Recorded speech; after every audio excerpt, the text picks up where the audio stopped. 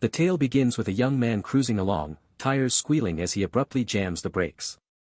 A hum of excited chatter ripples through the crowd, fingers pointing and voices murmuring about the sleek supercar that just skidded to a stop.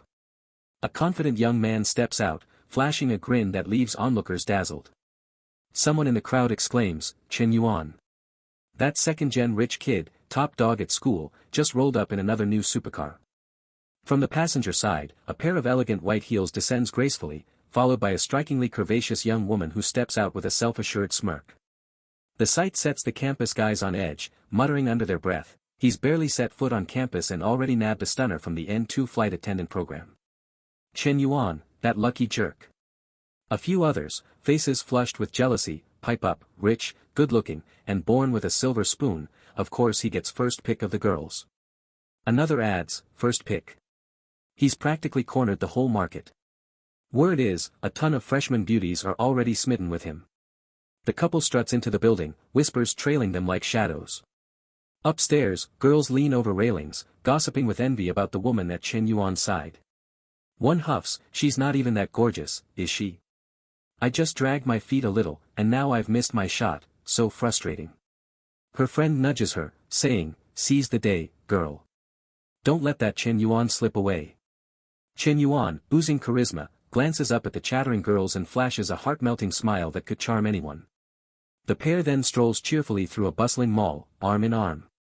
But that's all a distant memory for Chen Yuan. He muses to himself, reflecting on how his lavish lifestyle and enviable status in his third year of university came crashing down. A catastrophe struck, leaving his family's 3 tourism businesses bankrupt and saddled with a staggering 100 million in debt. Back in the present, Chen Yuan steps into his dorm and calls out, "Yo, roomies. Anyone down for a late-night gaming sesh with Lao Jiang?" One roommate turns, his tone icy, "Chen Yuan, let's not pretend we're tight." Another, sprawled lazily, chimes in, "What, you think you're still the hotshot rich kid? You snap your fingers, and we jump? Nah, man." Chen Yuan stands there, wordless, swallowing his pride. He heads to the rooftop to clear his head, the cool breeze washing over him. In his mind, he laments how his old party buddies drifted away one by one, dodging him like the plague. With no other choice, his parents and little sister now live in a cramped rental, a far cry from the days when he'd book entire suites daily. Now, he's stuck in a basic dorm, wondering if a decent life is even possible anymore. Moments later, a girl named Chu Wanqing pulls him aside to a quiet corner for a talk. When he arrives, she says with a sneer, "Chen Yuan, enough. Don't reach out to me anymore. I hope you find someone more compatible." He freezes, stunned, his face clouding over in disbelief. "Wanqing," he stammers, "3 years together, and you just end it like that? Are you really that cold?" Chu Wanqing fixes him with a steely glare, her voice sharp like a blade. "How much love was there, really? You know the truth." She flicks her hair and turns toward a sleek luxury car idling nearby. Before walking away, she tosses over her shoulder, "Oh, and don't call me Wanqing, it sounds so tacky. If we ever cross paths again, let's just hope we don't." With that, she slides into the waiting car. Chen Yuan's heart sinks, a heavy sigh escaping him. Chu Wanqing pauses, adding, "I'm leaving now, my friend's here to pick me up."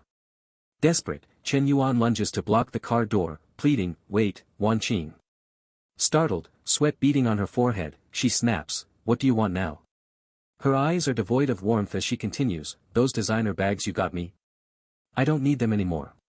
Why don't you take them back?" Chen Yuan's face darkens, but he forces a strained smile. "If it's really over, I don't care about the money. Just, let me relive that dream one last time." Her face flushes with anger as she shrieks, "Chen Yuan, have some dignity. 3 years, and all I got were a few lousy bags, and now you're demanding them back after we're done." Suddenly, an older voice calls from the car, "Wanqing, get in. No need to waste your breath." The man inside adds, "Young man, where you headed? Need a lift?" Chen Yuan glances at the older guy, bitterness bubbling up as he thinks, calling her Wanqing is tacky when I do it, but not for him. Absurd, he replies curtly, "No thanks, I live close." The man's tone turns patronizing. "Wanqing and I have plans, but I'm worried you're too shaken to think straight. Let me drop you off to be safe." Chen Yuan's chest tightens, the words stinging like spice. You're kicking me while I'm down, he thinks, but I'm not letting you have the last word. Leaning toward the car window, he says smoothly, Big brother, you're a kind soul, and I appreciate it, but my place is just a few steps away. Turning to Chu Wanqing, he adds, Wanqing's a great girl. Take good care of her. She stares, confused, as the man in the car smirks and says, Don't worry, I've got her. Chen Yuan seizes the moment, his voice casual but pointed. Us guys gotta treat our girls right, yeah. A few things about Wanqing. First, she loves Okamoto 001s. Second, fishnet stockings, but cheap ones, the good ones aren't as practical. Oh, and she's big on nurse and police uniforms for, special nights. The man's face pales, his voice shaking with rage. You're just spouting nonsense now. He slams the window shut and peels out, tires screeching. Chen Yuan watches the car vanish, letting out a heavy sigh. Brother, I was just getting to the good part, he mutters. Wanqing, maybe you made the right call after all. The blazing sun forces him to shield his eyes as he says quietly, Forget it. It's not my problem anymore. I just hope your choice leads to the life you want. Out of nowhere, a robotic voice chimes in, Indeed, everyone deserves their ideal life. Perfect life system downloading. The sun fades, replaced by a glowing golden-orange panel that leaves Chen Yuan stunned. Data flashes across it, host, Chen Yuan, age, 21, height, 182 centimeters, weight, 70 kilograms, net worth, 87, health, 72, fitness, 75, skills, none. Sweat beads on his forehead as he points at himself, bewildered. Host. That's me. I didn't ask for this, what's going on? Am I losing it? The panel reappears, displaying a list of tasks, Perfect life system download complete. A perfect life requires wealth as a foundation and valuing the opposite sex. Mission, spend money on a same-age female nearby with a favorability rating above 60 and earn her respect. Reward, triple refund on spending. Bonus, if her favorability rises by 3 points, refund doubles. Note, spending limited to cash or accounts, asterisk. Chen Yuan blinks, scratching his head. A system? For real? This can't be a hallucination, can it? A gentle voice interrupts from behind. Chen Yuan. A girl peers at him, concern in her eyes. You're a guy, pull it together. It's just a breakup. Is it really that bad? The system pings, displaying, Academic Advisor Li Xia, favorability, 65, she steps closer, saying softly, I saw what happened. In your words, bye-bye's just bye-bye, right? The next one will be better. Chen Yuan glances at her, noticing a pink 65 hovering above her head, his mind racing. The system's real, Li Xia, oblivious, smiles encouragingly. Come on, Chen Yuan, chin up. Overwhelmed, he scratches his head, mumbling, I'm fine, teacher Li. In his head, he marvels, a cheat code. For real? Li Xia tilts her head, asking, oh, about that tuition aid I mentioned, have you considered it? I submitted the form early, it's one of the few ways I can help. He sighs, a few thousand yuan's nothing compared to my family's debt. Better let someone else have it. She nods thoughtfully, then says, all right, I won't push. But if you need help, school, life, even relationships, my door's open. With a wave, she turns to leave. Chen Yuan stares at the system panel, calculating. Triple refunds. Let's test it, he jogs after her, grabbing her hand. Teacher Li, thanks for looking out for me. Hold on, I'll get you a milk tea. Surprised, she protests, no need to be so formal. But he's already gone, returning moments later with a cup. Here you go, he says, handing it over. Li Xia takes it, cheeks pink, murmuring, thanks. He checks his phone, bank notification, card ending 0098, May 10, 1640, plus 18 yuan, balance, 99 yuan, his eyes widen. Spent 6 yuan, got 18 back, double refunds real, he watches Li Xia walk away, heart pounding. If her favorability stays above 60, I can keep spending and racking up refunds. My family's debt, we could be richer than ever, His mind races as he leans against a wall, scrolling his phone.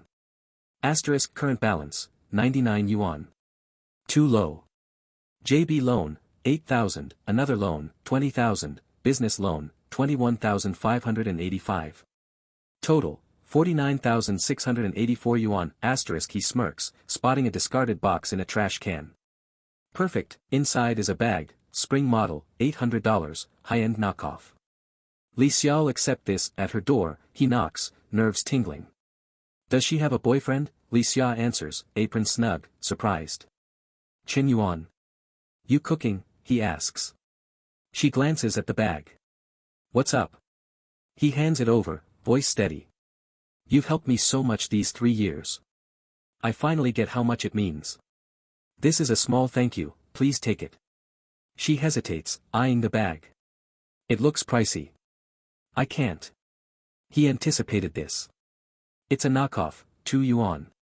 You know my situation, I'm not splashing cash. If I don't thank you, what kind of guy am I?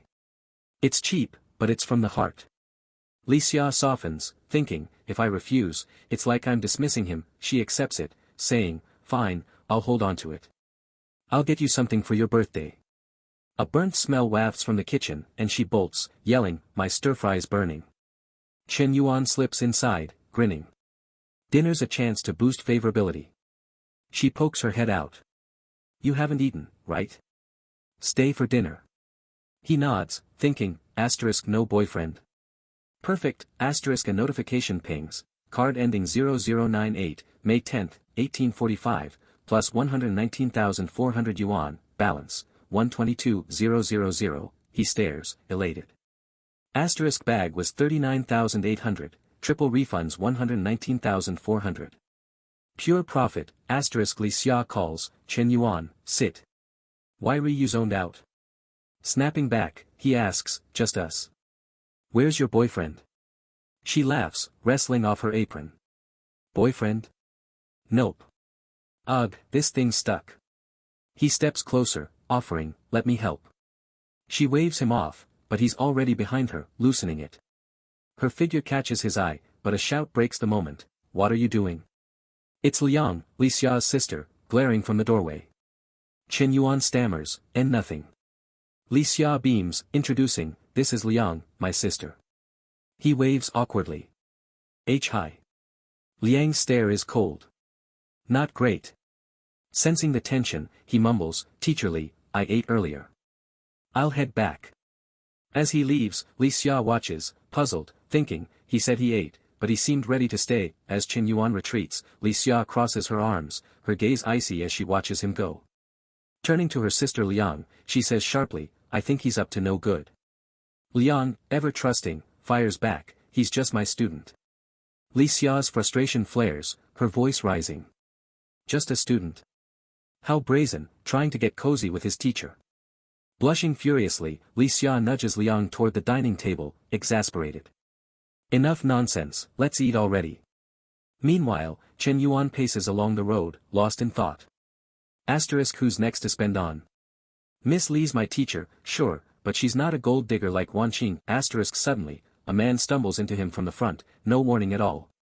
Recognizing him instantly, Chen Yuan asks, Hang Hai, you okay? The man, pale and trembling, reaches out with a shaky hand, his face drained of life. Yuan Ji, my goddess Fang Minhui, she went to a movie with that damn Li Jianping. Hang Hai, Chen Yuan's roommate, looks utterly defeated. The name Fang Minhui sparks a memory, class of 20, international business, the campus beauty Hang Hai worships from afar. They've never even spoken. Chen Yuan, at a loss, replies, that's it. Hang Hai catches his neutral tone and snaps, Yuan Ji, what's with that face? You mocking me? Chen Yuan glances aside, deflecting. Chill, man. Look over there.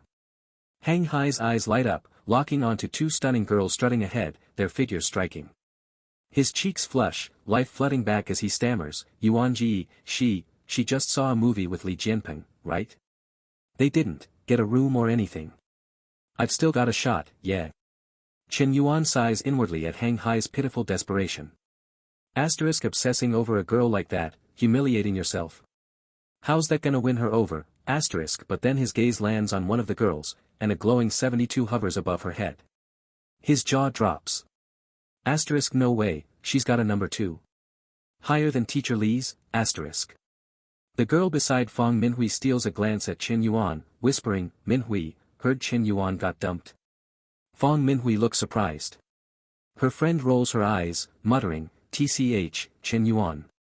Minhui doesn't quite catch it, but as they pass, she sneaks a curious look back at him. Her friend continues, "Shouldn't have hyped him up during military training. You chatted him up, gave him water, that rich kid vibe. Money's one thing, but acting all high and mighty even after going broke. Anyone would dump him. Good thing you two never got serious, or you'd have wasted 3 years." Fong Minhui sighs, wordless.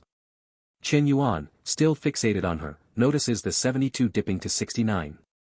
Her favorability's dropping fast. Why? Panicking, he considers Hang Hai's feelings and turns to him. "Lao Hang, real talk, if I went for Fong Minhui, you cool with that?" Hang Hai scratches his chin, eyeing him.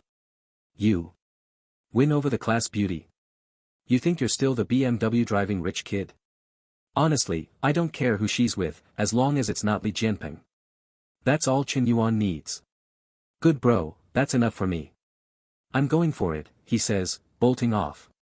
Hang Hai yells after him, stunned, "Yuanji, you serious?" Chen Yuan sprints to Fong Minhui, calling out earnestly, "Minhui." She turns, cheeks pink, startled. Her friend steps in, defensive. "Chen Yuan, what do you want with our Minhui?" He flashes a sincere smile.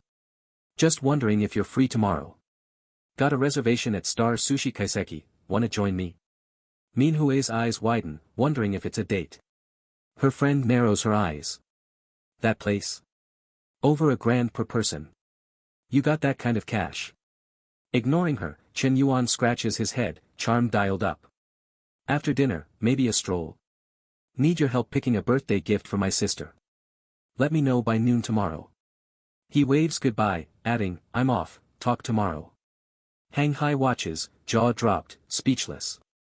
Minhui turns to her friend, blushing. "I just saw a movie with Li Jianping, is it okay to go eat with Chen Yuan?" Her friend grins. "Why not? Fancy Japanese spot."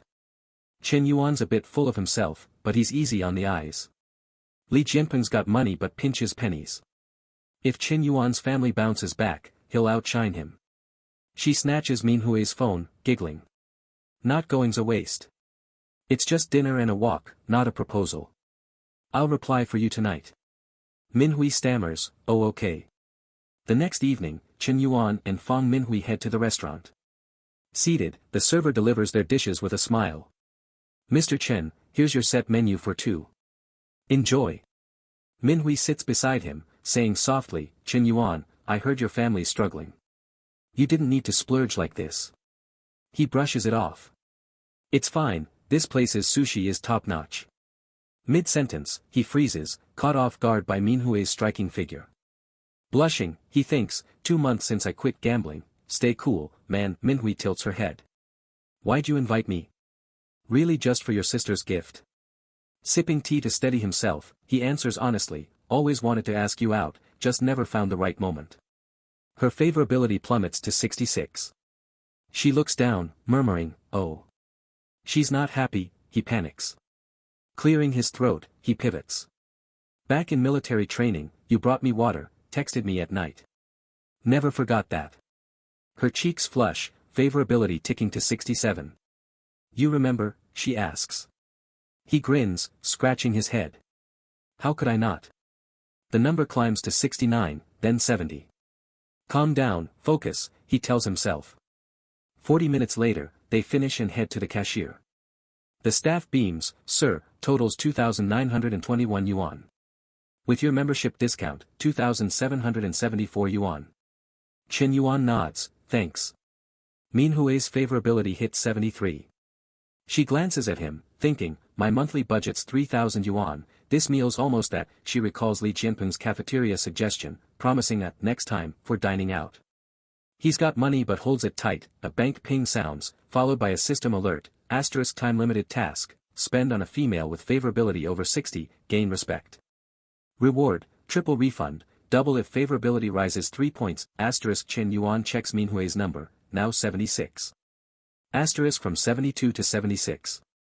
This is wild, 10,000 yuan profit from one meal, *. Minhui smiles shyly, thinking, he's growing on me, maybe it's the money. She grabs his hand, saying, let's go pick that gift for your sister at Gujin. At the Gujin Mall, an older man spots Qin Yuan and mutters to Chu Wanqing beside him, Wanqing, what's that guy doing here? She gasps, Qin Yuan. Sneering, she thinks, dumped me yesterday, and today he's shopping with a new girl. The man scoffs, that broke student dares show up here. He fumes, I slave to buy Wanqing bags, and this debtor's got girls fawning over him. Qin Yuan, spotting them, says to Minhui, let's check another store.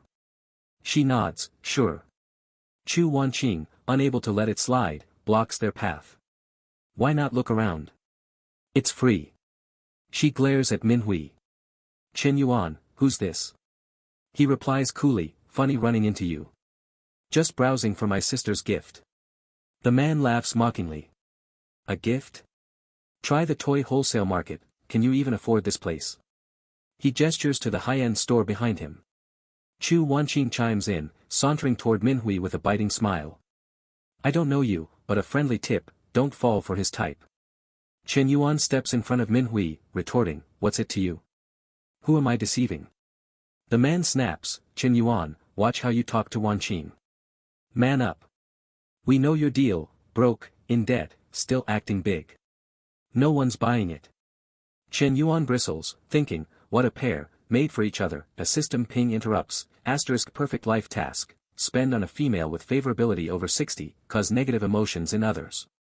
Reward, double refund per 5 negative emotion points, stackable with triple refund. * numbers appear above the couple, 30 and 35. Qin Yuan smirks inwardly. Didn't want to humiliate you, but you asked for it. Taking Minhui's hand, he says smoothly, alright, let's browse inside. At the brand name store, two receptionists gossip. Qin Yuan's an old customer, you greet him. The other scoffs, me? Serve a broke rich kid. Last time I dealt with that poser, you do it. The first glares, I said go, so go. Nearby, Chu Wanqing picks a bag, waving it at the man. Honey, I like this, pay up. A receptionist chirps, right away, Miss Chu. Another watches enviously, thinking, she gets the big spenders, I get the duds. She fawns over Chu Wanqing, Miss Chu, such taste, perfect for you, unlike some classless customers. Another offers, this jewelry set matches your bag, 100,000 yuan total. Try it? Qin Yuan, ignoring them, whispers to Minhui, don't hold back for me. Minhui points at a bag. This one's nice, young, maybe good for your sister. A receptionist sneers, those two. Over 50,000. Pricey. The man glares, fuming, *100,000. I could have sweet-talked her with a 2,000 yuan bag, now she wants a set, Chu Wanqing, thrilled, coos, swipe your card, honey, Qin Yuan's watching. Show him up. He hesitates, my card's shy of that. Qin Yuan's voice cuts through, firm. I'll take both bags, and those accessories she just suggested. The couple freezes, dumbfounded. Minhui's stunned too. The receptionist who'd snubbed him flips, thinking, he's buying accessories.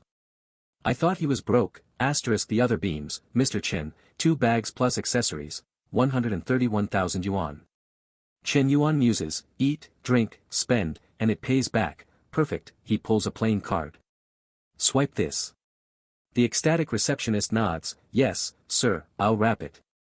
She's nearly teary, thought I'd work for nothing, but 130,000 yuan. He's outspending his old self, Chu Wanqing seethes, shrieking, Qin Yuan, your family's bankrupt, where's this money from? The man sneers, alone, right? Qin Yuan lifts his chin. Think what you want, I'm not strapped. Wanna grab another bag for Wanqing? 20,000 yuan's nothing to me. The man's face twists, and Qin Yuan adds, a guy's gotta be generous, suave. That Audi A8, 600, 700 grand. This is pocket change for you. Chu Wanqing, competitive, prods, how June, don't let him show you up. He panics, that A8's on installments, she can't know, grabbing his phone, he fakes a call. Hold on, I gotta take this. Chu Wanqing snaps, how June, what are you doing? He bolts, yelling outside, who approved that? Million yuan projects need my say-so. Chu Wanqing grinds her teeth, muttering, Qin Yuan, just wait. Chen Yuan, eyeing their rising negative emotion meters, thinks, easier than I expected, handing Minhui a bag, he says, Minhui, this is for you. She waves her hands, no, it's too much.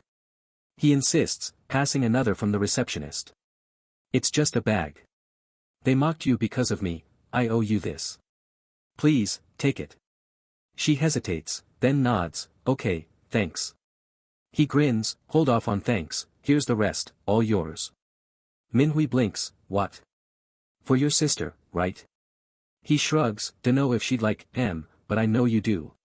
Inwardly, he chuckles, asterisk for my sister. That gremlin rat me out to mom and dad for wasting cash. These were always for you, secures the refund, asterisk Minhui hesitates, thinking, one bag's a lot, taking all this, won't he think I'm shallow, blushing, she stammers, I can't, he cuts her off, grabbing her hand with a smile. It's fine, we've got time. Take or I'll be bummed. Relenting, she accepts. A system alert chimes, asterisk congratulations, host. Mission complete, 15 negative emotion points, triple refund plus 6x total refund. Bank, card ending 0098, May 11th, 2100 hours, plus 786,000 yuan. Balance, 786,356 yuan, asterisk. Chen Yuan clasped Fong Minhui's hand, thinking, Minhui's my golden ticket now, I've got to keep her close and avoid another favorability dip. He spoke softly, Minhui, let's head back to school. It's getting late. Inwardly, he mused, asterisk I'd love to take things further, but rushing it's a bad move. Let it flow naturally, asterisk Minhui, touched by his gesture, thought, asterisk Chen Yuan's nothing like Li Jianping. He didn't even suggest a bar, I was half expecting it, asterisk. Moments later, Chen Yuan reached the south dorm. A group of guys tumbled downstairs, chanting, Jianping, you dog. Snagging the class beauty while we're all still single. Another added, didn't see that coming, you sneak. This calls for a big celebration, your treat, and make it fancy. Li Jianping spotted Chen Yuan passing by and raised his voice deliberately, let's get the whole class together, make it a party. Chen Yuan, unfazed, returned to his dorm. Inside, a roommate, face sour, grumbled, you hear that? Li Jianping's bragging about his movie date with Fong Minhui, rubbing it in our faces, room 53's getting targeted. Chen Yuan smirked, reassuring him, he won't be gloating long. Minhui's not sticking with him. The roommate spun around, skeptical. Don't kid yourself. She went to a movie with him last night, who knows what else happened. And didn't she ditch your date today? She's with Jianping, man. Chen Yuan just plopped onto his bed, silent, and fired up his computer. Checking his account, he thought, asterisk new funds already. Might head home tomorrow to sort things out, asterisk. The scene shifts to Chen Yuan's family home. A heavy-set man lounges in a chair, greeting him, Xiao Yuan, you're back. It's his uncle, Chen Yade. Chen Yuan steps in, voice flat, hey, uncle. His father, tone gentle, says, we're talking, head to your room. Your uncle and I have business. In his room, Chen Yuan overhears his father's voice outside, brother, I get your situation, but please, give me a bit more time. I'm close to covering the debt, I'll pay part now. Chen Yade, smug, retorts, part. Not enough. I've been grinding daily, you've gotta settle it all, now. Chen Yuan's mother snaps, Chen Yade, who does that? We lent you 300,000 for your car wash, no pressure to repay. Now we borrow 200,000, and you're hounding us 3-4 times. What's your game? His father cuts in, enough, don't escalate. He's got his own troubles. His mother, undeterred, fires back, troubles. I talked to his wife, he's not scraping for cash. He's crowing about debts must be paid, it's only right. Family. Ha. If you were a stranger, you'd see real debt collection. She scoffs, violence to collect. The Chen family's full of snakes. Why'd we ever help you? His father sighs, stop. There's still jewelry, go grab some to sell. We'll replace it later. His mother, irritated, snaps, replace what? Let's clear the house debts first. Inside, Chen Yuan's system pings, asterisk perfect life task, a perfect life carries no debt. Mission, pay off family or personal debt. Reward, double the amount paid. First 200,000 payment yields 1 million for a car, asterisk staring at the alert, he thinks, perfect timing, his eyes gleam, even without the mission, I was gonna help Dad today, his mother, sighing, pulls out a jewelry box. All the jewelry you gave me's here. I can't sell it, no matter how tough things are. It's worth tens of thousands, let him take it. Seems 2 gold rings got lost in the move. Chen Yuan flushes, ashamed, recalling how he sold those rings to buy a bag for Chu Wanqing. I was such a lousy son, bursting out, he shouts, Mom, Dad, I've got money. His father frowns, not the time for jokes. His mother, weary, adds, you see our situation. Save your cash for the cafeteria card, don't mess around. Scratching his head, Chen Yuan insists, I'm serious, Dad. Listen, hear that ping? His parents check their phones, gasping, 200,000. His father, stunned, asks, Kid, where'd you get this? Chen Yuan spins a tale, you gave me tons of pocket money before. I tossed some into crypto with a buddy. He said it'd grow big, only cashed out recently.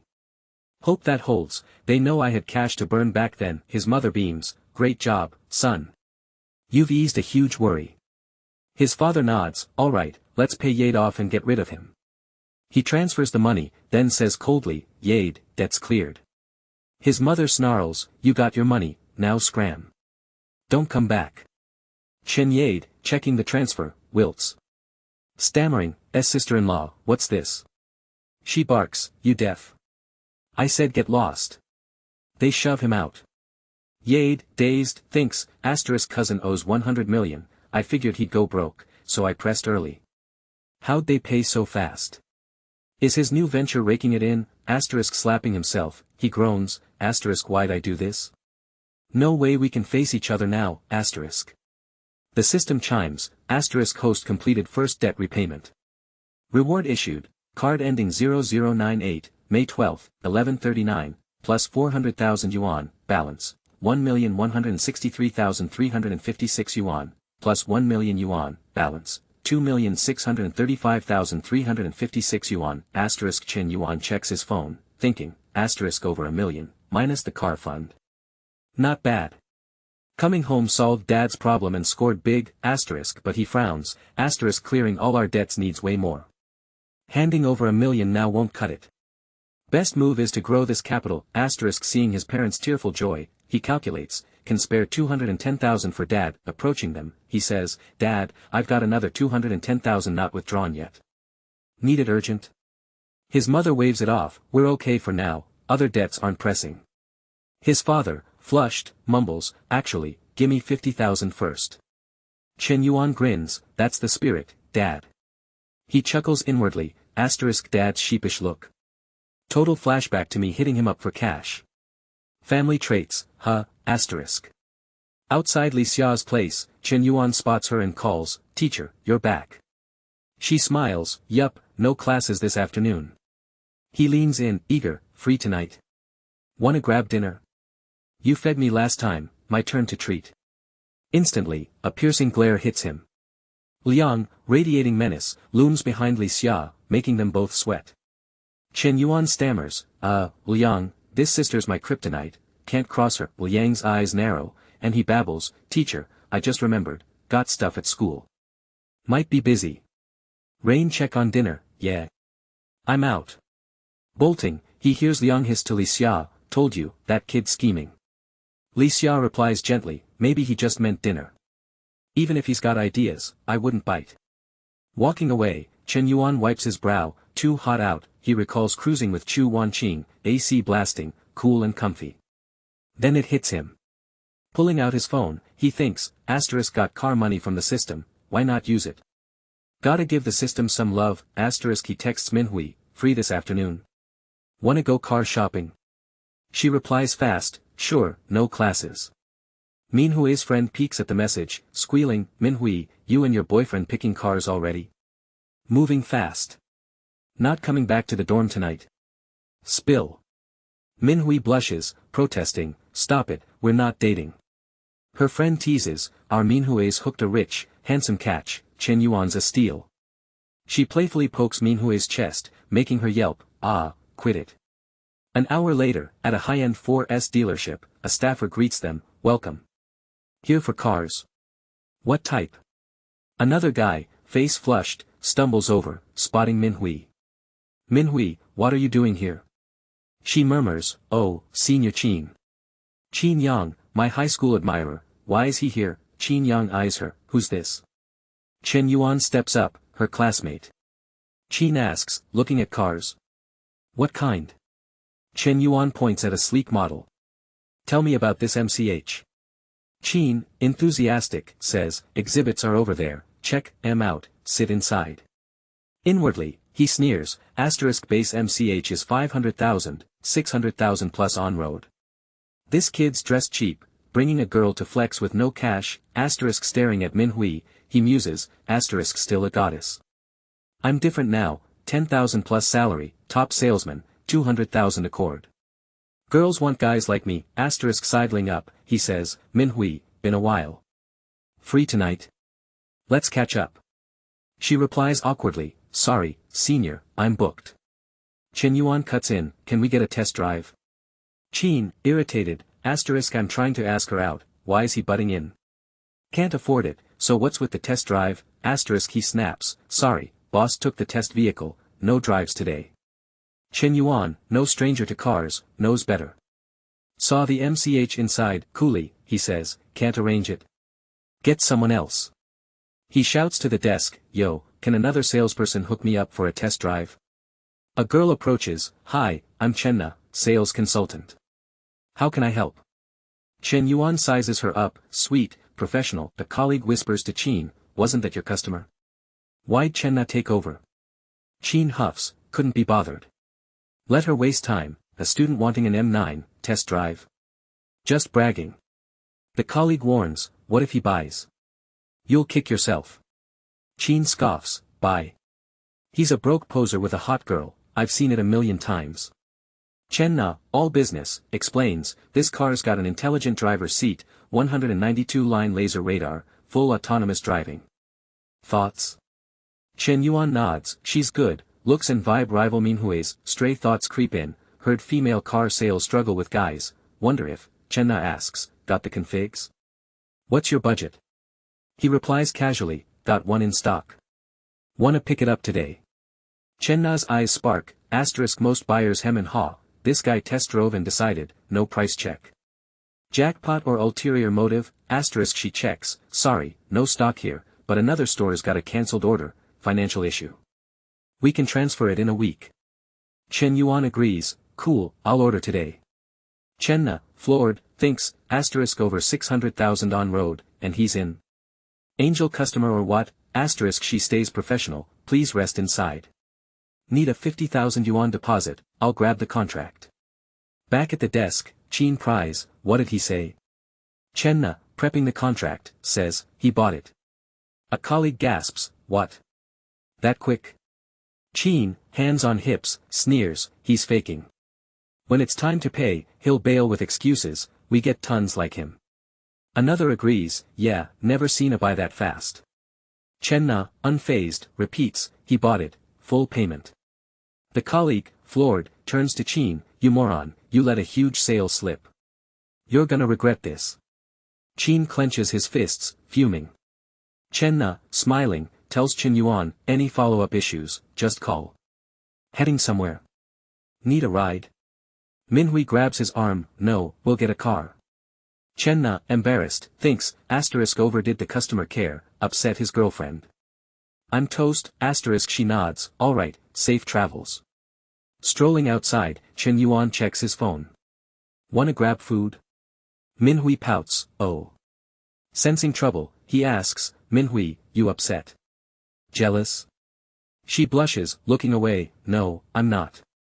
He grins, your face says otherwise. Me and Chenna. Just business, nothing else. Minhui, voice sulky, mumbles, who knows? You were so chatty, scrolling her moments forever. He scratches his cheek, habit, I check everyone's moments when I add them. She huffs, don't do that again. Inwardly, she frets, I'm not even with him, why am I jealous? Big spenders like him draw girls like flies. Gotta lock him down, stealing herself, she thinks, I'm keeping Chen Yuan, he repeats, won't happen again. Let's eat, then shop, I'll get you National Day gifts. Nervous, he thinks, asterisk no slip-ups next time, I'm not that guy, asterisk Manhwa hesitates, you already got me 2 bags yesterday. I'm excited, but him spending so much, what if he thinks I'm after his money? He smiles, girls need bags, one for each day of the week. More she buys, more I earn, triple refunds, baby, at a cafe, he hands her the menu. Hot or cold drink today? She blushes, thinking, asterisk hot or cold. Is he asking about my period? Does he want, asterisk timidly, she says, cold. He blinks, then catches on, blushing, asterisk what's with her face? Oh, man, what's she thinking, asterisk been 2 months since Wanqing, pent up, huh? Might as well lean into the mix-up, asterisk. 3 hours later, they leave the mall. Manhwa's decked out, a 12,800 yuan watch, 20,800 yuan bracelet, 55,000 yuan handbag. Her favorability's at 81. She thinks, asterisk he's too good to me, 880,000 yuan today, 1,400,000 in 2 days. Feels like a dream, asterisk his bank pings, card ending 0098, May 12, 11:39, plus 252,000 yuan, balance, 2,240,000 yuan, he grins, car payments back, minus 600,000, still 1,600,000 to play with, slyly, he says, Manhwa, skip the dorm tonight, yeah. She nods shyly. Half an hour later, Grand Rich Hotel, room 8008. Chen Yuan showers, washing away the day's stress. Manhwa, on the bed, stares at her phone, panicking, asterisk Chenling's asking why I'm not back. Say I'm with Chen Yuan. Too embarrassing, asterisk before she can decide, he emerges, toned body glistening. Drying his hair, he asks, Manhwa, ready? She blushes, thinking, sorry, Chenling, he's given me so much, she texts hurriedly, Chenling, not back tonight, say I'm visiting relatives if anyone asks. Turning to him, she stammers, Chen Yuan, I haven't showered. He buries his face in her shoulder, inhaling, love your scent. Pinning her down, he starts, deftly unzipping her dress with his mouth. Every scent on you, he murmurs. She places a hand on his chest, whispering, be gentle. He nods, diving in, both lost in the moment. Half an hour later, they rest. Manhwa, in his arms, thinks, not as scary as Chenling said, Chen Yuan, glum, muses, asterisk didn't expect Manhwa to be, feels amazing, but exhausting. 2 months off, and I'm out of practice, asterisk before he can recover, she climbs atop him, cooing, Chen Yuan, again. Startled, he laughs, Manhwa, gimme a sec to recharge. With a sultry look, she purrs, no, I want it now. The following morning, Chen Yuan woke up in his dorm, feeling invigorated. As he rose from bed, he mused to himself, asterisk the system even offers cashback on loan repayments. My total debts, loans and credit cards, amount to 52,000. I'll clear those first, asterisk glancing at his account balance, he reflected, asterisk there's still Lu Hang's 100,000. When my family went bankrupt, all those so-called friends vanished, but Lu Hang supported me without hesitation, asterisk. Just then, a roommate approached, saying, old third, where were you last night? Check the group chat, there's a friend meetup tonight at noon. Chen Yuan opened the chat and saw people chatting, asterisk the weather's nice this weekend. Let's all head out for some fun, asterisk soon after, a car photo popped up, followed by excited comments, asterisk whoa, Pang's getting a car. That's a Bolin lie, worth 280,000. Pang's loaded, asterisk someone else wrote, even 10 years after graduation, most of us couldn't afford that, another chimed in, asterisk did the saleswoman at the 4S shop have her kid yet? I say we all meet up tonight and celebrate, asterisk.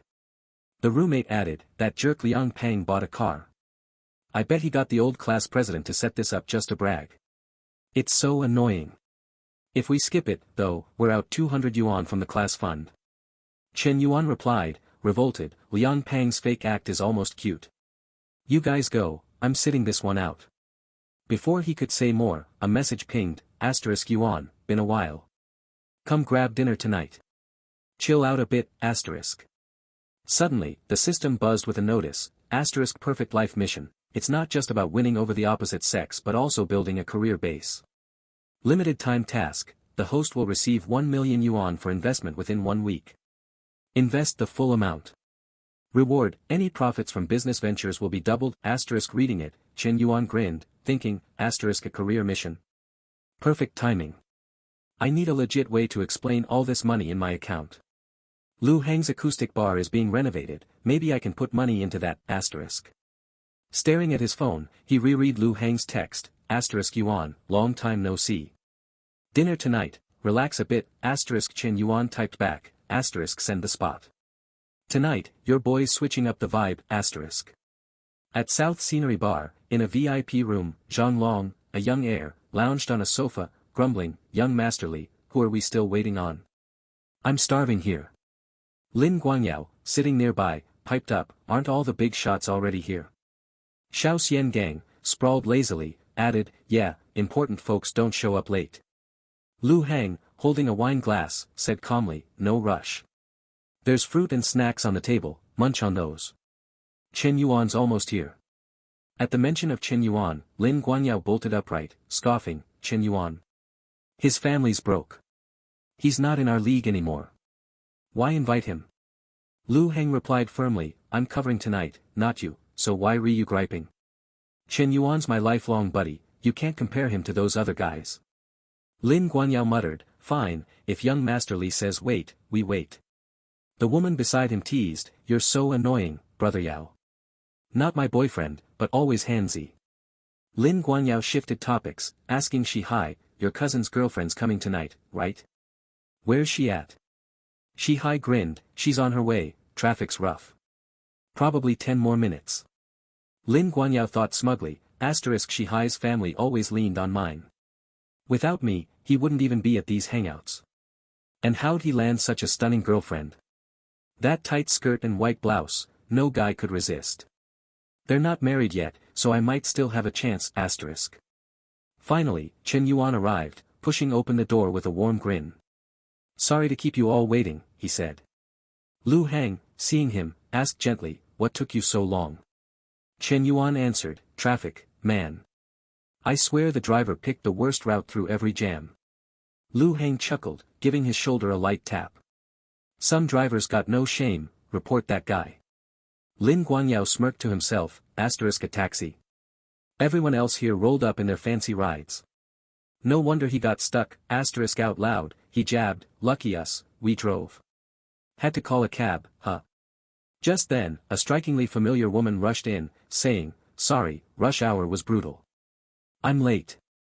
Shihai, blushing, stood and announced, this is Chen Na, my girlfriend. She works at a 4S dealership, if anyone needs a car, hit her up. He felt a rush of pride, thinking, I may not be as rich as these guys, but my girl's hotter than theirs. Chen Na spotted Chen Yuan and froze, thinking, asterisk that's brother Chen. He bought a car yesterday but didn't greet me. Guess I'll act like we've never met, asterisk with that, she walked to Shihai, her expression stiff but still captivating. 40 minutes later, Lu Hang rose, cheeks red from drinking, and said, now that we're all full, let me say something. My bar, I'm opening it, and I want it to be huge. You're my closest brothers. Anyone want to invest and get rich together? It's about 2.4 million total. I'm covering 30% equity, roughly 700,000. Hesitating, he added, what do you think? The woman beside Lin Guanyao watched quietly, amused. Lin Guanyao thought, asterisk Lu Hang's family pulls tens of millions yearly. He needs investors for 700,000. Probably fumbled his last deals, so his dad cut him off, asterisk Shihai swirled his wine, thinking, asterisk no way I can afford that. I'd need to save 2 years for 700,000, asterisk Xiao Xiangang mused, asterisk dinner's cool, but dragging us into investments. Not Lu's style, asterisk the room stayed silent, everyone knew the first to speak would look foolish.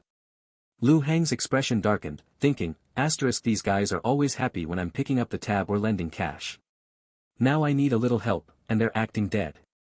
I get Chen Yuan's broke, but the rest, asterisk coldly, he said, what's up? You all mute now that you're fed. Speak. Lin Guanyao broke the silence. Look, Lu, I don't think you need investors yet. If you're just low on cash flow, we can each toss in a few thousand to get the bar running. Pay us back when you're profiting. Shihai nodded, yeah, exactly. Buying shares mid-project isn't fair to you. That way, you won't lose out later, right? Xiao Xiangang thought, asterisk everyone knows Lu's track record, remember that hot pot place with the tech crew? Total flop. A bar's just burning cash, asterisk others glared at Lin Guangyao, thinking, asterisk why is he roping us in? He could loan privately. Our families barely give us enough as it is, asterisk. Lu Heng stayed quiet, fuming, asterisk I wanted us to make money together, but this feels like begging.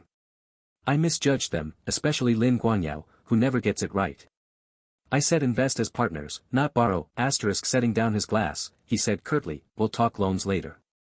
If you're not in, forget it. Lin Guangyao, eager to shift gears, raised his glass. That's the spirit. It's no fun if Lu's pushing investments. Eat, drink, let's party. Chen Yuan, deep in thought, reflected, asterisk these guys ghosted me when I went broke. Why's Lu Heng still banking on them? They're just leeches living off their families, asterisk Lu Heng, disappointed, said, you guys keep partying. I'm out. Chen Yuan spoke up, what if I cover the 700,000? The room froze. Lu Heng spun around, stunned. Lin Guangyao burst out laughing, Chen Yuan, quit messing around. We've known you forever. Another guy chimed in, yeah, big talk's cheap. Someone beside Chen Yuan patted his shoulder, saying, go splash water on your face, sober up. Lu's not in the mood for nonsense. Shihai added, bro, I'm older, seen more. Know your limits. This isn't just limits, it's shameless bragging. Lin Guangyao mocked, exactly, Chen Yuan. How'd you even get here? Need me to cover your cab? Chen Na, watching the jeers, was puzzled, thinking, asterisk brother Chen's offering 30% equity. Why do they think he's bluffing? He dropped 600,000 on a car yesterday. For someone like him, 700,000's nothing, asterisk she lowered her gaze, thinking, asterisk I want to back him, but if I, an outsider, jump in, it might make things worse for him. What's the right move, asterisk? Chen Yuan, unfazed, asked Lu Heng, I sent the 700,000. Check it. Lu Heng glanced at his phone, stammering, Chen Yuan, the screen showed clearly, your industrial and commercial bank card ending in 5854 received 700,000 in 1942 on May 13, Lin Guangyao, curious, asked, Lu, what's up? Lu Heng, speechless, shoved the phone toward him, saying, see for yourself. Lin Guangyao gaped at the number, thinking, asterisk what the hell? Why's Chen Yuan's transfer got so many zeros? Let me count, 1, 2, 3, 4, 5. Holy crap, 700,000, asterisk Chen Na, nearby, glanced at Chen Yuan, stunned, thinking, the tides turn fast. One of the guys, noticing Lin Guangyao leap up, curiously asked, Lin Sha, what's in that message? Lin Guangyao's voice shook as he answered, something's come up at home, Miss Chow. I can't hang out and drink with you all anymore, catch you later. Shihai, seeing this, stood too and asked, aren't you my cousin? What's happening? Lin Guangyao snapped back, don't ask me, you head out too. Your aunt and uncle are looking for you. Shihai blinked, confused. No way, they didn't call me. Lin Guangyao shot a bitter glare at Chen Yuan, thinking, asterisk this cousin of mine can't take a hint. Whatever, I'm not bothering with him. But that jerk Chen Yuan, if he's got this kind of cash, why was he acting like some taxi-riding nobody? He hogged all the spotlight tonight, damn him, asterisk. Xiao, still puzzled by Lin Guangyao's over-the-top reaction, wandered over to Lu Heng and said, Lu, what was in that message? Let me see. The moment he glimpsed it, he swung the door open and stepped out, tossing back, something's up at my place, I've gotta bounce. The others caught on quick, rising one by one. Me too, Lu, let's chill another time. Shihai turned, baffled. Aren't you guys, wait, what's going on? Why's everyone bailing? Chen Na, standing beside him, said, let's head out too. Shihai trailed her, still lost, and pressed, what did you say? How'd you know they were gawking at a transfer message? You didn't even see it. Chen Na finally spilled it. Chen Yuan bought a McLaren from me yesterday, paid in full. Shihai's jaw dropped. Grabbing her hand, he blurted, for real. That's true. Chen Na replied coolly, why would I make it up? I've still got his purchase contract. Shihai's annoyance flared. Nah, I'm not doubting you, but if you know a loaded guy like that, you should have told me right away. You messed up not handling this better. Chen Na shook his hand off sharply and fired back, next time. What next time, Shihai? I just figured out who you really are, consider me done with the wrong guy. Don't call me again.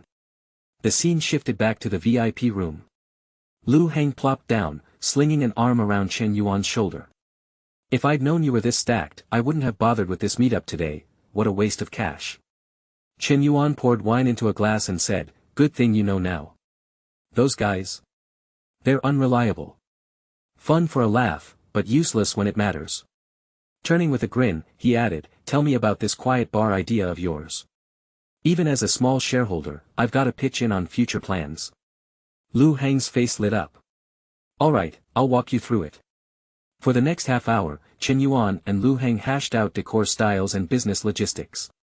After unloading his ideas, Lu Heng rubbed his head, exasperated. You sneaky bastard, university wasn't wasted on you. You've got a real knack for this business stuff. Chen Yuan stretched lazily. Call it business smarts. I can't be at the bar daily to babysit things, and it's trickier for you, so we've got to find a spot near the school. Lu Heng nodded eagerly. You call the shots, whatever you say. An hour later, a text from Chen Na popped up, * Brother Chen, your car's almost at the store. Come by Friday to settle the final payment, * Chen Yuan smirked, an idea sparking, and replied, * no hurry. You free tomorrow night? I've got some car questions I'd rather ask you in person, * Chen Na read it and thought, this Brother Chen is Chen Yuan, she smiled slyly, musing, * he's a walking goldmine right now. Repayments are capped, but we've got to branch out everywhere to milk this sugar daddy system for all it's worth.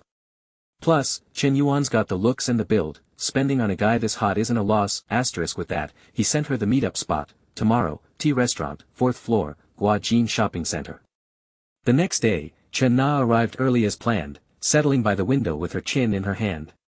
Brother Chen's not here yet, am I too early? Just then, a pot-bellied man waddled in from outside, spotted her, and thought, * Chen Na. Why is she here, rocking the store uniform? Never got a shot to charm this chick at work, today's my lucky day, * he turned to the group behind him and said, you guys grab a spot to eat, I've got some business to handle. This was Zhang Jinyong, the general manager of Chen Na's 4S store. His crew smirked, catching his drift. Go handle your thing, President Zhang, we'll head off. As they walked away, they gossiped. Think Chen Na will go for President Zhang, one asked. Nah, she's not the type, another said. A third countered, not so sure. Why's a girl like her eating solo at a place like this? The first guy blinked. What are you getting at? The third explained, maybe she's staging a chance run-in with Zhang Jinyong, letting him bump into her on purpose. A colleague burst out laughing. Chen Na's all serious at work, didn't peg her for this. Shi Hai, overhearing nearby, frowned. Chen Na's setting up a meet with who? Zhang Jinyong strutted to her table and grinned. Chen Na, what a surprise. Eating here too. Solo. Mind if I sit? She replied bluntly, President Zhang, sorry, but I'm meeting a friend. He oozed confidence, thinking, she's playing hard to get, leaning on the table, he pressed, I'm your boss either way. So what if you've got a friend? We can all eat together. Chen Na shifted, uneasy. Honestly, please keep some distance. You've got a family, you shouldn't be doing this. Ignoring her, he plopped down.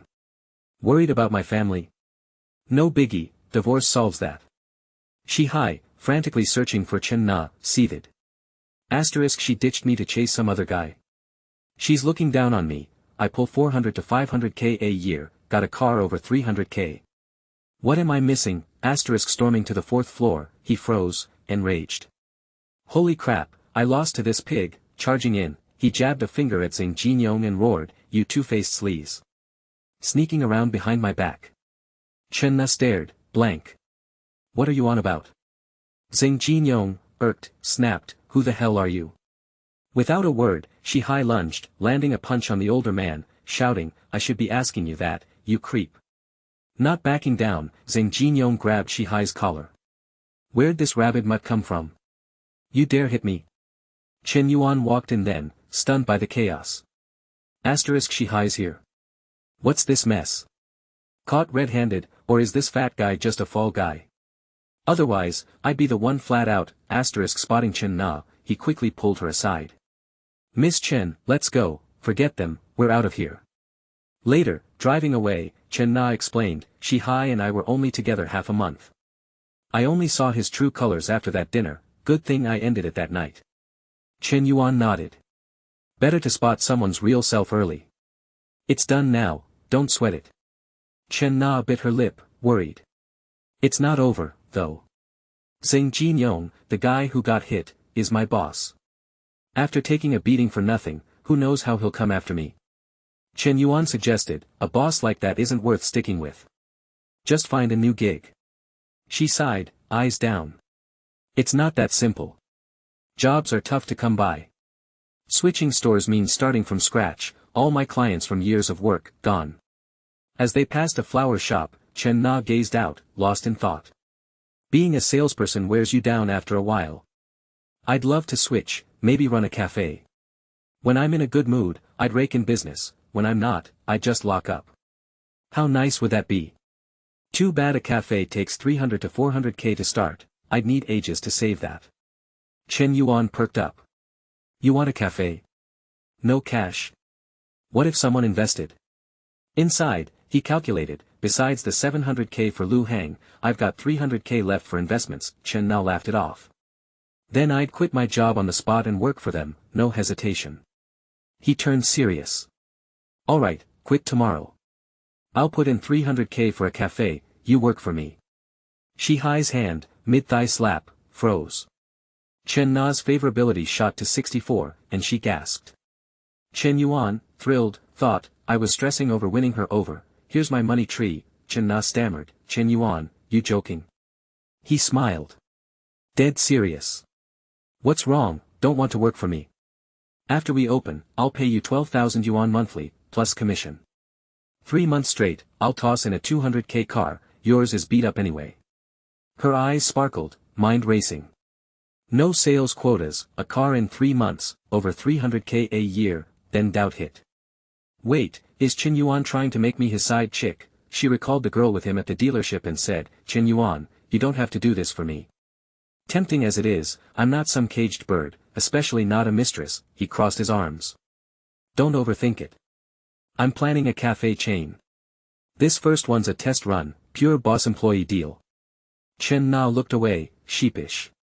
Oh, really? Let me mull it over. A text buzzed, Chen Yuan, free tonight. Let's grab cold drinks, Fong Min he smirked, thinking, cold drinks. Min's tastes are pricey, he replied, those are fine, but let's not overdo it. Turning to Chen Na, he said, Miss Chen, I've got something to handle, I'll head out. Think it over and let me know soon.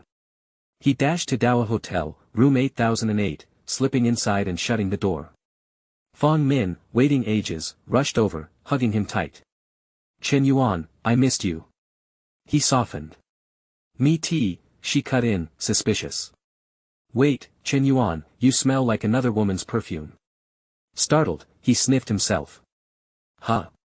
No way. Did Chen Na's car rub off on me? Fong Min shoved him back, fuming. Spill it, seeing someone else behind my back. He pulled her close, soothing, no chance, you're it for me. I hit the 4S store for car stuff today, those girls there drown in strong perfume, you know that. She melted under his charm. Fine, but if you chase other women, tell me first. And keep your distance from that staff chick, got it? He chuckled, thinking, this isn't about cheating, the system's about spending on women for rebates. Can't stick to one tree, of course, he said aloud, grinning. She sauntered off, teasing, I'm showering first. He grabbed her arm, suggestive. Shower later. She purred, can't, I'm dressed. He stripped her quick, smirking, I like your natural scent. Blushing, Fong Min sat on the bed. Then we're alike, I love yours too. Chen Yuan shed his clothes, tossing them aside, and pounced, inhaling her deeply. That's my line. You've lit a wildfire in me. They tangled again, her moaning, Chen Yuan, I like you so much. 2 hours later, as they wound down, Fong Min murmured, Chen Yuan, I want more. He balked, shaky. Let me shower first, sweaty and gross. Stumbling to the bathroom, he thought, her appetite's bigger than mine. She's loving it, but I'm wiped, noticing her favorability hit 90, he grinned. This exercise boosts her fast, 86 last time, 90 now, the system pinged, asterisk opposite sex favorability over 90 detected. Mission complete. Rewards, 1 million yuan, 1 million consumption card, 1 random ability card, asterisk Chen Yuan gaped. Asterisk a million. Lotteries don't pay like this. Explains my cash flow, pays debts too, asterisk. Eyeing the random ability card, he puzzled, asterisk what's this? Future domination, asterisk glancing at Fong Min on the bed, he thought, asterisk sorry, Min, I'm climbing now. No more you using me, I'm flipping it, asterisk he picked the card. Fatigue vanished, energy surging below. Asterisk holy crap, I'm recharged. 90's reward is clutch, asterisk smirking, he mused, asterisk system gives what you need, 90 favorability's the key. Lu hangs over 60, Chen not too, but 90's a haul. Next girl's a mystery, focus on testing this power now, asterisk. Striding out, he purred, Minmin. She blinked. What's up? He grinned, grabbing her hand. No shower, I changed my mind. She shifted, cooing, here, like this. He guided her gently, diving in. Pleasure hit her hard, and she yelped, Chen Yuan, why is it? Meanwhile, Chen Na lounged on her sofa, phone buzzing with excitement. Chen, this guy's offering 300k for a store and a 200k car after 3 months. Think he wants me as his kept girl? Her friend cut in, nah, you getting scammed? Chen Na shot back, no way, I've met him a few times. He bought a car from me. Chen pressed, how old? Your buyers are usually middle-aged. Just 21, Chen Na said. Chen, mid-face mask, gasped, a kid that young in a luxury car. Handsome. Chen Na sat up, cheeks pink. Kinda. Chen broke it down. 300k for a store, 200k car, rich, young, hot. What's the problem? Chen Na stared out at the city. I'm 5 or 6 years older. Chen scoffed, so. Older women are gold, double gold in your case. Chen Na mumbled, he's got a girlfriend. Chen, clipping nails, laughed. Not a wife. Nah, you dense. Snag him, even with a wife, you could. Shocked, Chen Na yelped, what are you saying? Chen teased, freaking out. Pass this sugar daddy to me, I'll handle it. Chen Na blinked. Didn't you have a boyfriend? Chen shrugged. So. A sugar daddy like that? I'd dump mine in a heartbeat. Pausing, she added, kidding, my guy's back. Chat later. Chen Na hung up, dazed, staring out. Chen Yuan's face filled her mind, inescapable. Meanwhile, back with Chen Yuan, 40 minutes had slipped by. Fong Min lay sprawled on the bed, catching her breath, exhausted. She murmured, Chen Yuan, why was this time different from before? He propped himself up casually and teased, different how? Was it better? She mumbled shyly, pulling the blanket up to hide half her face. Fong Min, all flustered, whispered, we did it twice in those 40 minutes. Chen Yuan leaned close, murmuring in her ear, did you enjoy it? Up for another go? She shot upright, cheeks burning, and stammered, Chen Yuan, you're still good to keep going. He purred, remember how you moved so well up there last time? Why don't you take charge now? Her face flushed deeper as she muttered, me on top. But. I don't know how. Chen Yuan gave her a warm smile, pulling her close. You'll figure it out, life's all about learning, right? Fong Min nodded softly, barely audible, as if agreeing. He planted a gentle kiss on her, and she turned scarlet, playfully scolding, you're so bad, in a sweet, almost rehearsed way. Then, with a shy hop, she climbed atop him to keep their dance going. The next morning, after Fong Min headed back to campus, Chen Yuan lounged in bed, cozy and content. No classes this morning, might as well sleep in, he thought. Suddenly, he jolted upright, clutching a piece of paper and his phone. Hold up, that lottery ticket from the system. Gotta see if I'm loaded. Trying to steady his nerves, he checked each number, muttering, red numbers, 3, 4, 14, 22, 26, 27, and the blue ones 1. Nailed them all. He shrieked, holy crap, 68 million. Chen Yuan leapt out of bed, flinging the blanket skyward. I won 68 million. Gotta tell mom and dad, they've been scraping by too long since the company tanked. A bit later, he burst into his house, shouting, "Mom, I'm home." His mom, hands on hips, chided, you're back, quit yelling, you'll bother the neighbors." Beaming, he said, "Where's Dad? Get him out here fast, Mom, I've got big news." His mom, eyeing him warily, asked, "What's so urgent it can't wait for your dad? You little troublemaker, you in a mess again?" Grinning wide, Chen Yuan pulled a chair for her. "What's with that look, Mom? It's good news. Come on, both of you, sit down."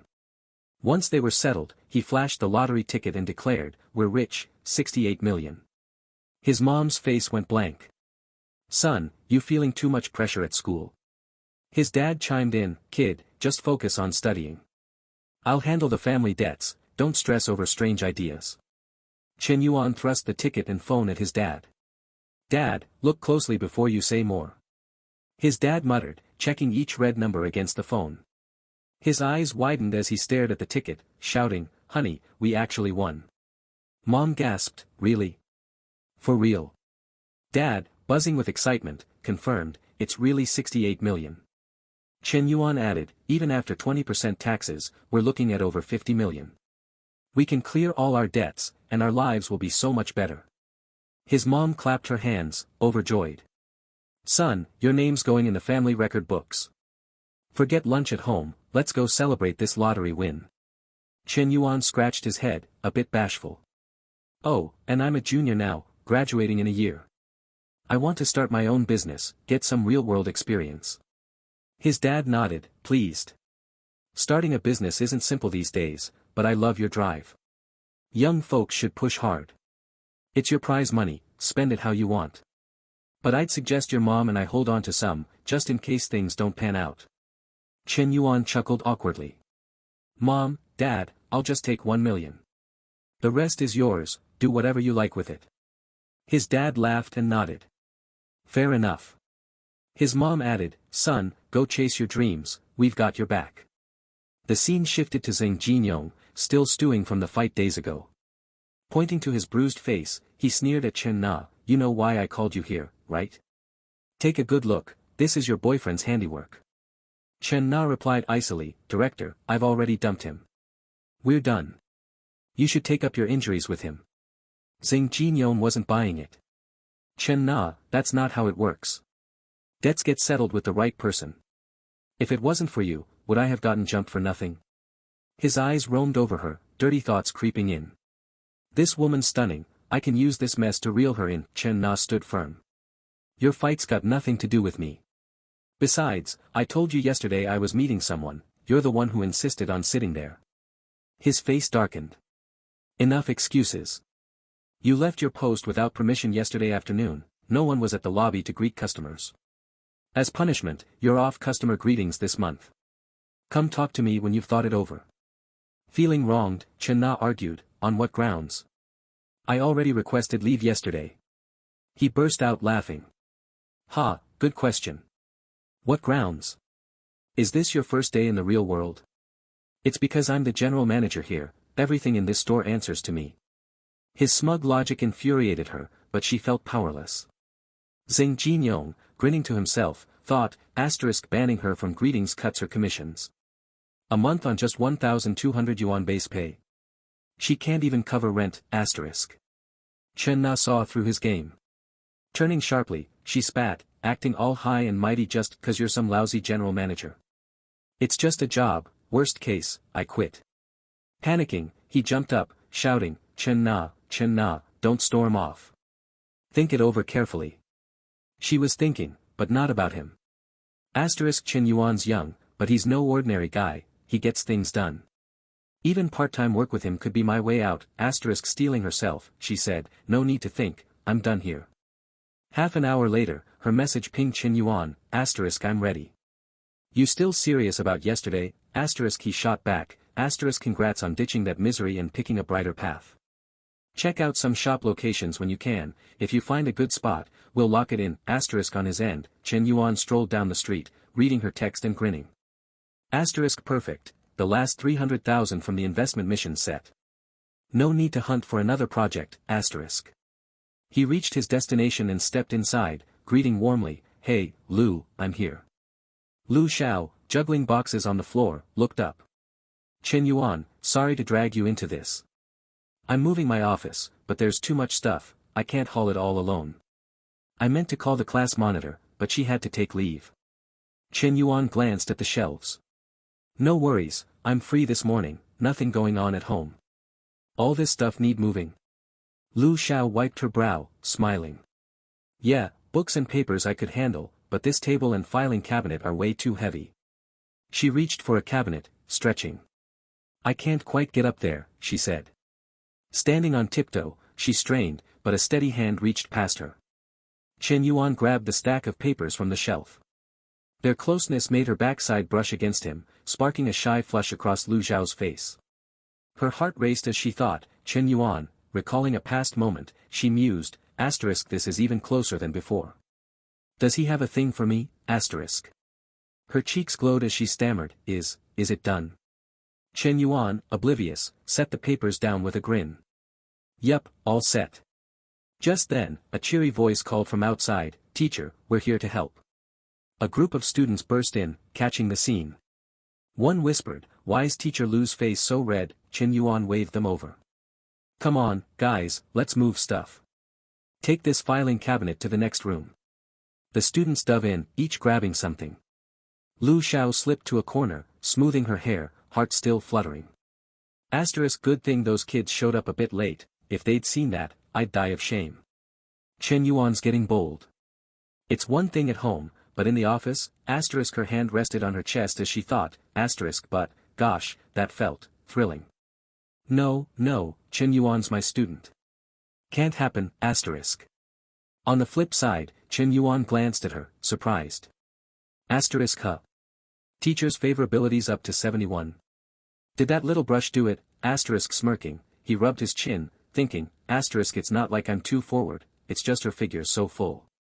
A slimmer girl wouldn't have bumped like that. Didn't expect her favorability to jump. Maybe I should swing by her place more to build things up, *. Cut to Saturday, 8 a.m., at the south gate of the school. Inside a dreamy pink cafe, a group of pretty girls chattered excitedly. Liang Pang, heard you dropped 280,000 cash for that car. Driving a BBA before graduation, you've outdone 99.9% of our class. Liang Pang, puffed up with pride, thought, screw it, Fong Min plays all innocent, rejecting me. With my status, I've got women lining up, he laughed loudly. Ha, some folks even turn their noses up at a BBA. A long-haired girl gasped, no way, you're still complaining. Your family's loaded. Another added, right? Most people can't afford the car even after years of work. Liang Pang basked in the praise, then glanced outside and froze, face reddening, tea nearly spilling. Holy crap, that girl's stunning, it was Chen Na, lounging outside the cafe. Liang Pang stared, muttering, those legs. I'd trade 10 years for them. Who could land a goddess like that? A girl spotted a car below and squealed, look.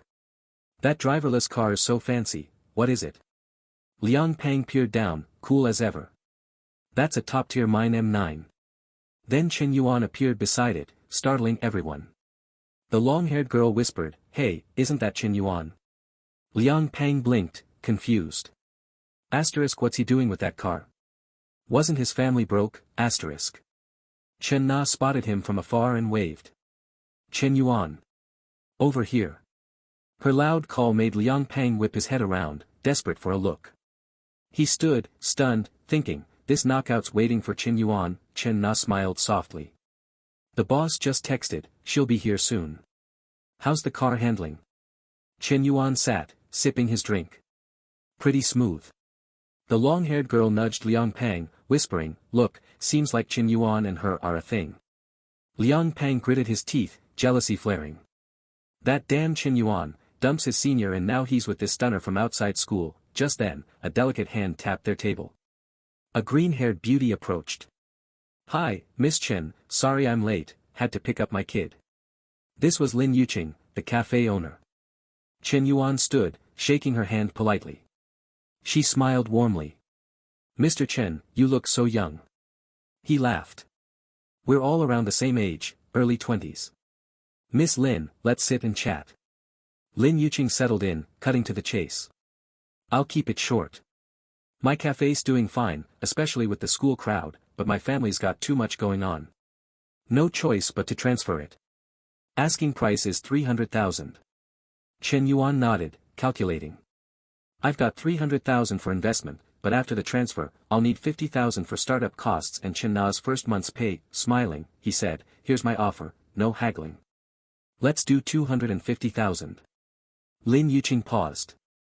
His price was a touch below her hoped for 270,000, but if she didn't sell now Lin Yuqing hesitated, thinking, if I pass up this deal, I might not find someone this ready to commit again. After a brief pause, she asked, at this price, can we sign the contract and handle the transfer payment today?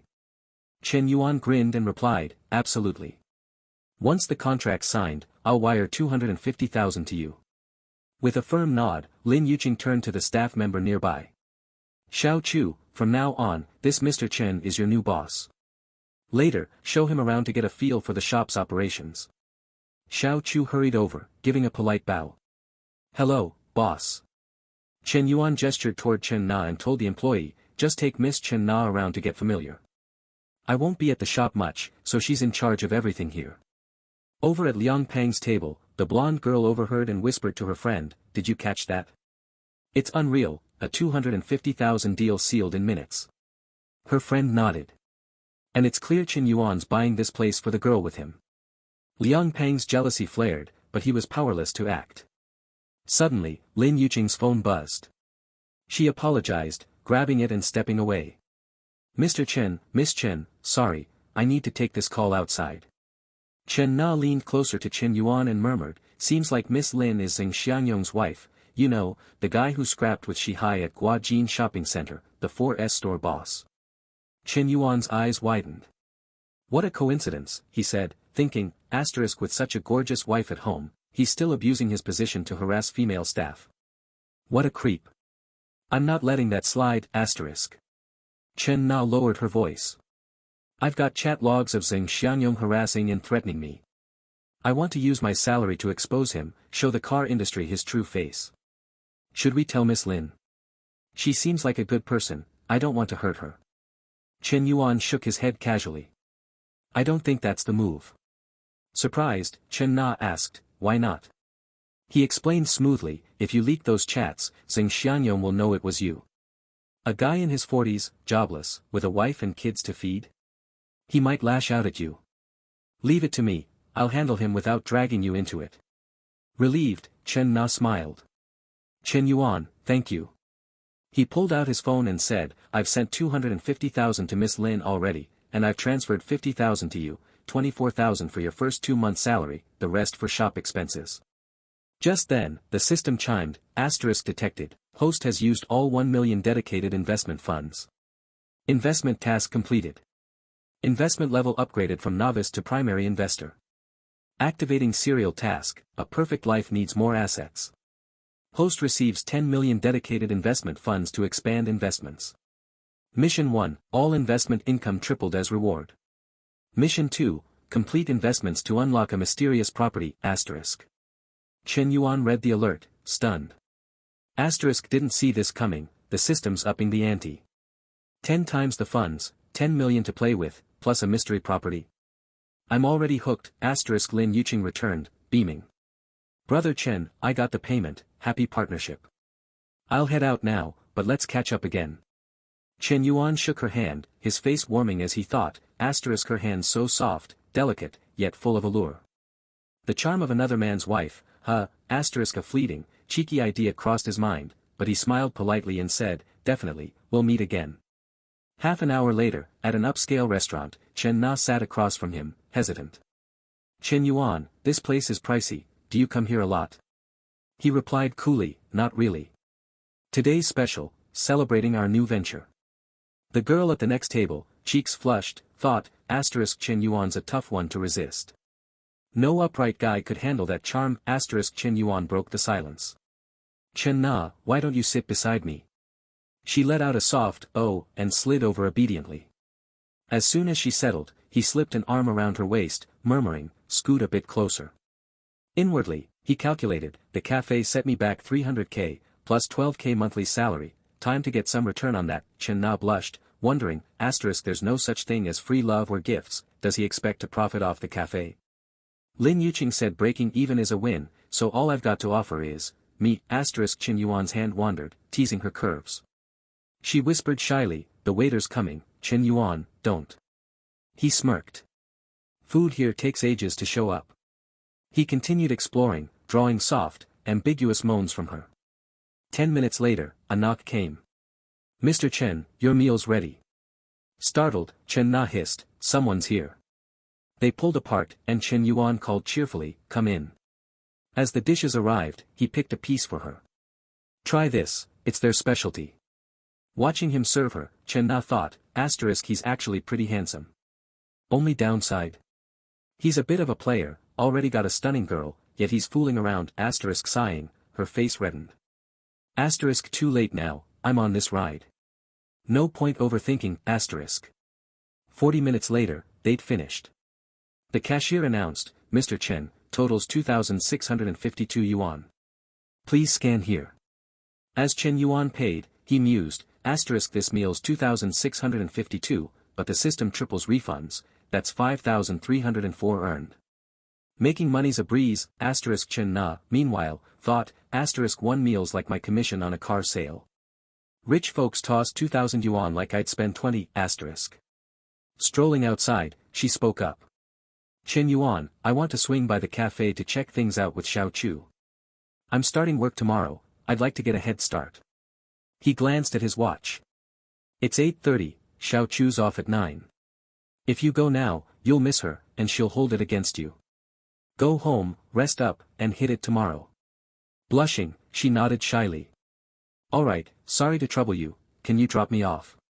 He grinned brightly and agreed. At her place, Chen Na stepped out, smiling. You worked hard today. I'll update you on work tomorrow, bye. Chen Yuan climbed out too, saying, I'm a bit thirsty, mind if I pop up for some water? Nervously, she replied, it's not really convenient. Is this moving too fast? The restaurant was already my limit, he rubbed his chin, teasing, oh. Another guy upstairs. She spun around, correcting him. No way, Shi-Hai and I are done. Grinning, he said, then let's cut the games, I'm just grabbing a glass of water. What's the issue? Still unsure, she asked, you'll really just drink and go? He flashed a wide smile. Sure, but if you want me to stay over, I'm game. Chen Na's expression screamed dream on. Moments later, as the door opened, Chen Yuan slid an arm around her waist, pinning a hand against the frame, taking control. Her face flushed as she pushed back weakly. Didn't you say just water? His playful hand lifted her skirt, chuckling, oh, I'm drinking water, just not the kind you're thinking of. They dove into heated foreplay. Downstairs, a black car idled by the entrance. Shi-Hai, inside, thought, na quit because of me. I've got to win her forgiveness, start as friends, then chase her again, standing below her building, he looked up. Her lights off, she's probably out. I'll leave these roses by her door. Roses say eternal love, she's smart, she'll know they're from me, But as he reached her door, intimate sounds stopped him cold. Shi-Hai stammered, that's Na's voice. What the hell? She swore there was nothing with Zheng Xiangyong, but she's with him now. Losing it, he banged on the door, yelling, Zheng Xiangyong, get out here. Chen Yuan, mid-moment, heard the shouts and thought, that's Shi-Hai, that moron. She dumped him, why is he still poking around? Guy's unhinged, Chen Na caught the noise too. I hear something, who's knocking? Not wanting to pause, Chen Yuan brushed it off. You're imagining it, just the neighbors. Scooping her up, he said, come on, let's hit the bedroom. In his arms, she whispered, Chen Yuan, I'm not quite ready, go easy, okay? He nodded tenderly. Shi-Hai's roses hit the floor, trampled. He slumped by her door, muttering, Na's gone for good, I blew it. Sobbing, he added, hope he's using protection. An hour later, inside Chen Na's room, the heat hadn't cooled. She panted, huff, this feels amazing, but it's exhausting. Chen Yuan flipped her gently, prompting a yelp. Ah! What are you doing? He murmured, lie like this, you won't get tired. Smirking to himself, he thought, maybe I'll tap a bit of that extra energy, but Chen Na's so reserved despite her bold vibe, I like her more for it. After their passionate night, Chen Yuan woke groggy, inhaling deeply. Smells incredible, toast and fried eggs. Outside, Chen Na was casually fixing breakfast for them, morning light casting a cozy glow. Sitting in the room, he mused, Chen Na's so caring, it's nothing like hotel nights with Minmin. This warmth only comes at home, not some fancy suite. As the thought hit, the system chimed, a perfect life needs its own home to set the stage for you and your girls. Limited mission, buy a house, minimum 100 square meters, for Chen Na. Reward 1, house cost doubled as refund. Reward 2, after purchase, host receives a secret residence. Note, Reward 1's refund scales with favorability level, Chen Yuan's mind raced. Damn, I just thought it, and the system's already on it. This house won't be cheap, grand visions swirled. Maybe the secret residence is a massive villa, pool parties galore.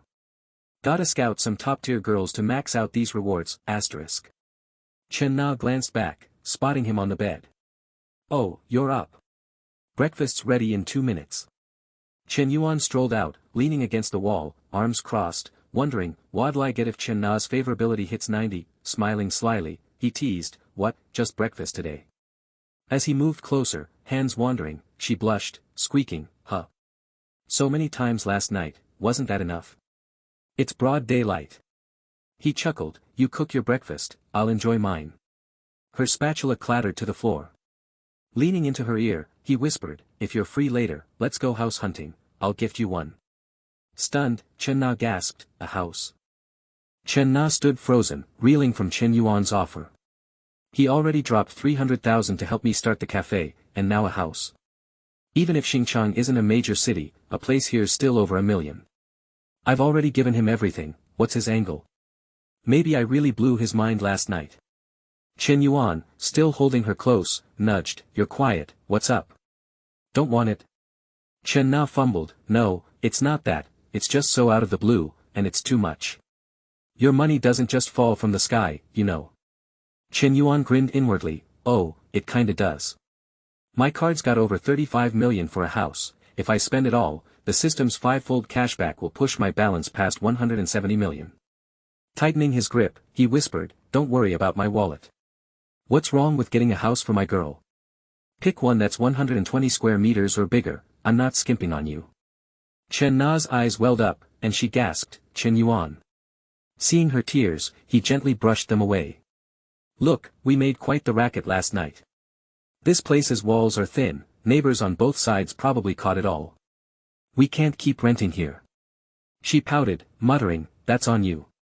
He smirked, okay, I'll take some blame, but your moans weren't exactly quiet. Chen Na whipped her head away, mortified, and huffed, jerk. Then, snapping to attention, she said, oh, crap, Chen Yuan, I nearly forgot. My 2 best friends are coming to see the cafe at 10 a.m. Can we house hunt later? He shrugged casually. Buying a house isn't like grabbing groceries. Finding the right spot and handling paperwork takes time, one afternoon might not cut it. Let's give it a proper go. Chen Na nodded, stepping back from his arms. Alright, let me tell them. She snatched her phone and texted Qian, something popped up, I can't make the cafe. How about tonight instead? Qian replied fast, what's going on? Mango and I are already there. In the car, Qian read the text aloud, Lulu, Na says something came up, she's not coming. Yu Manglu, Chen Na's close friend and a top fitness trainer, frowned. Huh? Why? Qian stared at her phone, skeptical. I bet the cafe story's a cover. Na's probably fibbing. Guys aren't that gullible, spending 300,000 on her just like that. Manglu waved it off. Na doesn't make stuff up. I don't think she's lying. Why not ask what's up? Privately, she thought, it's been ages since I met a guy who's young and loaded. Didn't expect Na to snag one first, I've gotta meet him. Qian typed furiously, saying, fine, I'll dig deeper. Suddenly, Manglu slammed the brakes, yelping, oh my god, is that for real? Qian gasped, he's taking her to buy a house. Manglu swerved, stunned, and blurted, what? In her head, Mangla calculated, not a purse or lipstick, a house. Even a 40 square meter flat runs 50 to 60,000. Add the cafe. They've known each other barely 2 weeks, and he's dropping 800 to 900,000. I need to meet this guy. If Na's with him, he's probably got other women too. When it comes to pleasing a man, I'm leagues above her, sisters are just stepping stones. Aloud, she said, Qian, ask where they're going and say we'll join to help pick. We've got nothing else today, better we help than she picks alone. She added silently, sorry, nah, this time, I'd rather our crew benefits than some random vixen. Qian nodded, typing, okay, I'm on it. 40 minutes later, at the Shuandi sales center, Yumanglu stepped out of the car, jaw dropping. Shuandi. The smallest unit here's over 1 million. Gifting a mistress 1 million plus house. When's that luck hitting me? Qian scanned the lot, waving. Nah. Been a while. Chen Na rushed over, beaming, I've missed you guys. Qian grabbed her hand, teasing, Nah, who's the good-looking guy beside you? Introduce us. Chen Na bounced to Chen Yuan's side, grinning, Chen Yuan, these are my besties. This is Yumanglu, a fitness coach, and Qian, a sales rep at Fala. The girls were all smiles for their friend's man. Manglu, tossing aside subtlety, sauntered over, resting a hand on Chen Yuan's chest. Hey, Chen Yuan, you look a bit lean, need some muscle. Come train at my gym sometime. She thought, Na's young tycoon's under 25, rich, and hot, makes me green with envy. Chen Yuan smirked coolly, nah, I'd probably lose focus training at your gym. Mangla sized him up, thinking, he's not pushing back on my flirting right in front of Na, they're likely not exclusive. Her scraped knees scream wild night, probably thrilled his sugar mama, so she's buying him a house. Qian jumped in, chipper, hi, Chen Yuan. Thinking of a new car? Check out Fala. He nodded politely, sure thing, I'll hit you up if I'm shopping. Glancing at their favorability scores, Manglu at 68, Qian at 67, Chen Yuan chuckled inwardly. Met them 5 minutes ago, and they're already into me. Nah, you sure these are your ride or dies? Works for me, more women over 60 means more cash to rake in. A middle-aged man nearby eyed Chen Yuan with 3 stunning women, scoffing to himself, showing off to who? A saleswoman approached, all smiles. Sir, we're selling buildings 3 and 9, averaging about 105,000 per unit. Want to check the model first? Chen Yuan cut in, no need, my budget's 3 million. Just show me apartments and floors in that range. The saleswoman lit up. Oh, perfect. Step into the negotiation room, sir, I'll give you the full rundown. Mangla's jaw dropped, thinking, OMG, what kind of baller is Chen Yuan? Just tosses out 3 million like it's nothing. I've got to latch on to this sugar daddy. Trailing him, she schemed. The staff sat them down, pitching, for your budget, I'd recommend this 165 square meter south-facing unit with a north view. Discounted building price is 2.84 million. Chen Na, worried, nudged Chen Yuan's side, whispering, Yuan, that's too much. He patted her thigh, smiling, don't stress the cost, a bigger place is comfier to live in. Manglu and Qian watched, stunned, thinking, she's trying to save him money, but he's all about giving her the best. A guy like that? You'd need a spotlight to find one. Chen Yuan mused, gotta haggle a bit, or I'll look like a chump. Aloud, he said, give me your best price, beautiful, I know there's wiggle room. The saleswoman grinned, can you decide today? If so, I'll push for a bigger discount. Chen Yuan waved it off, skip the discounts, just throw in 2 parking spaces. Same difference. His flashy spending cemented Manglu's resolve. I'm getting this guy, she vowed, flicking her hair. Chen Yuan caught the gesture, puzzled. What's Manglu up to? Looking closer, he thought, she's seriously top tier. If something happened with her, it'd be pure bliss. His face reddened as her image lingered, but he muttered, not now, focus on the house deal. Half an hour later, the salesperson handed him a pen and paper. All discounts applied, Mr. Chen, totals 2.98 million. Here's the contract, please sign. He grabbed the pen and signed without hesitation. Mangla gaped, thinking, just dropped 3 million on a house for Chen Na, in her name alone. When's that wealth coming my way? As payment cleared, Chen Yuan's phone pinged, Construction Bank, card ending 98, received 14.9 million yuan at 11:40, May 22. Current balance, 153 million yuan. He smirked, over 150 million. Even at Dad's peak, we never hit that. System Daddy's the real MVP. If Nana hadn't triggered this mission, I'd never have leapt to tycoon status. Gotta expand the NPC crew. The system chimed again, preparing reward. Congratulations, host, on acquiring Green Bamboo Lake Villa in Luo City. Visit the real estate office tomorrow, 9 a.m., to claim. Chen Yuan's eyes lit up, a freakin' villa, one of Xing City's top properties. Hell yeah. The saleswoman now saw Chen Yuan as a cash cow, thinking, market's tanking, yet he buys full price, gifts it to Miss Chen, not even married, maybe not dating. I've got to hook this whale. Adjusting her glasses, she said, Mr. Chen, contract's done. I'll coordinate with Miss Chen for next steps. Shall we swap WeChat? Reach out anytime. He pulled out his phone, sure, I'll scan you. Mangla watched, fuming, where'd this vixen come from, eyeing my prize. She stood, cutting in, Chen Yuan, I'm thinking of grabbing a small flat soon. I'll need someone experienced like you to guide me. Plus, if you want gym time, hit me up. Beaming, she offered her phone. He nodded, relaxed, no problem. Chen Yuan stood, patting Chen Na's head, smiling, nah, I've got stuff this afternoon, so I'll leave you three to catch up. Perfect timing, won't crash your girl's day. Go grab lunch or hit a cafe. Chen Na grinned, alright. Manglu stood, stunned, what? Leaving without eating? I've been dropping hints. Chen Na turned to her scheming friends, Manglu, Qian, let's find a spot to eat, then I'll show you the cafe.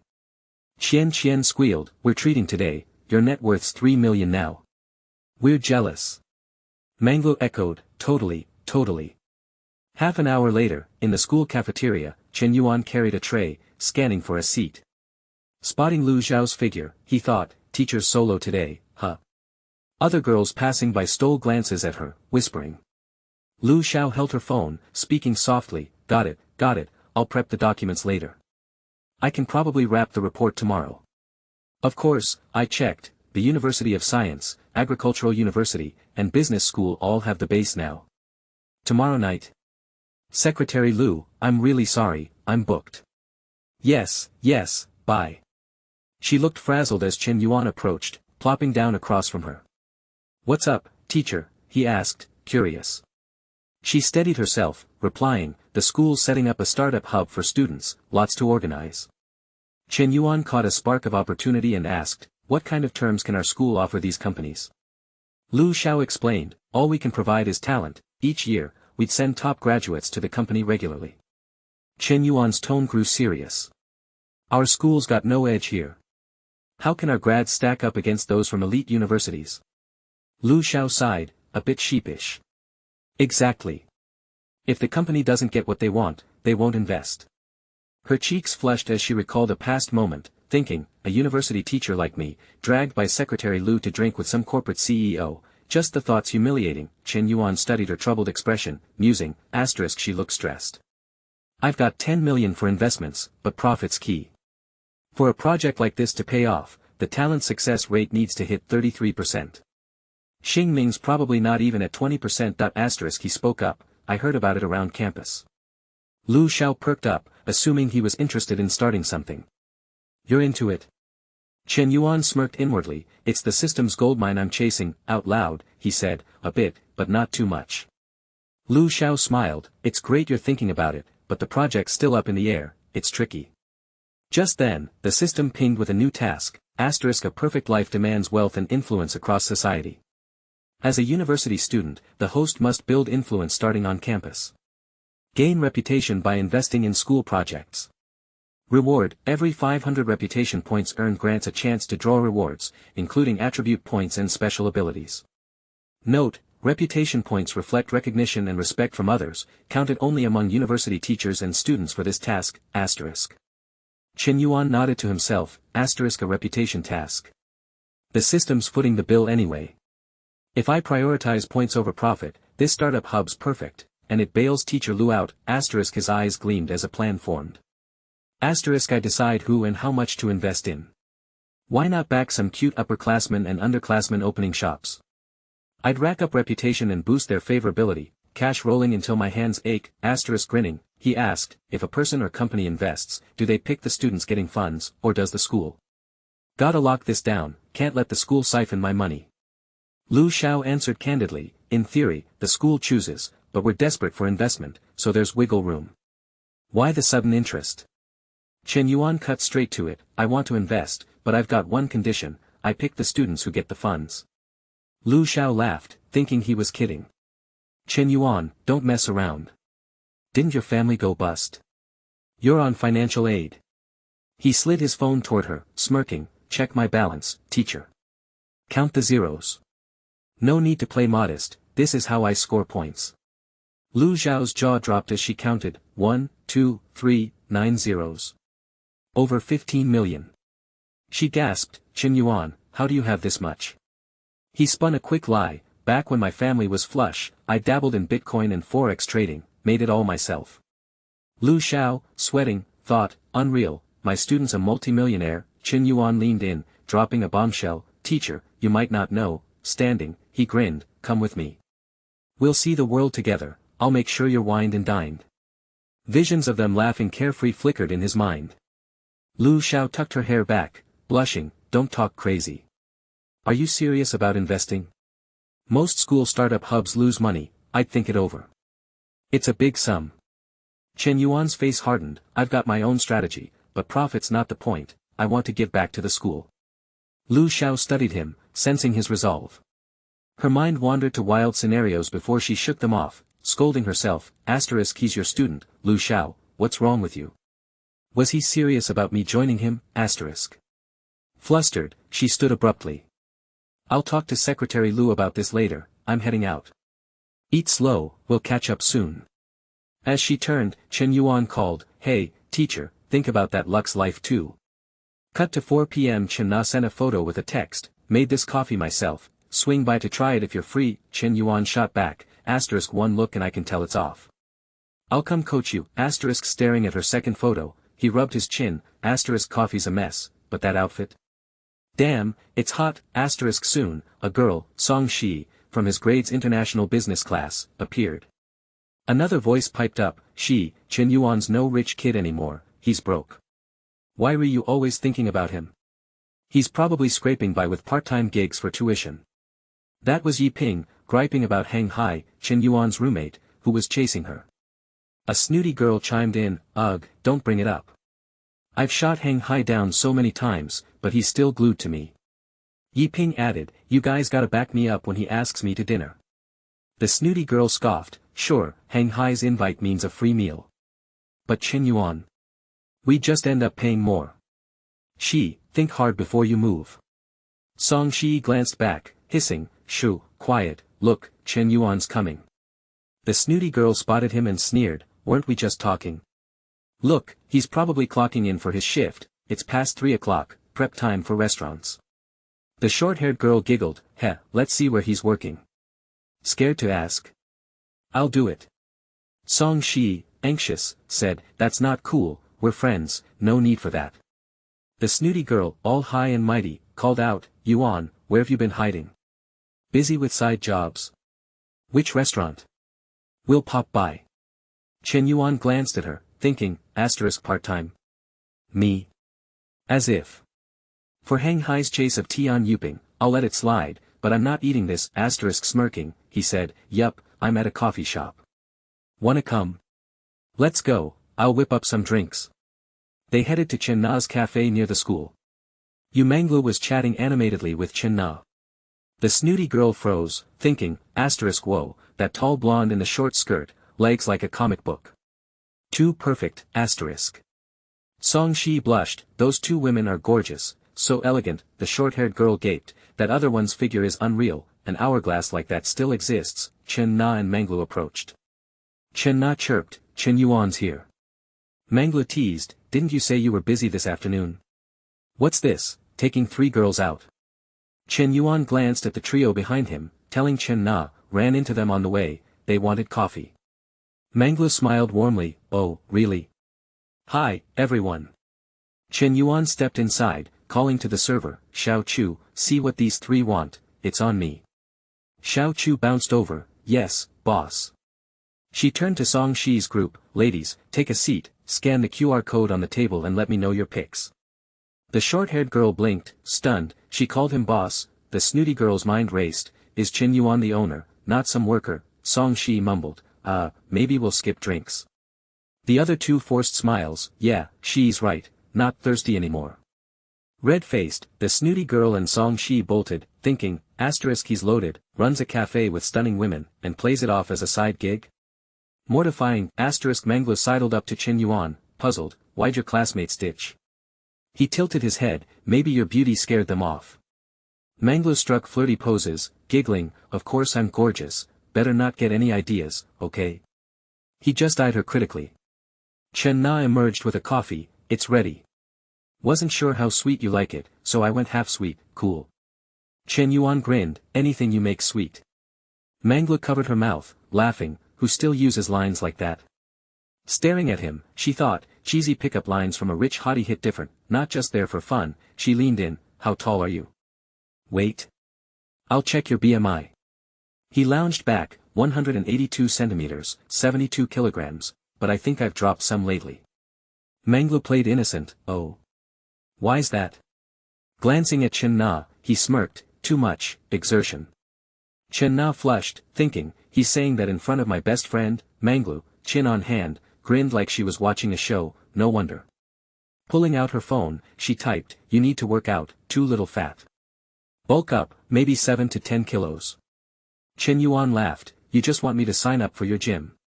She leaned closer, teasing, hey, it's month end, gotta hit my KPIs. I won't let you down. Sipping his coffee, he said, I'll think it over. Suddenly, Mangla stood, telling Chen Na, oh, nah, it's past 4, I've got a 5 p.m. class. Let's hang soon. Before leaving, she tossed Chen Yuan a wink and a pose. He smirked, bold move in front of your friend, one day, you little vixen, I'll set you straight. Taking Chen Na's hand, he said, come on, Na, I'll teach you upstairs. She blinked, teach me what? He murmured, you'll see up there. Upstairs, he set her on the table, tilting her chin with a sly tone, your business game's weak, needs work. Chen Na whispered nervously, not here, Xiao Chu's downstairs. He lifted her leg, teasing, telling a guy not here, just makes him move faster. Ripping her thin stockings, their romp began. Downstairs, Xiao Chu jumped at the noises above, glancing up, what's that? The suggestive sounds hit her, and she blushed, thinking, boss, I'm a cool employee, she shut the door and waited. Just then, Mangla burst in, frantic, Xiao Chu, why's the door locked? Open it, I forgot my bag. Xiao Chu stammered, Manglu, hands on hips, snapped, what, Open it. Xiao Chu sheepishly complied. As Mangla grabbed her bag, Chen Na's soft moans and pleas, Chen Yuan, gentle, please, reached her. Mangla froze, in broad daylight, going at it like that, 10 minutes later, still there, she marveled, he looks scrawny, where's that stamina coming from? Licking her lips, she muttered, that Chen Yuan, raising her voice, she called, Xiao Chu, I'm out, see ya. Upstairs, Chen Na heard, panicking, crap, she caught us mid-act, Chen Yuan grinned, a real lesson needs a witness. That fox Mangla's been eavesdropping for 10 minutes, free show.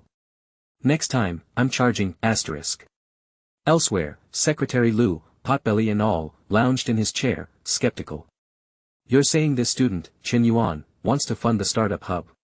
Lu Xiao nodded firmly, yes. He pressed, does he have the cash? Has it been verified? Lu Xiao replied, I doubted it too, but I saw his balance, 10 million. Lu's eyes bulged, 10 million.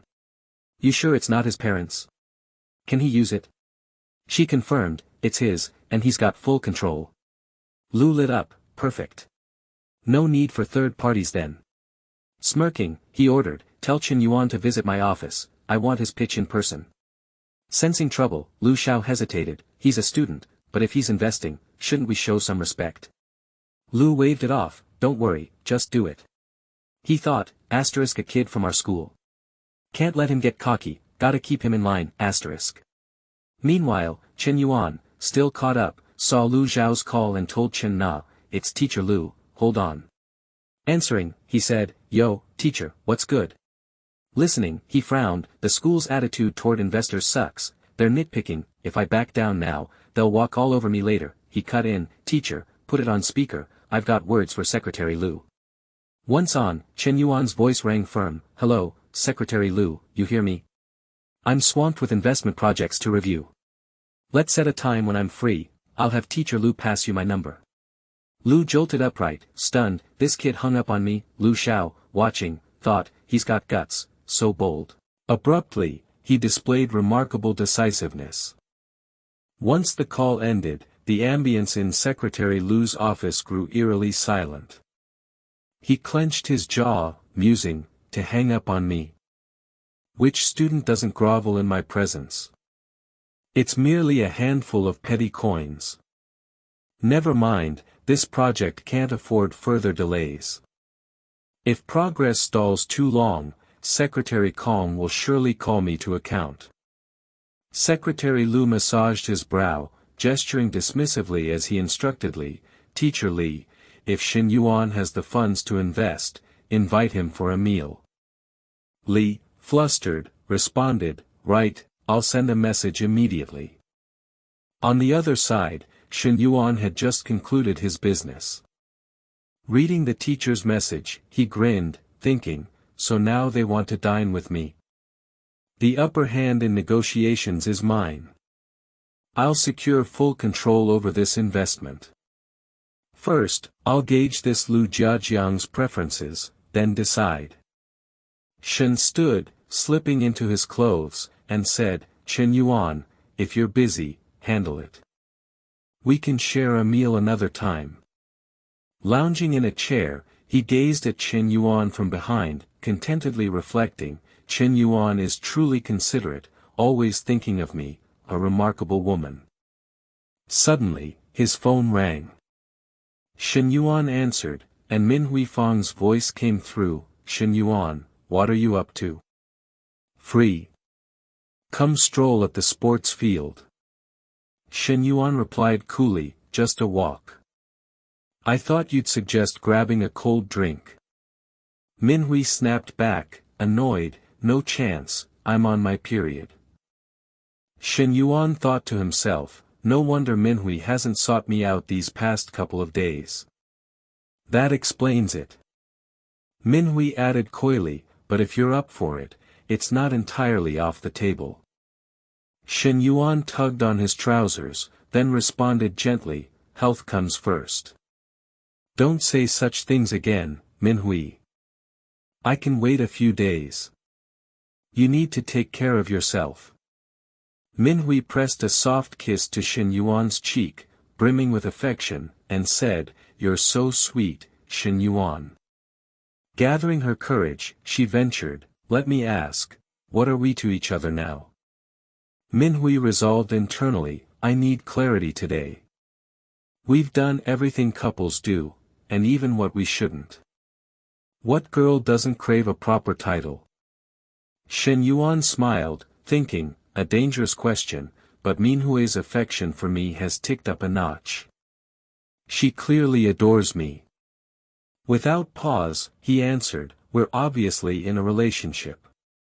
Overjoyed, Min Hui flung her arms around his neck, echoing, "Really?"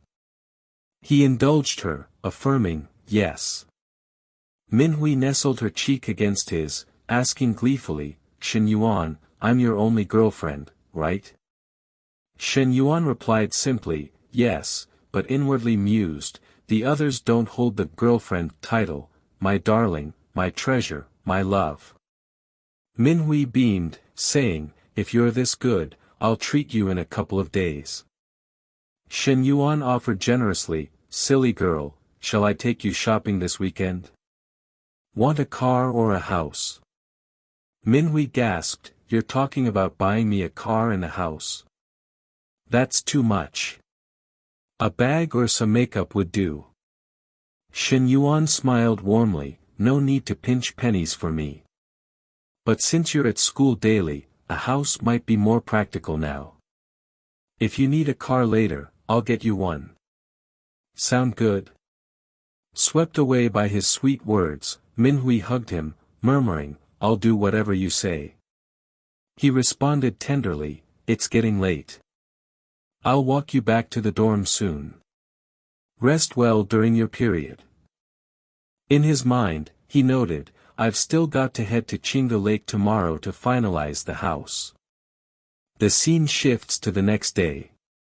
Lu Manglu video called Shin Yuan, saying, "Little punk, you up?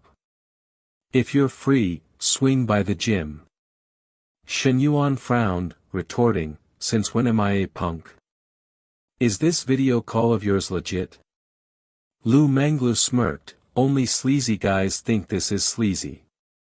Tell me, got any impure thoughts?" She eyed her phone, thinking, "He's not treating me like a stranger at all. Let's see how long he holds out." A voice interrupted from behind. Lu Manglu turned to see a red-haired girl approaching, smiling. "You're here, Xiao Wanting," she greeted. Xiao Wanting asked curiously, "What's got you so chipper this early?" Manglu grinned, "Nothing big, just find a friend amusing." Xiao Wanting settled into a chair, saying, "Spill. Class hasn't started yet." Lu Manglu shared, "I've got a best friend who landed a sugar daddy. He's super generous, gifted her a house worth 3 million. Xiao Wanting gasped, 3 million. Just like that? His net worth must be tens of millions. Lu Manglu propped her chin, sighing, "Exactly. I'm so jealous." Xiao Wanting mused, "With that kind of wealth, he's probably ancient, right?" She thought, "Even if he's old, it's worth it. My guy's getting stingier, wants to sleep with me but won't spend. I need a better man." Lu Manglu clarified, "Nope, he's just over 20, younger than my friend." Xiao Wanting's curiosity piqued. "What's he look like? Total uggo?" Lu Manglu gushed, "He's super handsome and tall." Xiao Wanting marveled, "Your friend must be stunning to snag a guy like that, a real knockout." Images of two striking girls flashed in Lu Manglu's mind. She pondered, then said, "We're about equal, just different strengths." Xiao Wanting nodded, "On par with you. No wonder she can charm men like that." Meanwhile, Shen Yuan texted, "I won't drag this out. I'm off to Qingju Lake to pick up the house." Lu Manglu replied instantly, "Going solo? Need a sidekick?" Shen Yuan responded bluntly, "I'm going alone, but if you're free, come along." She texted back, "Then you've gotta pick me up. I'm at the gym, sent you the location. I'll wait here."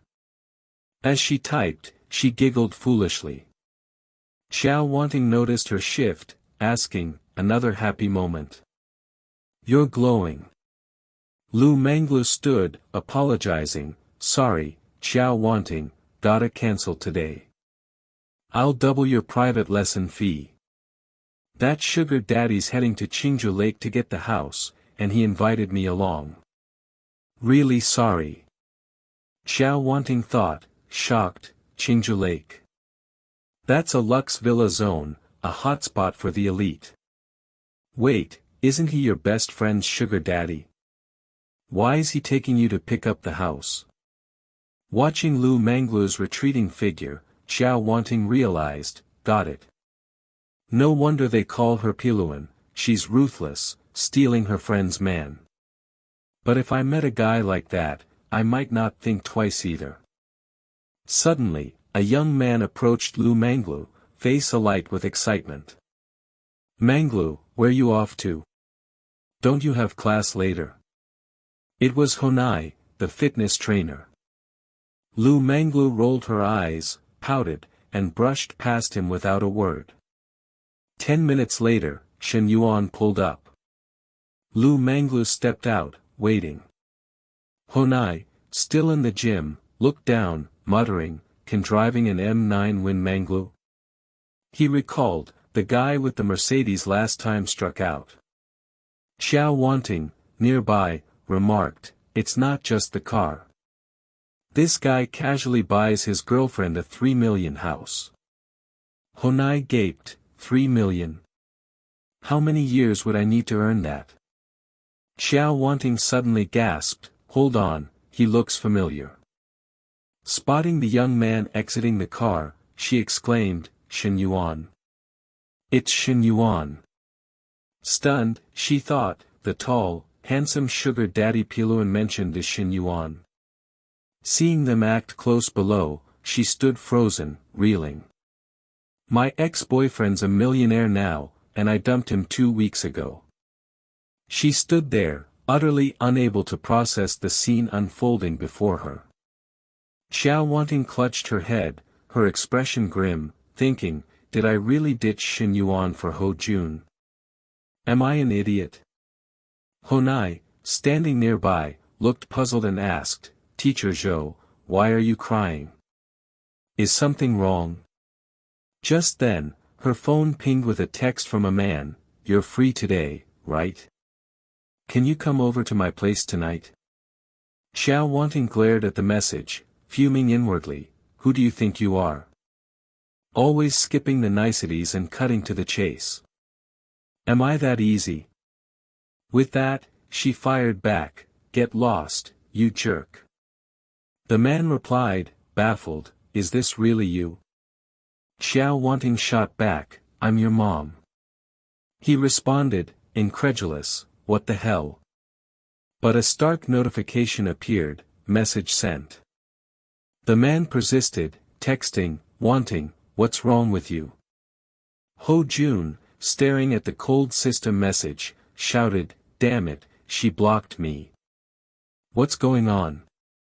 Meanwhile, Xiao Wanting tried to steady herself, thinking, is there still a chance with Shen Yuan? There's got to be some lingering spark between us, right? The issue now is whether Shen Yuan's got too many girls. She calculated quietly, there's that junior sister Bestie Lu mentioned at Gojin, plus Bestie Lu's best friend, and me. Is that too crowded? The scene shifts to Lu Minglu. Sitting in Shen Yuan's car, she eyed him with fascination, saying, "Your car's huge. I'm jealous of how sleek it is. Perfect for off-roading in the wilderness." She thought, off-roading in the wild, with a curvy beauty in your passenger seat?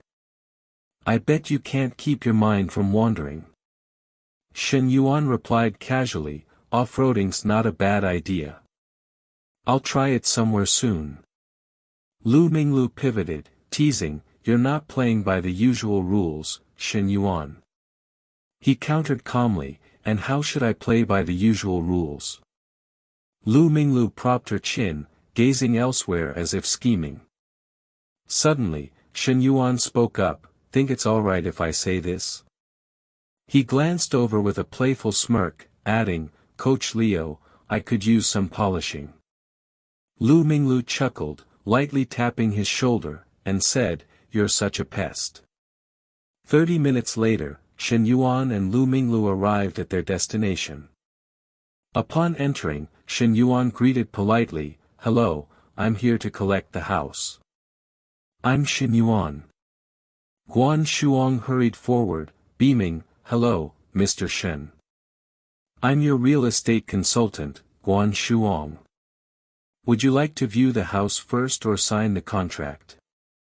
Shen Yuan replied generously, "Let's sign the contract now, then see the house." Guan Shuang nodded enthusiastically, "Of course." After signing, she joined them in Shen Yuan's car to visit the property. From the back seat, she quietly observed Shen Yuan and Lu Minglu in the passenger seat, thinking, they don't seem like a couple, but this girl's figure is unreal.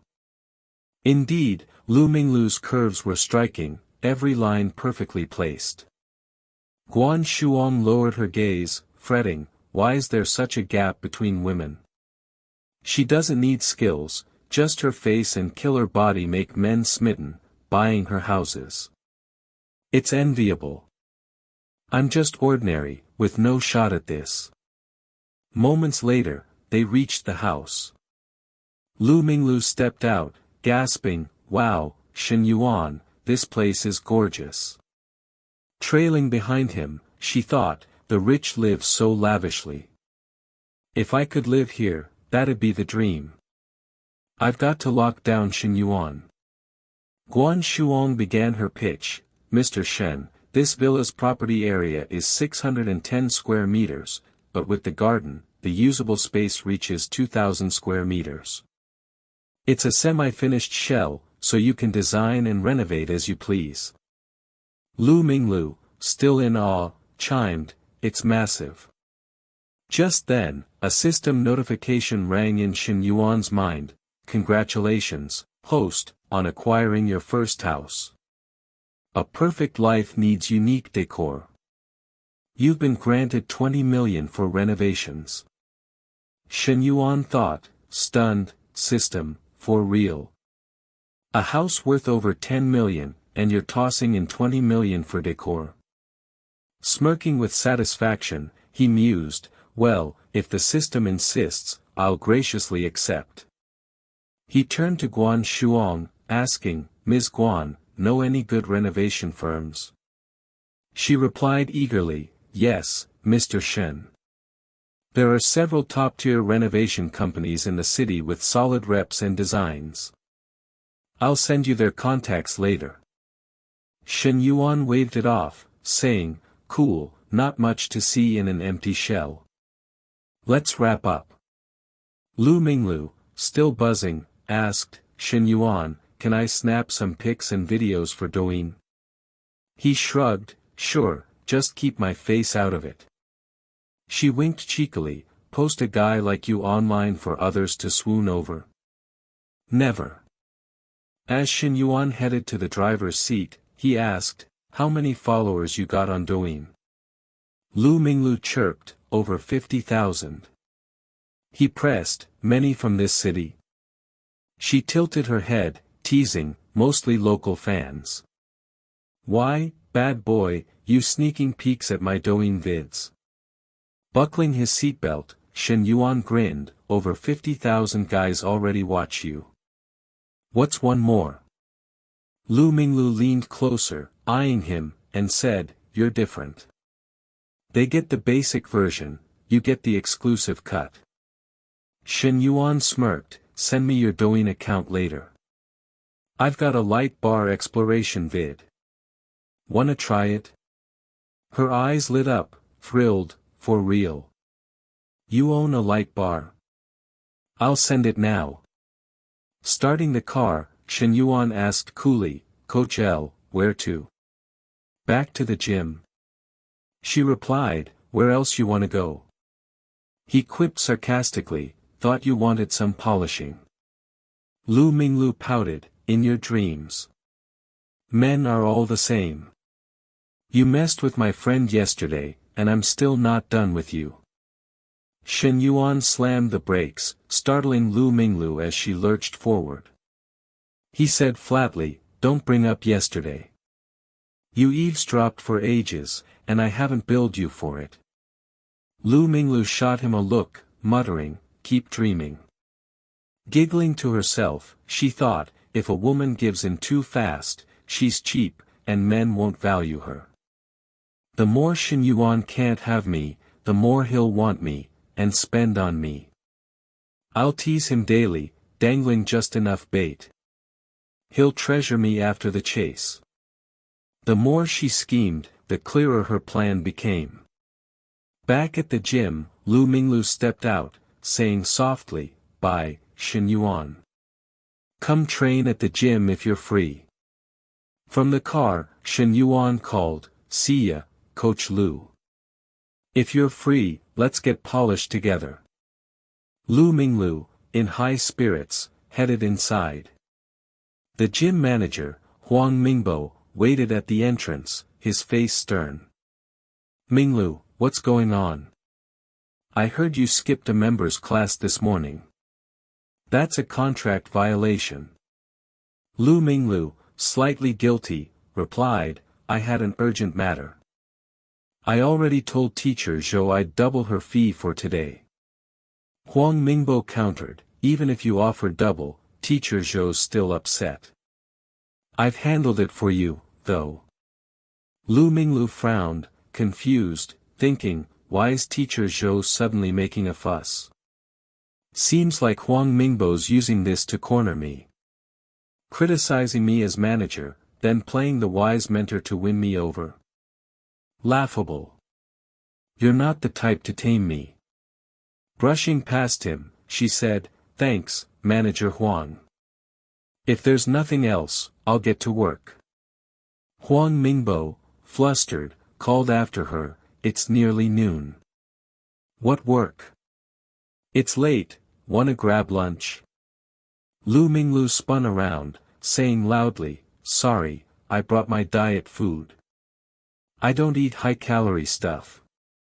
In her mind, fleeting suggestive images surfaced as she thought, I'm the gym's top trainer, the boss's prize employee.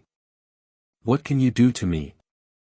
Humming coldly, she strode off, envisioning herself destined for a lavish mansion. In the office, a voice inquired, what's that supposed to mean? The student named Shin Yuan wants to fund the entrepreneurship base. Secretary Lu nodded, confirming, exactly. The question came from Secretary Kong Xingping of the school's Communist Youth League Committee. He asked gravely, this is promising. Have you reached out to him before? Secretary Lu replied promptly, not yet. I tasked Sickly with inviting him to dinner, but he hasn't agreed. Kong Xingping frowned, advising, if we're the ones seeking investment, we must show proper respect. We can't dismiss him just because he's a student. Secretary Lu, deferential, responded, you're absolutely right, Secretary Kong. I was careless. I'll visit his dormitory this afternoon to invite him. How's that? Kong Xingping raised a hand, saying evenly, no, that still doesn't reflect the importance our school places on him. I'll join you this afternoon. Bring Teacher Li along too. Secretary Lu, surprised, asked, you're meeting him personally? Shin Yuan's just a student.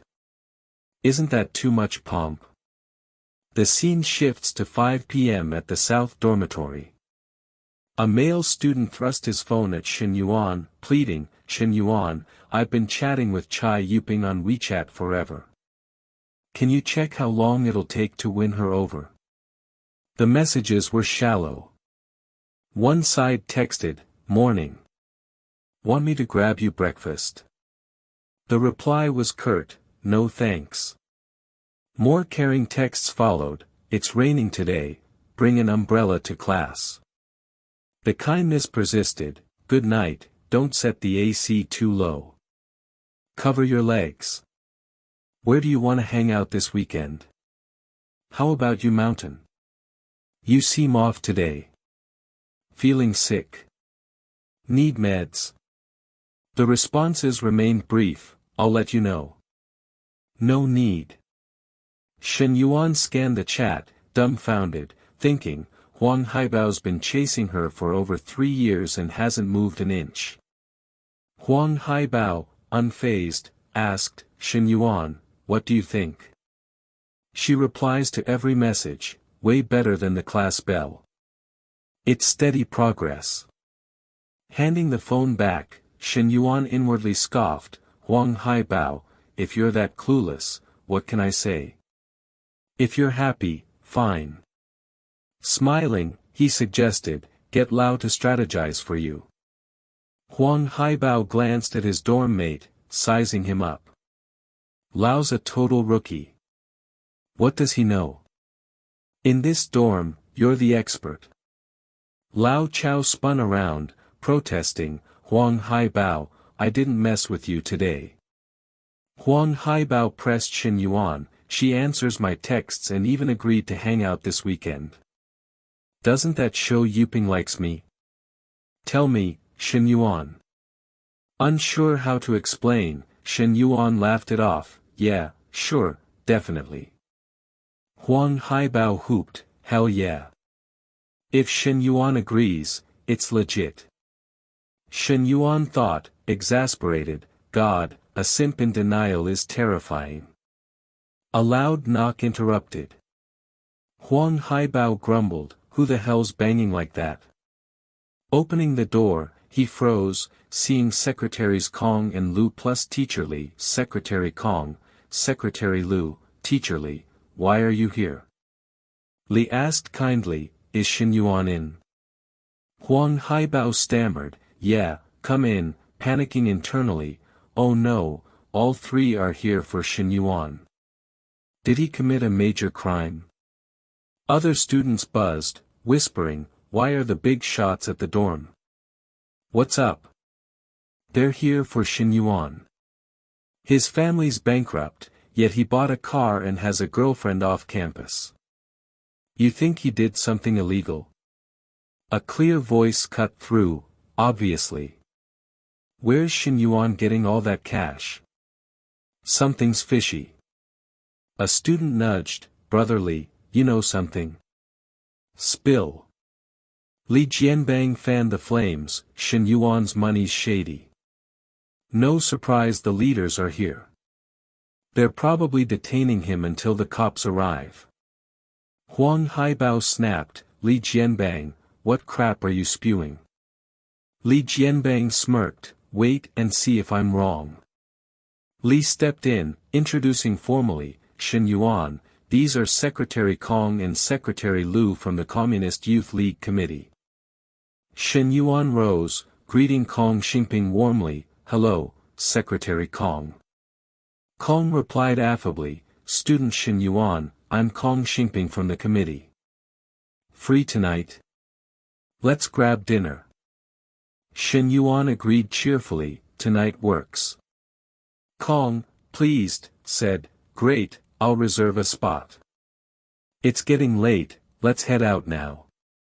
They discussed the entrepreneurship base cordially, overheard by the gossiping students. As Shen Yuan left, they murmured, doesn't look like they're arresting him. More like they're rolling out the red carpet for an inspection. Li Jianbang, unconvinced, scoffed, they're saving face for Shen Yuan. Don't they cover prisoners' heads during escorts? Huang Haibao, emerging from the room, overheard and taunted, keep talking nonsense. The secretaries came to invite Shen Yuan to dinner. Students gasped, what? Inviting Shen Yuan to eat? That's huge. Huang Haibao leaned into Li Jianbang's ear, goading, yeah, what did Shen Yuan do to make the leaders grovel like that?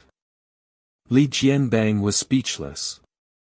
Curious students marveled, Shen Yuan's on another level. He's not one of us anymore.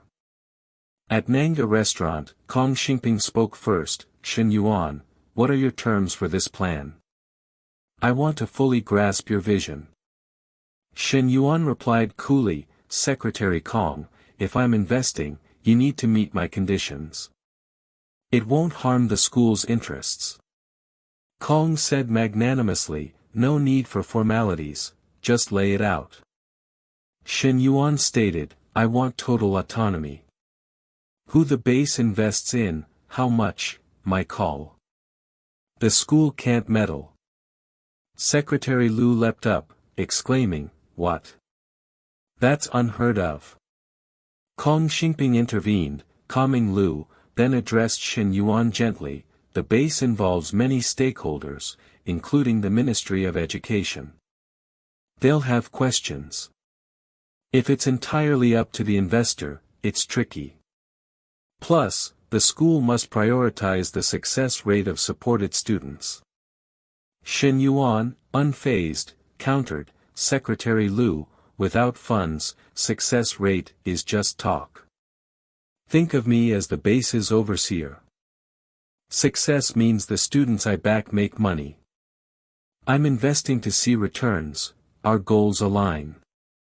Sipping his wine, Shen Yuan felt invigorated, thinking, I'm being straight. The system's mission is wealth and fame, building me into a mogul. I'll need talent to manage my industries. Better to cultivate loyalists through this base than hunt for them later. Plus, the system's task involves charming NPCs. College girls here are easier to win over than women out there, and our school's women are the city's finest. Kong Xingping raised his glass, saying diplomatically, I'll need to discuss this with the Ministry of Education's leaders before responding. Shen Yuan nodded, fine by me, secretary. As drinks flowed, the meal wrapped up late. Leaving, Kong Xingping reminded Li, waiting outside, Teacher Li, Shen Yuan's been drinking and can't drive. Take him back. We'll head out. Li climbed into Shen Yuan's car, buckling up, and remarked, Shen Yuan, this new car's roomy. He replied casually, I was used to sedans, so I tried an SUV this time. His phone rang. Li answered quickly, Luing, what's up? Oh, you swapped shifts, so you can't help me move. No worries, I'll call a moving company. I'm busy now, gotta go. Shen Yuan asked, moving, teacher? Li nodded, yeah, in 2 days. My old place's lease is up, so I'm moving with my sister. Shen Yuan offered, need help? She hesitated, that's kind, but your car's brand new. It's not right for moving. I'll hire movers. He reassured her, it's fine. A car's a tool, a means. Helping a teacher is what students do. Li waved him off, no need to bother. 2 women's stuff adds up. He persisted, smiling, come on, teacher, don't say no. I'm your student, helping's no trouble. Reluctantly, Li agreed, alright, then studied Shen Yuan, blushing, thinking, his face is sharp, features defined. If I ignore his student status and see him as a man, he's quite attractive. She paused, covering her mouth, realizing, wait, he's eager to help me move, and that bag he gave me. Maybe Lu Mang's right, he likes me. He said the bag was a high-end knockoff, but with his wealth, it might be real.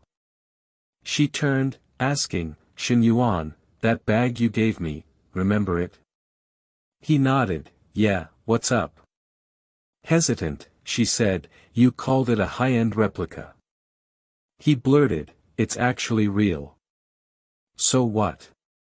I'm not broke anymore. Giving a teacher I like, respect, a gift's no big deal. His slip made him flustered, and Li blushed, thinking, I knew it.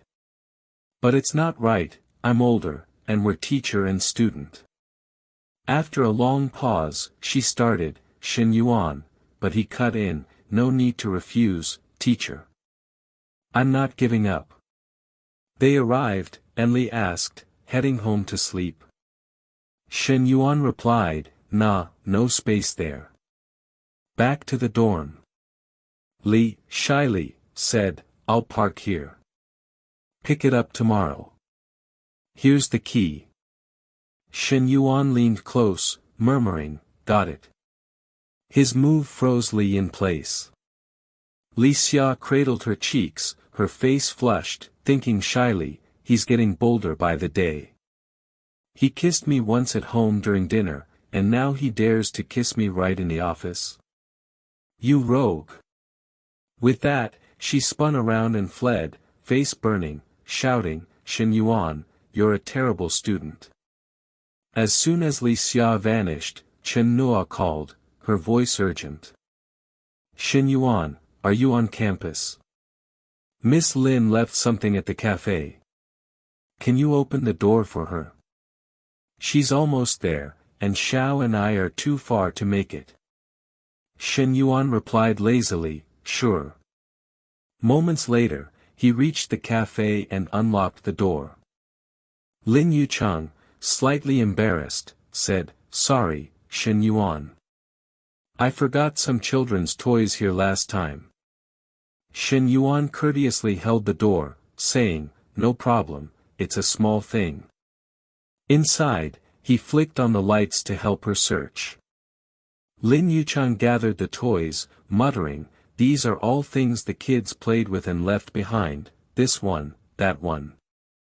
Shen Yuan stood back, admiring her figure, and said cheerfully, "Take your time, no rush."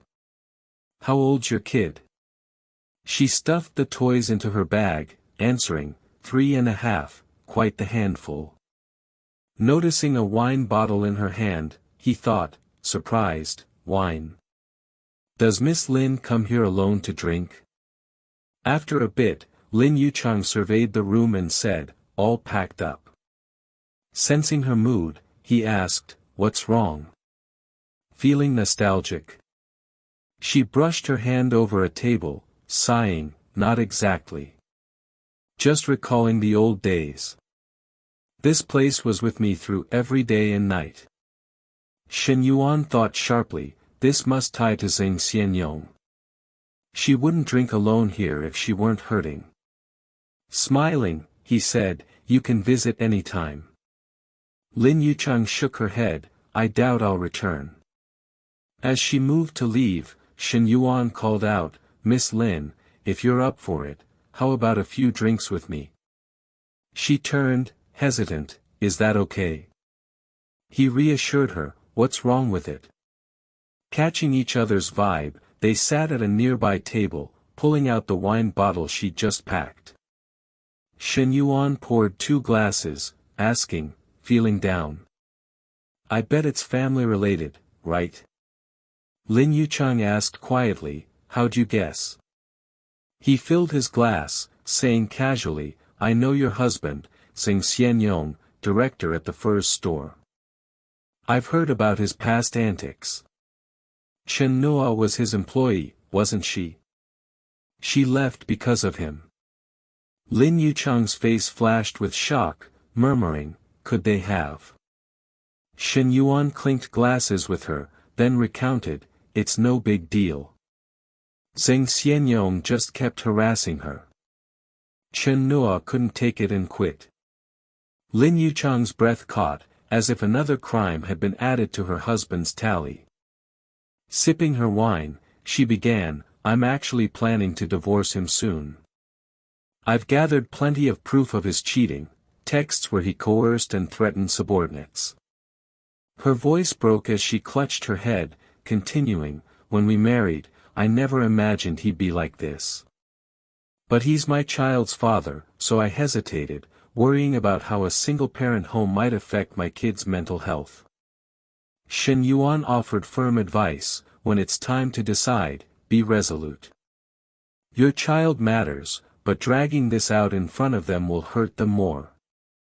For both your sake and your child's, make the right call." Lin Yuchang, as if awakened, said, "You're so right." She gazed at Shen Yuan, surprised, thinking, "I only saw him as young and generous before, but he's more mature than I thought, with a unique charm Zheng Xianyong lacks." Watching him sip wine, her heart warmed, and she mused, "They say don't judge a man by looks, but being with a handsome one sure feels good."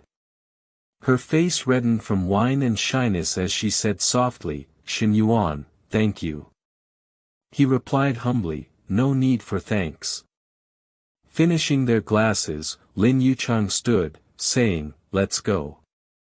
Shen Yuan rose too, "All right." Suddenly, perhaps tipsy, Lin Yuchang stumbled.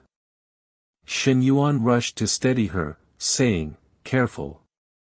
She looked up, shyly murmuring, "Sorry." He said politely, "What are you apologizing for?" Inwardly, he sighed, "She smells amazing." Abruptly, Lin Yuchang tiptoed, kissing his cheek, leaving him stunned. She grabbed her things and hurried off. Shen Yuan stood frozen, thinking, what's with that kiss? Shouldn't there be more? Lin Yuchang, equally shy, rushed down the street, patting her face, thinking, it's the wine, I'm not sober. I've been faithful for years, never stepping out of line, only indulging myself privately. It's all Zheng Xianyong's fault, he's useless. But what possessed me just now? Shen Yuan, buoyant, called Chen Nuo. Hey, Chen, the dorm's locked. Can't get in. Can I crash at your place? No need to waste money on a hotel.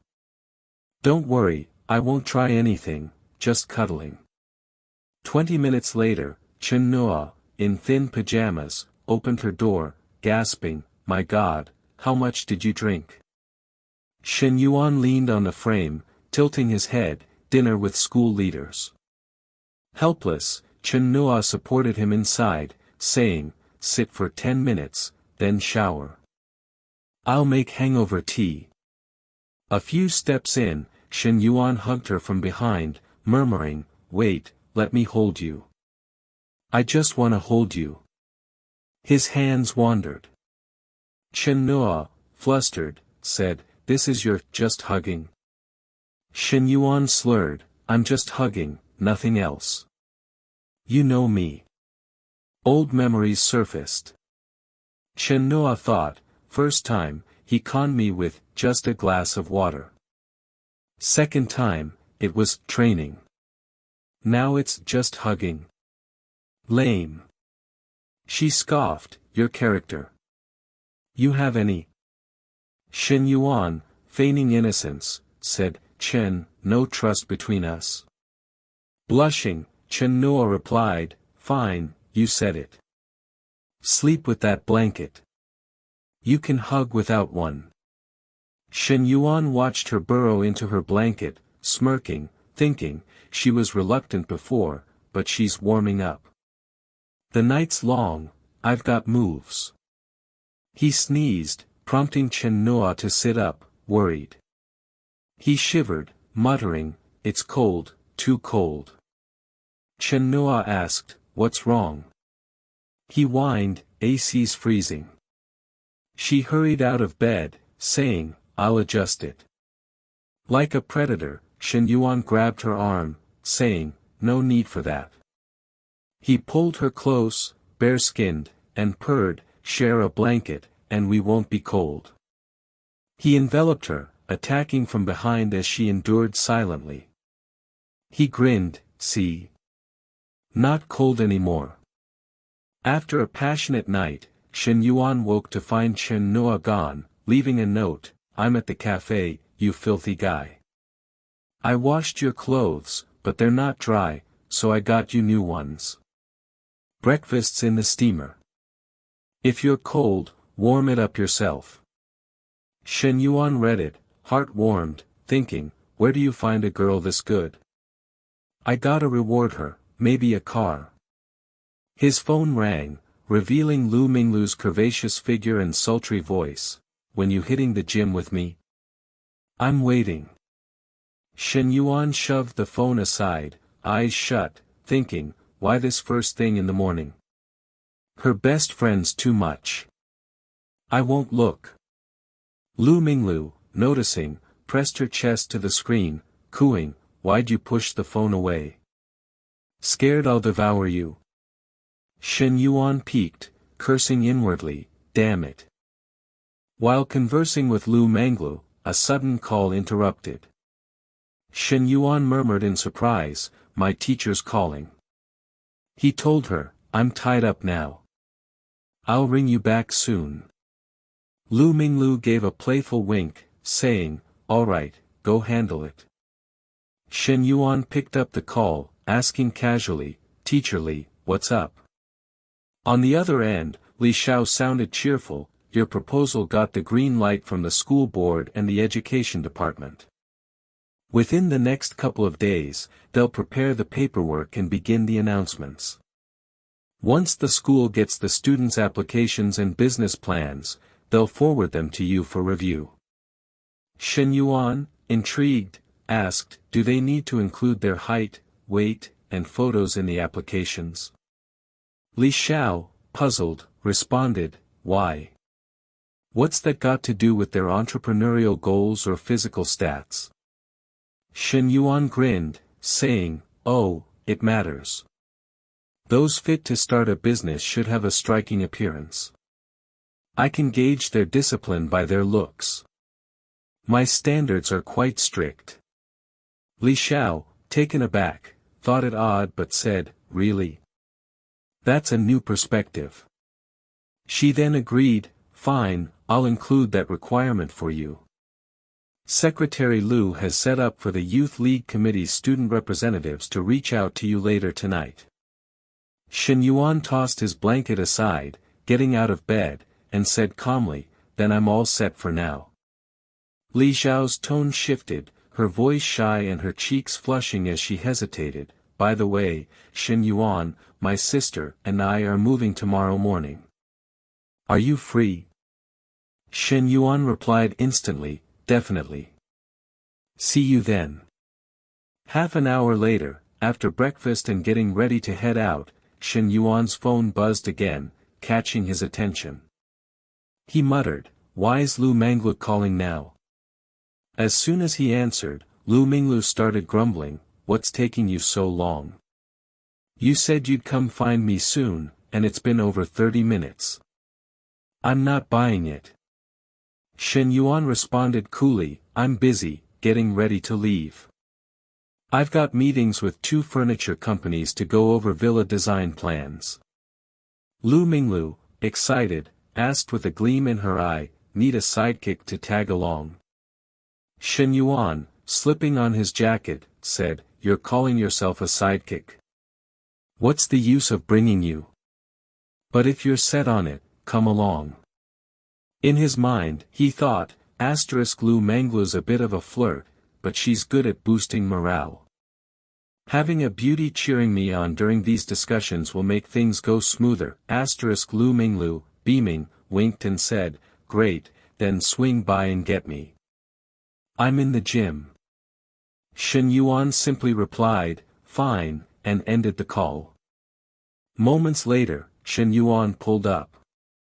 As he stepped out of his car, a man approached, asking, hey, you here waiting for someone too? Let me guess, a girl, right? Shen Yuan glanced at him, nodding, yeah, that's right. The man sized up Shen Yuan's car, then remarked, nice ride, but it's just decent for chasing girls. To land top-tier ones, it's not enough. You want a goddess, you gotta roll like me. Keep at it, kid. He leaned smugly against his luxury car. Shen Yuan gave a relaxed smile, saying, oh, really? Just then, Lu Minglu strutted over in a bold outfit, her face glowing. The man's demeanor shifted as he saw her, exclaiming, Minglu, you're finally done. I've been waiting forever. Let's grab dinner, what do you feel like? Lu Minglu tilted her head, flashing a polite smile, and said, sorry, President Fan, I've got plans with a friend. I mentioned it in my text. In her mind, she thought, President Fan's loaded, but it's all his parents' money. He controls so little himself. Shen Yuan's different, he's the real deal, so your second place, Fan didn't back down, saying, no worries, I can join you both. I'll cover lunch if your friend's cool with it. Shen Yuan courteously opened the car door for Lu Minglu, turning to Fan, sorry, man, I'm not big on dining with G-class drivers. As Lu Minglu slid into the car, she shut the door, grinning widely and urging Shen Yuan, let's roll. She playfully dodged past Fan, teasing, better luck next time. Fan, fuming, gritted his teeth, thinking, Minglu picked this guy's car over mine. I'm in a G-class and still lost to some dude in an M9, On the road, Lu Minglu lounged in the passenger seat, saying casually, that President Fan's a premium member at our gym.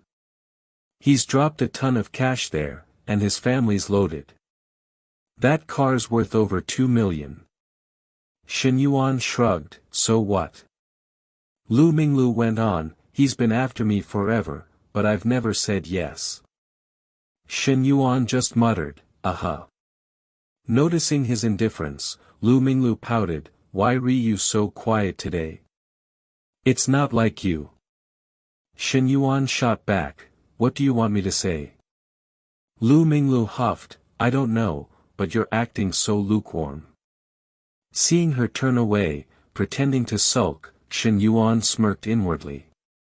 He said lazily, I get it. You're not just dangling me, you've got other guys chasing you, trying to make me jealous. He paused, then added, guys only get fired up when they're in the game or about to play. But you're not playing ball with me, so why would I be all in? Lu Minglu spun around, gasping, Shen Yuan. She grabbed his hand, exclaiming, are all guys as wild as you? Shen Yuan chuckled, wild? I'm talking about basketball. Her face flushed red as she stammered, stop it. Last time at the cafe, the second I left, you bolted upstairs to sweet-talk Nana. I know what was on your mind. Shen Yuan thought, she's never letting that go, not wanting to argue. He switched topics, why re you so free lately? Got time to trail me around? Lu Minglu replied bluntly, I'm not free, I pushed back a few personal training sessions for you. Shen Yuan tossed out a compliment, now I feel kinda bad. Lu Minglu gave him a sly look, saying, if you're feeling guilty, make it up to me with some tasty meals. Shen Yuan flashed a grin, deal. I've got plenty of good food for you. Lu Minglu blushed, snapping, what's that supposed to mean? You're always taking advantage. Shen Yuan laughed, alright, I'll stop messing with you. Let's eat first, then head to the furniture company. That afternoon, at the furniture company, design director Fu Jianmai greeted them warmly, hello, Mr. Shen, I'm Fu Jianmai, Guanding's design director. Let's sit and chat. Shen Yuan cut to the chase, keep it brief. I sent all my requirements online yesterday. I'm here to review the plans. Fu Jianmai sat down, explaining, based on your budget and preferences, we've crafted 3 styles, European, light luxury, and modern Chinese. Take a look and pick one. We'll tweak anything you need. Lu Minglu, sitting nearby with her arms crossed, gushed, all 3 designs are gorgeous. She turned to Shen Yuan, curious, what's your budget? Shen Yuan said softly but firmly, 20 million. Lu Minglu gasped, what? Her mind raced, a villa over 1,000 square meters with a 20 million yuan decor budget? His assets must be over 100 million. I've underestimated him. My old tactics won't cut it, I need to step up my game, as she thought this, she tugged at her outfit, accentuating her curves. 15 minutes later, Shen Yuan stood, saying, let's go with the modern Chinese style. Add the changes I mentioned, and we'll talk again. I'm also meeting another design firm to compare final plans before deciding. Fu Jianmai rose, enthusiastic, no problem. Comparing options is smart. By the way, Mr. Shen, are you free tonight? Our president, Wanting, would love to treat you to dinner, contract or no contract, just to connect. Shen Yuan checked his phone, hesitant, we haven't signed anything yet. Dinner feels a bit off, doesn't it? Fu Jianmai smiled, don't worry, Mr. Shen. President Wanting just wants to be friends. Shen Yuan nodded, all right. Fu Jianmai, thrilled, said, I'll add you on WeChat and send the restaurant address. It'll make discussing plans easier later. Shen Yuan agreed, sounds good. We'll head out now. As they left, Fu Jianmai waved, her eyes gleaming with admiration, thinking, 20 million for interiors, more than the villa itself. This order could sustain a company. A client this big isn't your average rich kid. We need to handle him with care, After seeing Shen Yuan off, Fu Jianmai turned to a man, announcing eagerly, President Wan, Mr. Shin's agreed to dinner tonight. Ren Man, Guanding's general manager, tilted his head, analyzing, if we can share a meal, our chances of sealing the deal skyrocket. We can't let a client this big slip to competitors. Is he coming alone? Fu Zhenmai replied, no, he's with a girl who doesn't seem to be his girlfriend. Ren Man smirked, good, she's not his girlfriend. Make sure to bring Suzue to entertain tonight. A client like Shin Yuan deserves our best card. Back with Shin Yuan and Lu Minglu, she tugged at her clothes, blushing, and said suggestively, is the car's AC on? It's so warm. Shin Yuan replied calmly, is it? I'm not feeling it. Lu Minglu batted her eyes, asking, really? What's next? Shin Yuan said, don't you have work, or are you sticking around to mooch another meal? Lu Minglu leaned closer, teasing, following you means eating and chilling. I'm your shadow for the whole day. Shin Yuan laughed, my shadows are well behaved. If they tag along, it's for a full day and night, not just daytime. The suggestive words painted a vivid scene in her mind. Lu Minglu covered her face, shyly exclaiming, a day and night? What are you saying, you perv? I don't care, I'm coming with you. I'm not getting out. The phone buzzed inside the car, and Lu Minglu picked it up. The voice on the other end chirped brightly, Lu Bao, what's up?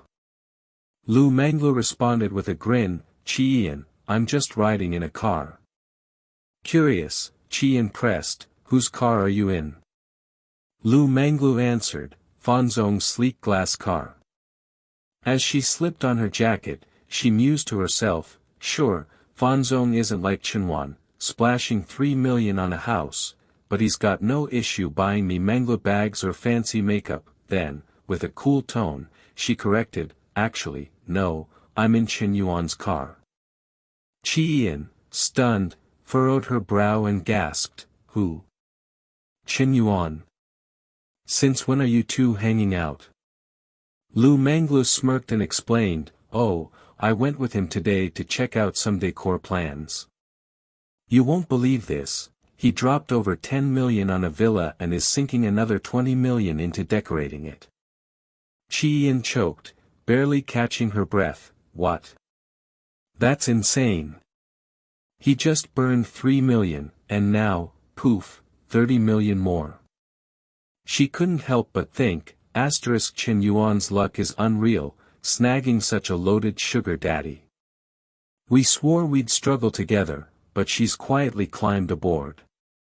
No, Manglu's hitched a ride on this luxury cruise too, gripping her phone, Chi-Ian wailed, one bestie doing great is bad enough, but now another's outshining me.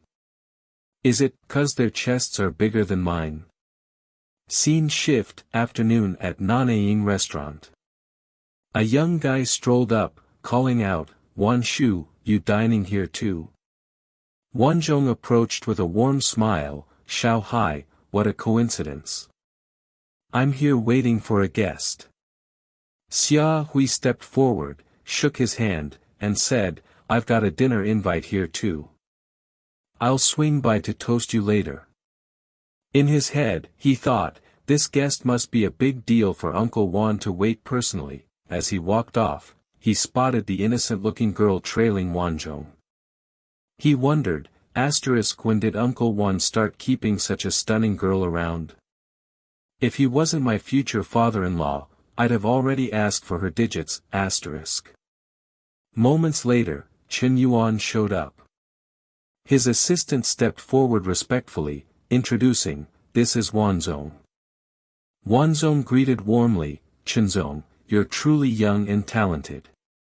Chen Yuan approached, shook hands politely with Wan Renmin, and said, greetings, Wanzhong. Noticing Lu Minglu, he asked, is this your girlfriend?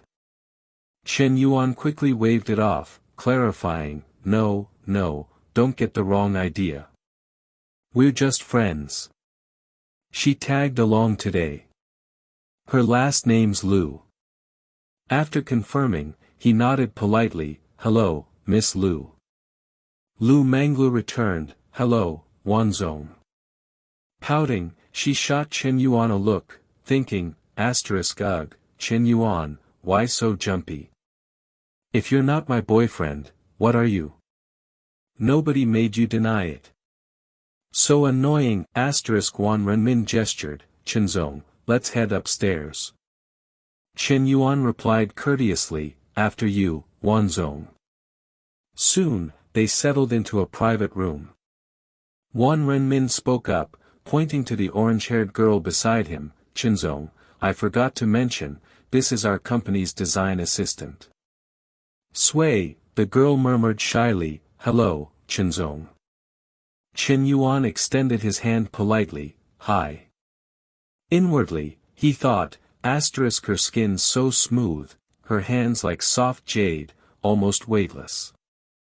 Sui's pure vibe is totally different from the girls I know, noticing Chen Yuan's demeanor, Wan Renmin lifted his glass, thinking, perfect. Sui's made a solid impression on Chenzong, closing the gap, he beamed, Chenzong, no business talk today, just friendship. Here's a toast to you. Fu Jiangmi nudged Sui, who sat frozen, why re you zoning out? Hurry and toast Chenzong. Sui awkwardly raised her glass, mumbling, Chenzong, a toast to you. Chen Yuan clinked glasses cheerfully. Lu Manglu, leaning close to Chen Yuan with a jealous edge, cooed, little Chenzong, let's drink together. I want a glass too. Chen Yuan held her glass, chuckling, you'd better not drink, who's gonna drive us back? Lu Manglu's heart fluttered as she purred, fine, I'll listen to you. Inside, she thought, wonder if Chen Yuan's gonna try something later. But this vibe between us? It's amazing, Sui stepped closer to Chen Yuan, whispering, Chenzong, another toast. Chen Yuan smiled softly, have some tea, it's fine. His words froze Sui. Wan Renmin chimed in, listen to Chenzong. He's looking out for you, keeping you off the wine. Sui's from Nanjing University, a senior, not graduated yet. You're both young, probably share some interests. Chat more. That old fox, Lu Manglu thought, frowning. Saying it's not business, but it's all business. This girl's clearly inexperienced, and pushing her to connect is basically pimping, Suddenly, Xiaoi burst in, glass in hand, shouting, Wanzong, I'm here to toast you. Wan Renmin laughed, Xiao, you're too kind. Seizing the moment, he introduced, this is my nephew, Ling Guanyao. To his nephew, he added, this is Chenzong, about your age. Go toast him, get acquainted. Ling Guanyao nodded, sure. He thought, Uncle Wan's introducing me to this VIP. He must rate me highly. For Uncle Wan to personally host him, this guy's loaded. Worth knowing, even if he's just a party show-off, smiling, he approached, hello, Chen, he froze, seeing Chen Yuan's face. Chen Yuan. What's he doing here? Chen Yuan grinned, raised his glass, come on, let's drink. Ling Guanyao stammered, why's Chen Yuan Uncle Wan's VIP? He wants me to toast him. That's like kissing Chen Yuan's boots. No way, Wan Renmin noticed their weird looks and asked, Chenzong, Xiao Miao, you two know each other. Chen Yuan replied coolly, we've crossed paths, I suppose. Wan Renmin slapped Ling Guanyao's shoulder, chuckling, what a coincidence, Xiao Miao. You probably didn't know, but your buddy here bought a Qingshu Lake villa in Lu City and dropped 20 million on renovations with us. Ling Guanyao's face twitched. What? That nobody bought a villa and spent 20 million on decor. How rich is Qin Yuan? Is his family mining gold in Africa? Qin Yuan was now a giant, and he was a speck. He thought, Uncle Wan, who I'm busting my ass to impress, is groveling to Qin Yuan. The gap between us is massive now, resigned, he decided, fine, I'll grovel too. If Uncle Wan's licking boots, I will too, bowing low, he simpered, what a coincidence. Congrats. Oh, I mean, Chinzong now.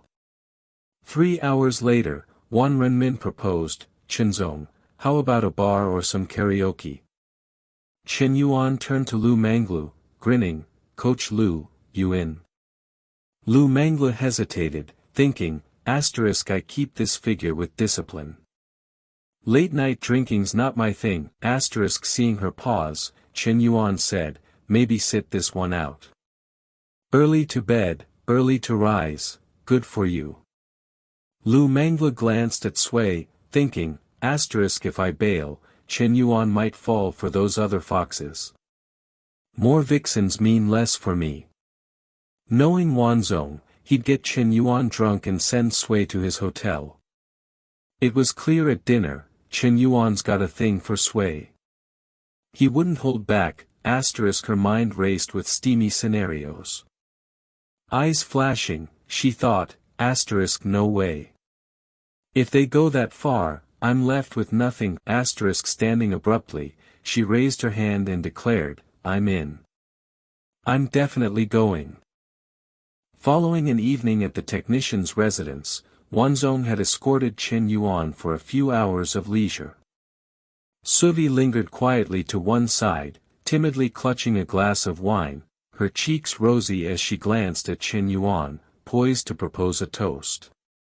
Noticing her gesture, Qin Yuan gently intervened, saying, no more drinks for you.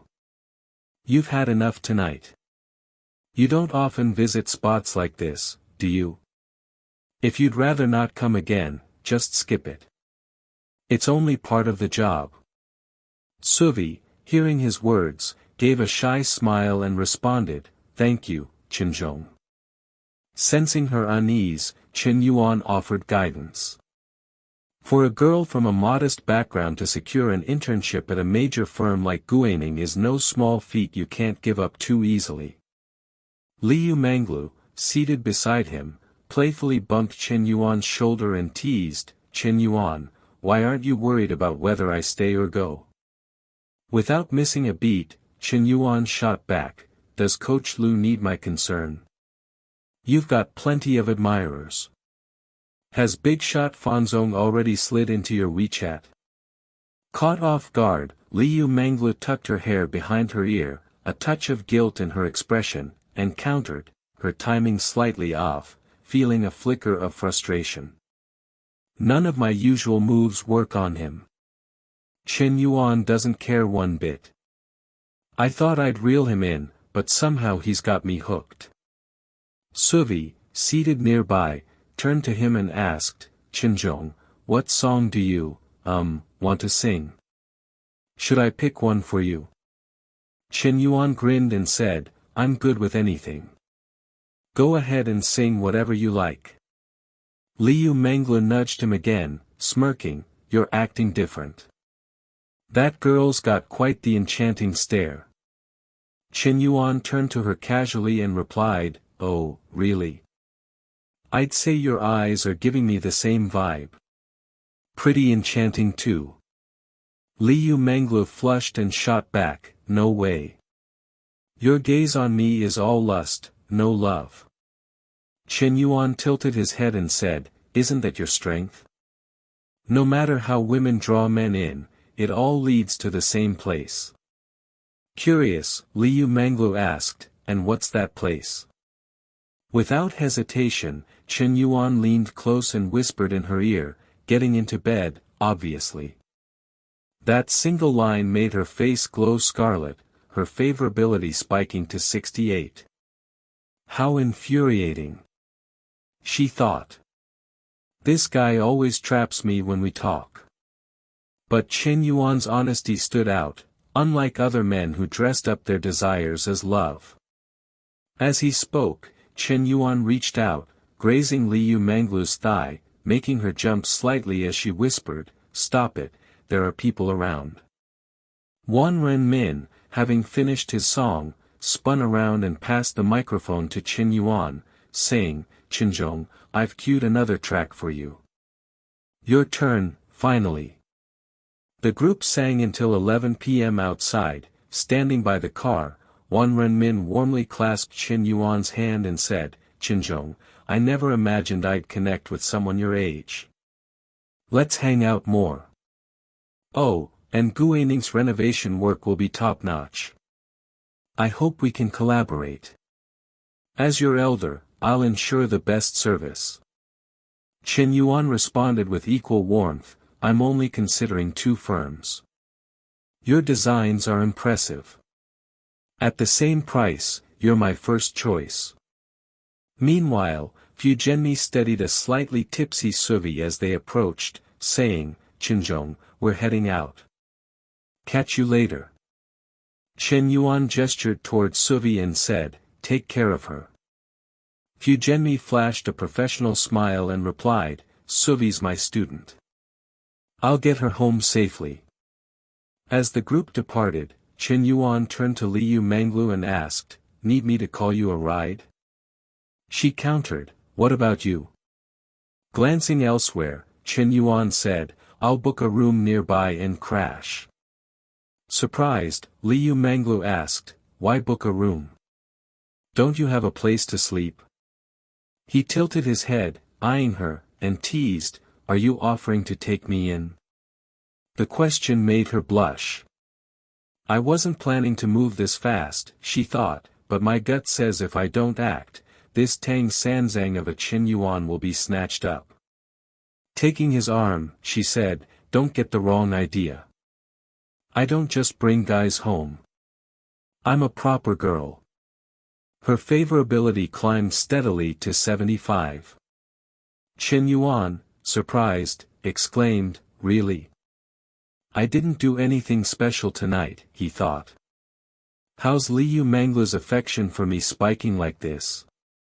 Shrugging it off, he pulled out his phone and said, "All right, where are you headed?" "I'll get you a car." Liu Manglu protested, "I don't want to go home." He frowned, asking, "Not going home? Then where are you sleeping?" Her face turned crimson as she flailed her hands, exasperated, "You're so clueless. I'm being this obvious, and you're still acting dense." Chen Yuan stopped teasing, opened the car door, ruffled her hair, and said, "Come on, let's head to a different hotel." They hopped into the car. Tipsy and dazed, she leaned against Chen Yuan, nervous, thinking, "I wonder if he'll be gentle, not rough like he was with Nam at the cafe." The driver, catching the scene in the rearview mirror, thought, "That look, that car, man, being rich must be the life." Later, at the lavish Junyu Hotel in Xingchang, Chen Yuan stood at the front desk and said calmly, "I'd like a presidential suite, booked for a month." The receptionist processed it swiftly, stating, "Sir, the suite is 368 per night, so a month comes to 110,640.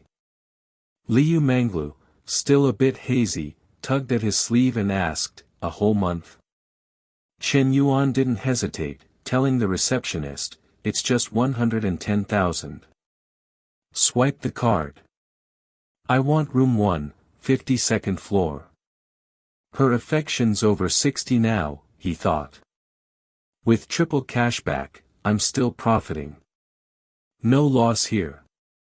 Liu Manglu's cheeks warmed at the room number, thinking, 521, Chen Yuan's got style. Inside the room, she strolled to the window, gazed out, and said, "The night view's gorgeous, Chen Yuan, look." Nervous inside, she thought, "This feels a bit unfair to Nam, but I really want a good start with him." Chen Yuan got straight to it, nibbling her neck gently and saying, all I can see is you right now. Can we play some badminton? Seeing his eagerness, Liu Manglu said, Chenwan, I haven't showered yet. Let's wait till after. Before she could finish, he'd already tugged down her underwear, saying, if we wait, we'll just need another shower later.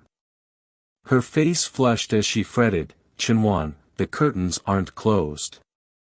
He got to work, analyzing, it's one-way glass, 52nd floor. No taller buildings nearby. If anyone sees, let them. Who cares? Pressed against the glass in a gecko-like stance, Liu Mangla trembled, whispering, you're awful. They explored every position that night.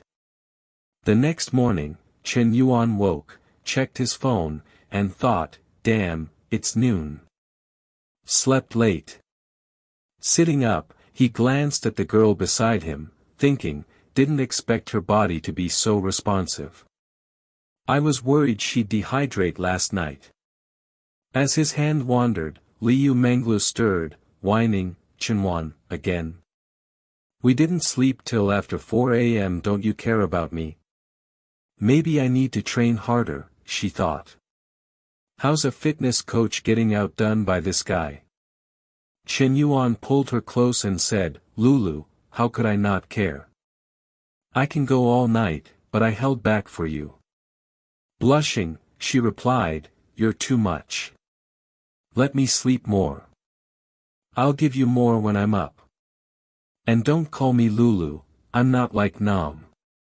He stroked her cheek gently, saying, all right, all right. She was amazing last night, he thought.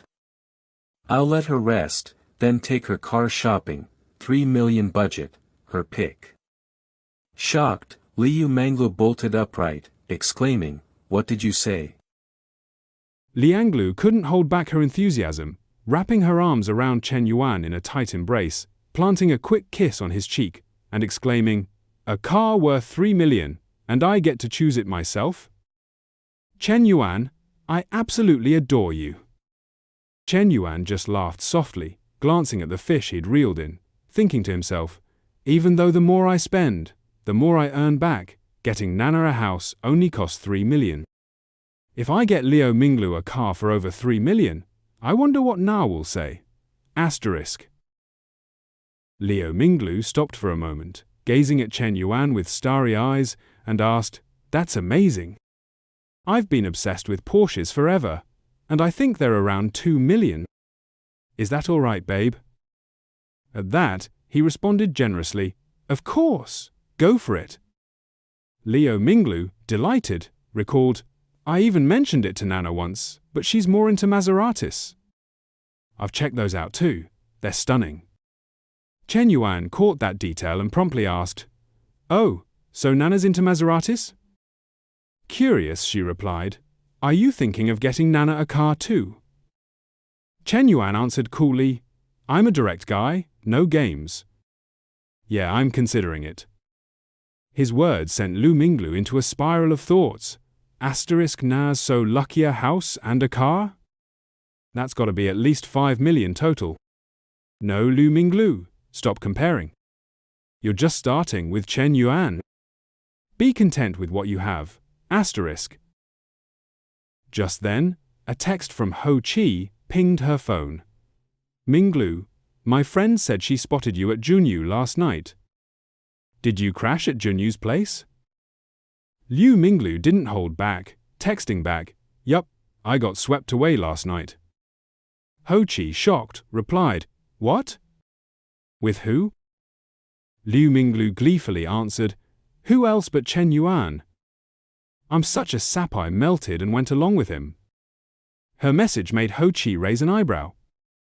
Asterisk Lulu's being so dramatic, acting like she didn't want it too. Ha, knowing her, she totally made the first move on Chen Yuan. Asterisk. Suddenly, Ho Chi froze, realizing, wait a minute. Does this mean another one of my besties is living it up on a luxury yacht? Why am I the only one in our trio still scraping by? This is ridiculous. Asterisk. On Chen Yuan's side, he stood up, slipping on his shirt, and said, "Coach Lo, go pick out the car yourself and send me the account details when you're done.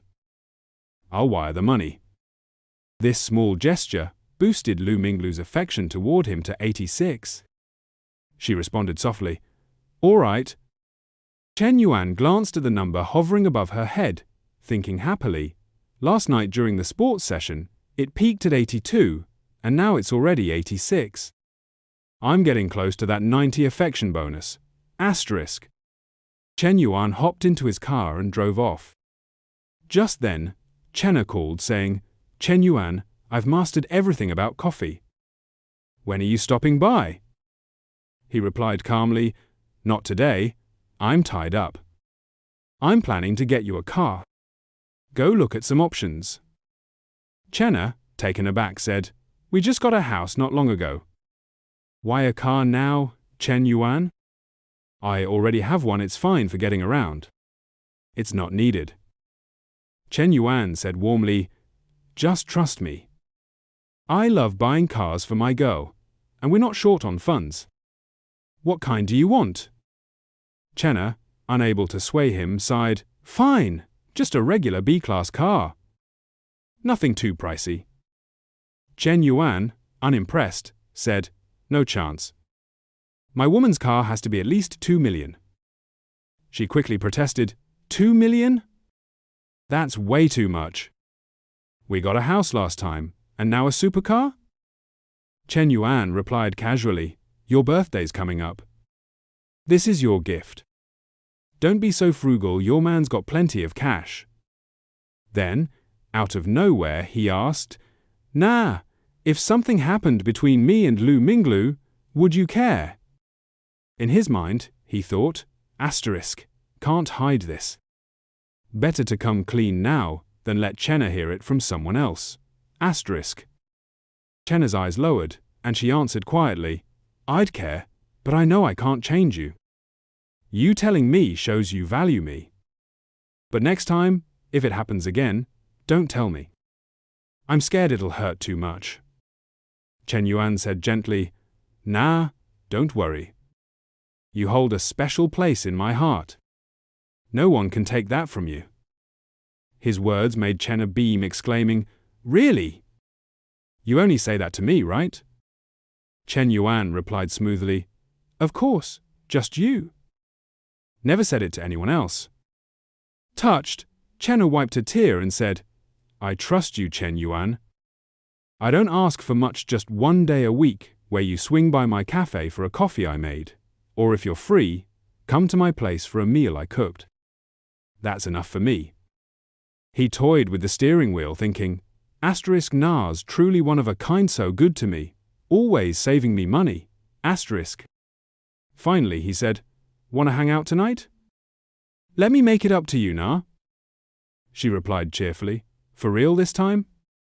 Chen Yuan grinned, "Absolutely. You know how I am." His words made Chenna burst into laughter. "Your character? Okay, I'm done talking. Gotta get back to the shop."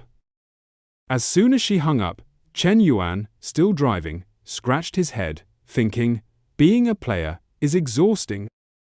How do those other guys juggle so many girls? Asterisk. Cut to Li Sha's house, where she was hauling 2 big bags downstairs. Spotting Chen Yuan, she called out, "Chen Yuan, you made it!" He hurried over, saying, "Teacher, let me take those." He grabbed the box from Li Sha's hands, adding, "Here, I'll carry it for you." Unfortunately, the top box wobbled and fell open. Chen Yuan gasped, "Oh no!" Li Sha's underwear spilled out, and a sudden gust of wind scattered them everywhere. Suggestive images flooded Chen Yuan's mind as he stood there, stunned, staring at Li Sha. She shyly gathered her things and stuffed them back in. Chen Yuan, still holding the box, thought, if only that were real. Asterisk. Li Sha, flustered, said, "Chen Yuan, I'll handle this. You grab the other stuff." Later, with everything loaded into his car, Li Sha's younger sister closed the trunk and said, One trip won't cut it. We'll need two. You guys go ahead. She leaned in, eyeing Chen Yuan suspiciously. Lisha buckled her seatbelt and said, Chen Yuan, set the GPS for Dongshang Apartments. He nodded. Got it, teacher. Let's roll.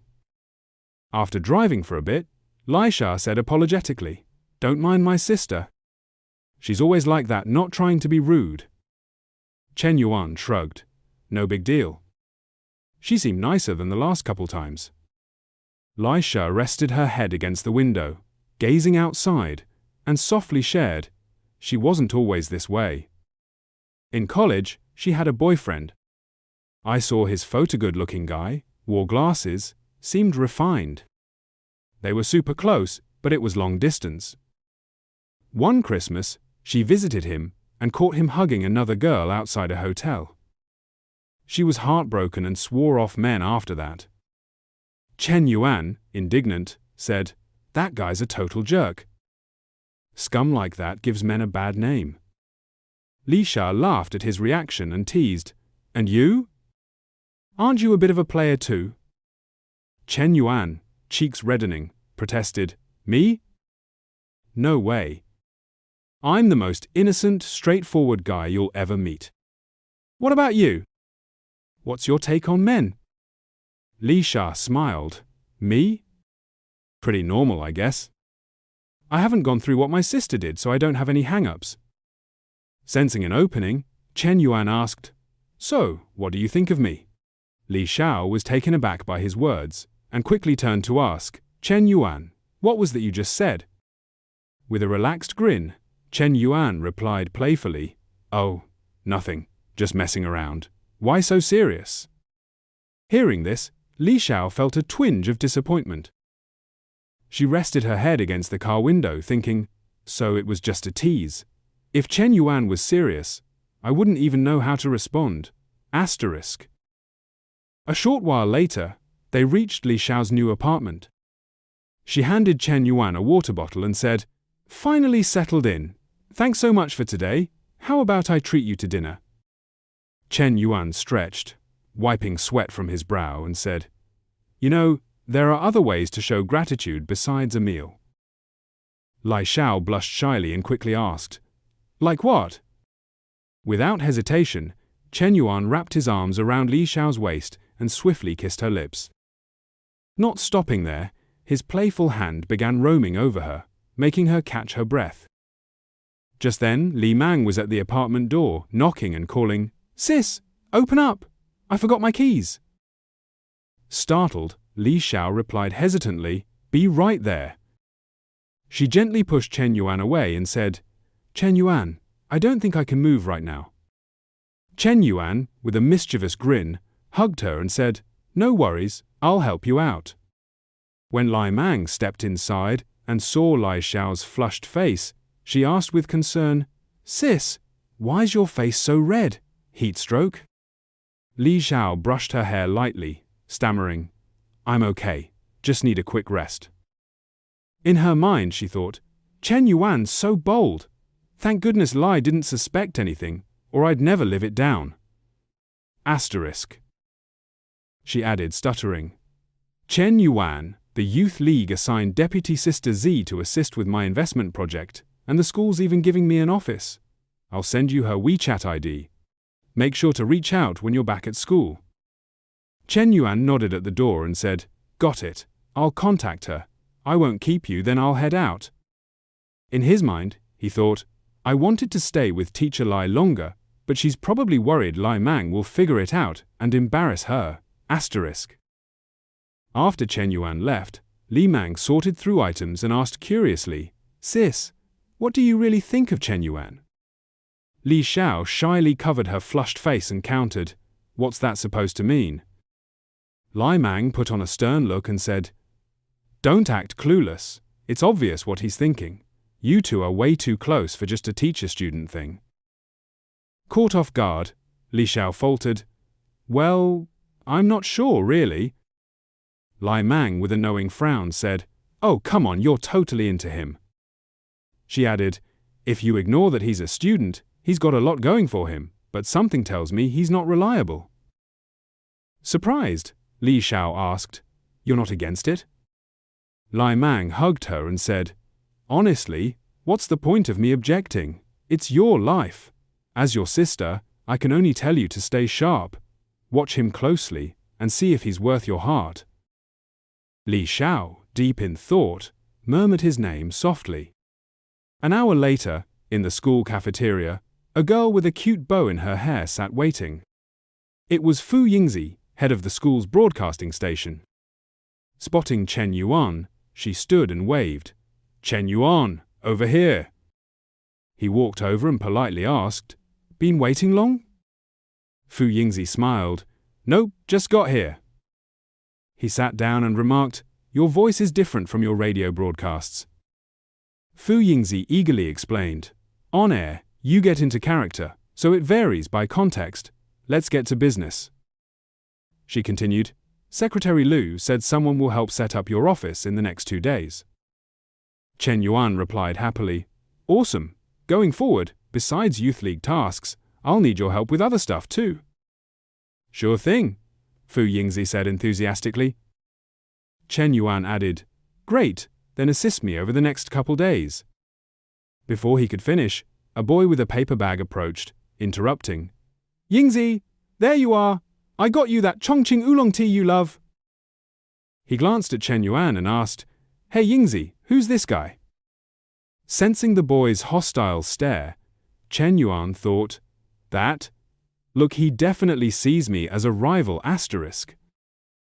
Fu Yingzi replied bluntly, "I'm off sugar these days, so no bubble tea thanks." The boy persisted, "Ying, I ran 5K and queued for 20 minutes for this. Just take it." Growing annoyed, Fu Yingzi repeated, "Fengzi, I've said it enough, I don't want it." Stung by her rejection, he pointed at Chen Yuan and demanded, "Who's this guy?" Fu Yingzi shot back, "What's it to you?" Defeated, Fengzi slunk away. Nearby students whispered excitedly, "Did you see that? Drama alert! Are Fu Yingzi and Chen Yuan a thing? Is Fengzi fighting Chen Yuan over her?" Feng Hui, overhearing with a friend, frowned and said, "Chen Yuan and Fu Yingzi? No way." Her friend crossed her arms. "You've only gone out with Chen Yuan twice. They probably know his family's business isn't bust anymore." Irritated, Feng Hui stormed over, flashing a bright smile, and greeted, "Chen Yuan." He looked up. "Oh, Hui." Feng Hui cozied up to him, asking softly, "Heading to class?" Chen Yuan replied casually, "Nah, just talking Youth League stuff with Fu Yingzi." Feng Hui pressed closer, whining, "You haven't been to class in forever. Planning to flunk everything?" Across the table, Fu Yingzi stood thinking, Feng Hui's acting like Chen Yuan's girlfriend. Since when are they that close? Whatever, not my business. Asterisk. She brushed her hair, coughed lightly, and said, "Chen Yuan, I've got radio station work. I'm off." He didn't stop her, just said politely, "See ya." Male students nearby buzzed with excitement. "Whoa, ultimate drama! 2 beauties fighting over one guy? Feng Hui looks like the main wife catching a side chick. Some guys get it all." Feng Hui smiled sweetly and asked, "So, what were you and Fu Yingzi talking about?" In her head, she thought, "Fu Yingzi's pretty and has a great voice. I can't let her get close to Chen Yuan. Asterisk." He played along, "Just Youth League entrepreneurship stuff. They asked her to go over it with me." Inwardly, he thought, Asterisk Hui's possessiveness is intense. How am I going to manage my other commitments? Asterisk. Satisfied, Feng Hui put her hands on her hips and said, "Oh, okay. I was hoping to hang out with you. It's been 2 days, but I've got class now." Leaning down, she whispered suggestively, "Tonight, I want a big cold drink." With that, she spun around cheerfully and left. Chen Yuan hummed, thinking, Asterisk, Hui's, such a cute, clingy girl. Asterisk. Just then, his phone rang. "Yo, Coach Lu, what's up?" he answered. Liu Manglu replied excitedly, "Babe, I found the car. It's in stock, and the final price after discount is 2.52 million. Chen Yuan, unfazed, said, "Send me the shop's account. I'll transfer the money now." Liu Manglu gushed, "Okay, babe, love you tons. Sending hearts. Wanna come to Junyu tonight? I got 2 outfits you'll love, and I wanna wear them for you." Curious, Chen Yuan asked, "Which ones? How don't I know about these?" Liu Manglu teased, "You'll see tonight." After hanging up, Chen Yuan felt a bit frazzled, thinking, "I already promised Na I'd hang out, and Hui wants cold drinks tonight. So, Na, Hui, or Coach Liu? Asterisk?" Blushing, he propped his chin in his hand, lost in thought. These 3 are tough to choose. Asterisk. The scene transitions back to Liao's apartment, where Li Meng's voice echoes from outside. "Sis, how about we make dinner at home tonight, all right?" Liao responds, "Sure, I'll head out to grab some groceries." Li Meng then suggests, "Should we invite Chen Yuan over for dinner?" Hearing her sister's question, Liao is completely taken aback, her cheeks turning pink as she lets out a small gasp. Noticing her reaction, Li Meng presses on. "Send him a message and ask him to come over. It's a way to thank him for helping us out today." Liao, a bit flustered, stammers, "Huh? What's your plan here?" In her mind, she thinks, "Just picturing his cunning, playful face makes me want to snap at him." This instantly reminds her of their last encounter in the kitchen. In response to her question, Li Meng stands up and says, "Sis, I'm obviously just helping you size him up. What else would I be up to?" Liao pulls out her phone and says, "Fine, I'll call him." She then texts Chen Yuan. "Chen Yuan, Li Meng really appreciates your help with cleaning today, so she wants you to join us for dinner. Come over, okay?" Chen Yuan, however, already had plans with Chen Na, Manglu, and Minhu that evening. Now, with the Liao sisters' invitation, he thinks to himself, "What kind of love luck did I stumble into today? So many girls reaching out, I'd need to be a time management guru to juggle this. Oh well, don't overdo it, and no need to stress out my buddy Peter. I'll just politely decline Hui Hui and Coach Liu." Before he knows it, it's late afternoon, and Chen Yuan arrives at Liao's place. As she opens the door, Liao's face flushes, and she says, "Come in, take a seat. Dinner's still cooking."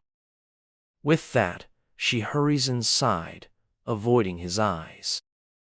Chen Yuan grins and replies, "All right, I'll make myself comfortable.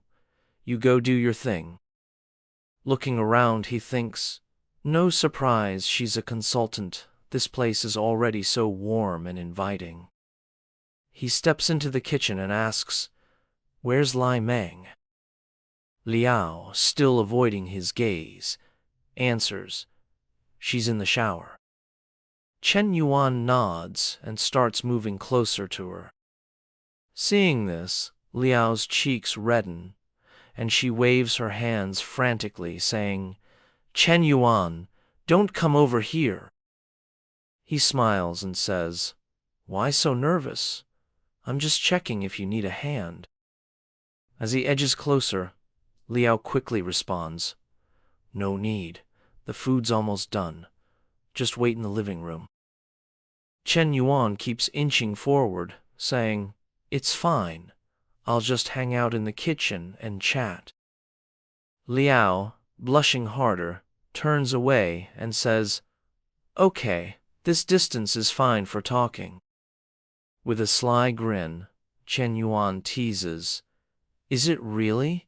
We're still half a meter apart."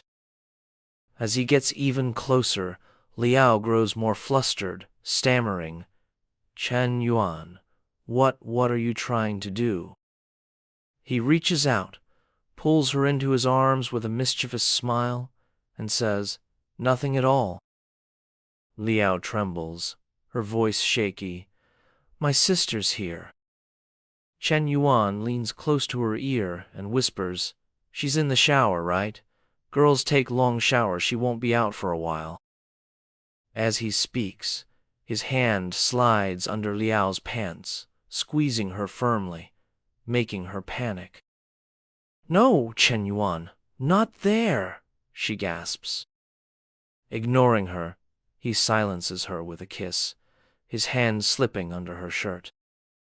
Liao lets out a soft moan. Just then, Lai Mang, ever the mood killer, calls out, "Sis, I'm done showering.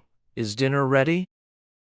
Panicked, Liao pushes Chen Yuan away, her face beet red. He smiles calmly and says, "Relax, it's fine." Liao adjusts her shirt, muttering in frustration, "Don't do that again. If you try that one more time, I'll..." Before she can finish, Chen Yuan cuts in, "You know how I feel, consultant." Soon, they sit down to eat. Looking at the spread, Chen Yuan starts praising her. "Consultant, your cooking is incredible. Tastes like heaven needs a TV show filmed here." Lai Mang, unimpressed, snaps, "Don't be a flatterer. My sister doesn't fall for that." Then she adds, "Chen Yuan, I've got some questions for you." He replies, "Sure, ask away." Lai Mang, with a serious tone, asks, "How many girls have you dated?" Chen Yuan responds, "Why do you want to know?" He thinks to himself, this feels like a full-on investigation. Publicly, just two, a high school girlfriend and Chuan Ting. The others, hard to track. Lai Mang remarks, "Oh, so you're quite the romantic expert." She thinks, my sister's never even dated. She could easily be fooled by someone with that much experience. Chen Yuan, sweating internally, thinks 2 is plenty. If she knew about Hui Hui and Nulu, I'd be toast. Lai Mang continues, "Got any siblings?" He answers, "Yeah, a younger sister." She asks, "How old is she?" Chen Yuan replies, "She's in her final year of high school, 18 this year." 10 minutes later, he breathes a sigh of relief, thinking, finally, the interrogation's over. If Lai Mang's digging into my family, the teacher must have mentioned me. Seems like she's warming up to my progress is solid. He glances at Liao, thinking, right, teacher? Then, he subtly stretches his foot to brush her leg. Startled, Liao sweats, thinking, Chen Yuan, pulling this in front of Lai Mang? I underestimated his nerve. She quickly stands and says, "You two eat. I'll go wash some fruit."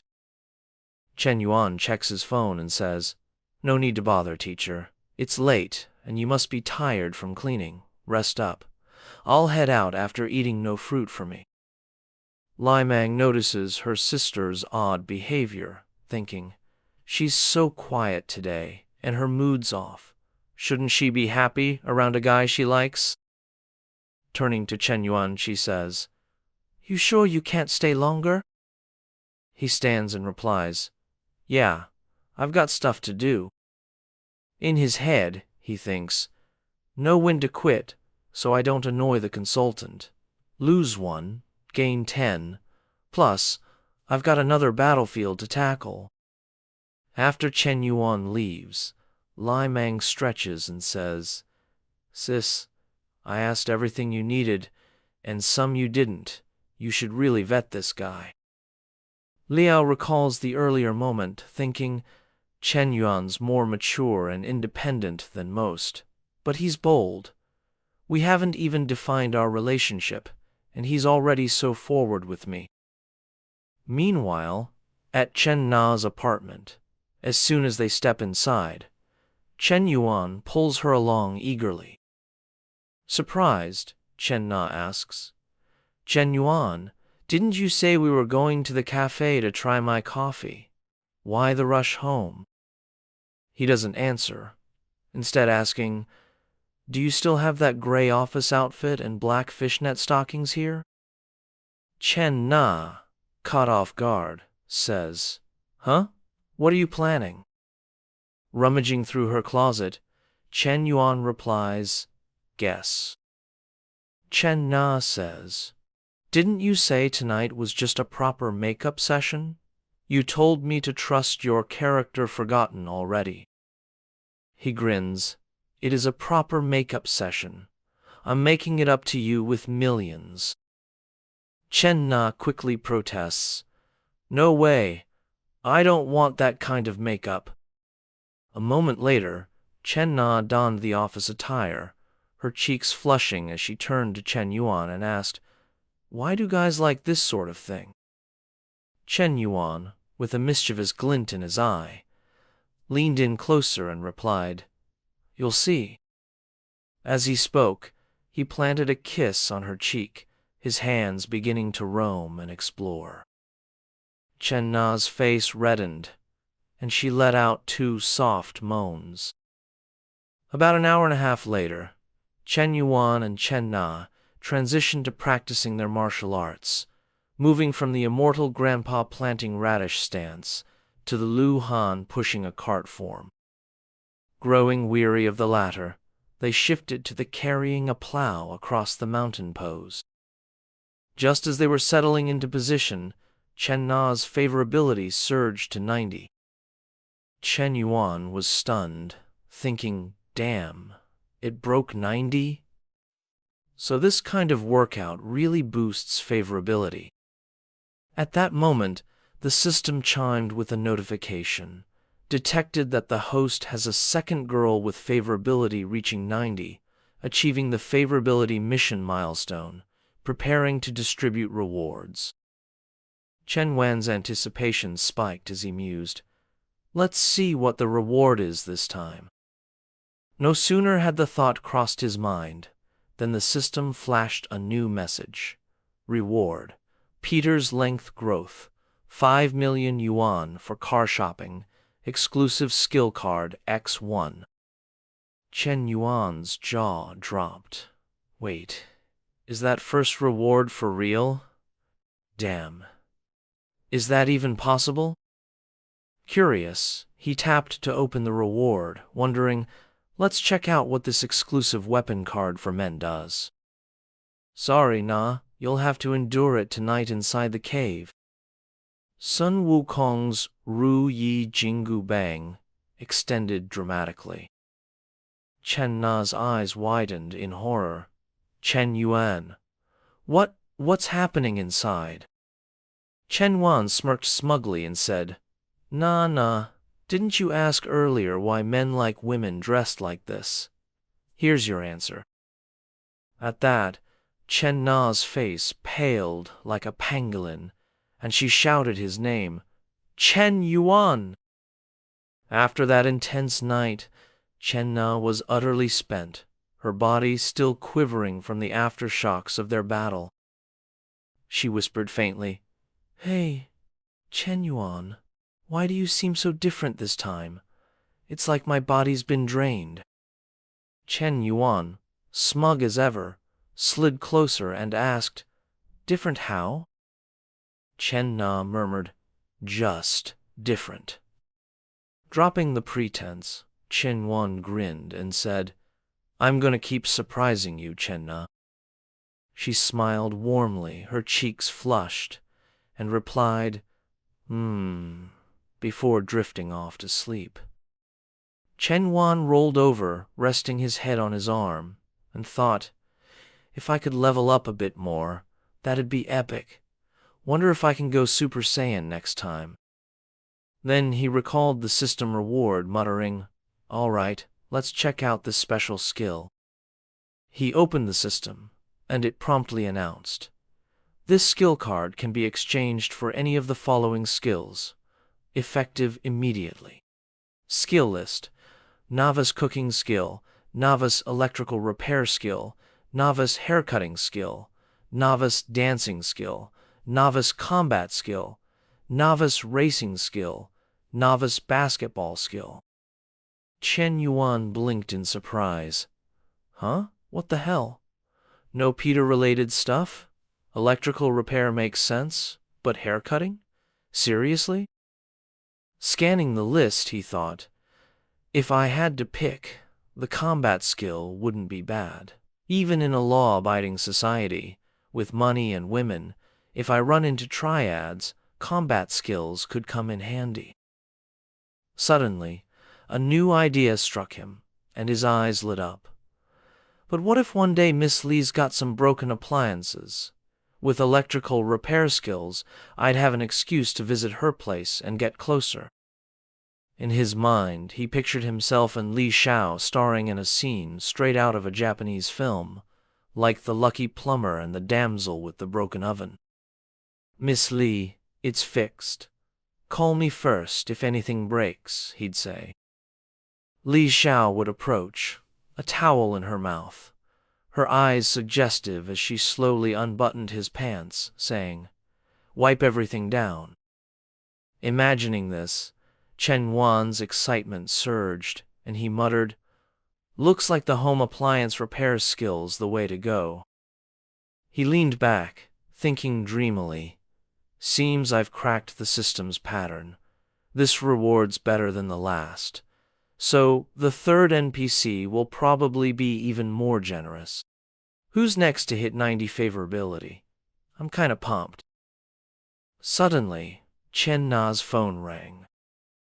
She jolted upright, answered, and said, "Hello, Mom?" Whatever her mother said on the other end caused Chen Na's eyes to fill with worry. In a panic, she said, "What?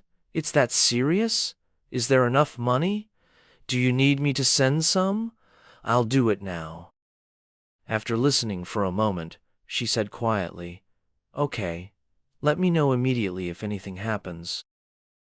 Hanging up, Chen Yuan finally spoke, Nah, what's wrong? Can you tell me?" Chen Na's voice trembled with sadness. "My dad, he's in the hospital. He had a stroke from drinking. He already had high blood pressure." She covered her face and sobbed. "It's my fault. They kept telling me to come home for blind dates and I kept delaying. If I'd just visited, he wouldn't have gotten so mad and drunk so much." Chen Yuan hugged her, comforting her. "Do you want to go back now? I can drive you." Chen Na gently wiped her tears and said, "It's not safe to drive at night. I'll head back tomorrow morning." Chen Yuan nodded. "Okay, I'm here for you, no matter what." Hearing this, Chen Na thought of Fang Minhe at the 4S store. Even though Chen Yuan cares about me, things between us aren't clear, and I'm not careful with my words. With Dad in the hospital, it's not a good time to bring him home. She replied, "It's okay, I can go back alone." Chen Yuan didn't press.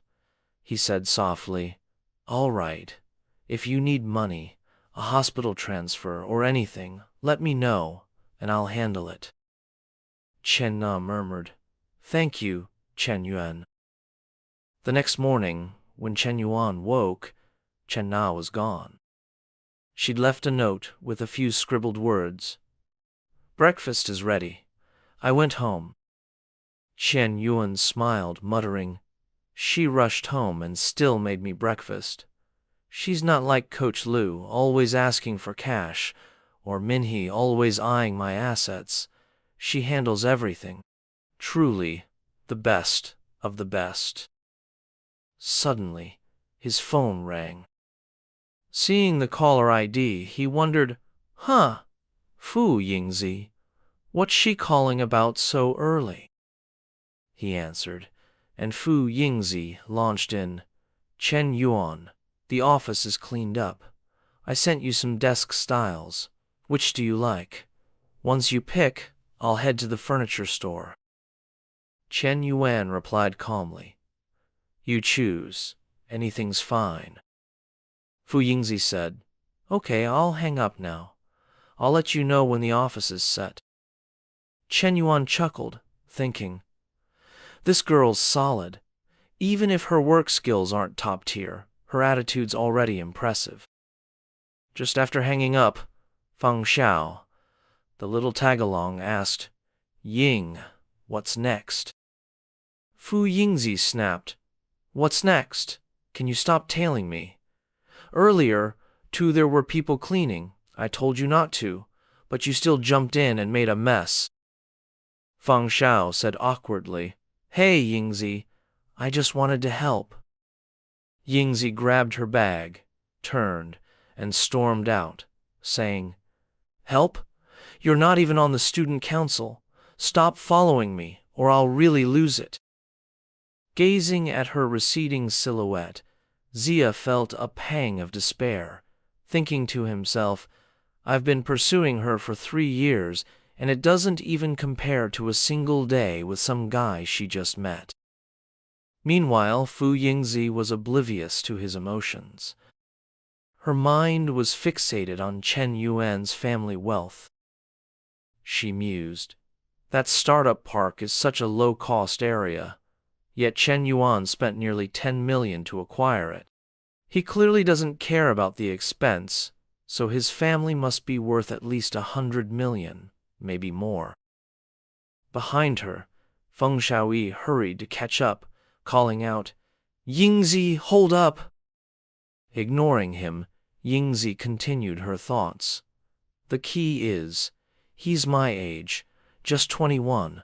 How is that even possible? In her imagination, Chen Yuan morphed into a commanding CEO, tenderly handling the assets of his secretary the assistant secretary. Lost in her daydream, she told herself, Even if I can't be his girlfriend, I could be his subordinate, maybe a secretary. With his background, he surely has multiple businesses. I need to showcase my skills and unique qualities to stay close to Chen Yuan. Meanwhile, at Chen Na's family home, the moment she stepped inside, she grabbed her mother's arm and urged, Mom, let's hurry to the hospital. Didn't you say Dad had a stroke? Her mother grinned warmly and replied, No, come in first. Let's talk inside. She guided Chen Na into the house, adding, I didn't mean to deceive you. It's just that you're almost 27 and still single. Your friends Xiao Li and Ting Ting, who are your age, already have 2 kids. I'm so worried. Inside, an older woman and an unfamiliar man were laughing and chatting with Chen Na's father. The woman's face lit up when she saw Chen Na. Nana's back. Let me introduce you. This is Dong Kao, drinking with your dad. He's from the Zhu family, a good friend of your cousin. Dong Kao stood, offering a friendly nod. The woman leaned closer to Chen Na, whispering conspiratorially, Let me tell you, Kao runs his own company, manages dozens of employees, and earns tens of millions annually. He bought a car and a house ages ago. Turning to Kao, she asked, Kao, what kind of car do you drive? He replied modestly, Oh, it's nothing fancy, just a BMW 5 Series. Chen Na gave a small smile and said, Not bad. In her mind, she thought, Nice car or not, I should at least give him some face. Meeting his blind date, Dong Kao wasted no time. He pulled out a small box and said, Auntie, besides getting cigarettes and alcohol for Uncle, I brought you a little gift. I hope you like it. Chen Na's mother looked surprised. Oh, you got me something too? Kao opened the box, revealing a sparkling gold ring, and said, I picked it out specially for you at a reputable jewelry store. It's real gold, not too pricey. Just over 3,000 yuan. Chen Na's mom exclaimed, Over 3,000? And you call that inexpensive? The auntie chimed in, stoking the excitement. See that? Cao's so considerate. He'll definitely be a devoted son-in-law, right? Chen Na's mom laughed heartily, agreeing, Ha, absolutely. Chen Na's father called out, Cao, don't just stand there, come sit. On the other side, Chen Na pulled her mother aside, saying, Mom, let's go to the bedroom. I need to talk. Once inside, her mother frowned and said, This girl, Xiaodong, is still out there, saying things like that. Aren't you being rude to our guest? Chen Na replied, exasperated, Rude? You tricked me into coming home. Did you even consider how I feel? Her mother sighed with concern. Your dad and I are just worried about you. Look at Xiao Li upstairs. She's a year younger and already has 2 kids. Chen Na, visibly frustrated, said, Why must I compare myself to them? Forget it, Mom. I'm done talking. She pulled out her phone and texted Chen Yuan. Chen Yuan, I'm so mad at my mom. Turns out Dad's fine. They tricked me into coming for a blind date. Don't worry, I'll be back this afternoon. Chen Yuan replied instantly, I'm almost off the highway. Send me your address. Chen Na's eyes widened. Chen Yuan's coming to my house? She thought, wondering. What's he up to? Could he be? Overjoyed, she turned to her mom and said, Mom, I have a friend coming over soon. Her mother, surprised, asked, A friend? Boy or girl? Chen Na smiled cryptically. You'll see soon enough, Mom. Outside, the auntie was still playing matchmaker, saying, Brother, Cao and Nana are perfect together. They've got the look of a married couple. Chen Na's father raised his glass, chuckling. Drink, drink, it's all in the wine. Cao lifted his glass, saying, Here's to you, uncle. 15 minutes later, Chen Yuan arrived at Chen Na's house, arms full of gifts. Chen Na asked, Chen Yuan, why'd you bring so much? He smiled and said, It's my first visit to your parents. I can't show up empty-handed. Chen Na's mom asked, Na, who's this? Chen Yuan approached, carrying the gifts, and said, Hello, Auntie. I'm Chen Na's boyfriend, Chen Yuan. You can call me Xiao Chen. Just a small token. I hope you'll accept it. The room fell silent. Dong Cao was stunned, and the auntie, incredulous, asked, Wait, what did you say? Chen Na's father stammered, Boyfriend? Why haven't I heard of him? Her mother's eyes widened. What? Chen Yuan placed the gift boxes on the table and opened them, revealing piles of shimmering gold jewelry and gemstones. Chen Na's mom said politely, Xiao Chen, your visit is gift enough. This is too much. You're too kind. Chen Yuan smiled. I wouldn't dare be too formal. Nana's my girlfriend. We're practically family. Chen Na's parents gaped at the contents of the boxes, stammering, This? How much did this cost? Chen Yuan replied casually, Not much, just around 300,000. All 4 exclaimed in unison, 300,000? After a moment of shock, Dong Cao spoke up. What? Nana has a boyfriend? Didn't you say she was single?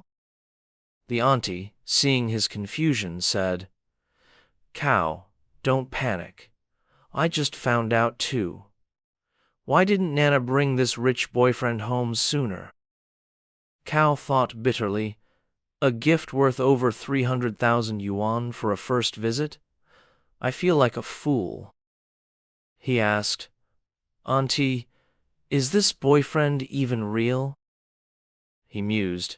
Spending that much for a first meeting? If it's an act, it's too expensive. The auntie whispered, I'll check his background. She approached Chen Yuan and said, Hello, Xiao Chen. I'm Nana's aunt. You look younger than Nana. How old are you? Chen Yuan smiled. Hello, auntie. I'm 21. She leaned toward Chen Na's mother and whispered, Only 21? That's 6 years younger than our Na. She thought, this feels more and more like a setup. A 27-year-old with a super-rich boyfriend 6 years younger? Who'd believe that? Chen Na's mother grew worried, exchanging a glance with her husband, who was deep in thought, his eyes twitching. Seeing their skepticism, Chen Yuan continued, I'm still in university, but I have a side business, investing in finance and real companies. The auntie, secretly pleased, thought, What nonsense! Anyone can claim to be in finance. I don't buy it. She laughed loudly and said, I heard you're planning to marry Nana, right? To marry, you need a house. Have you bought one? Chen Yuan replied calmly, Of course. We have two in my name, one in hers, both in Star City.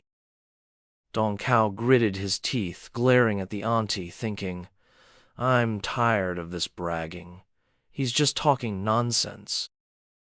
The auntie, sensing his frustration, said, Cao, stay calm. I'll expose his lies.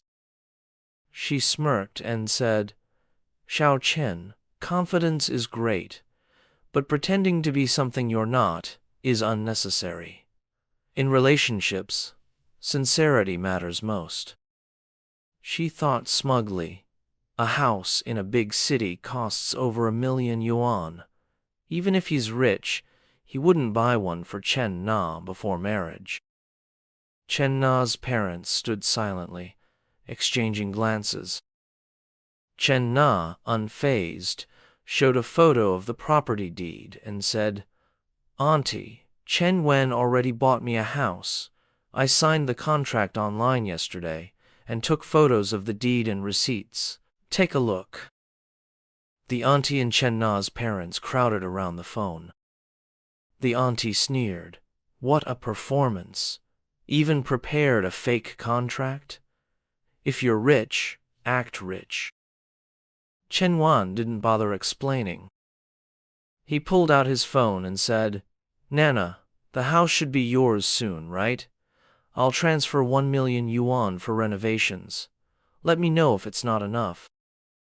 He thought, they probably think I'm a fraud, but they're family, so I'll ease their minds. Chen Na, surprised, asked, 1 million? Do we need that much for furnishings? Just then, her phone pinged. ICBC account ending in 5854 received 1 million RMB at 12:18 on May 19th. Seeing the transfer, Chen Na's parents were stunned. Her mother mumbled, counting 1, 10, 100,000, million. 6 zeros. Her father gasped, It's really 1 million! The auntie, pale-faced, exclaimed, No way! Let me see! Seeing the number, she froze. My God, it's really 1 million! Transferred right in front of us! How could I have questioned his ability to casually transfer 1 million yuan to your girlfriend for home decor? What kind of influence must you wield to do that so boldly? Observing their reactions, Chen Yuan grinned at Chen Na. It's just a small sum of pocket change. If you don't spend it all, just treat it as extra spending money. Hearing this, Dong Cao froze, thinking to himself, "Thank heavens $1,000,000 is barely pocket money to him. If Auntie hadn't stepped in first, that slap would have landed on me." Reflecting on this, he quietly gathered his belongings and muttered under his breath, "Looks like I'm out of the game. Better cut my losses now." He continued to muse, "I wonder if I can get back those 2 bottles of Wuliang Ye and Diao Yutai I gifted earlier. What bad luck this time I got played before I could even make my move." But then he reconsidered, "Even though this blind date flopped, I can't let this trip go to waste. Who knows, a rich guy like this might be a valuable connection down the line." With that in mind, he approached Chen Yuan with a sheepish smile. "Brother Chen, if you've already dropped $1,000,000 on just interior decor, those 2 properties must have cost a fortune, right?" Hearing the question, Chen Yuan thought, "This guy's slick, setting me up to flex. Might as well go all in." He flashed a wide smile and said, "Not too pricey. Nana's apartment was around 3,000,000, and my villa's about 10,000,000. Scratching his head, Dong Kao responded, "Over 10,000,000 isn't pricey? Compared to you, my place is nothing." Seeing him cozy up to Chen Yuan, the aunt's face twisted in disdain. This kid's got no shame, switching sides so fast, she thought. But then she smirked to herself. Chen's basically family now, so I'd better grab what I can while the opportunity's here. She let out a hearty laugh and said, "Xiao Cheno, I mean President Chenmi, apologies for being so rude earlier." "I'm sorry, haha." Chen Yuan gave a gentle smile. "No need to be so formal, Auntie. We're family now, it's no big deal." Chen Na's dad, feeling a weight lift off his shoulders, beamed and said, "Xiao Chen, don't be so polite. Come back any time, all right?" Her mom joined in with a smile. "Exactly. Xiao Chen, you're too kind." Just then, a girl who looked strikingly like Chen Na burst through the door, dragging a massive speaker and shouting, "Mom! Dad!" It was Chen Na's younger sister, Chen Xinwu. Spotting Chen Na, she exclaimed joyfully, "Sis, you're back." She rushed over to hug her sister. Chen Na pointed to Chen Yuan and introduced him. "This is my brother-in-law, Chen Yuan." Xinwu turned to him with a cheerful, "Hello, brother-in-law." Chen Yuan responded with a warm smile, "Hello."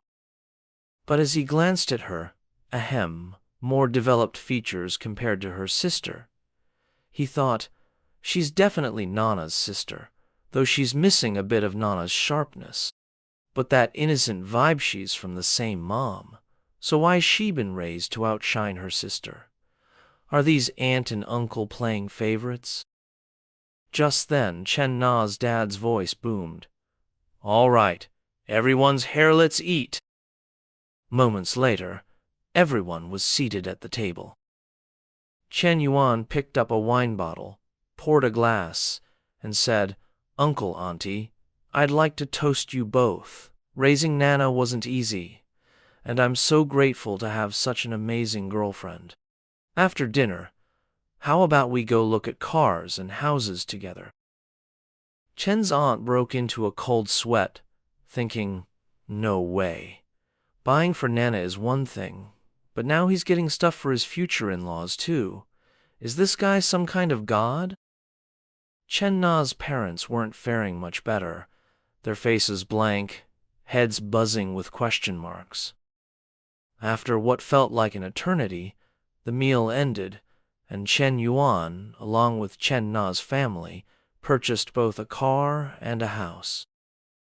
Chen Na's dad said with a hint of complaint, "Xiao Chen, we're old. We don't drive much.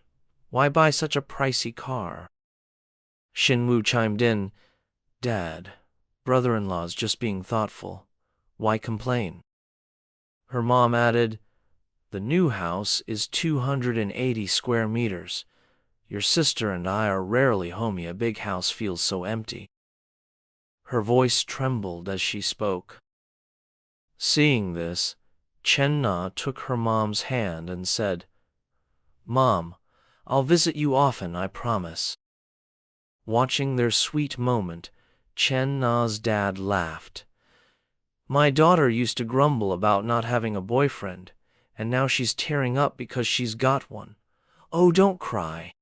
Go upstairs and make dinner for Xiao Chen." After dinner, Chen-na led Chen Yuan to a room, setting up a place for him to sleep.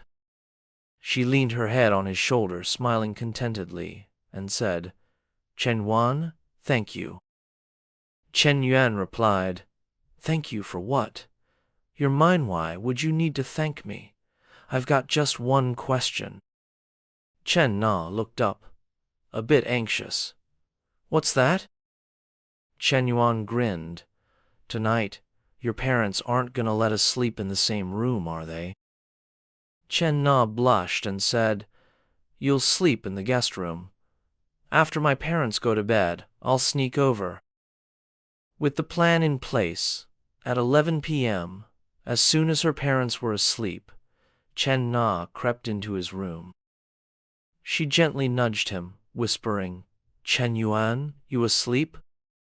Chen Yuan spun around, grabbed her hand, and whispered, "Haha, we haven't had a proper talk yet though. Could I be asleep?"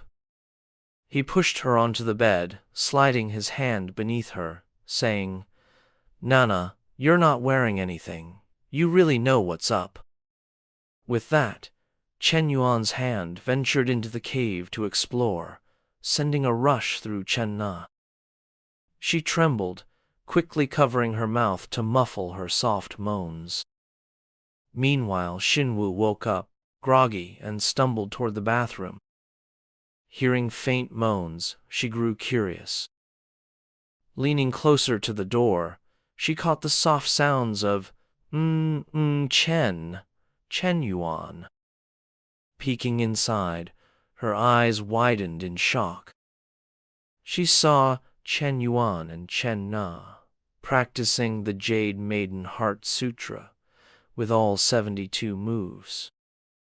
Blushing, she thought, "I've watched stuff like this with friends, but hearing those heavy collisions up close, brother-in-law's got some serious strength." Clutching her skirt, feeling the heat and moisture below, Xinwu covered her ample assets with her other hand, swallowing hard. After a moment of inner conflict, she spun around and fled, muttering, "Can't look anymore. Nope." An hour and a half later, after feeding the birds, Chen Na returned to her sister's room. She tiptoed onto the bed, but Xinwu stirred, wrapping her arms around her. Startled, Chen Na asked, "Xinwu, you're still awake?" Her younger sister whispered, "Sis, I want to cuddle to sleep." Chen Na lay down beside her, holding her close and stroking her hair. "All right, come here. Sleep well." Xinwu nestled into her sister's embrace, their twin peaks pressing together. Chen Na blushed, thinking, "This kid's getting bigger, huh?"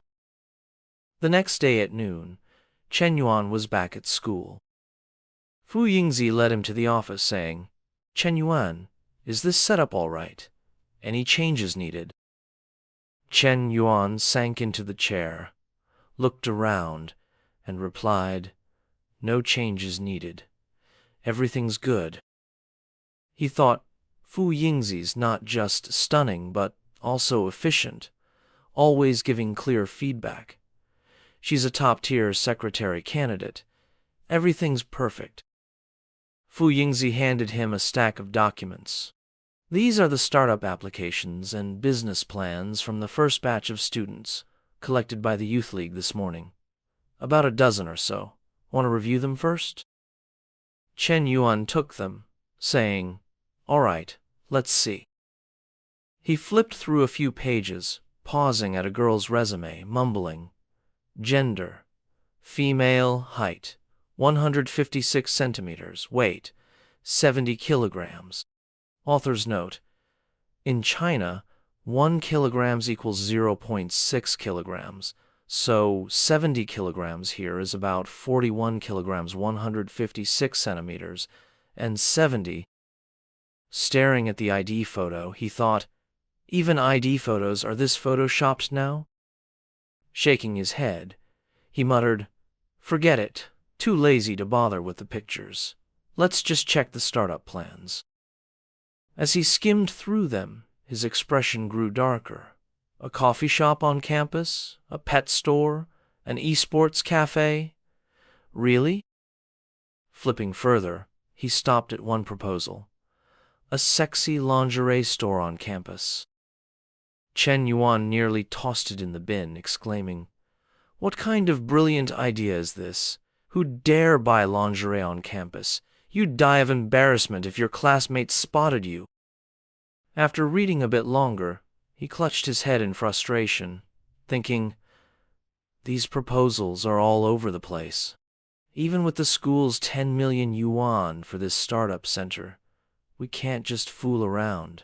I'm not here to play kids' games. He imagined himself as an 80-year-old man in a wheelchair, chasing girls and muttering, sure, I can charm girls now for high rebates, but am I really going to do this forever? When I'm 80, will I still be hustling on the beach to flirt with girls in bikinis? No way. I don't want to be some old playboy. The school's startup base and Nana's coffee shop, these projects need to be taken seriously. I need to build real business experience. When the time's right, I'll dive into the business world, turning small companies into giants like Samsung, Apple, or Tesla. I, Chen Yuan, won't just be a flirt, I'll be a legend who contributes to society and the nation.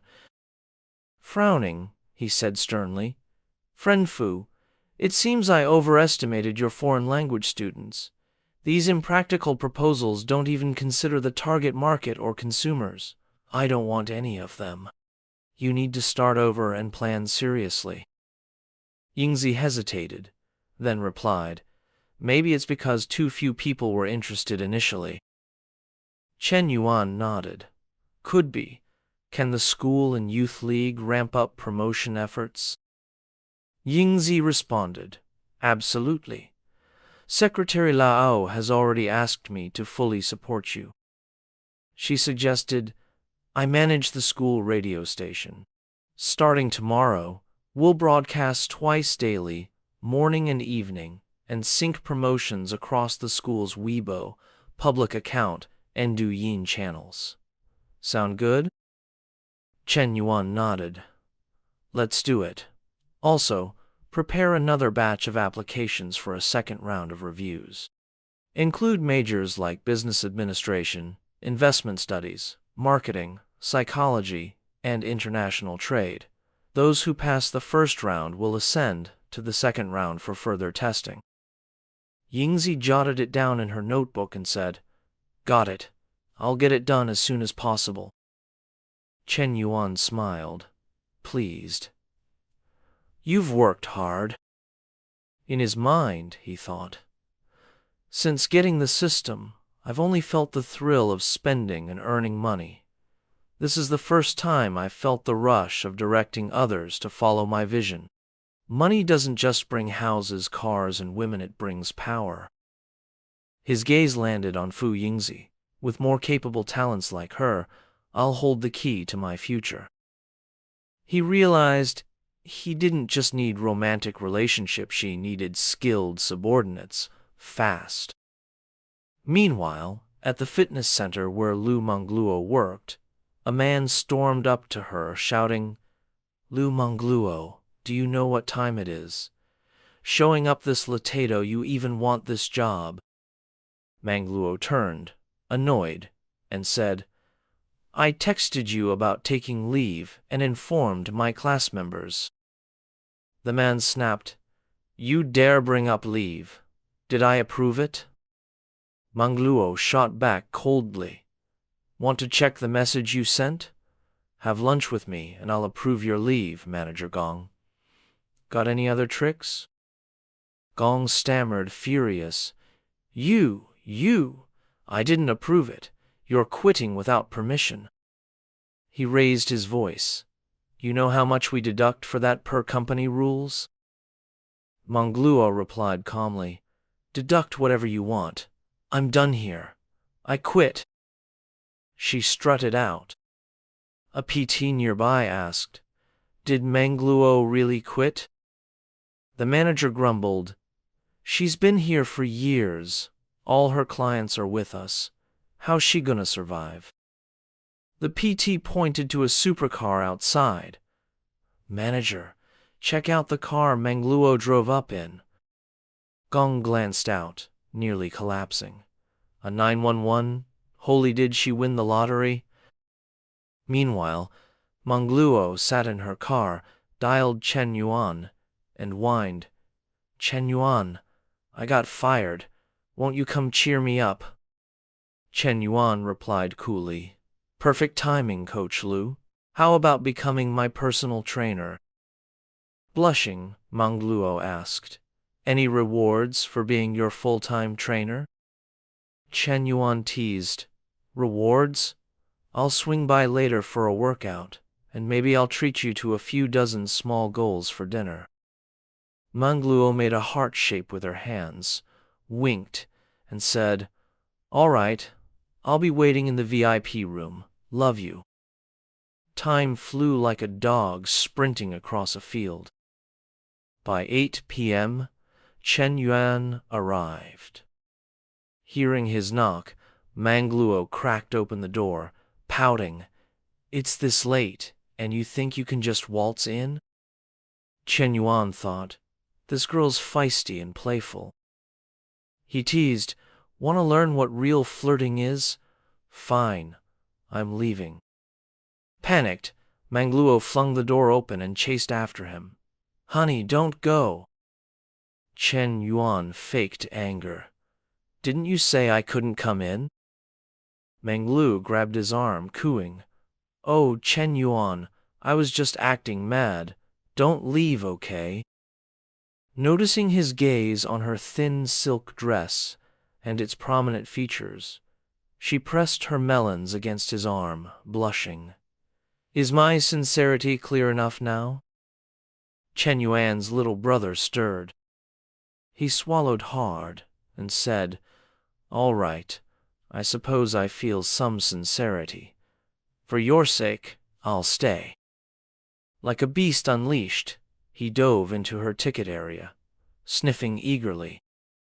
After pressing her face against Mangluo's ticket booth, Chen Yuan kept his hands on her hips, massaging and gripping as he guided her toward the bed, then took a seat. Mangluo, showcasing her two prominent curves, looked irresistibly alluring and teased, Daddy, I wasn't behaving earlier. Are you going to discipline me? Those words instantly stirred Chen Yuan's senses. He leaned closer and murmured, What was that? Repeat it for me. Mangluo's cheeks turned pink. She brought her soft lips near his ear, her warm breath brushing against him as she whispered, Papa. The moment she spoke, Chen Yuan pinned her down, breathing deeply at her neck and saying, I love that name. Today, Daddy's going to turn up the heat for you.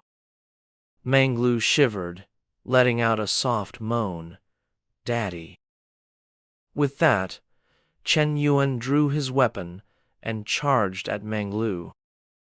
She wasn't about to surrender easily, and countered with her own surge, her wave enveloping Chen Yuan's advance. A fierce clash ensued, lasting a full hour. By then, Mangluo's body was numb, her gaze distant as she thought to herself, Forget the money, this alone makes Chen Yuan irresistible. Barely 2 minutes after stepping out, Chen Yuan wiped his lips, flashed a sly grin, and said, Hey, Aren't you my personal coach? I'm ready for another round. Don't quit on me now. Without pause, he found a narrow pass between her peaks and thrust forward. Manglu's eyes widened in disbelief. No way. So soon after finishing, you're ready again? This defies logic. They kept drilling for another hour until the well overflowed. Exhausted, they finally stopped. Manglu, drenched in sweat and gasping, exclaimed, "Oh my gosh, I'm done for. Is this how you treat me? Where's the gentleness you promised?" Chen Yuan smirked. "That was gentle. I only used half my strength compared to with Nana." Manglu scoffed. "Don't lie. I overheard you at the cafe. No way that was half." You clearly went all out. It's way different from last time." Her words made Chen Yuan pause. He glanced at himself, thinking, unending vitality. This skill keeps me going without fatigue, but my energy's draining. I've gotten thinner lately. He commanded, "System, show my stats." Instantly, a notification appeared. Height, 182 centimeters. Weight, 70 kilograms. Health index, 69. Chen Yuan broke into a cold sweat. "As I thought, I've lost 2 kilograms in 2 weeks, and my health index dropped 3 points. At 182 centimeters and only 70 kilograms, this isn't good." Turning to Manglu, he said, "Coach Lu, let's hit the gym tomorrow morning." Manglu replied, "Planning tomorrow already? What if you change your mind?" Misunderstanding her, Chen Yuan clarified, "All you think about is that? I mean real exercise. Look at me, I'm too skinny." Manglu burst out laughing. "Ha ha! You finally see you're a scrawny pup." Annoyed, Chen Yuan shot back, "Keep talking, and I'll make sure you can't walk." Manglu quickly raised her hands. "My bad, Daddy. I won't do it again." Smirking, Chen Yuan said, "That's better. Now, help me make a serious workout plan." Manglu stood, wrapping a towel around her curves, and said, "I'm showering first, then I'll draft your diet and exercise plan. You need rest, plus a mix of cardio and strength training." Chen Yuan nodded. "Fine, we start tomorrow once it's ready." Suddenly, Manglu added, "Oh, Junyu's got a gym. Let's use it.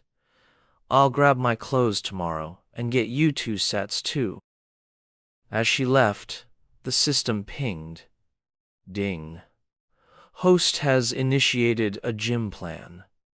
A perfect life requires wealth, career, and a strong personal image.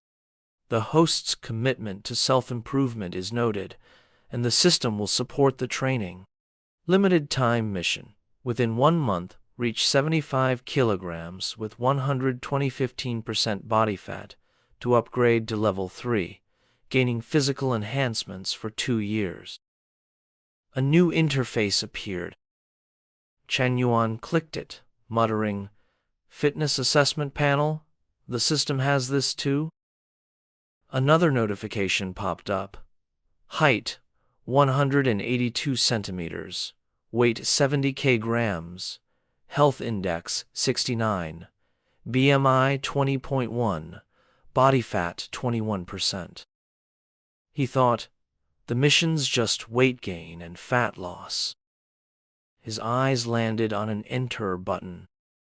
Clicking it revealed options: business management, investment strategy, negotiation skills, human resource insight.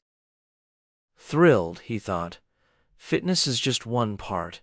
If I complete the system's tasks, I'll master these skills in a month, stuff others take years to learn. Incredible. The next morning, Manglu returned with workout clothes and a lunchbox, saying, "Hotel breakfast is too heavy, so I made you a fitness-friendly breakfast and lunch." Chen Yuan opened it, revealing protein-packed dishes. "Impressive, Coach Lu," he praised. Manglu put her hands on her hips. "You better appreciate my effort. No treating me like last night." He teased. "Just bad? Nothing else?" Manglu gave a thumbs up. "You're great, okay? Now eat, we're hitting the gym." Chen Yuan grinned. "All right." At the gym, Manglu's figure drew every man's gaze. A weightlifter stared at her chest, thinking, when did we get a coach this stunning? A treadmill runner ogled her curves, her body's unreal. As Manglu adjusted a machine's weight, a nearby guy's body reacted. He covered himself, muttering, "Can't look anymore, or I'm done for." Another gym-goer flexed, eyeing Chen Yuan. "How's a weakling like him with her? She's perfection. She should be with me." Manglu guided Chen Yuan. "Widen your movements, no cheating with momentum." Nearby, Jun, who stole Chen Yuan's ex, spotted them. Shocked, he thought. Chen Yuan? Who's that goddess with him? He was with a beauty at Gwyn last time, and now her. What a player. After training, Manglu handed Chen Yuan water, saying, "You're lazy, so you're tired after a few reps. Not bad for day one, though. Drink, and take it slow. You can't rush hot tofu." Chen Yuan joked, "When can I eat that hot tofu?" Manglu playfully snapped, "You're the worst." Seeing their closeness, Junha's jealousy flared. "This jerk's living it up with a new woman, while I can't even get Chu on the phone. She blocked me on WeChat, and I don't know her address or why we broke up." Infuriating. Suddenly, an idea struck him. Is he really two-timing multiple women at once? I'm going to unmask his true nature. Most women would lose it right away. Ha ha ha, let's see how this plays out. Acting on his scheme, he approached Chen Yuan and said warmly, "Chen Yuan, what a surprise seeing you here." Spotting him, Chen Yuan responded with surprise, "Oh, it's you. What's going on? Need something?" Hojin waved dismissively and said, "Nah, just noticed a familiar face and thought I'd say hi." At this, Chen Yuan replied coolly, "If there's nothing else, I'll get back to my workout." Manglu turned with an irritated expression, thinking, "Get lost already. Can you stop pestering us?" "Ah," June thought, "you want me out that badly? Hold on, I'm not done yet." With this in mind, he asked with an innocent tone, "That girl you brought to Guojin last time, why isn't she here today? You two seemed really tight. I saw you splurging on her." After saying this, he flashed a sly grin, thinking, if they're in a typical relationship, won't she confront Chen Yuan and ditch him right here? Come on, let's see it. But as luck would have it, no one paid him any mind. Manglu kept guiding Chen Yuan's movements, wiping his sweat attentively. 20 seconds passed, and Hajun's face fell. No reaction? Really? Aren't they a couple? Pondering this, he called out, "Hey, did you hear me? That girl?" Before he could finish, Chen Yuan cut in coldly. "Ha-Jun, can you quit meddling? Are we that close?" Seeing Chen Yuan's tone, Ha-Jun didn't back off. He turned to Manglu and blurted, "Listen, girl, you can know someone's face but not their heart. This guy's playing the field. Don't let him trick you." Manglu looked annoyed and snapped back, "Even if he's juggling 3 women, I'm fine with it. It's not your concern." Ha-jun pressed on, still nosy. I'm telling you, he bought that other girl 2 bags, like 10,000 yuan's worth, just looking out for you. But Manglu glanced at Chen Yuan flirtatiously and said, So what?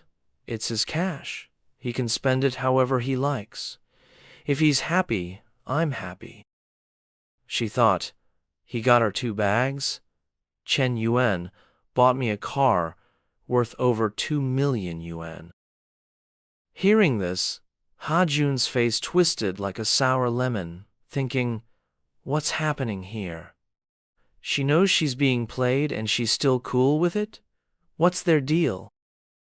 Not letting him keep blabbing, Manglu wiped sweat from Chen Yuan's face and shot Ha-jun a glare. Please step back. Your presence is seriously disrupting our training. At this, Ha-jun stomped off, fuming and grinding his teeth. What kind of people are these? Completely irrational. Seeing his furious look, Chen Yuan thought, Coach Lu is my personal trainer and caretaker. Her role is crystal clear. Why's he so nosy? Next time I want to mess around, I'll do my research first to avoid a third wheel. Manglu turned to Chen Yuan and said, Chen Yuan, let's keep going. They trained for 2 solid hours before wrapping up. Manglu praised him. You did great today. Your form was spot on, but tomorrow we'll need to up the intensity.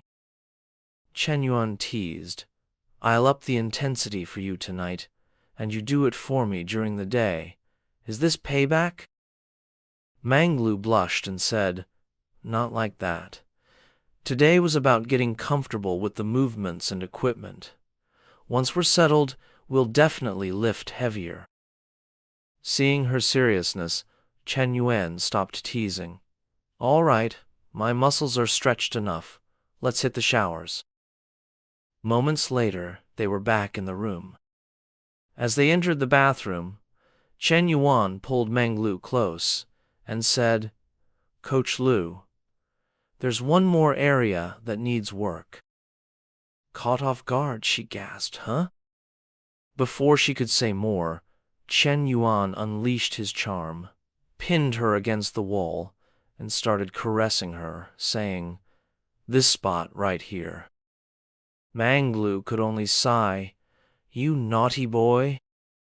After who knows how long, after expending all his energy, they finished showering. While drying her hair, Manglu called out, Hubby-o, I mean Daddy, are we heading back to school tonight, or? Before she finished, Chen Yuan cut in, I've got plans tonight, just stay here. Manglu replied, This room's too big. I don't feel comfy staying alone. I'll head back to my little apartment. Chen Yuan smiled and said, Fine, you handle it. Oh, and call me that again. At this, Manglu leaned on the table, washed her hands, and struck a playful pose, saying, What? Then she purred, Ah, Papa. Her favorability rating ticked up to 88. Seeing this, Chen Yuan thought, My favorability's up 2 points since last night. The 90-point mark isn't far off.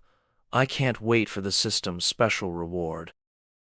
Soon after, showered and dressed, Chen Yuan left the junior hotel and headed back to school.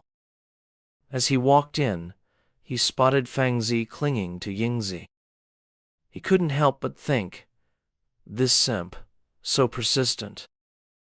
With that, he opened the door and strode into the room without a word. Yingzi hurried over and said, Chen Yuan, I'm sorry. He saw me at the canteen and insisted on tagging along. I've told him multiple times, but he won't listen. Fangzi quickly added, Don't blame Yingzi. I just wanted to see if I could help with anything. More hands, more help, right? Hearing this, Chen Yuan paused and said icily, No need. There's nothing you can do. With that, they walked inside and slammed the door in Fangzi's face. Not only that, but the curtain by the door was promptly drawn shut. Fangzi was stunned, thinking, just Chen Yuan and Yingzi in there? They shut the door and closed the curtains.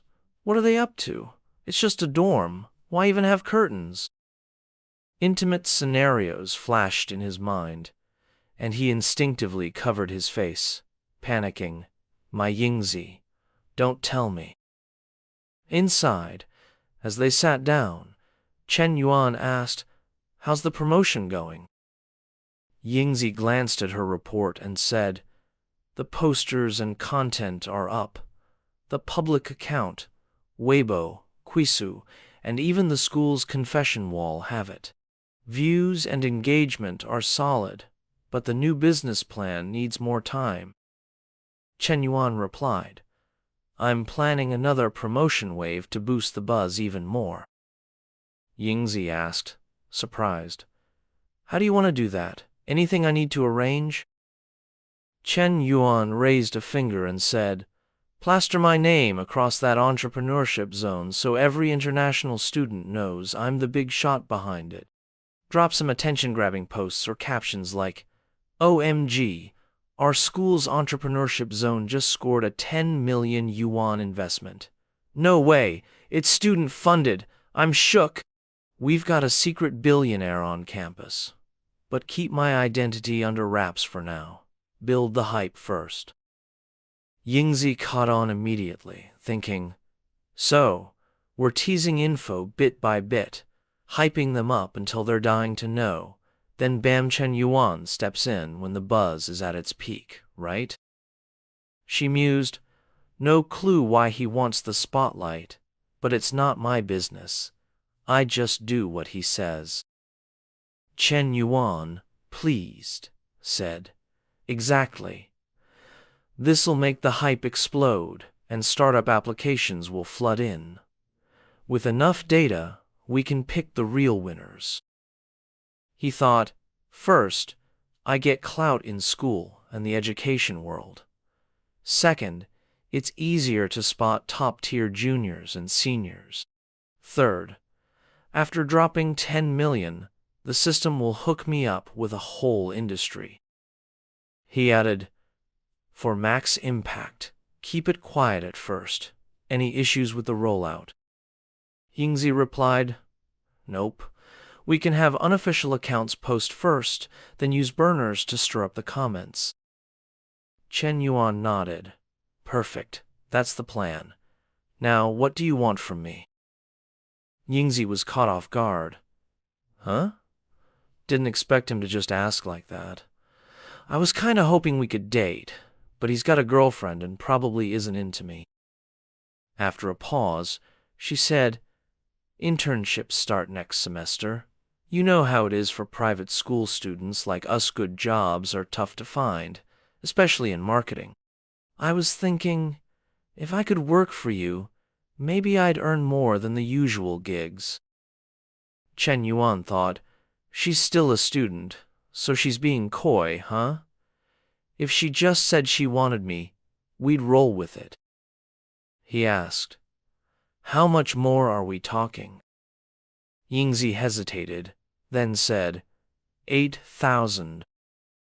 She thought, marketing jobs for fresh grads pay like 3,000 to 4,000 yuan a month. 8,000 is double or triple that.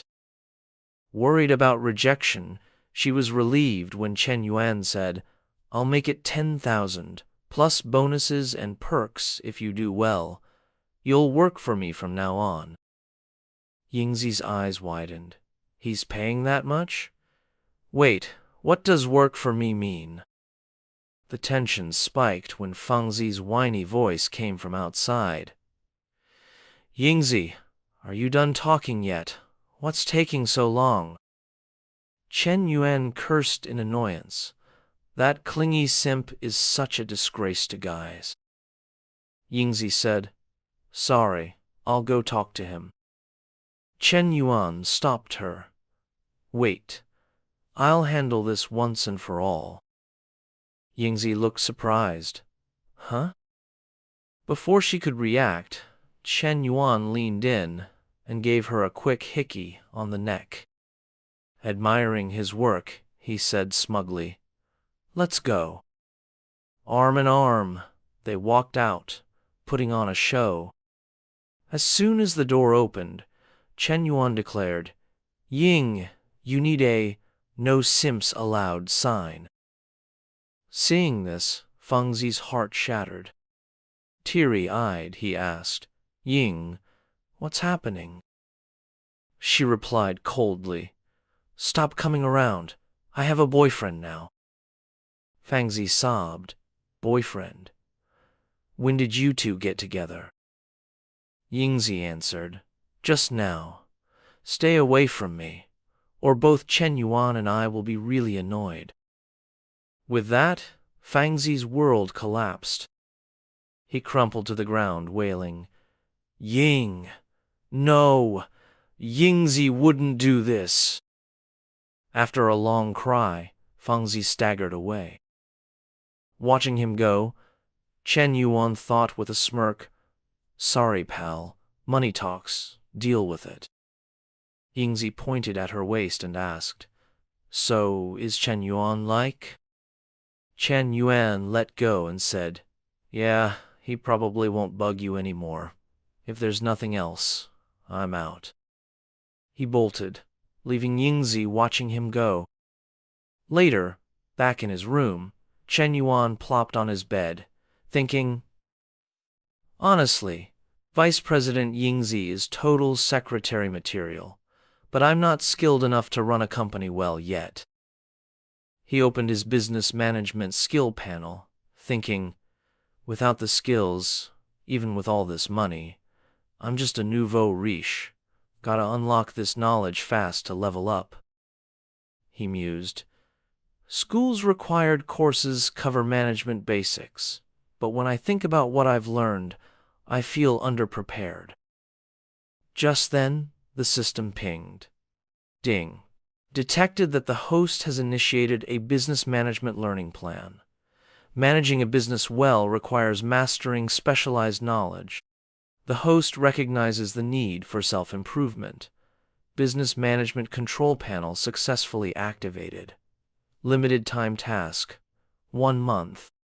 If the host masters key management foundation knowledge, the system will inject an entire MBA program's worth of knowledge from the Chinese University of Hong Kong directly into the host's brain. Chen Yuan rubbed his chin, thinking, an MBA blends theory and practice, and it's from a top Asian business school. But mastering all this in a month? That's tough. Then he remembered Liu. Right. My study buddy's a double-degree super student, and her first degree is in business management. Just then, his phone buzzed with a text. It was Miss Lin. "You there? Want to grab some drinks tonight?" Chen Yuan chuckled. Knew last time wouldn't be the last. He texted back, "Any plans tonight? Perhaps tomorrow." Yang read the message, feeling a touch disappointed, toying with her wine glass, and muttered to herself, "Tomorrow, huh? Another whole day to wait." Back in Chen Yuan's room, time slipped by, and an hour later, Manhwa showed up. She gave a playful wink, saying, "Chen Yuan, I've finally tracked you down. How do I look in this outfit today?" Chen Yuan, hearing her, reached out and softly brushed her hair, responding, "Stunning, as always. My Manhwa shines in anything." With that, Manhwa flung herself onto Chen Yuan, wrapping him in a tight embrace and kissing him passionately. Chen Yuan recalled Yusa's text, thinking to himself, "Sorry, Miss Lin. Date request denied. You'll have to wait your turn." Then they dove into a heated makeout session. Who knows how much time passed? All that was visible was Manhwa, passed out, her clothes in disarray, her fondness points climbing to 93. Chen Yuan grinned, noting to himself, Hui Hui's fondness jumped from 91 to 93 already. I'm seeing a trend here. Past 90, boosting fondness gets trickier and slower. But the tougher the challenge, the greater the payoff, like tackling a dungeon in a game. With that thought, he leaned down, gently kneading her curves, while planting a kiss on Minhui's cheek, saying, Didn't I promise to help you scout some houses? If you're free this weekend, I'll take you. Minhui sprang up, hugging him tightly, exclaiming, Yes, yes, I love you. The scene shifted to the next morning at school. As Minhui opened the door and stepped inside, she overheard the buzz and spotted posters and promotional posts about the entrepreneurship zone shared by the school's account. A girl in a red shirt, catching the news, scoffed, Are you serious? The rich kids here just blow their parents' cash on parties, investing in an entrepreneurship zone. No way. The girl in a blue shirt nodded in agreement.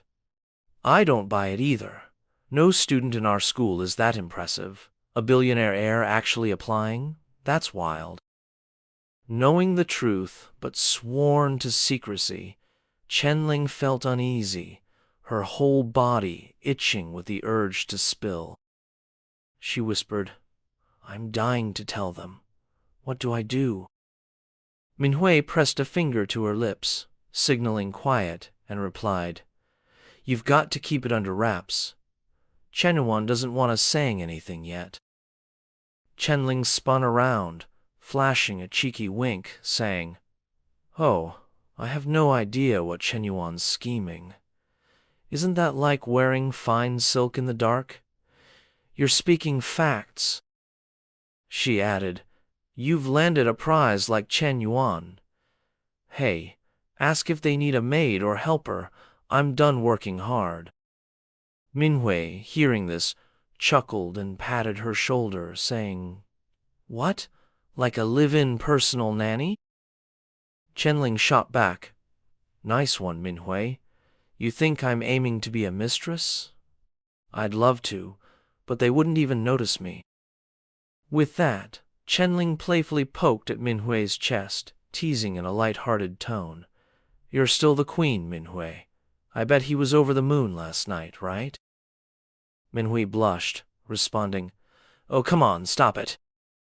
Chenling didn't let up, pressing her chest against Minhui's with a sly grin, saying, Admit it, isn't that true? Fine, Minhui sighed, exasperated. You're such a nuisance. Meanwhile, in the library, a tomboyish girl burst in, calling out, Yuping, did you hear? Some students supposedly dropped 10 million yuan on the startup zone. Yuping, without lifting her eyes, replied, Yeah, I saw it. Do I look gullible? You believe every rumor? The tomboy continued, I thought the same. 10 million yuan? To toss that into a startup zone, their family's got to be worth hundreds of millions at least. If our school has a sugar daddy like that, I'd do whatever to win them over. Yuping rolled her eyes. Keep dreaming. Someone that loaded wouldn't even spare you a glance, would they? The tomboy cleared her throat and said, If someone really threw down that kind of cash, they'd be flaunting it already. Not just anyone can pull that off. And what's the point of all that wealth if you can't show it off? Exactly, Yuping agreed. Take Chen Yuan. He gets a bit of money and suddenly he's acting all high and mighty, chasing girls left and right, even helping old ladies open coffee shops. The tomboy nodded enthusiastically.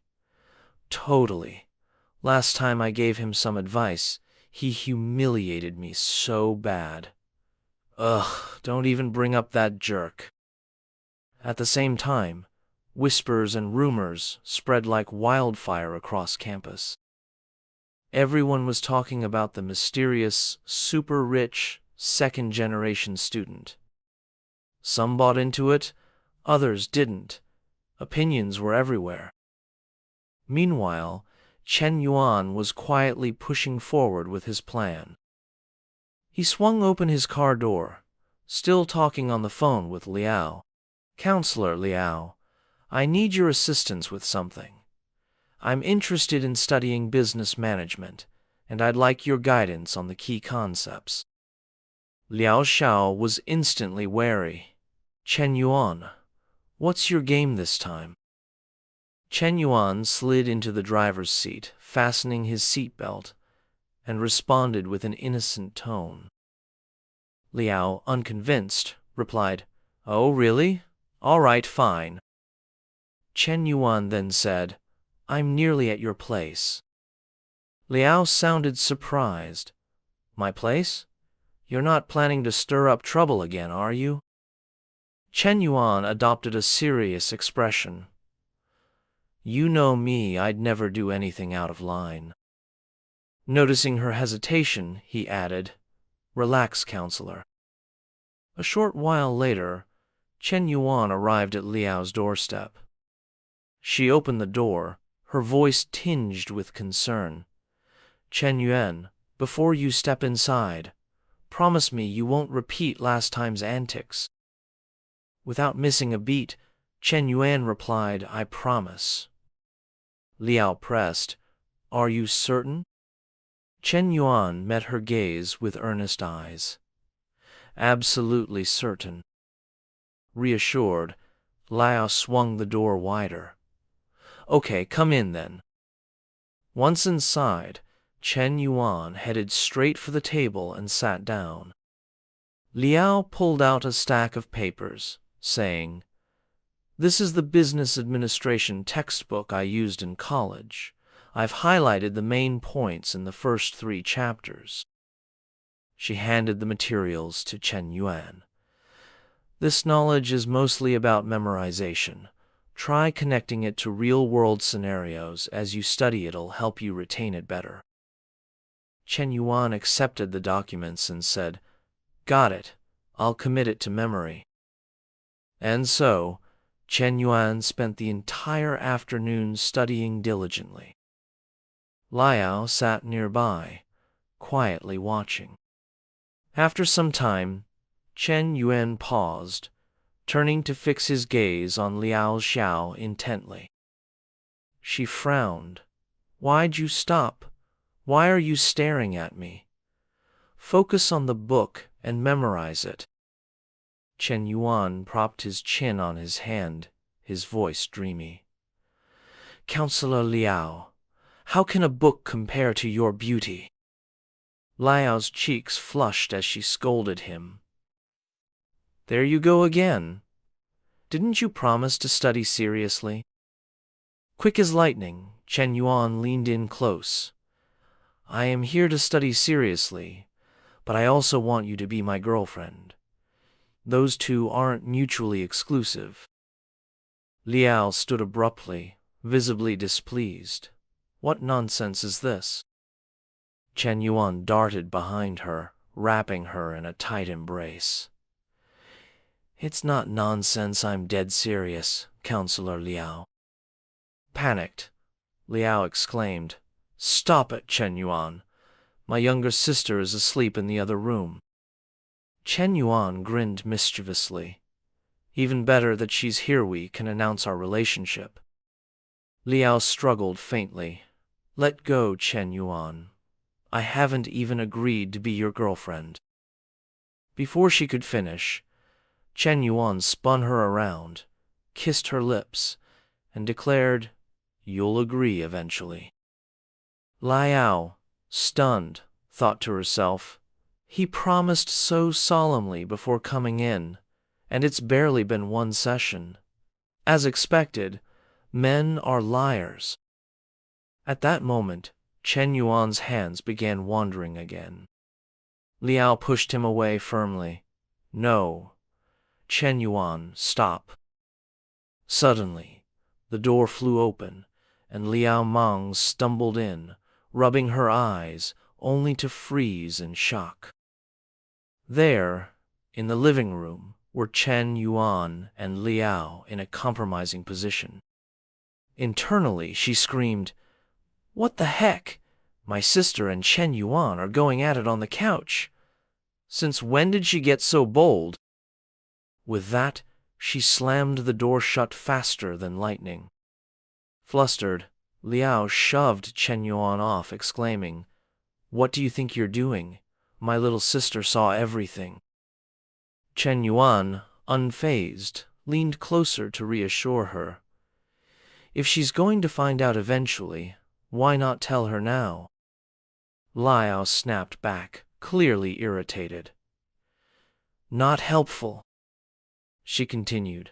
"I haven't even agreed to be your girlfriend, and now I don't know how to explain this to my sister." Chen Yuan pulled her to face him, closing the distance, and asked directly, "Counselor, do you like me or not?"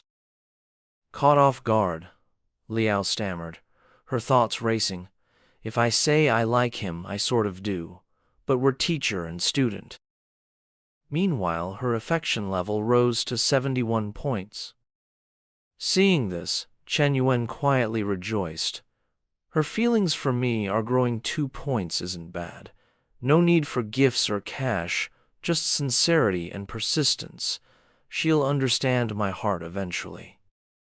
Without pushing further, he said, "It's fine. I won't give up." Liao, surprised, blushed, and struggled to respond. Seeing her reaction, Chen Yuan felt a spark of joy. He stood, heading for the door. "I'll head out now.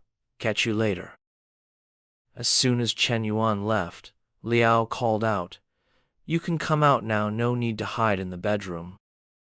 Hesitantly, Liao Mang peeked out, then approached. "All done?" she asked. Liao bent down to gather the documents, replying, Mang leaned closer, curious. "Sis, are you and him, like, official now? Should I call him brother-in-law?" Embarrassed, Liao clenched her fists and stuttered, "Not exactly." Surprised, Mang pressed, "Not yet? How are you two doing that without being official?" Liao faltered, "We haven't gone all the way yet." Mang pushed further. "So, what do you really feel?" Liao's heart was a jumbled mess. "I don't even know anymore," she admitted, embarrassed. Seeing her sister's expression, Mang smirked, thinking, she's totally smitten and doesn't even see it. Before they knew it, evening arrived, and Chen Yuan was at MS Cafe. Yu Cheng was already there, preparing for the night in a revealing 2-strap dress that flaunted her curves. Spotting Chen Yuan, she said, "Chen Yuan, I hope it's not inconvenient. I've been feeling down lately and wanted to talk. Not taking up too much of your time, am I?" Chen Yuan sat across from her. "It's fine, Miss Lin. What's wrong? You seem upset." Yu Chang lowered her gaze, a hint of sadness on her face, hesitating before speaking. "Zheng Shenyang is getting worse, staying out all night. Lately, he doesn't even hide it. He comes home reeking of other women's perfume." She opened up, thinking, if he's doing shady stuff, I can go out for drinks and chats too. I won't go too far, even if I put a green hat on him.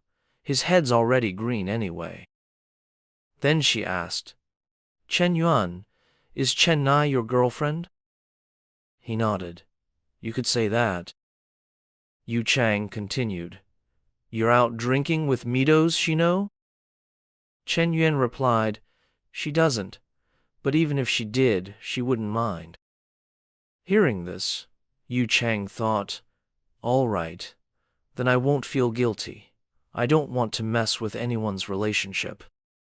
Blushing, she said cautiously, "Chen Yuan, could you hold me, just for a bit?" Without hesitation, he scooted over, leaving space beside him. "Come here, then."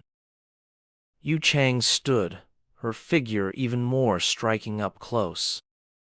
Instead of sitting on the chair, she settled onto Chen Yuan's lap. He wrapped his arms around her waist without pause. She asked, "He knows you're out drinking with me." Instantly, Yu Chang slid her arms around his neck, pressing herself against him, and kissed him intensely, saying, "Don't mention him." Caught off guard, Chen Yuan hesitated, thinking, "In Nana's cafe with another woman, I feel a bit guilty." But temptation won out. Who could resist this? He reciprocated, thinking, "Forget it. I'm a jerk. Why overthink?" His hands began wandering, reaching for her waistband. Yu Chang, clinging to her last shred of restraint, grabbed his hand. "No, you can't." Chen Yuan teased, "What, you want me to go vegetarian?"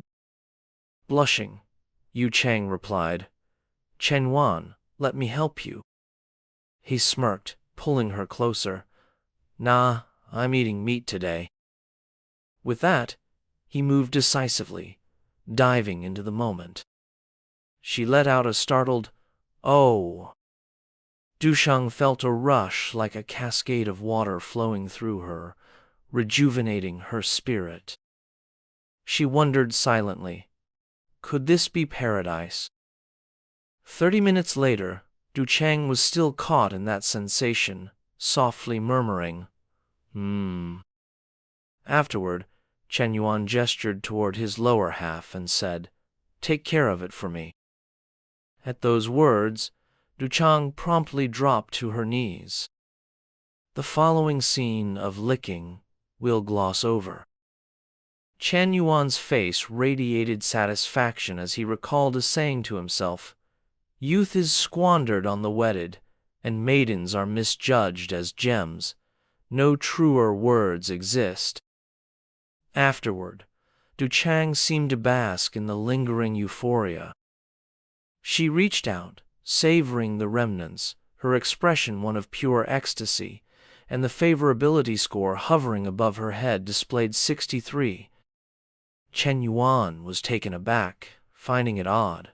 Typically, with others, such progress only happened when favorability exceeded 60. With her, though, it surfaced post-encounter. Then, a system notification appeared. "Congratulations, host, for achieving over 60 favorability with 5 NPCs. Stage mission accomplished. A fulfilling life requires ample encounters with the opposite sex. System rewards: Effective Study Card X2, Special Skill Pack Exchange Card X1, Perfect Life Lucky Wheel X2. Reading the notification, Chen Yuan thought gleefully, "I didn't expect the system to assess not just favorability value, but also the number of NPCs." With that in mind, he mused, "Let's see what's in store this time." He tapped to inspect the effective study card.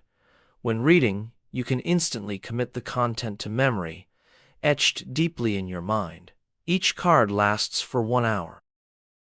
He rejoiced inwardly, thinking, "This is fantastic.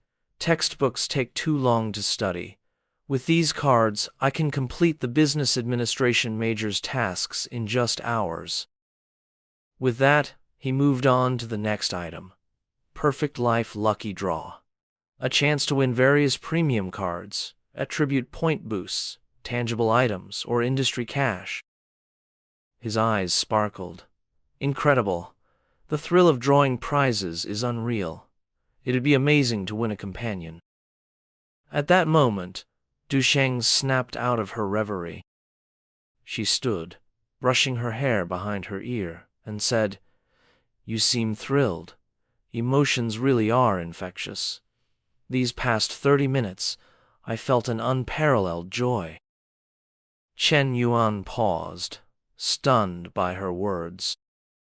Du Cheng turned to leave, adding, "Come on, Chen Yuan, let's head back. Oh, let's meet again soon." Confused, Chen Yuan thought. Huh? Again? Is she thinking long-term? After that intense encounter with Linu Cheng, Chen Yuan finally returned home. As he shed his clothes, a message pinged. Checking it, he saw a flood of screenshots. No one at our international business school drives a G-class. If you're gonna lie, at least do your homework. Not just our school or the business department, even the foreign languages school has no students with G-wagons. This guy's just spewing nonsense. Let's treat it as a joke. Lying's free, after all. Reading the comments, Chen Wen muttered. These are the online remarks Feng Hui sent with those screenshots. Being criticized was oddly beneficial. Doubts sparked debates and buzz. He replied, leak some details slowly, like my department, major, and year. Just keep my name out of it. Fang Men responded, got it, will do. Setting his phone down, Chen Yuan thought, project stuff can wait. Let's see what else the cheat system has up its sleeve. He opened the system panel, and a notification popped up. You have 2 lottery draws available. Would you like to proceed? Yes or no? Chen Yuan said, yes. The system chimed, congratulations, host. You've won a 500-meter shop in Yawan urban area. Reward collection instructions. Visit the Yankee Yan Business Center within 1 week to claim. His eyes lit up as he exclaimed, wow, a street-facing shop in Yonggi Yawen. That's the ritziest area in Xincheng. This is another income stream.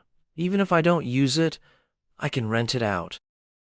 After celebrating, he tapped for the second draw. The system announced, congratulations, host.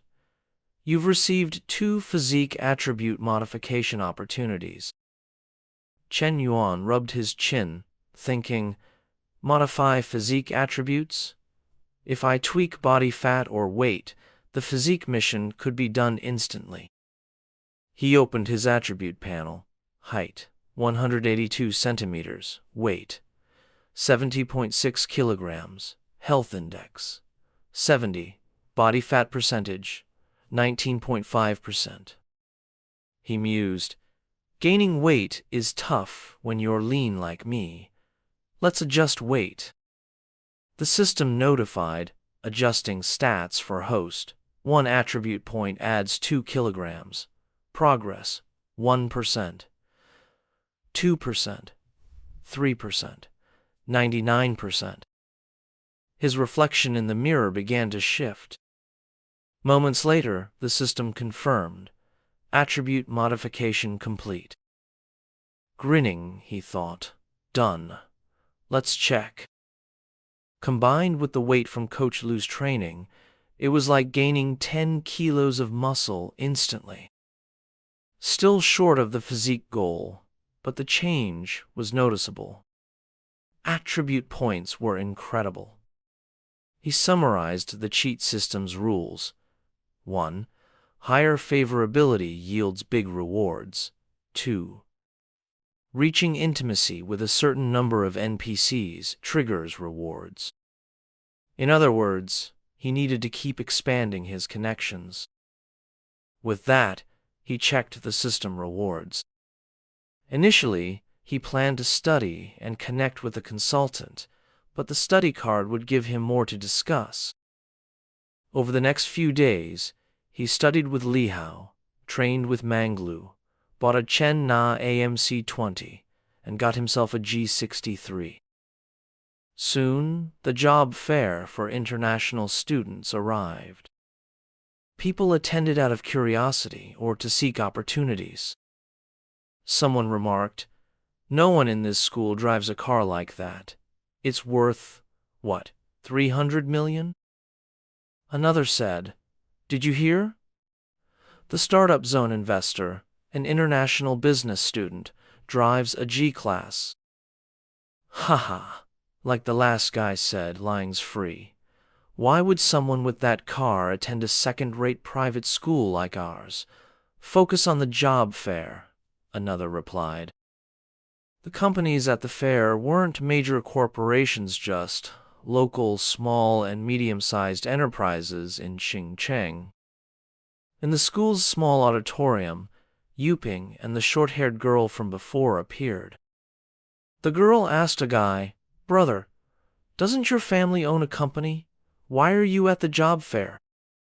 A blonde-haired youth in a suit, with a face flat as pavement, replied, "To study other companies' strategies. Managing a business means staying current, not isolating yourself." The tomboyish girl nearby chimed in, "Senior, if I can't find an internship, can I join your company?" He smiled confidently. "Submit an application. With my support, it's a done deal." Both girls' eyes sparkled, saying in unison, "Really? Thank you, senior."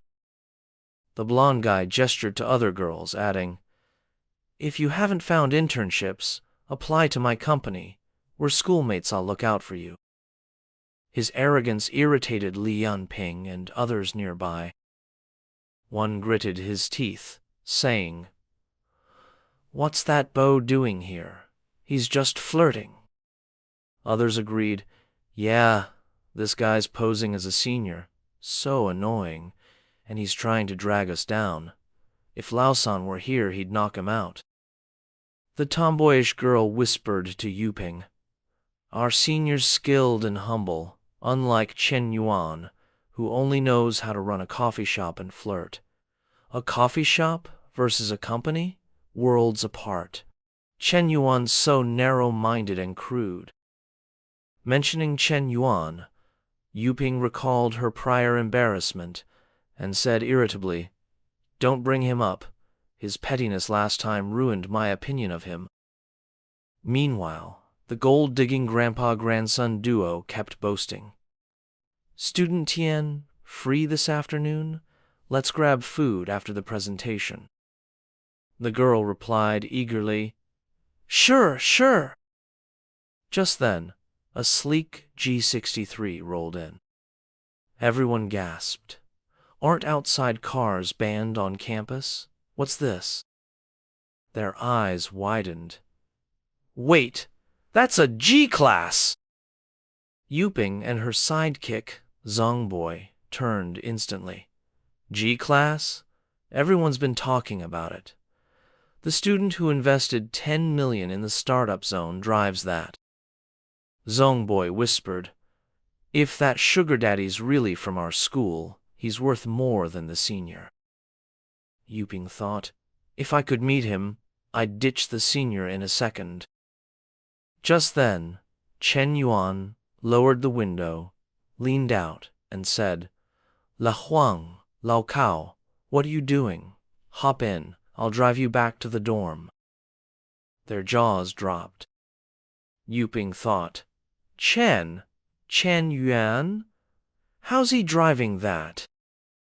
Both exclaimed, "The luxury car driver's Chen Yuan." Huang Hai, who'd endured the old guy's bragging, was overjoyed. "He's here, driving the G-class, right on time." Yuping stormed over, pressing her face to the back seat window, thinking, "No way it's Chen Yuan. Someone else must be inside. He's probably just the driver." Lao leaned in, asking, "What you whispering about? So shady." Huang Haibao, now cocky, opened the door and said dismissively, "Step aside. My brothers and I are getting in." As the car drove off, Zongboy regretted, "A top-tier sugar daddy was right there, and I missed it." She asked, disappointed, "If we apologized to Chen Yuan, would he accept?" Yuping, still shocked, stammered, I don't know." Soon, news that Chen Yuan drove the G-class spread across campus, especially in the girls' dorms. One girl declared, "That's it. My goal's Chen Yuan from now on. Another replied, obviously. If it was some 50 or 60-year-old, girls might hesitate. But Chen Yuan's young, handsome, and successful at 21. What's to think about? Go for it. In another room, a girl bragged, I got his WeChat. Watch me charm him.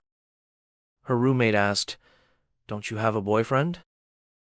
She shrugged. So? If I can be with Chen Yuan, my current guy's history, I'll tell him to get lost. In Fu Ying's room, a girl called out, Sister Yingzi. It was Jing Han, Yingzi's junior. Yingzi asked, Jing Han, what's up? Blushing, Jing Han said, you're working with Chen Yuan on the startup zone, right? Can you introduce us? Yingzi raised an eyebrow. You're a sophomore. Shouldn't you focus on the radio station and becoming station manager? Why are you thinking business? Jing Han replied, the job market's rough. I need to plan ahead. Yingzi saw through it, thinking, sure, I almost bought that. Then she considered, Jing Han's the little dragon girl 168 centimeters, curvy, slender, delicate features, great aura. She'd be perfect for Chen Yuan.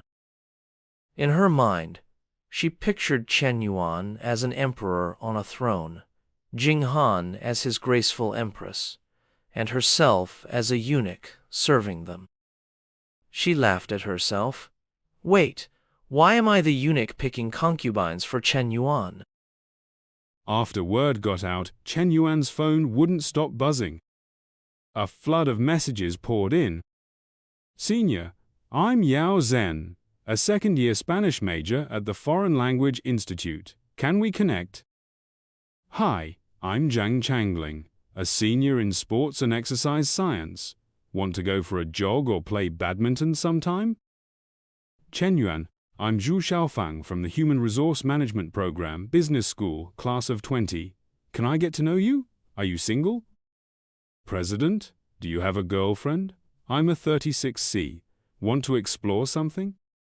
Chen Yuan, I'm a ballet student. Please accept my friend request. I'll send you a video soon. Stats, 168 centimeters tall, bust 85 centimeters, waist 63 centimeters, hips 80 centimeters. Please add me. Round-faced, stubbled guy. Ruby Lin from Chengdu. Up for chilling? Amid the constant ping of notifications, Lao turned and asked, Lao-san, your phone's blowing up. You gonna check it? Chen Yuan, sprawled on his bed, muttered, No way. It's kinda disgusting. Lao raised an eyebrow and said, What? You're tired of all these girls hitting you up? Chen Yuan waved his phone, showing the stack of messages. Rubbish. If it was just girls, I wouldn't mind. But there's a ton of guys too. I'm not into that. So irritating.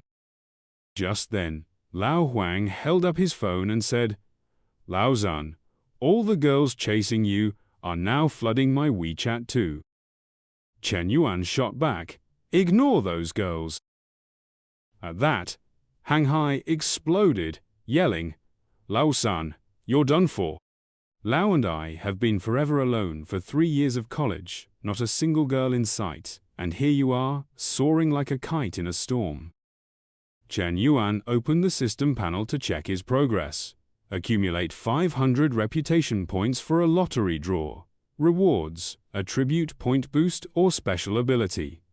Note, reputation reflects the admiration and respect others have for you. Only reputation from university teachers and students counts for this task. Current points, 33. He mused to himself, if it weren't for this system's reputation quest, I wouldn't bother with any of this. Fame means nothing if it doesn't bring real benefits to my friends. True recognition and respect come from that. To really boost my reputation, I'll need a successful project. Aloud, he said, First, I need to meet Fu Yingzi. He grabbed his phone and texted, Secretary Fu, let's meet at the office later. She replied promptly, got it, boss. Just then, Chen Yuan's phone rang. It was Minwei. He picked up and said, Hey babe, what's up? Minhui answered, Chen Yuan, I heard you're on campus. Where are you? Free to hang out today? He replied, Meet me at my office at school. Wait for me there. He thought, now that I'm a public figure handling external affairs, I can't be seen strolling around campus with Minhui. It'll spark wild rumors among the older and younger female students. After hanging up, Chen Yuan got up and said, I'm heading out for a bit. Don't wait for me to game. He walked out, waving, and added, Oh, and Lao Huang, your time will come too. Lao Huang flipped him off with both hands, grumbling, What time? It's already summer, and I'm still setting off my own fireworks. Moments later, Chen Yuan reached the meeting spot with Minhui. The second she saw him, she threw herself into his arms, saying, Chen Yuan, I missed you so much. He nudged her gently, saying, Let's head inside to talk. He led Minhui into the office. As soon as they entered, she huffed, Well, now you're a big deal. Every girl on campus knows who you are. Chen Yuan raised an eyebrow. Really? Minhui plopped into a chair and said, Yup, your personal info's all over the internet. He sighed. Those people have way too much free time. Minhui stood, walked over, and pulled the curtains shut, saying, When guys go out, they need to know how to stay safe. Got it? Chen Yuan blinked naively. I know how to stay safe. But what's that got to do with closing the curtains? She slipped her hand under her skirt, slowly sliding off her panties, and said, It's related, of course. I can do it here too. Chen Yuan, you want to? He stammered, It's not that, Minhui. I've got a meeting with someone else to discuss stuff. Minhui tugged him up, saying, Chen Yuan, get up. As he stood, she reached down, gently unzipping his pants. Chen Yuan froze, staring blankly. Then she turned, facing her rear toward him, and asked, Like this position?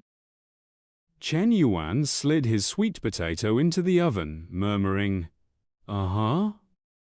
Meanwhile, outside, Fu Yingzi had arrived. Hearing noises from inside, she thought, This sound isn't good. She leaned closer, catching the increasingly rapid pitter-patter sounds, and thought, the sound of card games is so loud. Did the boss call me here just to overhear this? After listening for a bit, Yingzi's face flushed crimson, and she scurried to the side, telling herself, My boss is definitely powerful, but not exactly proper. At a time like this, a secretary's job is to stand guard and make sure no one overhears the boss. This continued until a class period ended, by which time Yingzi's legs were aching terribly. She bent forward, musing, Is the boss still not finished? He's really something else. My legs are totally numb. Just as this crossed her mind, the office door swung open. Minhui stepped out. Spotting Yingzi, she cleared her throat with 2 sharp coughs. Cuckoo! Then she strode toward Yingzi, a smug grin on her face. You overheard everything just now, didn't you? If you did, you should know Chen Yuan belongs to me. Stop fantasizing about foolish things. After Minhui walked away, Yingzi entered the room. She asked, Boss, what did you need me for? Chen Yuan responded, You've performed admirably these past few days, generating quite a stir. Hearing this, she modestly replied, It's mostly thanks to your outstanding guidance, boss. Without it, I wouldn't have come up with those ideas. Chen Yuan nodded and said, With this kind of buzz, we'll likely see a flood of applications for the startup zone. When those come in, please help me pre-screen them. It'll make it simpler to pick projects that can launch quickly. Yingzi hesitated before asking, "Who should I filter out? What's the criteria?" Chen Yuan smiled and answered, "Choose the exceptional ones. Select those who can reflect our school's fresh image. Though our school is a second-tier private institution, and our teaching quality and student results don't match top universities, we have a significant edge." Curious, Yingzi pressed, "What edge? Could you explain, boss?" Chen Yuan replied, "The female students at our school are strikingly beautiful." At these words, Yingzi's eyes widened in shock, thinking, "My goodness, is the boss spending all this money just to back beautiful, charming university students? But openly recruiting consorts right here at school is too bold, and I've basically become a pro at picking consorts." With this in mind, she cautiously asked, "Boss, is this really all right?" Noticing her concern, Chen Yuan quickly clarified, "We're offering startup opportunities for the school students. This is a fantastic chance to transform their futures and destinies. With so many applicants already and more to come, why not pick a few who are more pleasing to the eye?" Yingzi responded, "Got it, boss. I'll screen them first and send them to you." Inwardly, she thought, the boss is really the boss, talking about picking consorts while sounding so noble. Chen Yuan then asked, "Have you finished the set of re-examination questions I asked you to prepare earlier?" Yingzi replied, "Yes, it's nearly complete." Only then did she grasp his intent, telling herself, the boss plans so far ahead. He asked for re-examination tests as a way to justify eliminating those not selected, keeping them from stirring trouble at the school or with higher-ups. With this realization, Yingzi leaned closer and asked, "When the time comes, for those in the know, can we quietly leak the exam answers to the ones you want, so they score high?" Impressed by her quick thinking, Chen Yuan praised her with satisfaction. Yingzi's heart was in turmoil at that moment. One part of her said, "Fu Yingzi, isn't what you're doing just like those corrupt officials in ancient times offering beauties to the emperor? Are you worthy of the education you've received?" The other part countered, "If those girls end up with other guys, would their fate be any better than with Chen Yuan? It's a two-way street. If they don't apply, they'd never land in the boss's radar anyway." Her internal conflict reached this point, and she quietly thought, "Besides, the boss pays me 10,000 yuan, so thinking for him and easing his burdens is only natural. If that's the case, let's start by presenting the boss with the first beauty." With that, she spoke up, "Boss, I have a younger sister at the same school. She'd love to meet you." Chen Yuan immediately asked, "How old is your younger sister?" Yingzi pointed to her chest and said, "Just like me." Hearing this, Chen Yuan sighed helplessly. "Secretary Fu, what are you talking about? I mean her age." Embarrassed, Yingzi quickly swiped open her phone and said, "Oh, my apologies."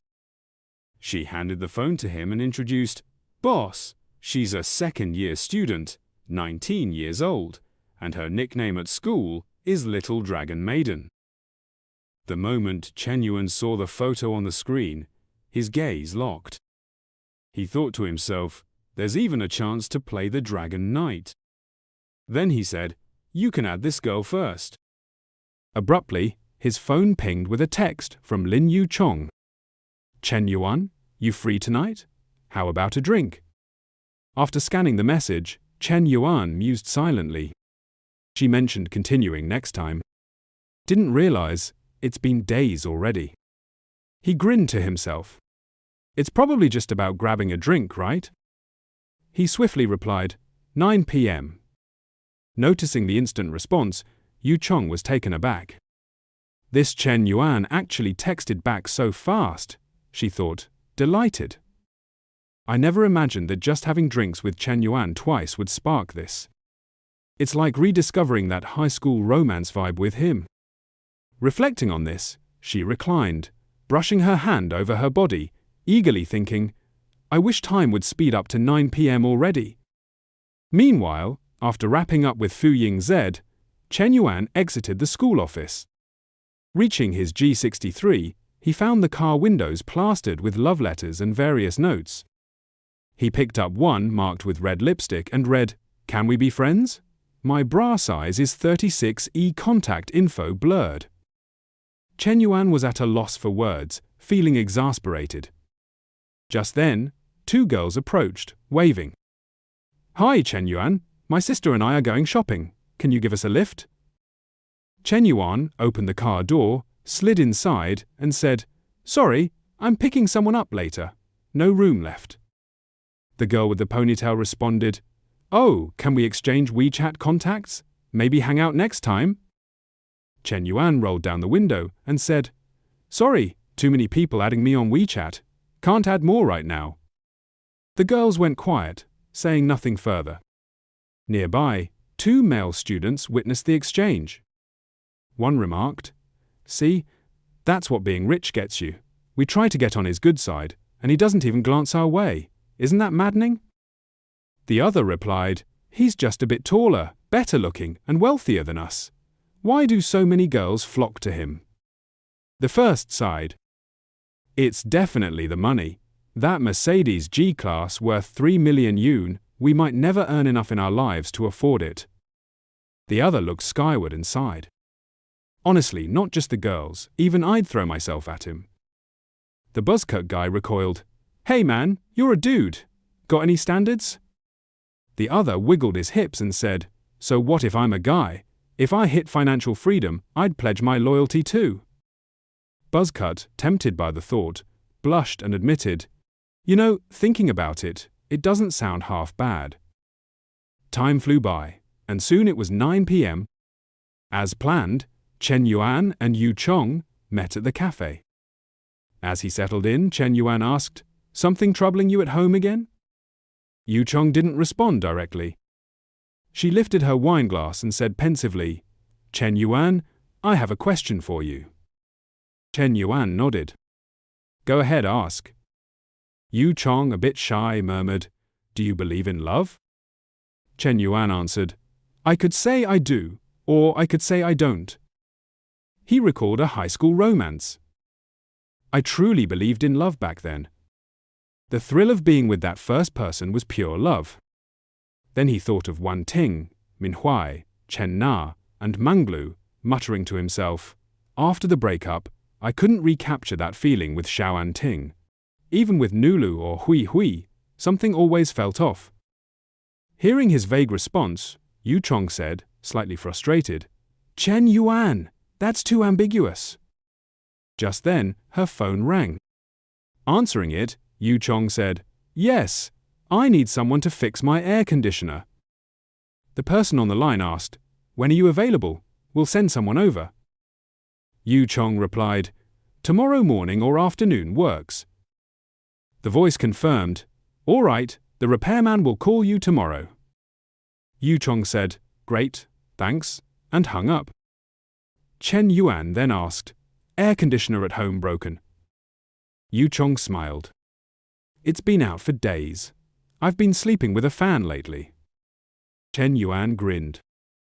You don't need to call a repairman. I know my way around this stuff. Yu Chong was surprised. You know how to fix air conditioners too?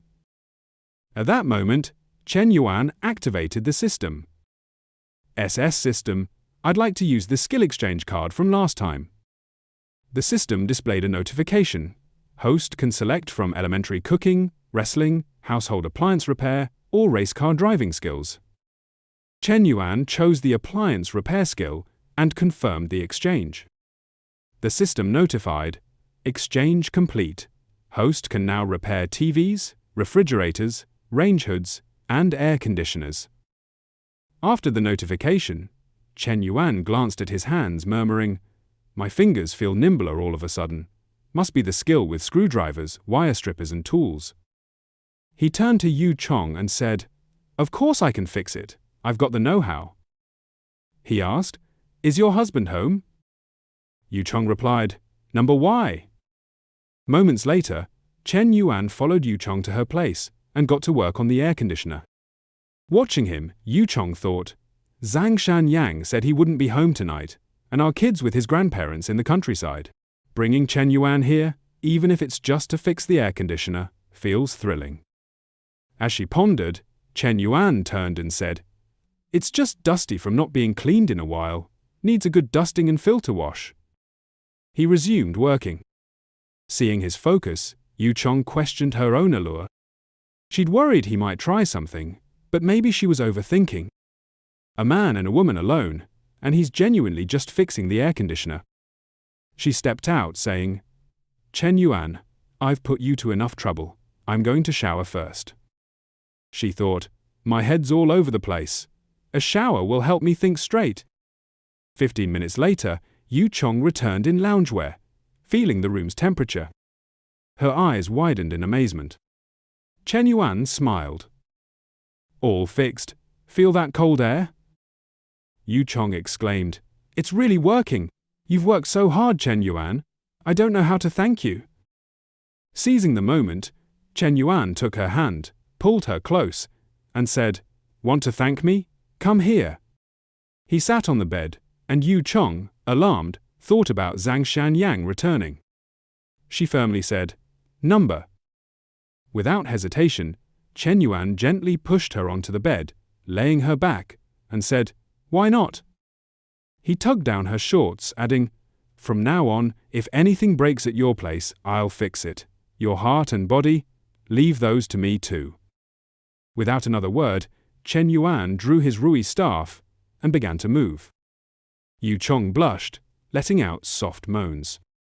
Chen Yuan, oh Chen Yuan. She gripped the bedsheet, thinking, This is payment for the air conditioner fix. It's not like he hasn't before. As his Rui staff worked, Yu Chong melted, her eyes glazing over. So this is what total immersion feels like.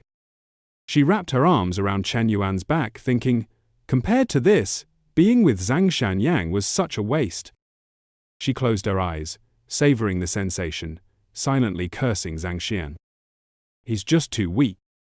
At that moment, outside, the elevator doors opened. Zhang Xian loosened his tie, grumbling, Damn, I can't even breathe. He muttered about drinks and people playing hard to get, rejecting extra money. As he reached the apartment door, he stretched to open it. Hearing the noise, Yu Chong's eyes froze. Oh no, that's the door. Both froze, and she looked toward the door in panic.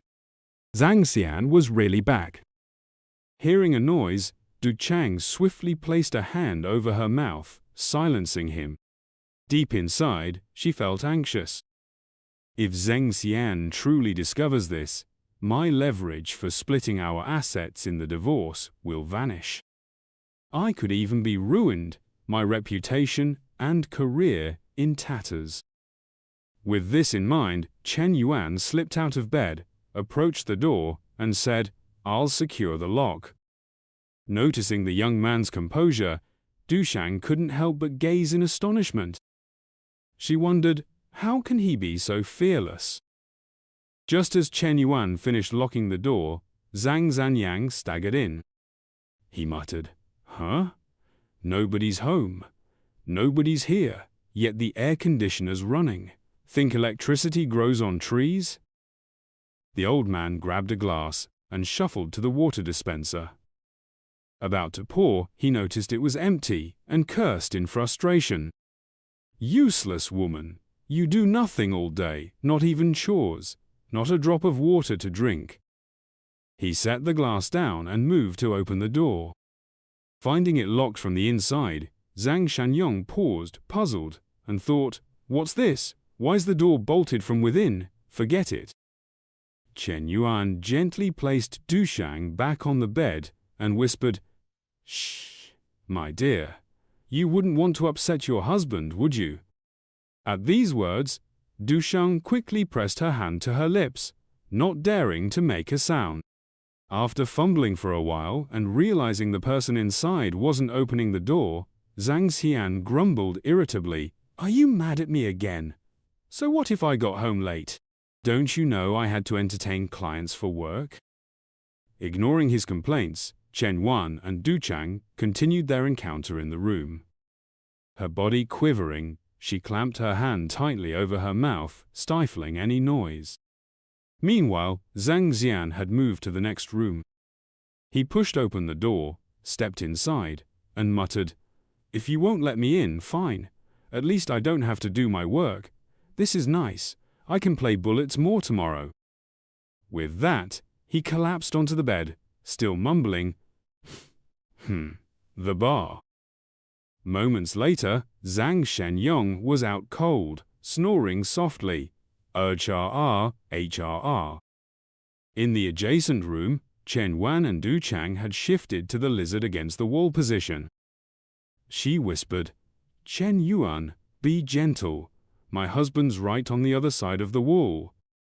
Smirking, the young man replied as he moved his hips, "He's asleep. He won't suspect a thing. Relax. This is what makes it thrilling."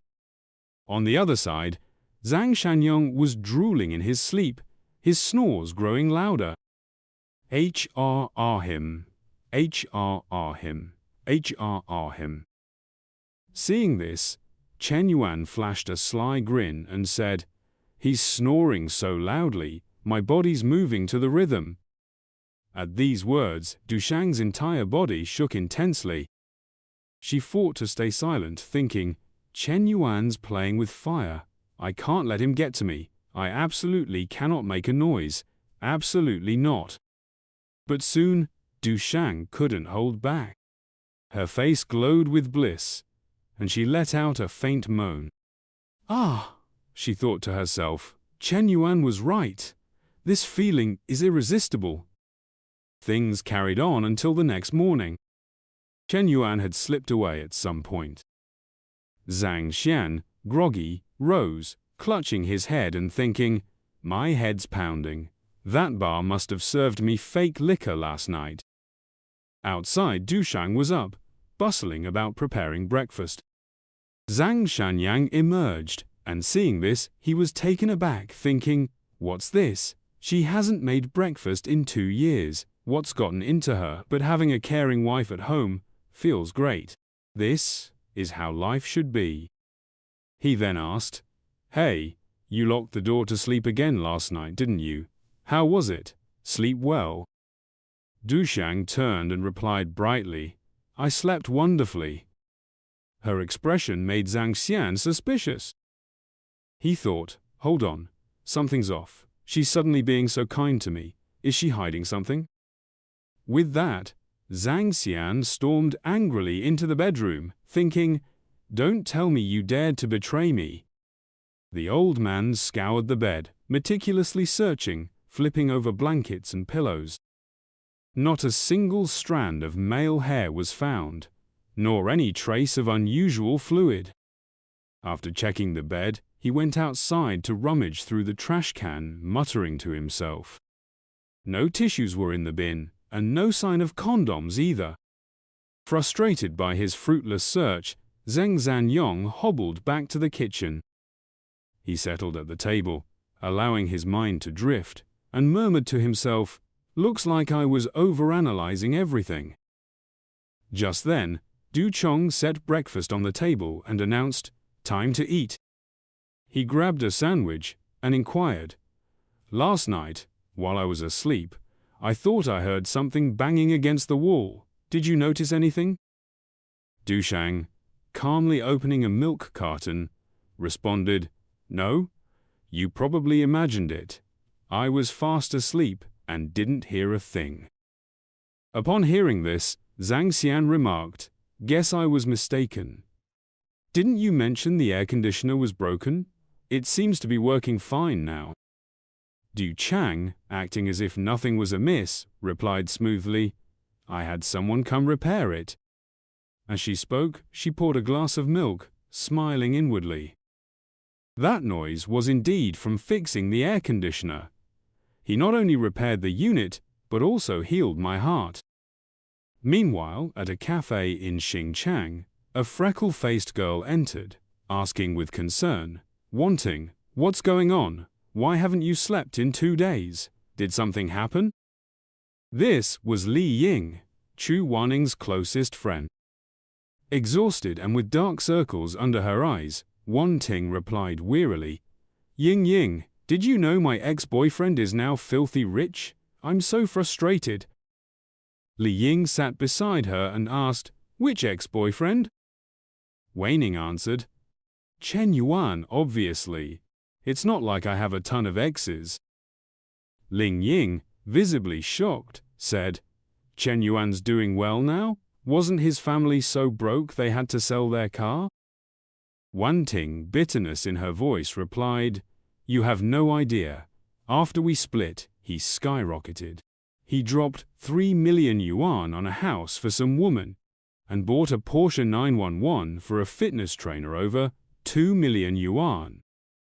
Ling Ying, stunned, asked, He's flaunting it like that? Over 5 million yuan spent just like that? How do you even know this? Are you making it up? Wan Ting pulled out her phone, showing a message, and said, That woman is my personal fitness trainer. She told me herself, and even posted about the car on her Moments. After showing the phone to Lei Ying, Wan Ting continued to vent. She quit her job the moment she hooked up with Chen Yuan. Ying, Ying, why am I so unlucky? That could have been me. As she spoke, she wrung her hands, thinking, I must have lost my mind back then. I dumped Chen Yuan for that useless guy. Now that Chen Yuan's thriving, I'm so mad I can't sleep. Seeing her distress, Lei Ying patted her shoulder, saying, Let the past go. Just find someone new. With your looks and charm, it's not hard to meet a great guy. Plus, you work at an airline and meet plenty of wealthy people. You could easily find someone with millions. Wan Ting gave a bitter smile and said, Millions? I'd scoff at tens of millions now, let alone pocket change like that. Hearing this, Li Ying fell silent, unsure of what to say. Suddenly, Waning stood up, her eyes blazing with resolve, and declared, Ying, I have to win Chen Yuan back. Then, her voice dropped in despair, But he's blocked my messages and phone number. I can't even run into him at school. How can he be so cruel? Li Ying tried to reason with her. It's pointless to dwell on this now. Focus on yourself, and maybe lower your expectations a bit.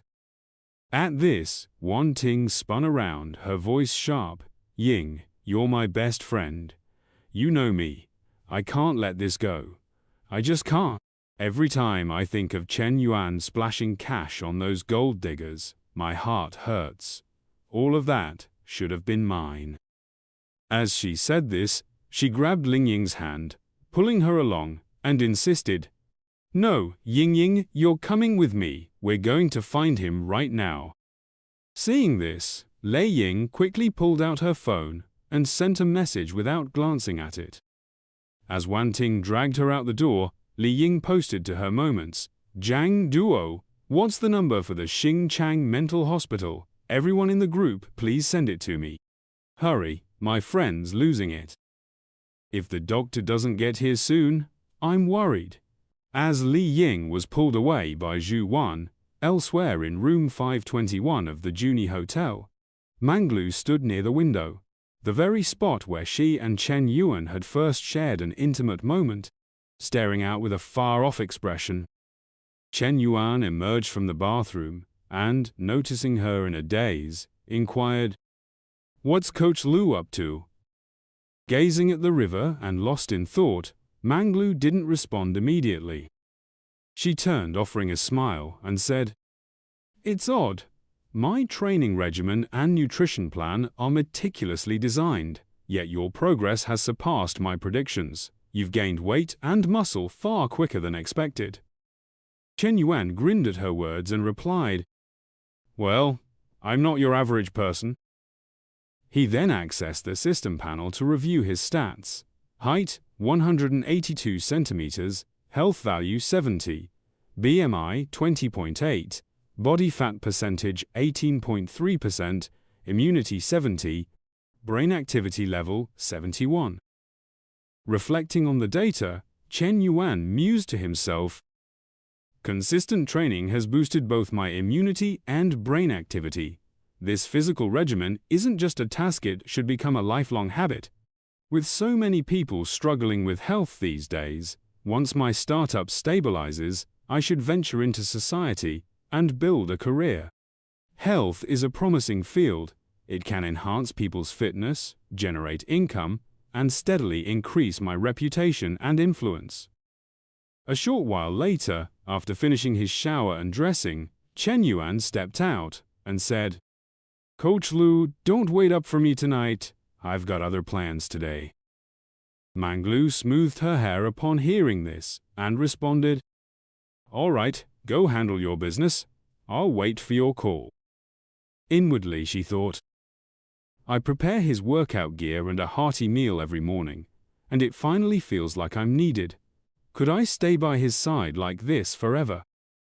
Moments later, Chen Yuan reached his G63, pondering to himself, "Huey was the first to stand by me and has received little beyond a couple of multi-million-dollar handbags as a small gesture. Even Nana and Lulu, who came later, already have houses and cars. It's not entirely fair to her. I need to make it up to her properly today." Meanwhile, at a Hunan restaurant near the Foreign Affairs University's entrance, Minhui was dining with a couple. The woman asked, "Minhui, this place has great food. Do you and your classmates come here often?" Minhui smiled and replied, "Sometimes I come here with friends. Older sister, brother-in-law. Please have some more." The pair were Minhui's older cousin, Soen, and her husband, Jiang Zhen. Jiang Zhen inquired, "Minhui, what does your international studies major lead to after graduation? You're a junior now, so internships must be coming up, right?" Minhui answered, "Internships start next semester. I haven't even considered part-time jobs yet." Jiang Zhen advised, "You should plan ahead. You're at a second-tier school, so you need to think carefully." Minhui nodded and said, "Yes, I understand." Soen then asked, "By the way, Minhui, do you have a boyfriend yet?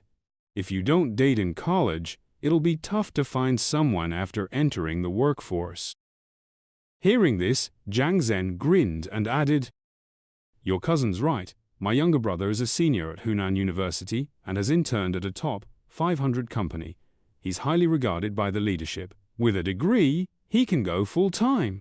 Minhui, if you're single, you could get to know my brother."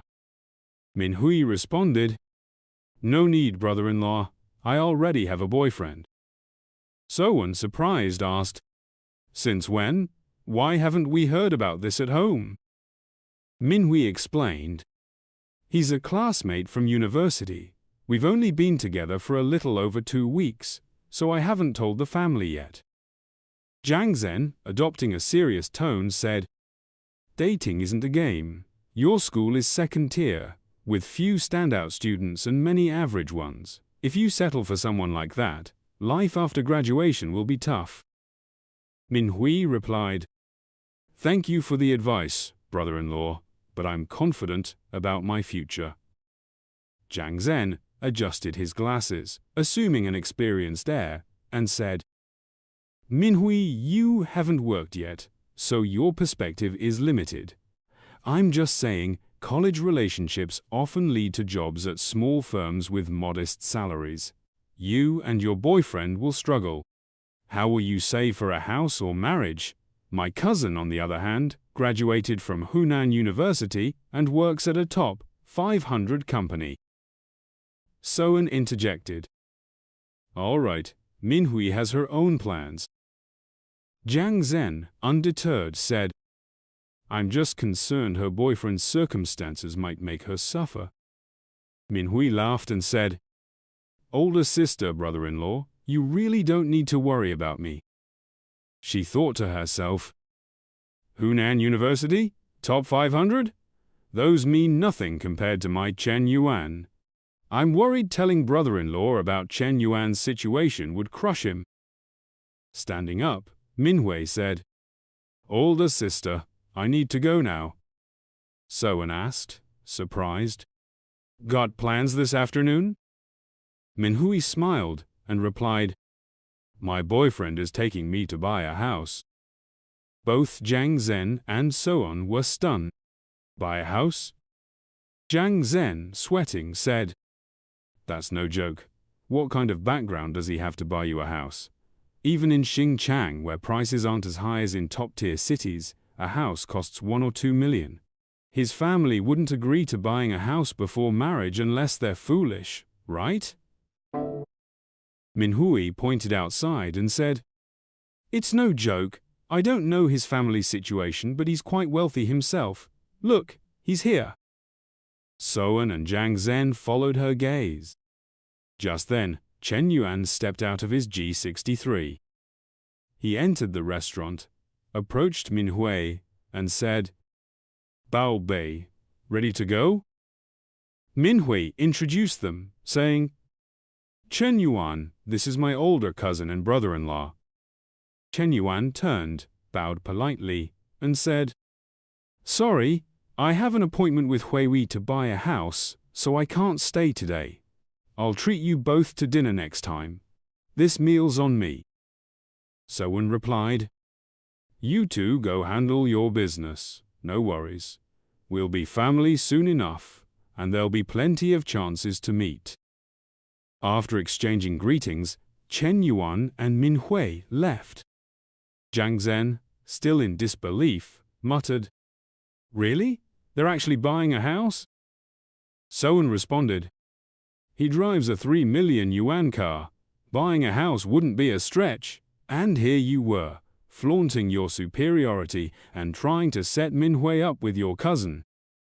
Covering her face in embarrassment, she added, Today was utterly humiliating, disgraceful to our ancestors, Jiang Zhen.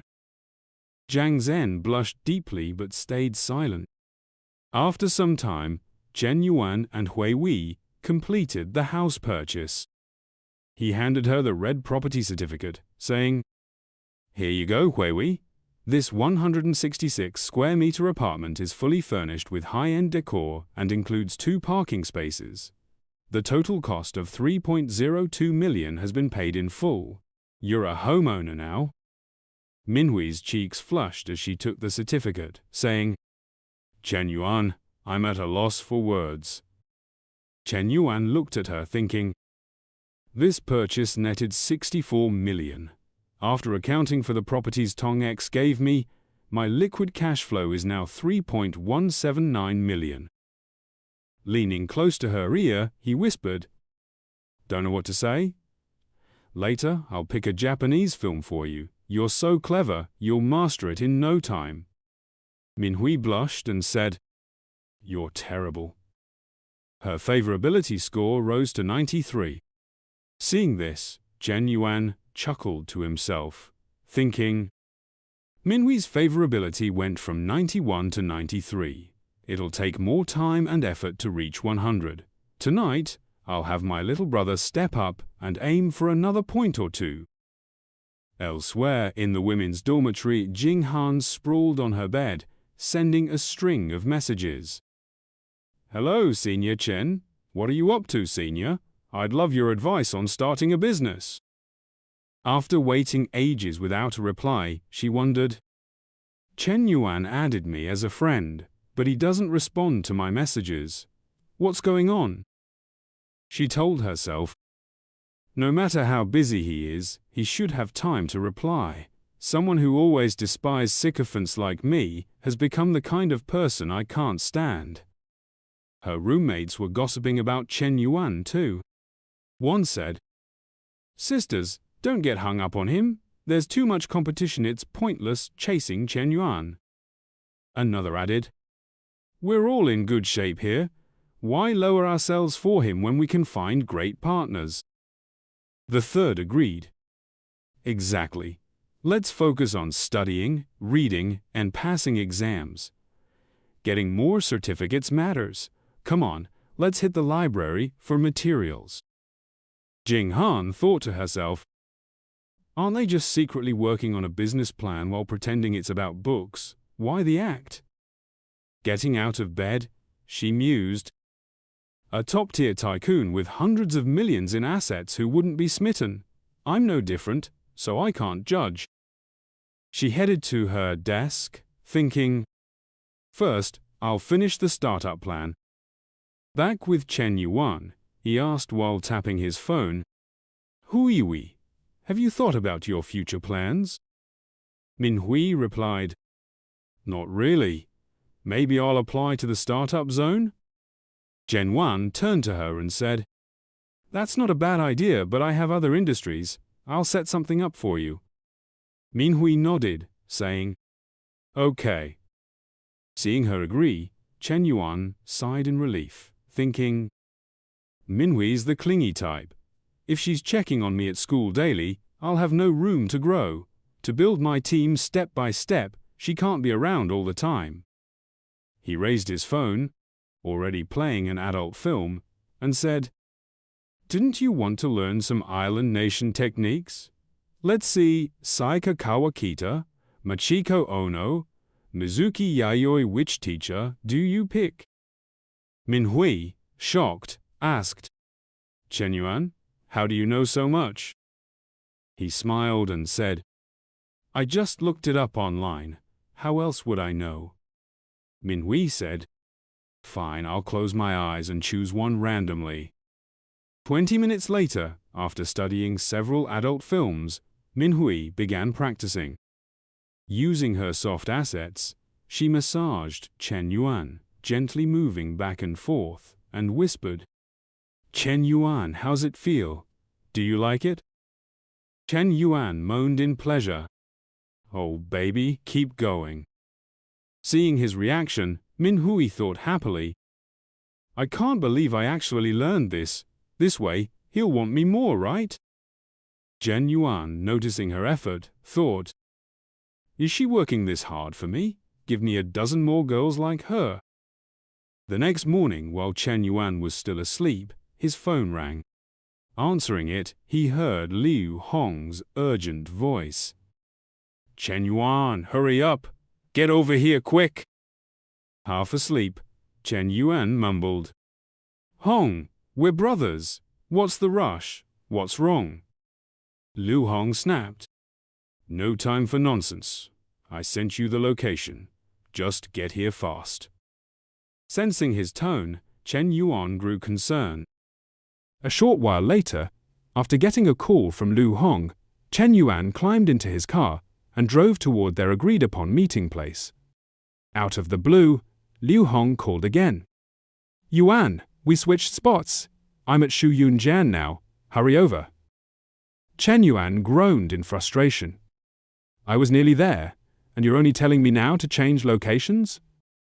Liu Hong responded, I just got off work, and my buddies dragged me here. I'm not exactly thrilled about it, you know.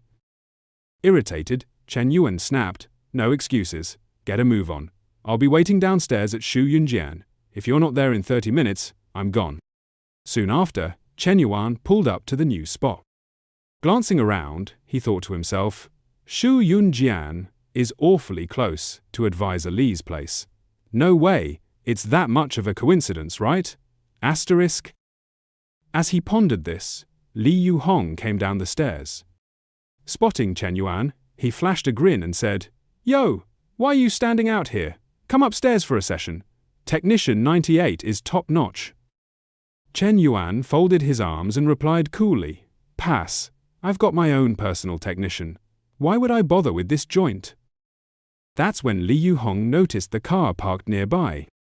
In a shocked tone, he said, Hold up, Yuan. Is that your ride? What's the deal? Chen Yuan shrugged. What's it look like? I just bought it. Hearing this, Liu Hong slung an arm around his shoulder and exclaimed, You sly dog! Did you hit the jackpot or what? A GC glass? That's my dream car. After enduring his chatter, Chen Yuan cut in impatiently. Enough with the chatter. Why'd you drag me out here? Liu Hong gave a knowing wink and a thumbs up. Come on, you're a shareholder, man. You really want to stay a glorified errand boy? The interior's getting finished in 2 days. Let's head up. We can talk while getting a session. Technician 98 will blow your mind, guaranteed.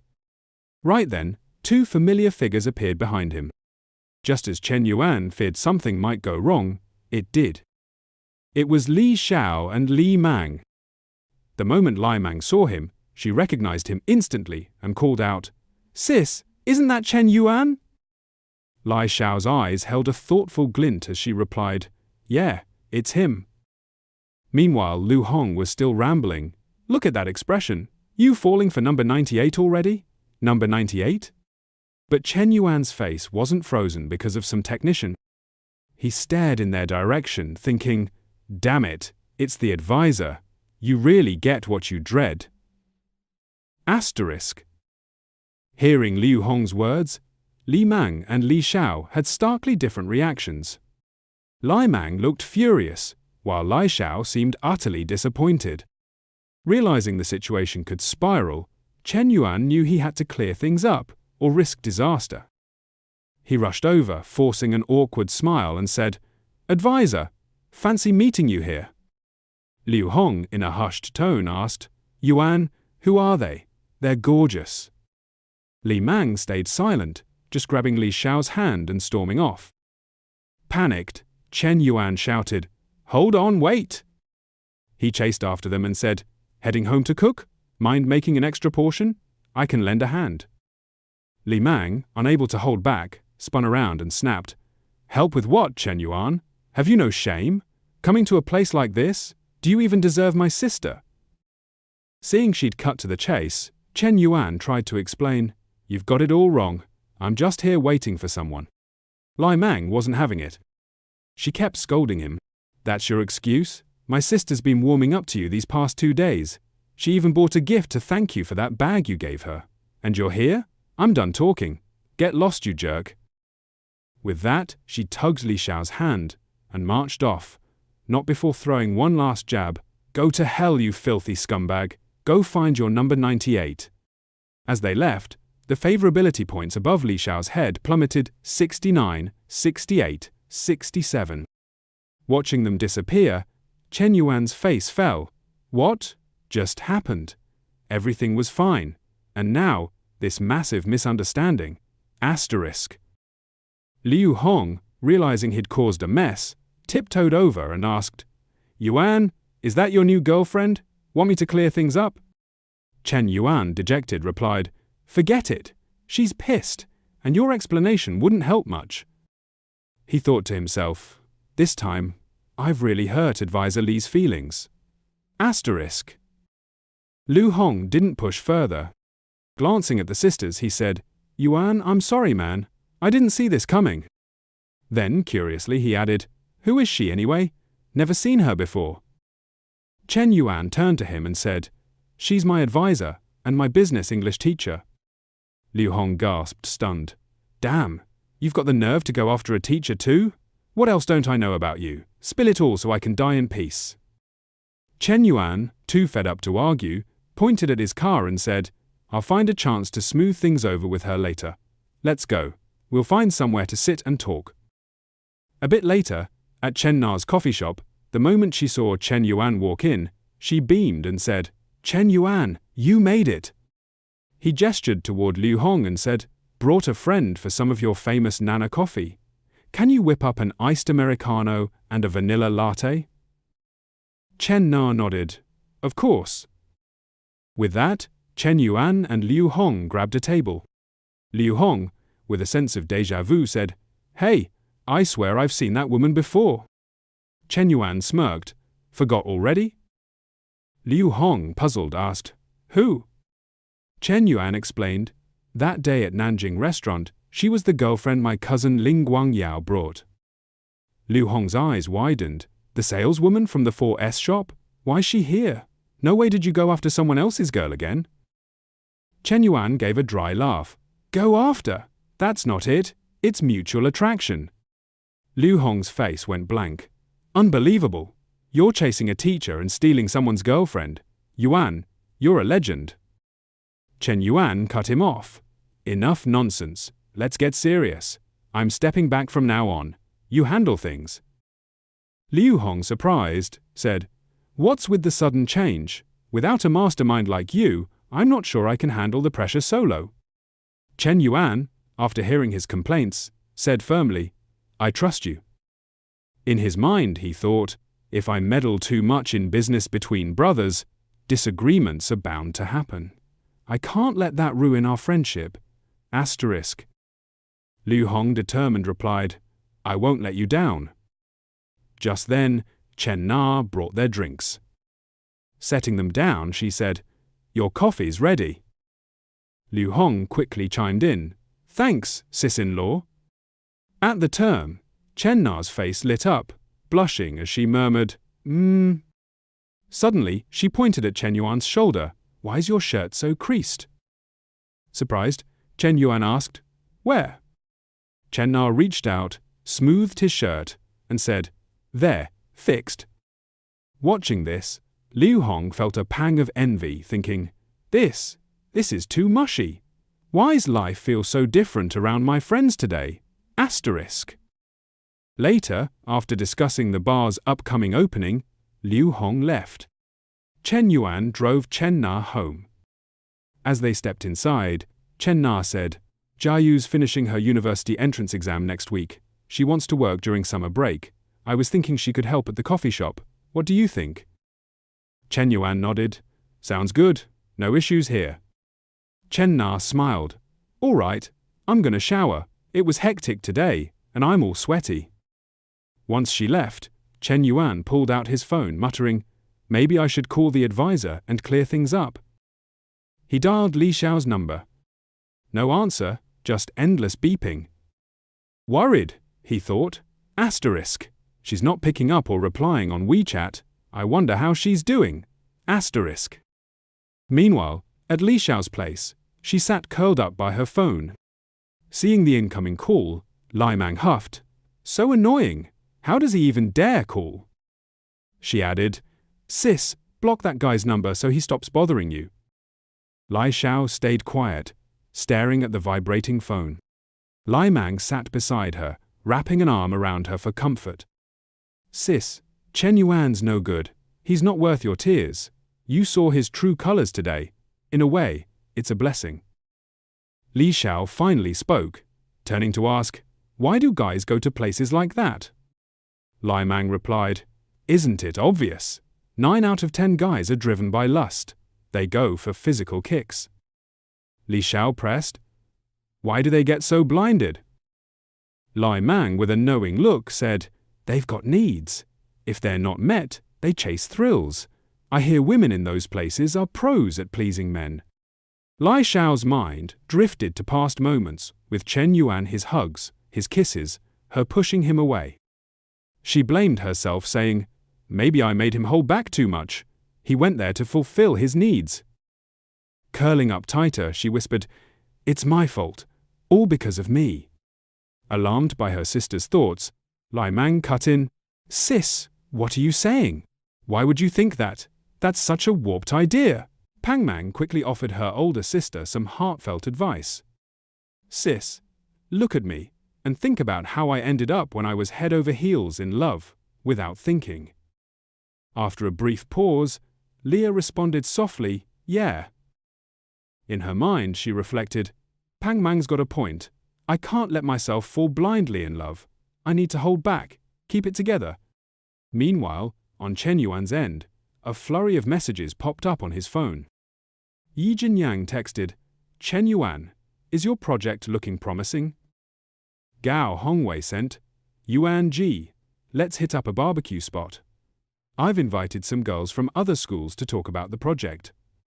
Lo Mingda wrote, Handsome, got you a gas card tonight. Meet us at the cafeteria. Another message read, Friends, let's grab a bite. Xiaolong NV sent a photo. Staring at the flood of notifications, Chen Yuan rubbed his jaw and mused, These are all from old classmates who rarely reach out.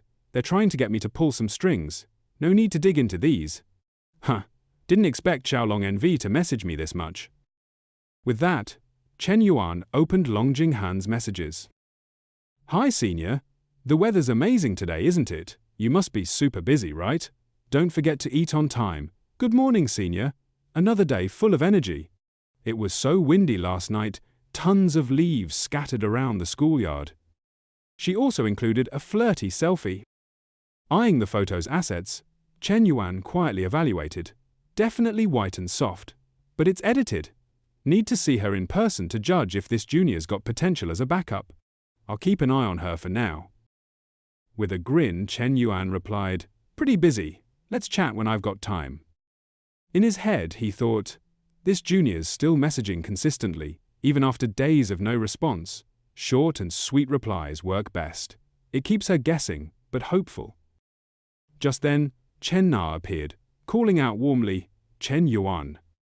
She stepped out in a sharp business outfit, black stockings paired with a half-unbuttoned vest, revealing a lively chest without restraint. She asked softly, Like what you see?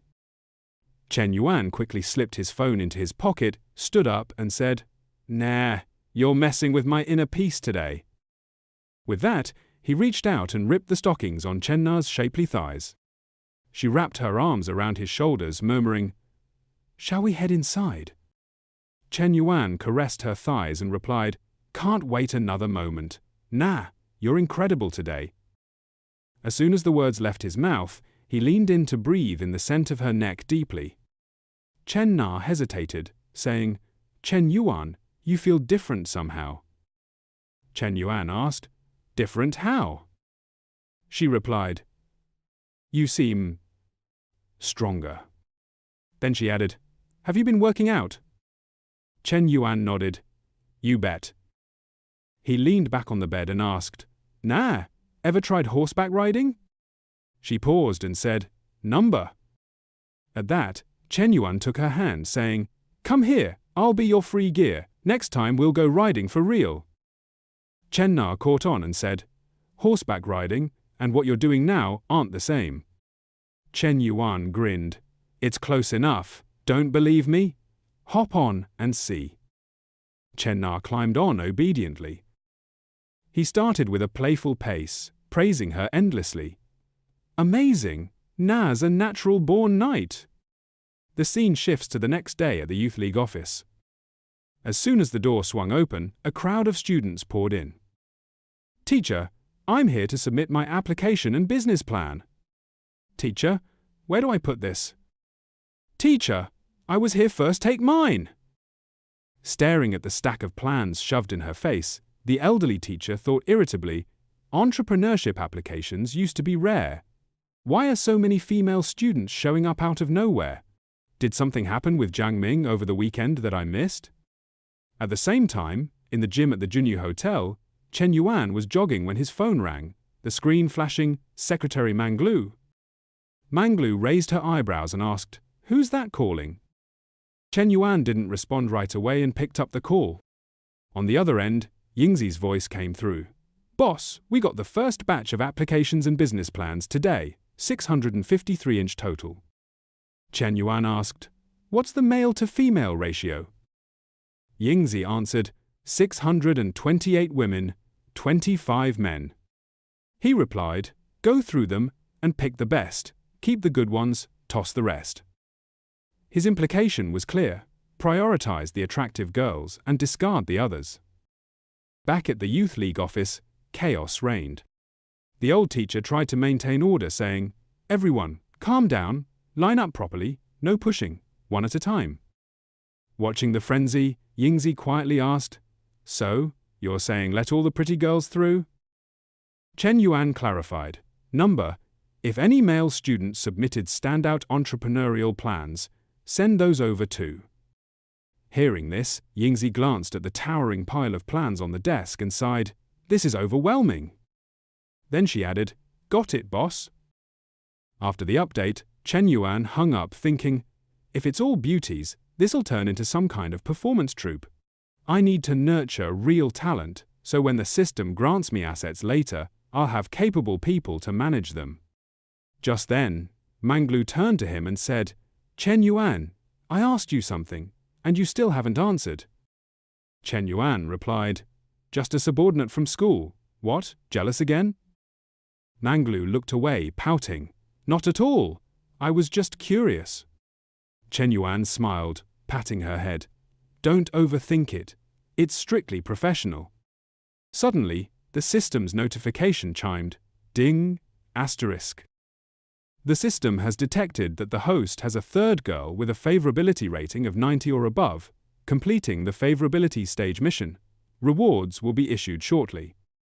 Caught off guard, Chen Yuan glanced at Manglu, spotting the glowing 90 above her head. He thought to himself, Mu Bao, well done. Such a simple gesture of reassurance, yet it yielded such a surprising reward.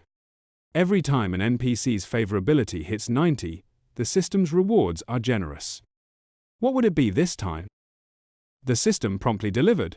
A 5mm increase in diameter, 30 million in filial piety funds, and 2 exclusive skill exchange cards. Overjoyed, Chen Yuan muttered, Well damn, it actually came through.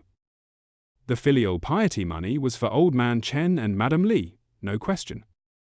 He still had 1 skill card saved from last time, but the first reward was truly game-changing. No man wouldn't lose it over that. Without hesitation, he commanded the system, Activate the first reward. Instantly, Chen Yuan's divine weapon glowed with a 5-colored golden light. A warm sensation spread from his abdomen downward, and the small birdcage suddenly felt tight. Overwhelmed with excitement, Chen Yuan called out to Manglu, Come here for a sec. Surprised, she asked, What's up? He grabbed her hand, pulling her along, and said, No time to explain. Let's head upstairs. Seeing his urgency, Manglu grew concerned. What's going on? Once they reached the bathroom and shed their outer clothes, Chen Yuan charged forward, thrusting his enhanced divine weapon into the cave. Feeling the entrance stretch, Manglu gasped in alarm. Wait, Chen Yuan, something's off. Smirking, Chen Yuan asked, What's off? Her eyes wide with shock, Manglu said, You feel different. Am I imagining this? Did the gym do this? Chen Yuan laughed casually. Maybe you're the one who's changed. Manglu replied, Is that it? Just go easier next time. I can't handle this. Chen Yuan pulled her close, saying gently, All right, my dear, I'll warm up properly next time. Inwardly, he thought, the upgrade's effect is undeniable. This is it. After 99,981 rounds of intense action, Chen Yuan caressed Manglu's blissful face and said, Coach Liu, you rest. I've got things to handle, so I'm heading out. He got up and left, thinking, this new weapon won't just take Liu Bei time to adjust to Nebo, and Huibo will need to adapt too. Gotta take it slow next time. Stepping out of the car later, Chen Yuan thought of Li Xiao, muttering, A day's passed regarding Lucia. The teacher's not picking up or replying to messages. At this rate, the misunderstanding will only grow. How do I prove I didn't do it? She needs to give me a chance to explain. Best to meet her in person. She's free this afternoon, so she's probably home. Moments later, outside Leah's house, a knock echoed. She hurried to the door and called, Who's there? A voice answered, I'm from downstairs. Your bathroom's leaking into my place. Hearing this, Leah opened the door. Seeing who it was, she froze. You tricked me again. It's you, Chen Yuan. Holding the door firmly, Chen Yuan said seriously, Let me inside. Leah asked sharply, What do you want? After being cornered by Li Xiao, Chen Yuan spoke with genuine sincerity. I think we should clear the air.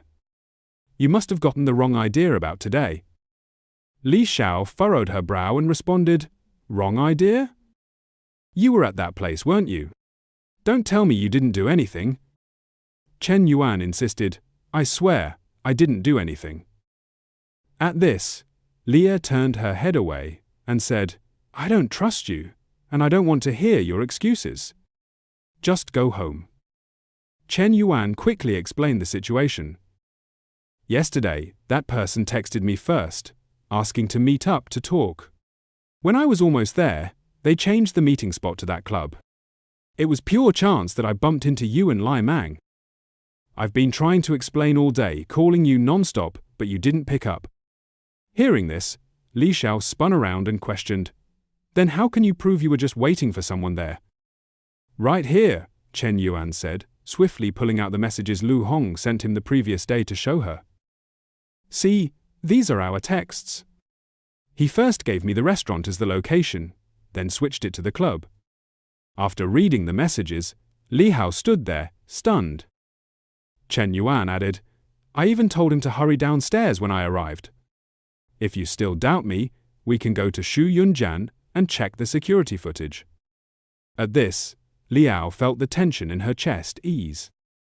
She let out a sigh, thinking, Chen Yuan's explanation is solid. His reasoning and proof are airtight. She stayed silent. Chen Yuan pressed on, Ju Wen, why would I go to a place like that to mess around? You've got me all wrong. Li Xiao finally spoke. Chen Yuan, I'm sorry. I really didn't think it was like this. Her affection toward him instantly rose from 60 to 73 points. Chen Yuan was thrilled, thinking, I can't believe Gwen's favorability bounced back to 73, 4 points above the original 69. Smiling warmly, he gestured inside. As long as we've sorted it out, it's all good. I'm parched, though. Mind if I grab a glass of water inside? Leah, sensing his motives, quickly blocked him, saying, Chen Yuan, not this again. Are you trying to pull the same stunt as last time? Chen Yuan placed a hand on his chest, feigning innocence, and replied, I'm genuinely thirsty. I rushed over here right after lunch, and my throat's dry as a desert. Just one sip, and I'll be on my way. Leah eyed him warily. For real? Chen Yuan flashed a grin and said, Absolutely. At that, Leah replied, Fine, stay there. She then shut the door firmly in Chen Yuan's face. A few moments later, she returned with a bottle of water, saying, Here, drink this. Chen Yuan stared at the bottle, feeling exasperated, thinking, Why so distrustful? Is there no faith left in me? Is this really how Ju Wen sees me now? After handing him the water, Li Xiao turned and slammed the door shut again. Just then, an older woman passing by, who had seen the whole exchange, chuckled and said, Young man, don't rush things. Patience is key. Chen Yuan responded, Auntie, you've got to move fast to get the good stuff, or you're left with scraps. The woman glanced at Chen Yuan, smiling to herself, thinking, Kids these days are so sharp-tongued. But this guy's got the looks and build. A fine catch like him is hard to come by. Maybe I'll call my friends and hit the club later to book some male models. Later, unable to make further progress with Li Xiao, Chen Yuan reluctantly headed back to his car. As soon as he got there, Li Hao sent him a text. Chen Yuan, let's hang out this weekend. After reading the letter, he felt a surge of joy. This journey hadn't been for nothing after all. Not only had he resolved the misunderstanding, but their rapport had grown stronger. Moreover, Juan seemed open to taking things further with him. As soon as he settled into the car, Su Shui reached out via a video call. Chen Yuan picked up immediately. On the other side, Shui said, Chen Zong, the plumbing and wiring are finished, and it's ready for inspection. When can you come by to check it? Hearing this, Chen Yuan responded, I'm free now. Hold on, I'll head over shortly. Time passed quickly, and 30 minutes later, Zhu was seated, plucking leaves from the moss-covered stone steps outside the villa. Chen Yuan stepped out of the vehicle, noticed her, and approached, asking, Have you been here long? Shui quickly stood and answered, Not at all. Noticing her unease, Chen Yuan teased, Why so nervous? I'm not going to bite. He gestured toward the villa and said, Show me inside. At that, Shu Wei turned and led the way, saying, Of course, Mr. Chen, please follow me. I'll go over everything step by step. Chen Yuan smiled to himself, thinking, when she's in her element, she's completely composed. That's true professionalism. Asterisk. Shui guided him inside, explaining, "The waterproofing and basic utilities are all set. Mr. Chen, you can select the flooring tiles next." Then she took him to the backyard, adding, "The garden has been designed to your specifications." Chen Yuan trailed behind, nodding in approval. "Looks good." After the inspection wrapped up, Chen Yuan said gently, "With you overseeing things, I feel confident. I'm not worried about moving in anymore. How about I treat you to dinner tonight?" Shua replied hesitantly, "I'm sorry, Mr. Chen, I have plans to head home tonight." He glanced back and asked, "What plans?" Shui lowered her gaze and said, "To cook for my mum and little brother."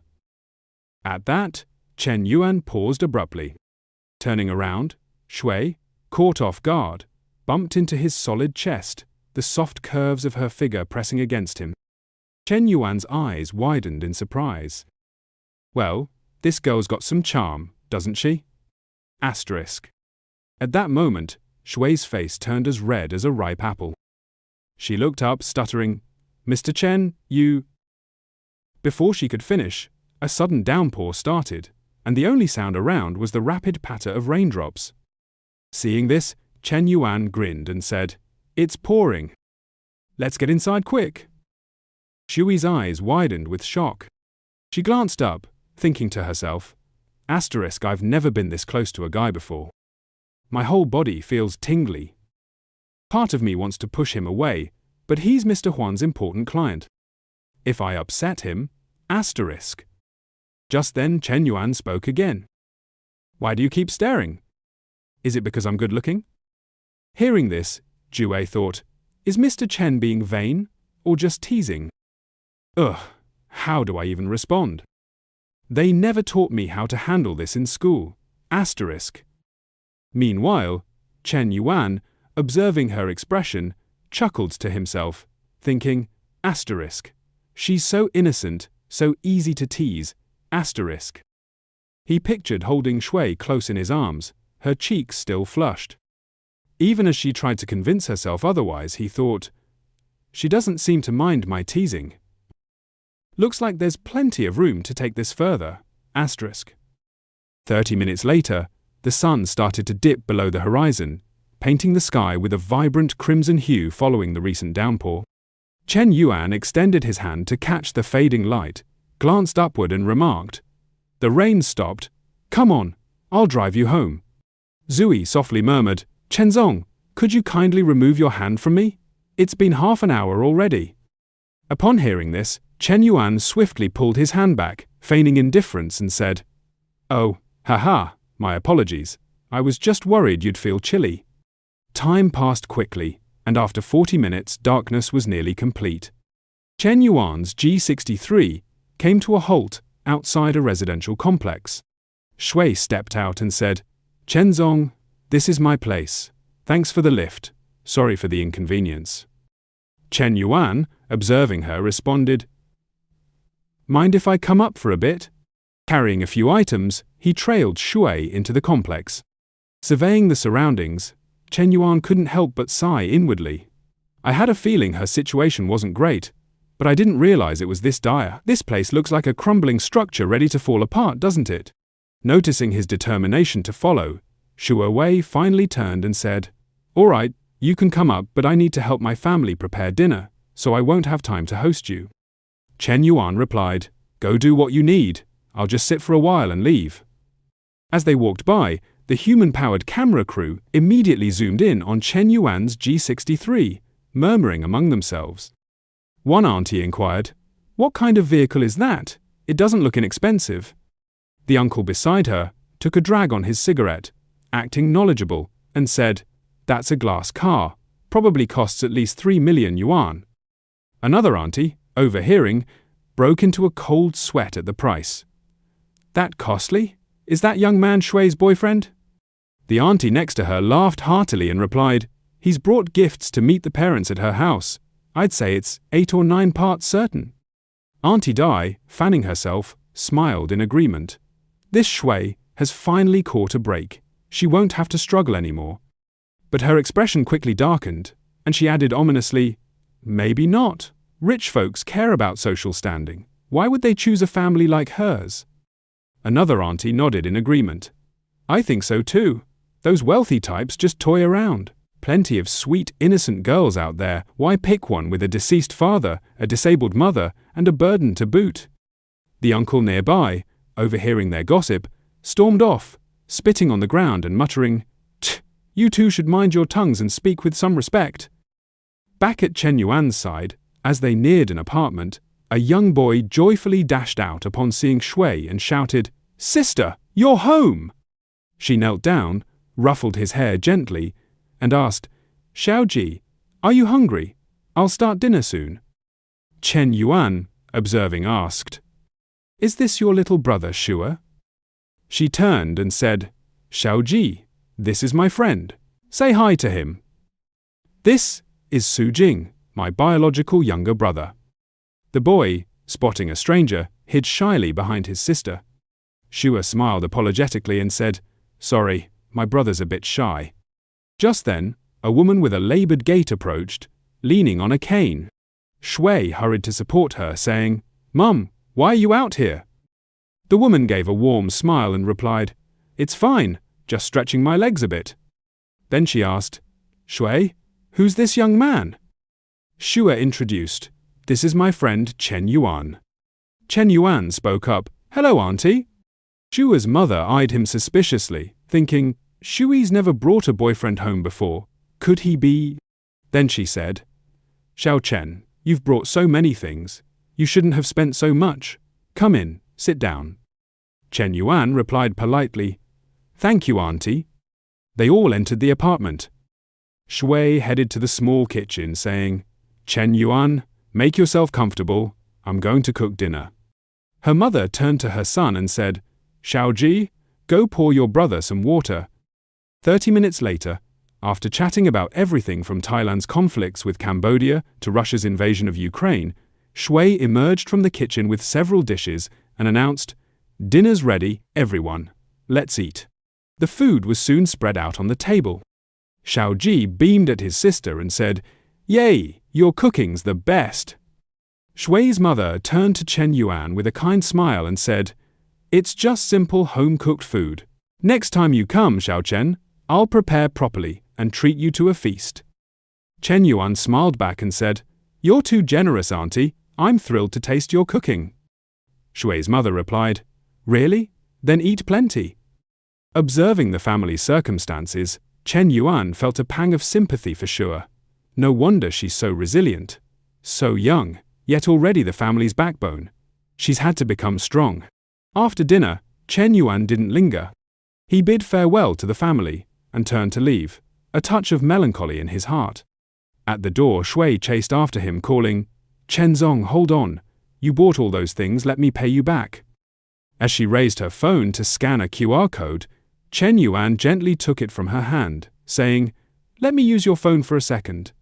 Shua looked puzzled. "Huh?" After a few quick actions, he handed it back, waved and said, "I'm heading out. Goodbye. See you next time." Shui then noticed a notification on her phone. "ICBC, your account ending in 30 received 50 yuan at 19:40, on May 13. Stunned, she thought, he transferred 50 yuan to me. After a moment of shock, she leaned out the window and shouted, "Chen Yuan, wait!" Ignoring her, Chen Yuan acted as if he hadn't heard and walked to the main road. Stopping by his car, he thought, 50 yuan means little to me, but it could ease Shu's family's struggles for a while. I just wonder if she'll accept it no favorability points above her head. Sigh. What if she refuses it later? 5. Back in his car, his mind raced, but a faint sense stirred within him, like something lost was returning. What could it be? His phone rang, and seeing the caller, he answered, "Little secretary, go ahead." Fu Yingzi's voice came through briskly. "Boss, we've narrowed 653 applicants down to 12. 1 female, 11 males. I've sent the electronic file and the female applicants' candid photos to your mailbox." Chen Yuan replied approvingly, "Good work. Bonus for you this month." Yingzi chirped. Thank you, boss. Keep working. Call me if you need anything. Hanging up now. After the call, Chen Yuan mused. Friday's Lao Chen's birthday. Gotta pick out a gift tomorrow. After all, there's 30 million for filial piety. Lao Chen and Mother Lai are truly fortunate. Then there's Hui Hui No, Coach Lu, one night each. Perfectly balanced. A master of fairness does it this way. Back at Shui's home, as soon as Chen Yuan left, the fan-wielding auntie approached to gossip. Seeing Shui's mother, she asked, Was that young man Shui's boyfriend? Her mother replied, I'm not sure. Shui hasn't said anything. The aunt leaned in and whispered, He's clearly wealthy. That car he drives? Worth 2 or 3 million yuan. Shui's mother's eyes widened. That much? The aunt, fanning herself, chuckled. If Shui ends up with him, you and Xiaoji's lives will get better. You need to talk to her. Shui's mother's gaze grew pensive. This is a big deal for Shui's future. I don't want to burden her, forcing her to marry someone she doesn't love. She should choose for herself. The aunt added, I don't know what Shui thinks, but that young man's got feelings for her. Coming to her house like that, even if she's not interested, you should give her some advice. She left soon after. A few steps away, another woman who'd overheard spoke up. You all are dreaming too big, aren't you? He just visited for a bit, and you're already planning a romance? The fan auntie retorted, He came to her house. That means something. The other woman scoffed. Maybe he was interested at first, but seeing their situation, those feelings probably evaporated. These words reached Shui's mother's ears from behind the door, and her heart ached for her daughter. She went to the kitchen where Shui was tidying up and said, Shui, I need the truth. Shui, cleaning, looked surprised. Mum, what's up? Her mother asked directly, What's your relationship with that young man? Shui replied, He's a big client at the company. He was inspecting the site today, it rained, and he offered me a ride home. That's all. Her mother pressed, Does this client like you? Shui thought back to the afternoon, recalling Chen Yuan's odd behavior, but also the beautiful girl with him at their last dinner, likely his girlfriend. She said, I don't know. Her mother sighed, You don't know? Then she asked, What do you think of him? Shui, a bit annoyed, said, Mom, what are you talking about? He's just a client. Her mother softened, All right, I understand. You heard Aunt Zhang's gossip, right? Don't take it to heart. Your father's gone, and you've carried this family alone. Xiaoji and I owe you so much. I just want you to be happy. Don't ever feel you have to marry into wealth for our sake, okay? Shui hugged her mother gently and said, Mom, I know, don't worry. Her eyes betrayed a hint of sadness as memories of the villa flashed through her mind, bumping into Chen Yuan's chest, his arms around her from behind. Her heart stirred faintly. Meanwhile, at the Juni Hotel, in that same room, Chen Yuan and Manglu were locked in a frenzy of action again, trading moves with techniques drawn from across the globe. The next morning arrived swiftly. After a night filled with intense field combat, Manglu and Chen Yuan were still deep in slumber. The sharp ring of the phone jolted Chen Yuan awake, and he groggily picked it up. A woman's voice came through the line. President Chen, it's Fujang from Guanting Decoration Company. Chen Yuan, still half asleep, mumbled, You finally got through. Is something urgent? Fujang Mei responded, My apologies, President Chen. Is now a good time? I'd like to discuss my student, Sui. Chen Yuan replied, All right, give me a moment. After a quick wash, he threw on some athletic wear and a baseball cap, then headed out mysteriously to meet her. Upon arriving and settling down, he asked, You called me so early about Shua. What's the issue? Fujang Mei handed him a matcha latte, smiling. Yesterday you sent her 50 yuan, and she sent it back, but you didn't accept it. Chen Yuan sipped the latte and said, That's true. Fujang Mei continued, Please don't take it the wrong way. I noticed she seemed upset at work this morning, so I asked her about it. After a brief pause, she added, Shua isn't that type of person. Your gesture might weigh heavily on her mind. She won't keep the money. Please accept it back. Chen Yuan raised an eyebrow. Is that why you wanted to meet? Fujang Mei looked slightly embarrassed and said, 04. President Chen. Shua isn't after money. If you're interested in her, you'll need to try harder. Chen Yuan's gaze turned thoughtful. That wasn't my intention with the money, he said, waving it off. But fine, I'll take it back. He tapped his phone to accept the transfer. A notification popped up. Industrial and Commercial Bank, your account ending in 30X, received 200 yuan at 9:42 a.m. on the 14th. He sighed. She even added 200 yuan, probably for what I bought her yesterday. Stubborn girl. Turning to Fu Jiangmei, he asked, has Wan Sheng been sending Shua to entertain clients with drinks at other projects lately? She shook her head. No, President Chen, rest assured. She's only overseeing your construction site. With that, Chen Yuan took a sip of his latte and stood. All right, thanks for your time. I'll head out. As he left, Fu Jiangmei reflected deeply. If Shua and Chen Yuan got together, her life would be comfortable, and her family's situation would change dramatically. But she's so stubborn and independent. Girls like her are rare these days, with so many chasing shortcuts. Back in his car, Chen Yuan's phone rang again. Yu Chang's soft voice came through. Chen Yuan, are you free tonight? Want to grab a drink at a cafe? He grinned. I'm free. Come over to my place. Yu Chang hesitated. My husband might be home this evening. 05. The thrill of danger surged through Chen Yuan, and he cut in.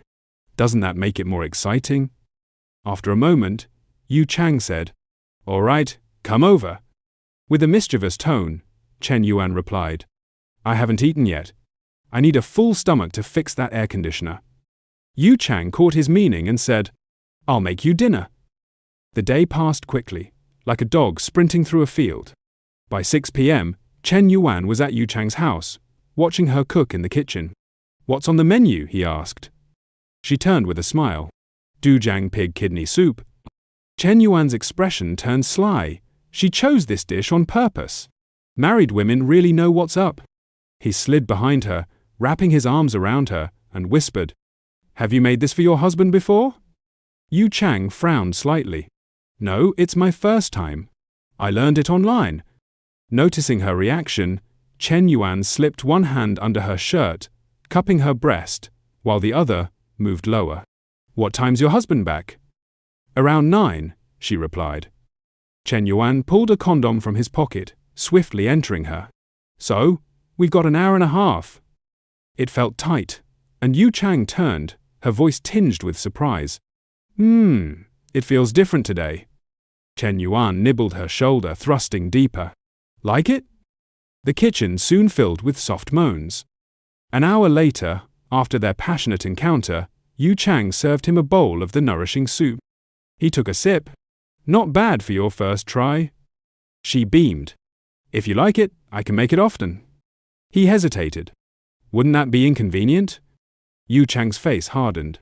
No. I've decided to divorce him. I want real happiness. Chen Yuan adopted a serious tone. That's great, Lin. Congrats on taking that step. He left just before 9 p.m. As he started his car, Zhang Shenyong approached, eyeing the luxury vehicle with sweat beading on his face. A glass car? Nobody in this neighborhood drives something like this. Recognizing Chen Yuan, he froze. Wait, isn't that the rich guy who bought a car from Chen Na and is bankrolling her? What's he doing here? Grumbling, he headed inside. Seeing Yu Chang sipping soup, he said cheerfully, Wow, you made soup for me? You're getting so thoughtful. Yu Chang smirked inwardly. Sorry, Dang, this isn't for you. Note, search Wu Dang online for context. Before she could respond, Zhang poured himself a bowl and asked, Why's the air conditioner off? It's hot. Why use this fan? We're not that broke. Yu Chang replied, It's not hot. She chuckled to herself. You're overthinking. I just don't want Chen Yuan's scent lingering. Misreading her smile, Zhang loosened his tie smugly. Finish the soup, huh? I get it. Let me shower, and I'll make you feel good. Quote. He headed to the bathroom. 10 minutes later, he returned, eager, but stopped short at the closed bedroom door. What? Wasn't the soup to energize me for her? Did she fall asleep? Grumbling, he flopped onto the sofa. I gave you a chance, but you didn't take it. I'll save my energy for a younger girl tomorrow. The next morning, on the school field, a crowd of attractive students gathered.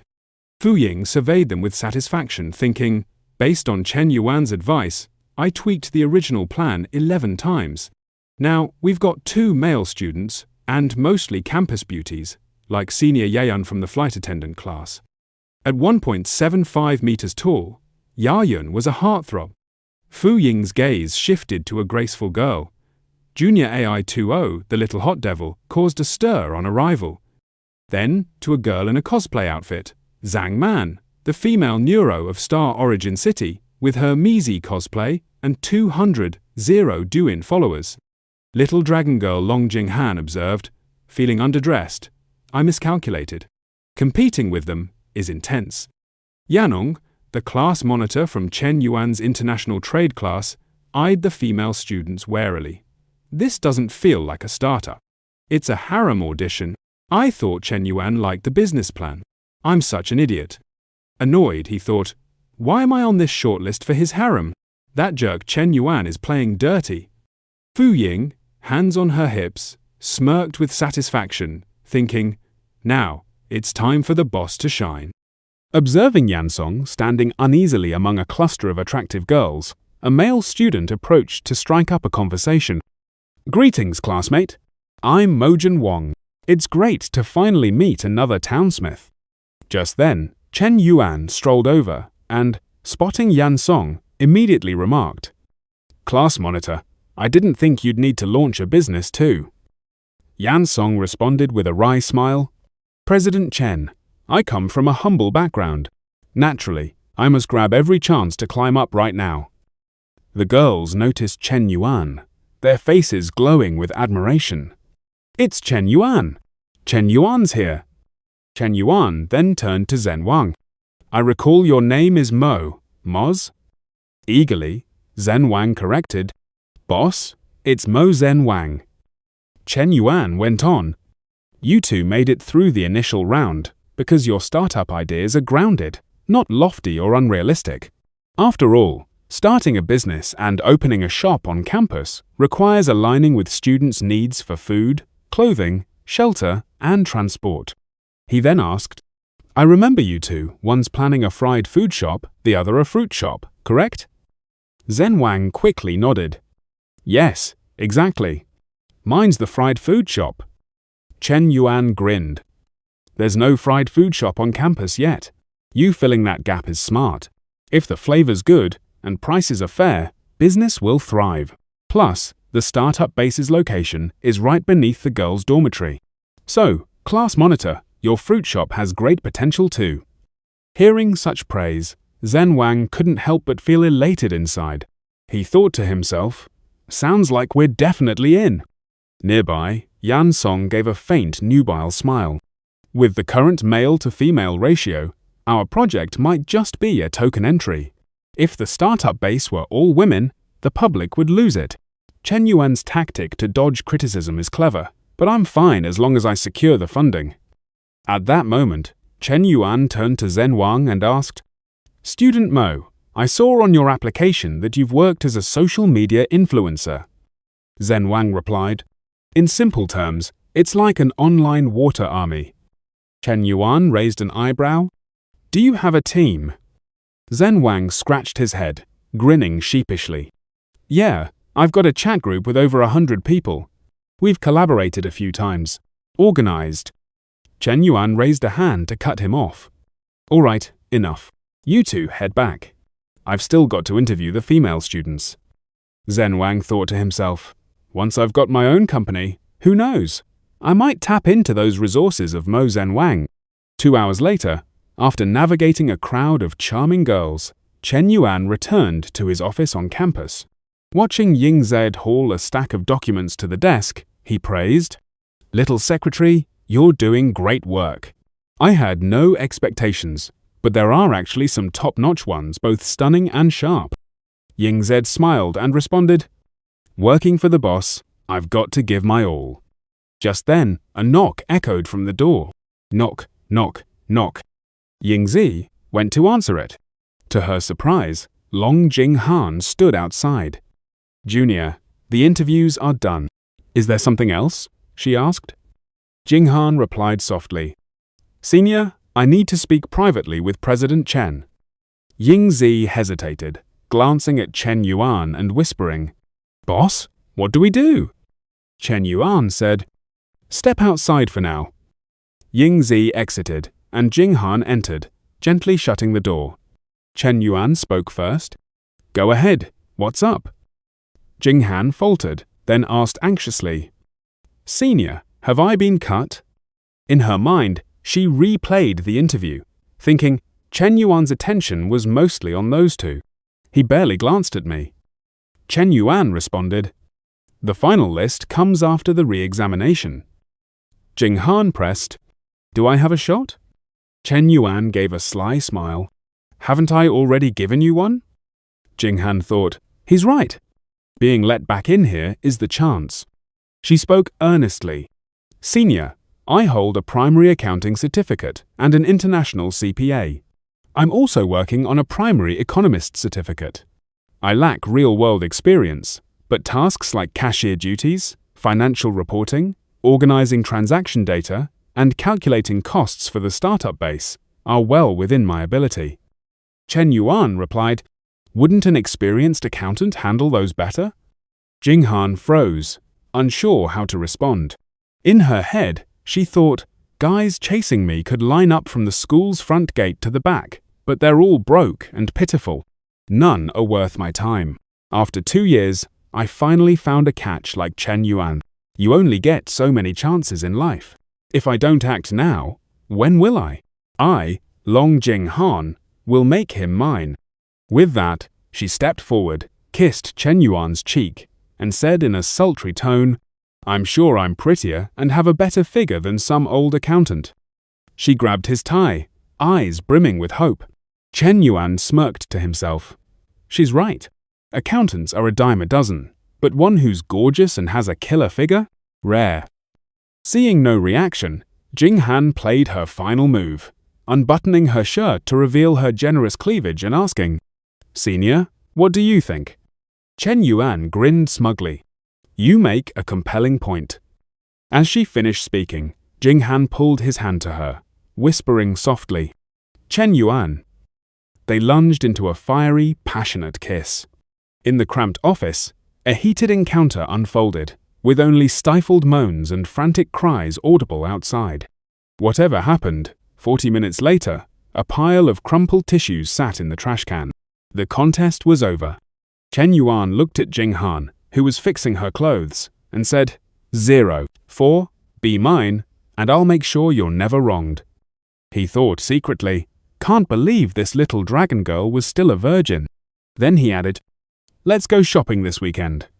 Jing Han turned, smiling, and said, yes. She thought, I've carved a place in Chen Yuan's heart. It's small, but it's something. Her favorability points above her head read 61. Chen Yuan thought happily, the little dragon girl's starting to fall for me. Perfect. 10 minutes later, Jing Han, sore from the ordeal, limped out of the office, murmuring, ow, it hurts so much. Ying Zed rushed to support her, saying, Jing Han, why put yourself through this? Jing Han, with a content expression, replied, Senior sister, I'm fine. I've never felt this truly happy. Back in the office, after Jing Han left, Chen Yuan pulled out his phone, scrolling and muttering, tomorrow's Friday, Dad's birthday. Let's check the gift I pre-ordered for him.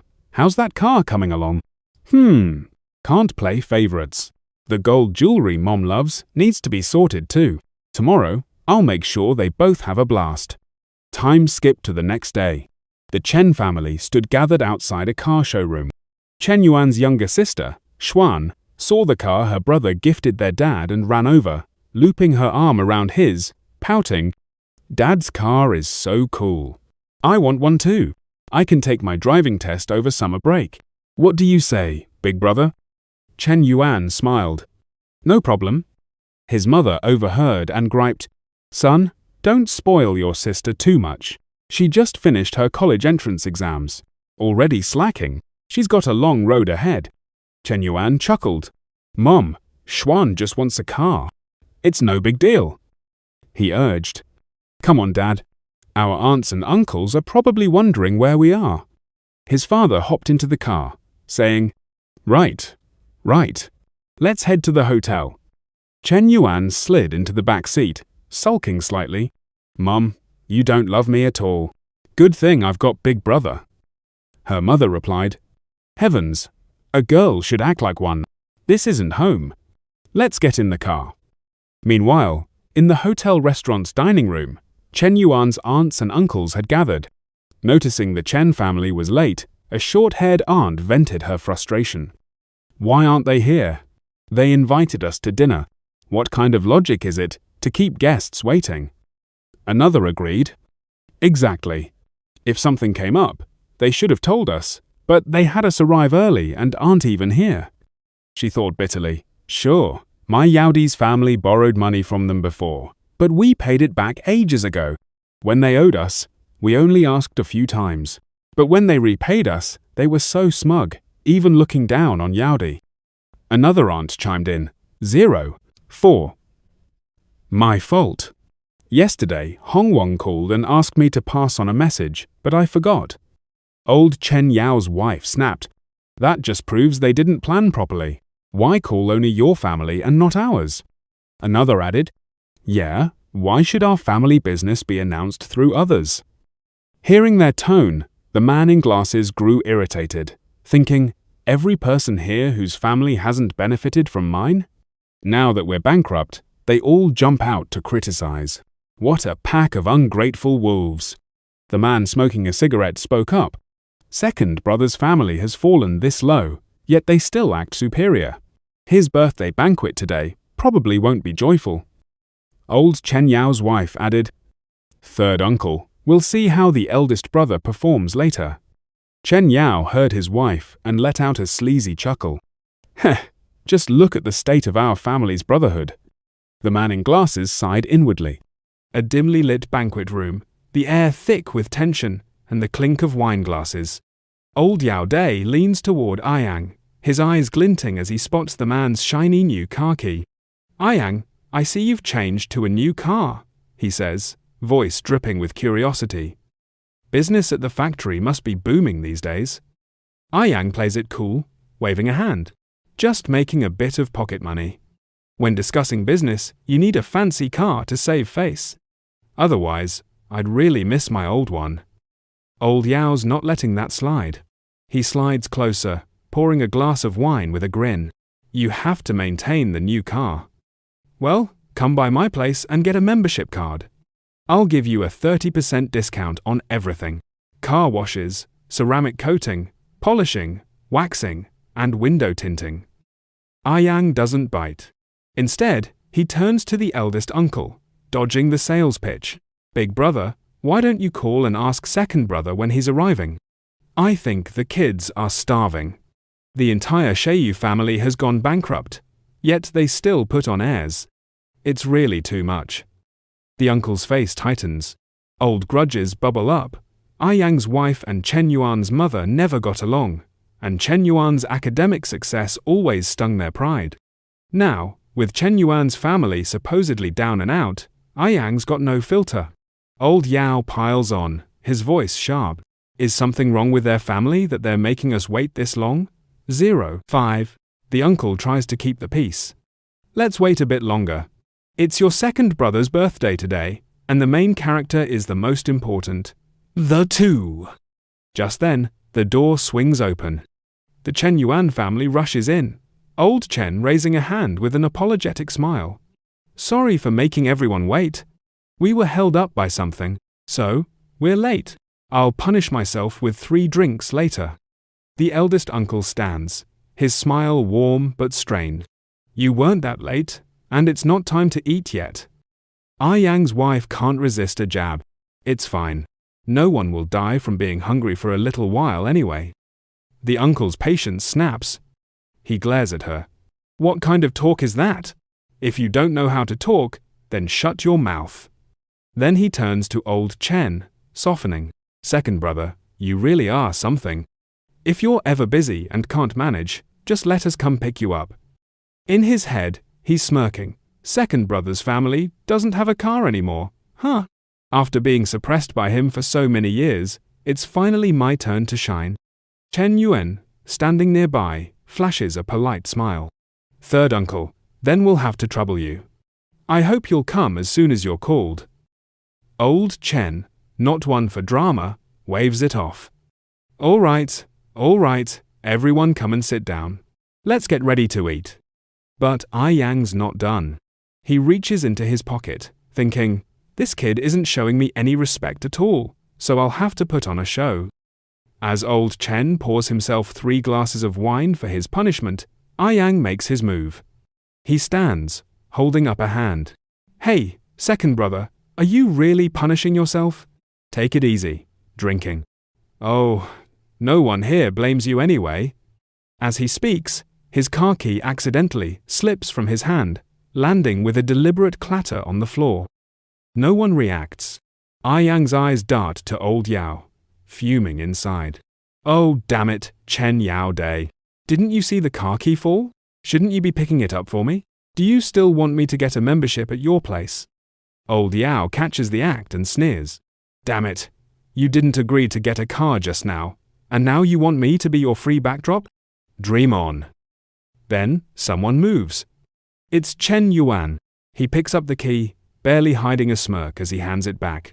Oh, third uncle, you changed to a new car. Yang grabs the key, puffing up. That old VV was too old. I wanted to change it a long time ago. Chen Yuan leans in, playing along. What model is it? Yang's grin widens. X7, not expensive. Chen Yuan lays it on thick. It costs at least 1 million yuan to get it on the road. And you say it's not expensive. Third uncle, you're too modest. Yang's ego swells. I only bought the mid-range version, so it only costs about 1.1 million yuan to get it on the road. Zhao Yuan, don't you know? 3. I advised your dad before. It is better to do business in the manufacturing industry. The tourism industry is too risky and unreliable. Chen Yuan keeps up the flattery. Third uncle is really a pro. Yang's practically glowing, though he tries to play it off. No, just making a bit.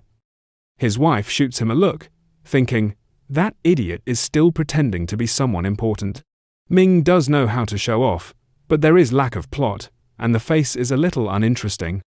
Yang catches her glare and mutters, what do you understand? Stop at the right time. If they open their mouths to borrow money later, you will bear to take the hard-earned savings. Chen Yuan turns to his dad, a sly smile creeping across his face. Old Chen, Dad's third younger brother, has already bought an X7. How long are you planning to hide your Maybach?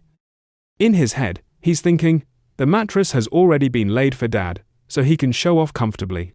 Old Chen chuckles awkwardly. It's just a car, nothing to talk about. The room freezes. Maybach? Everyone's minds race. The cheapest Maybach costs nearly 1.7 million yuan. Isn't their family bankrupt? How'd they afford that? The eldest uncle stares at old Chen. Did you buy a Maybach? Old Chen pats Chen Yuan's shoulder, smiling. Thanks to my son for buying a nice car. Jaws drop. Chen Yuan? The wasteful college kid? The uncle's mind spins.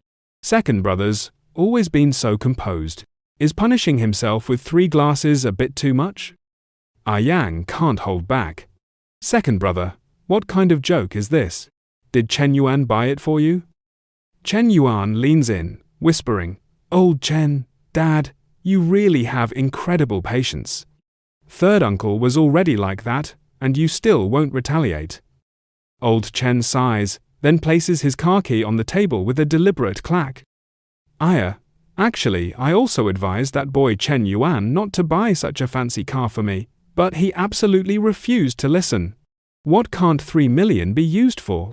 I really don't know why he'd buy such an expensive car. The room goes dead silent.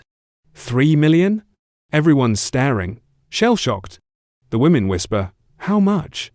3 million? That expensive? The men's eyes are wide, thinking, a 3 million yuan car? Just bought on a whim? Where did that boy Chen Yuan get all that money? A restaurant staff member steps in, breaking the tension.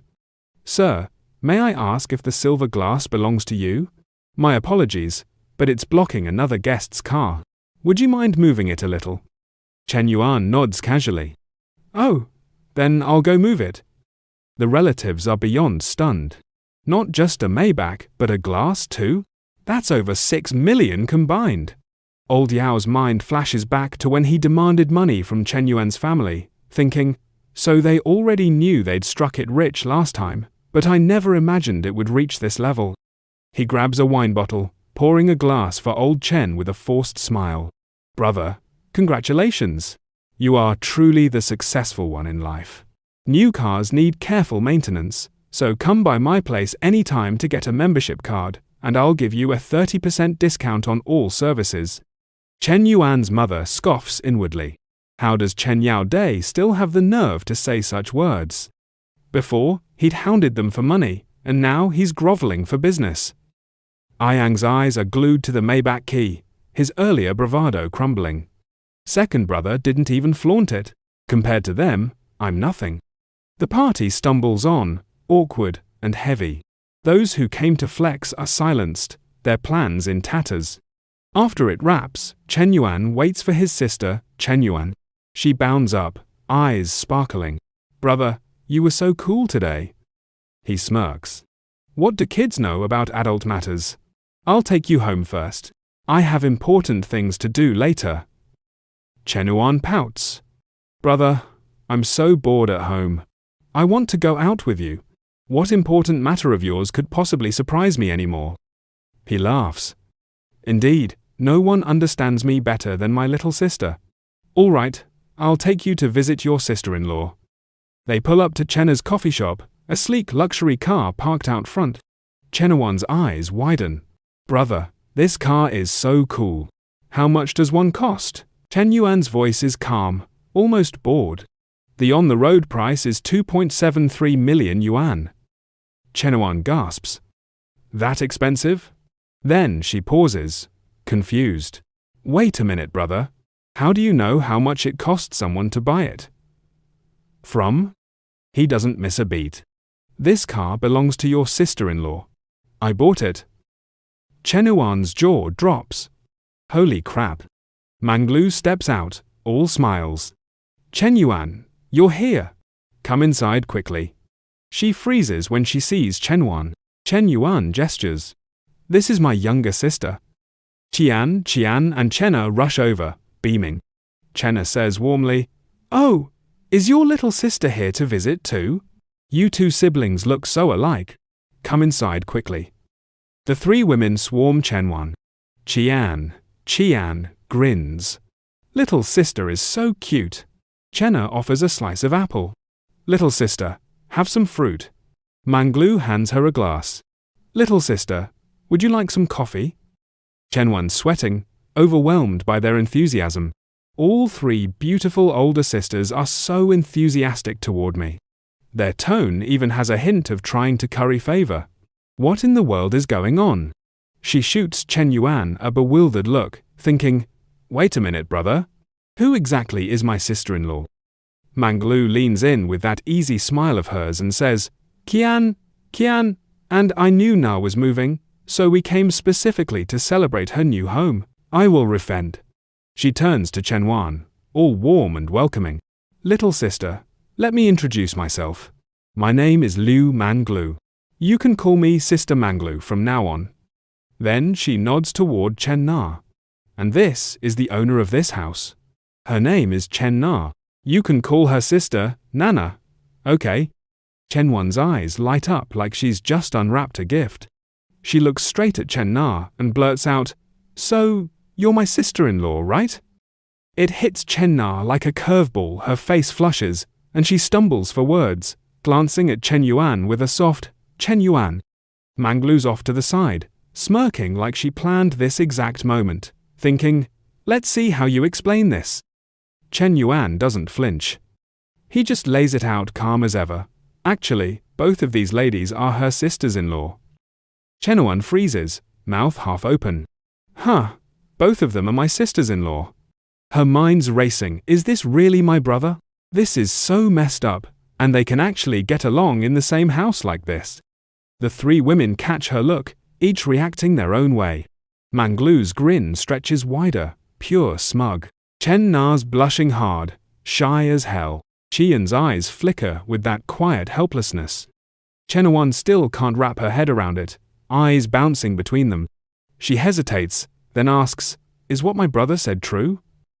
Manglu and Chen Na nod together, voices syncing up. "That's right, little sister." That seals it. Chen Yuan whips around to her brother, firing off, "Brother, you're such a damn playboy." Chen Yuan just smiles to himself, dark thoughts churning. "My dear Chen Yuan, this is just the beginning. You can't even accept two people. What will happen when my harem expands in the future? Won't your worldview completely collapse? You might as well get used to it gradually." Introductions wrapped, Manglu and Chen Na step up. Manglu grabs Chen Yuan's hand, all sunshine. "Xuanuan, is there anywhere you want to go? Just tell us and we'll go together." Chen Na chimes in next. "My sister also just finished her college entrance exams, and she'll be coming to Star City tomorrow. You all will probably have a lot to talk about, but my sister is quite introverted." Chen Yuan flashes a grin. "Don't worry, sister-in-law. She'll open up after hanging out with me for a few days. I guarantee it." Qian's been hanging back, just watching this family vibe unfold like she's crashing the party. She sighs to herself. I didn't expect them to become so close so quickly. Sure enough, birds of a feather flock together. In Chen Yuan's family gathering, I'm really just an outsider. Her mind drifts back to that first chat with Manglu. Qian had asked, surprised as hell, "You two are already like this, and you can still get along in the same house?" Manglu had shrugged it off, cool as ice. Men are men. Best friends are best friends. In ancient times, there were many cases of sisters serving the same husband, let alone best friends sharing a husband. Qian couldn't help it, pure helplessness washed over her. If you two are really still the same as before, then just talk to each other directly, okay? Why do you always make me the messenger? The key point is that Chen Yuan bought supercars for the two of you to enjoy, and I don't even get a whiff of it, yet I have to endure this fatigue. She sighs again, muttering under her breath, "Hi, you two are really terrible sisters." Right then, Chen Yuan stands up, stretching. "You guys keep talking. I'm going to rest for a while." Chen Na's quick grabs her hand. "Xuanwan, your brother wants to sleep. How about we go shopping? Buy you some clothes, shoes, and bags. What do you think?" Chen Yuan hesitates, glancing down at herself. "Although my sisters-in-law's fashion sense is top-notch, can I even pull off the same vibe as you?" Manglu jumps in, smiling wide. "Don't worry, Xuanwan. I'll teach you all my styling secrets." Chen Yuan's eyes spark. "Wow, that's great." And just like that, the four of them head down to the garage. But then Manglu spins toward Qian. "I forgot my bag upstairs, Qian. Can you wait for me a moment?" Qian nods. "Oh, okay." Manglu slips back inside. 10 minutes drag by 15. Then her phone buzzes. Qian, just take a taxi ahead. We're a bit busy. And there's a red envelope tossed in for good measure." Qian stares at it, irritation bubbling up. What important business could you be doing at Na's house? She's going shopping with her husband's sister, and you're taking the opportunity to sneak around for some secret rendezvous. Unbelievable. You get to go have fun alone, and you leave the explanation to me. The most important thing is to think of some excuse which is really tiring. Upstairs, meanwhile, Chen Yuan's just drifted off when the bed dips. Manglu's there, sliding on top of him, slow and quiet. Her tongue flicks wicked against his ear. He snaps awake, heart pounding. "What's pressing against my face?" This feeling. He looks up. "Is that Instructor Lu?" He bolts upright. "Are you crazy?" Manglu's face goes all soft longing. They went out shopping. Now it's just the two of us at home. Chen Yuan narrows his eyes. Then why didn't you go with them? She pushes him back down, voice dropping low. I wanted to stay here and keep you company. That flips something in him. He leans in close, a sharp edge to his grin. I think you're playing a feint to the east and attack in the west. Manglu shrugs off her outer layer, bra hugging her curves tight. She plays innocent. Feint to the east and attack in the west? I don't understand. Jestem of Vizik. No more games. Chen Yuan grabs her wrist, flips her onto the bed. She gasps. Twice. Ouch, darling. I missed you so much. His hand slides down, face twisting lewd. Seems like you messed up the way you address me again, huh? Manglu corrects, quick, breath hitching. Daddy, I miss you. That's the trigger. Chen Yuan drives in hard. No mercy. As he thrusts, he growls. Not loud enough. Say it again. Her cheeks burn red. She shouts it out. Daddy, Papa! Time blurs, an hour and a half gone in a haze. Cut to the street. Chen Yuan's loaded with bags. Dialing Chen Yuan. Bro, Sister Qian went ahead. She said, Sister-in-law Lulu has other things to do with her. Na and I are almost done shopping too. When will you arrive? He's pulling up now. G63 rumbling to a stop outside the store. Wait for me. I'll be right there. The clerk inside spots the beast of a car, whistles low in his head. What a fancy car! Then the door opens, Chen Yuan steps out. The clerk's eyes lock. Wait a minute. I'm impressed with that boy. Memory clicks. Let me think back. In his memory, the image of Chen Yuan quickly appeared. The time he bought a bag for Li Hao. I remember now. It's that kid who came to me 3 months ago to withdraw cash. He drained all the money from Huabei, credit cards, and stuff, then ran to the Guojin shopping center to buy a bag, and even thanked me profusely when he left. Clerk's mind spins wild. That guy hasn't even met for a month, and he's already driving a G-Class. How did he make money so fast? Did he go to the Golden Triangle or Northern Myanmar to do big business and strike it rich at this time? Outside, Chen Yuan's linking up with Chen Na and Chen Wan, eyeing the hall. He grins. Looks like you've spent quite a bit of my sister-in-law's money. The clerk's eavesdropping scraps, gears turning. Oh, so he met a rich older woman. Well, being young and handsome is really great. His brain dives into the dirt visions of Chen Yuan on his knees, Chen Na's high heel tipping his chin up, him turning full dog, lapping at her thick soul.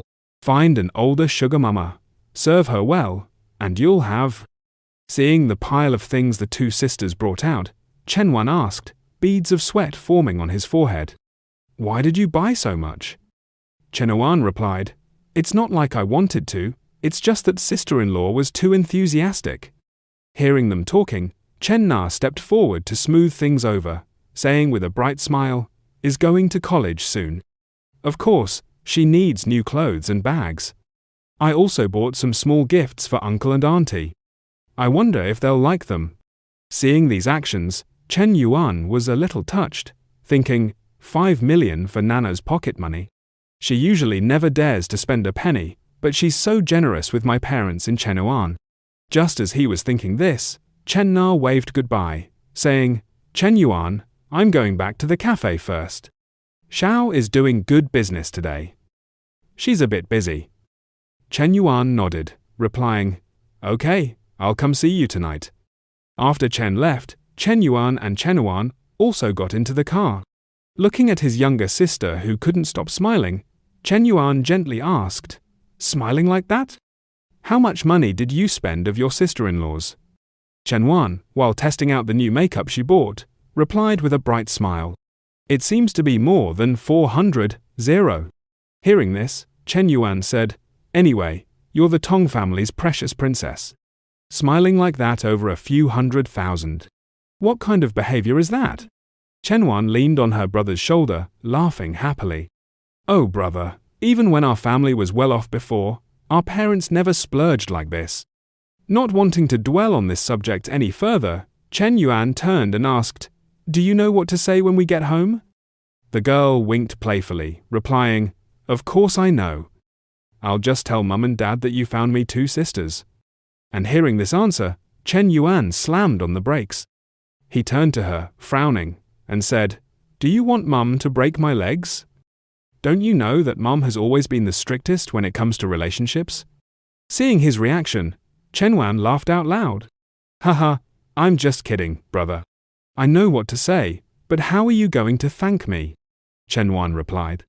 "Didn't you just receive a 400 gift?" Chen Yuan immediately retorted, "That was bought by sister-in-law, not you."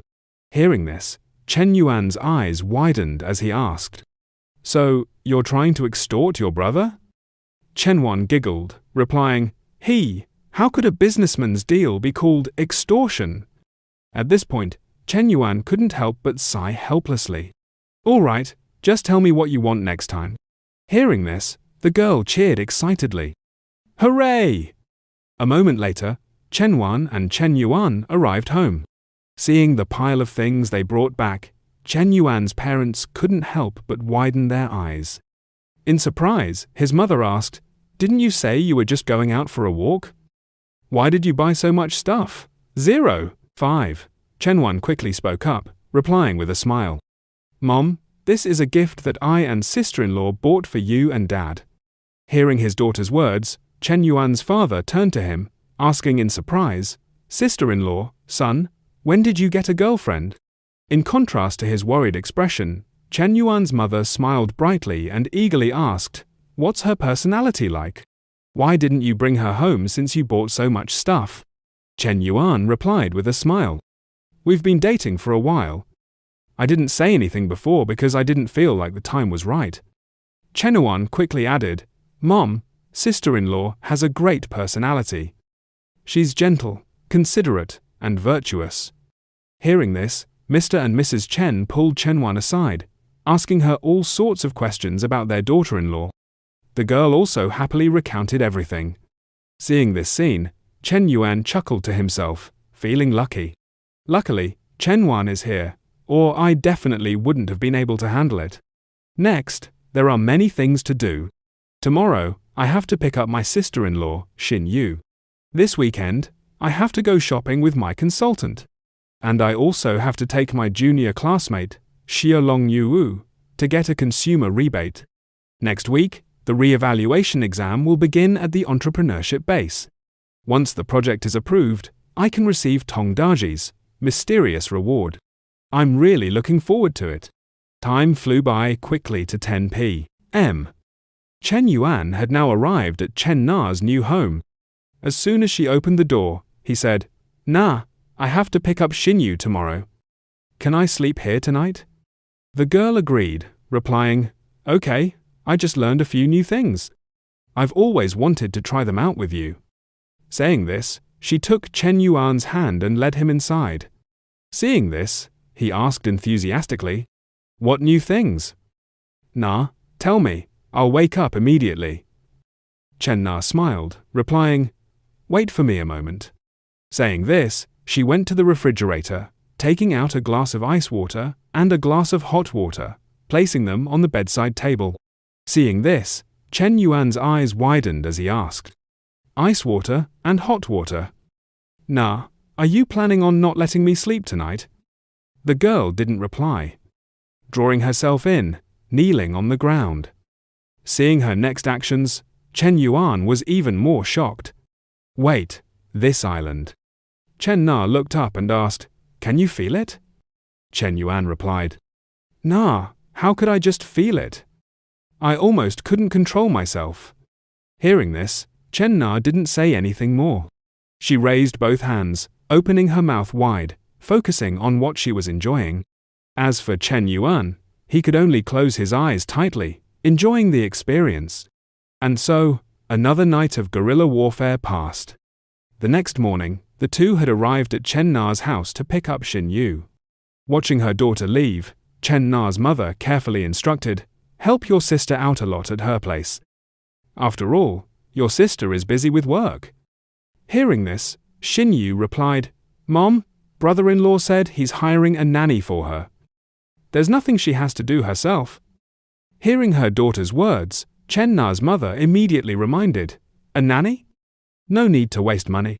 We can do things like laundry and cooking ourselves. Xin Yu, you need to be more understanding and help your sister share the burden." Seeing this, Chen Na smoothed things over. "Mom, Xin Yu is just coming early to get acquainted with me and Chen Yuan here. Everything will be fine." Chen Yuan, who had been standing outside for a while, finally spoke up. "Auntie, don't worry. We will definitely take good care of Xin Yu." After a while, the farewell scene finally ended. Chen Yuan, Chen Na, and Xin Yu got into the car and left. At this time, an auntie approached Chen Na's mother and exclaimed, "Oh my, her son-in-law has changed cars again. That one looks like a G-Class. It must cost 2 to 3 million yuan." Chen's mother replied, "Actually, we don't understand these things. As long as Nana and Xiao Chen like it, that's what she said." But in her heart, another worry arose. Last time Xiao Chen came to the house, Xin Yu especially admired him. I don't know if this is a good thing or a bad thing. Back with Chen Yuan and the others, he looked in the rearview mirror and asked, "Xin Yu, you did well on the college entrance exam, right? 05. Which school did you apply to?" Xin Yu replied, "Right here, in Jingcheng."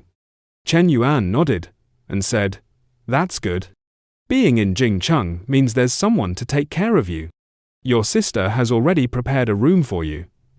Hearing this, the image of her sister and Chen Yuan playing charades flashed in Xin Yu's mind. "A room at my sister's house. Then I can." Her face flushed, and she shyly replied, "No, that's not right, brother-in-law. Sister, I'm afraid of bothering you, too."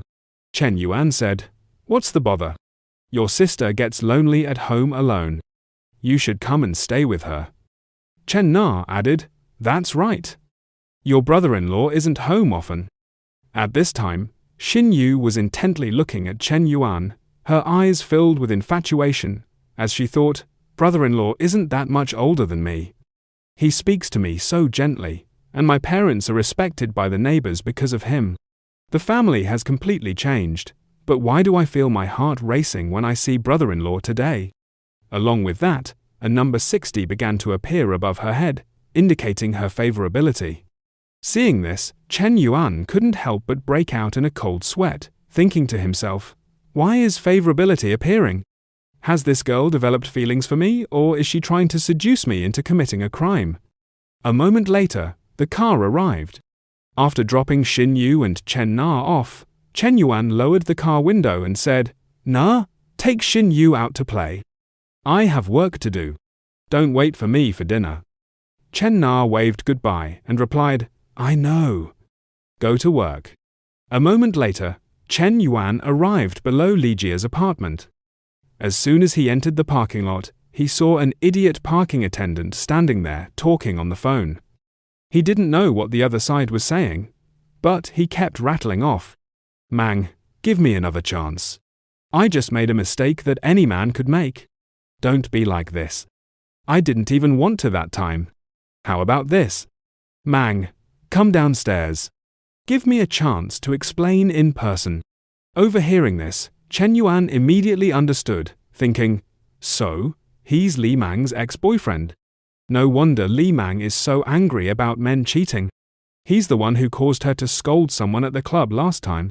He's already a jerk, and he's still clinging to her after the breakup." Thinking of this, an idea popped into Chen Yuan's head. "Then I have to help Li Mang out of this trouble. Although I don't expect her to be grateful, the advisor will understand my feelings. After all, loving someone means loving everything about them." Just as he thought this, the young man outside honked his horn loudly and cursed. "What kind of parking is that? You're blocking my car." Chen Yuan was speechless, thinking, "What's with the temper?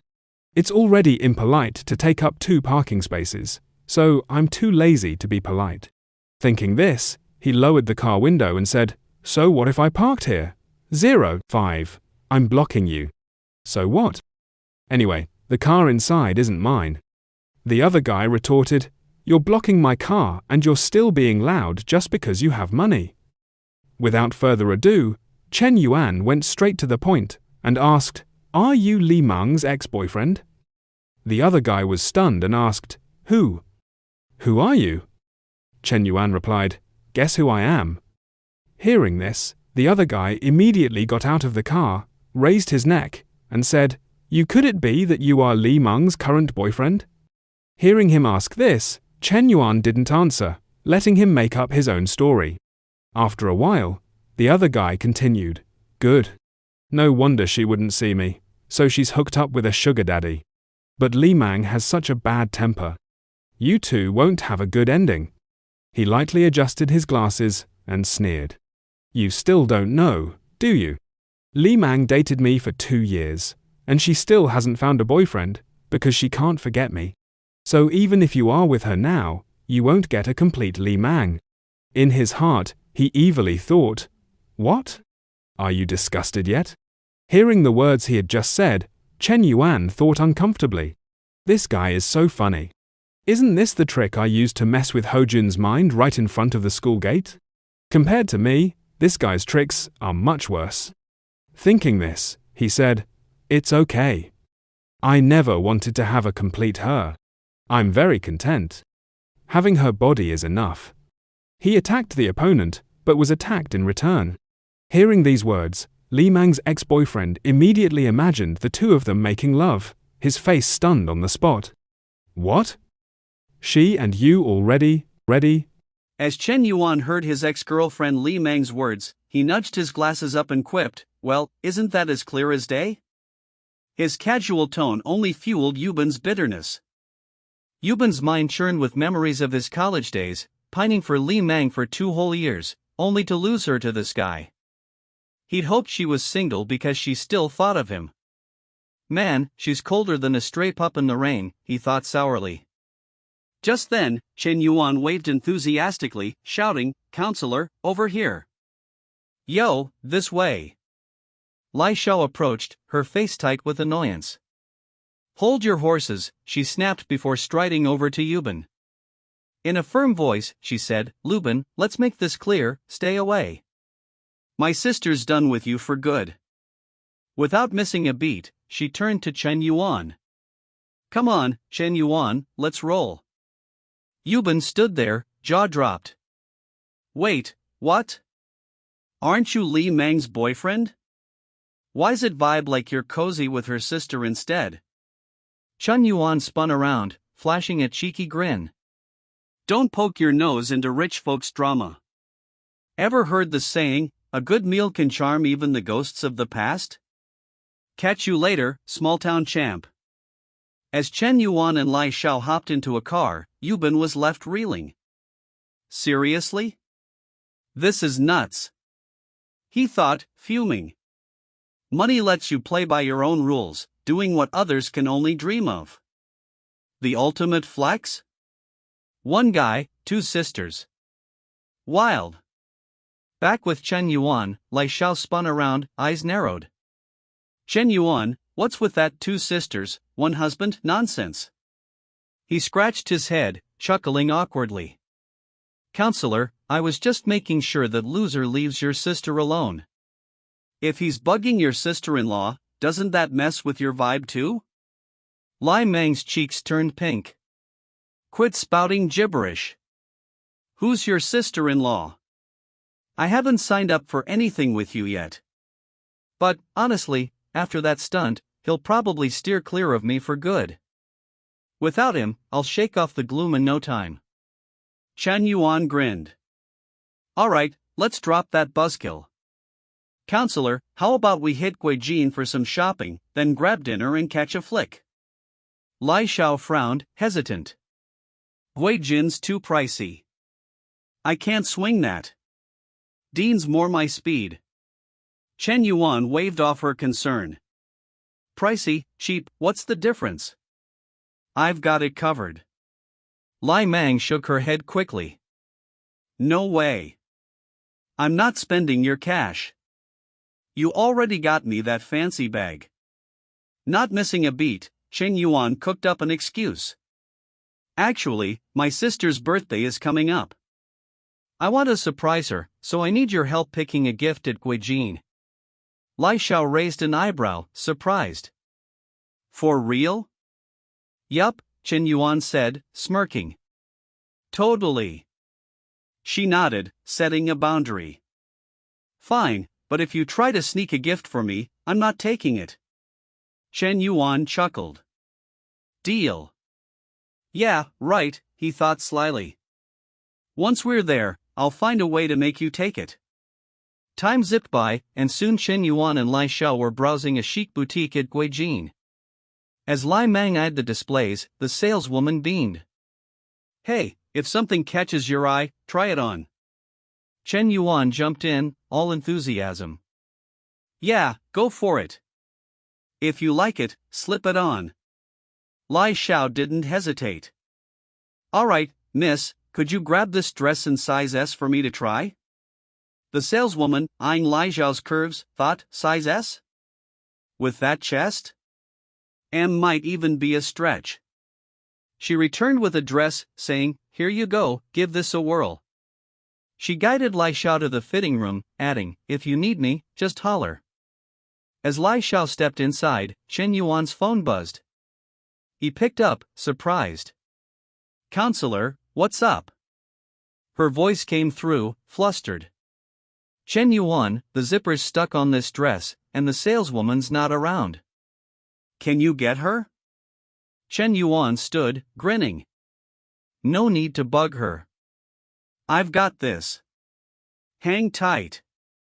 He strolled into the fitting area. Turn around, I'll fix it.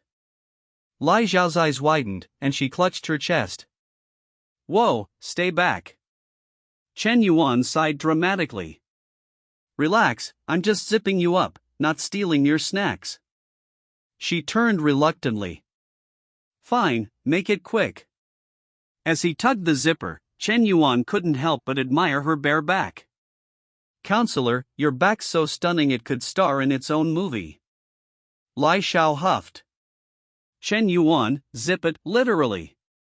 He pulled the zipper, sneaking a playful graze along her back. Patience, counselor. Rush this, and we'll owe the store a new dress.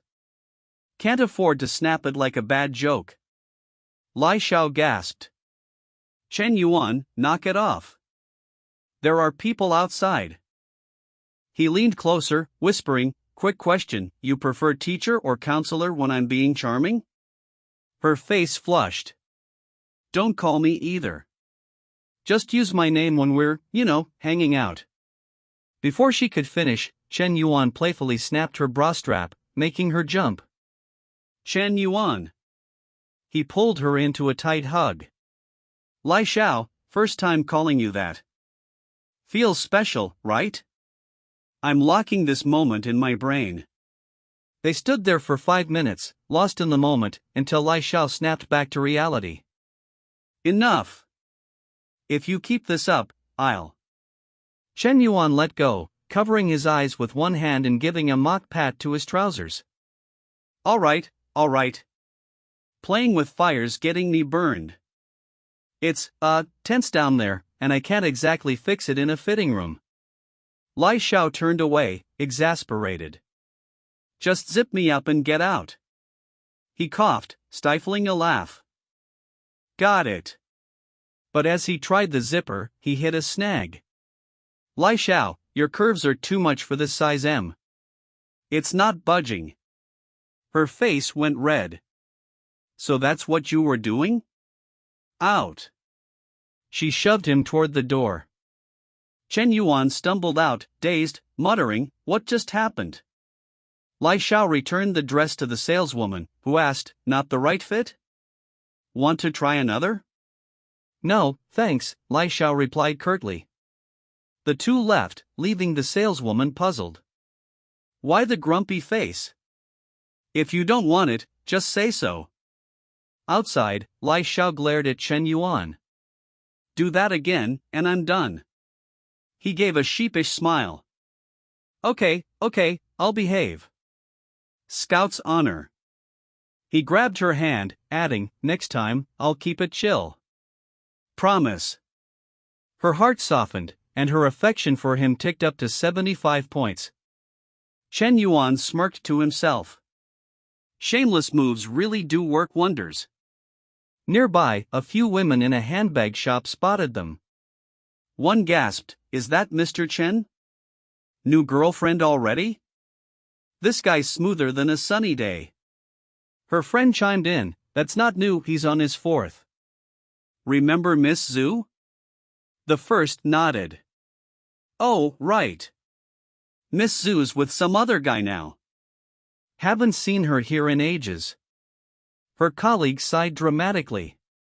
"I picked the wrong side back then, going with Miss Zhu. Should have stuck with Mr. Chen." In her mind, she pictured him flashing his card, dropping thousands like it was pocket change. She whispered, "Mr. Chen, bring your new girl in here. I'd roll out the red carpet for you." Her friend rolled her eyes. "Regret's a tough pill, huh? Too bad there's no refund on bad choices." Meanwhile, Chen Yuan and Lai Xiao reached a restaurant. He peeked inside and said, "Lai Xiao, hot pot sound good?" She smiled. "Sure, let's do it." They grabbed a table, and Chen Yuan called to the waiter, "Hey, we're parched. 2 iced tanguans, pronto." He glanced at Lai Xiao, thinking, "I'm getting the hang of this seduction game. No need to double-check with her. If the drink's too cold, she'll swap it out herself. Bet she'd trade it for a hot cocoa faster than you can say brrr." A moment later, a feast-laden table rolled out, steaming with savory aromas. Lai Xiao leaned in, her voice soft as a whisper. "Chinwan, summer break's just around the corner. Got any big plans?" Chinwan flashed a cheeky grin.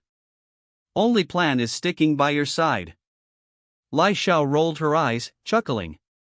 "Oh, come on, quit the sweet talk. I heard the startup incubator picks are nearly finalized, right? Campus is buzzing with tales about you, practically a legend now. Everyone's itching to know more." Chen Yuan felt a bead of sweat trickle down his neck, sensing the need to pivot fast. Lai Xiao, meanwhile, was all too aware of the growing risk of her secrets spilling out. Among the incubator's chosen few, there were 2 guys, but the rest? Absolute stunners of the school. He shrugged, playing it cool. "Not my thing, honestly. I don't keep up with the gossip." Then, shifting gears, he added, "Oh, by the way, that textbook you lent me? I've got all the key points locked in my brain." Lai Xiao's eyes widened. "All of it? Already? That's, like, superhero-level memory." Chen Yuan nodded, smirking. "Yup. Oh, and do I need to tackle the HR management course too? Got that textbook handy?" Lai Xiao nodded. "Yeah, I've got it." Seizing the moment, Chen Yuan said, "Perfect.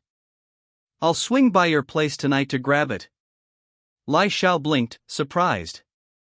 "Tonight? That's quick." Chen Yuan's eyes twinkled with mischief. "Gotta be ready for that incubator, right? The sooner, the better." Inside, he was scheming, her affection points spiked back in the fitting room. "Time to lock this in while the vibe's hot." Lai Xiao raised a brow. "Fine, but no funny business at my place. My little sister's home."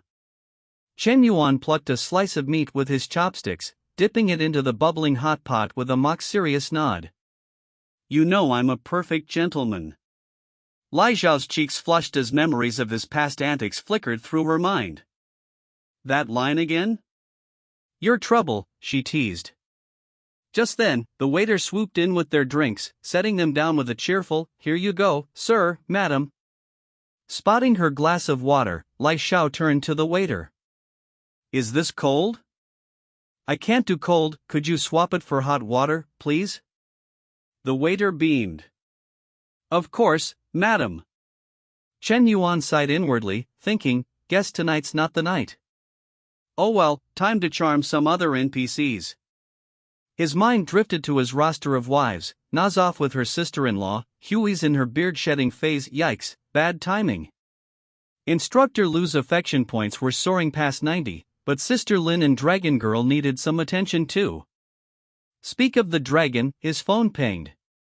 A message from LJ Jinghan. Hey, what are you up to? I miss you. Chen Yuan grinned, muttering to himself, Kauka's back in play. Made her cry last time, so I owe her some moves. He typed back, grabbing dinner now. I'll pick you up later. Jinghan replied, sweet. Where should I wait? Chen Yuan shot back, codename Cafe. I'll send the time soon. Smirking, he thought, smart girl, keeping it low-key. Knows to pick a spot where no one's snooping.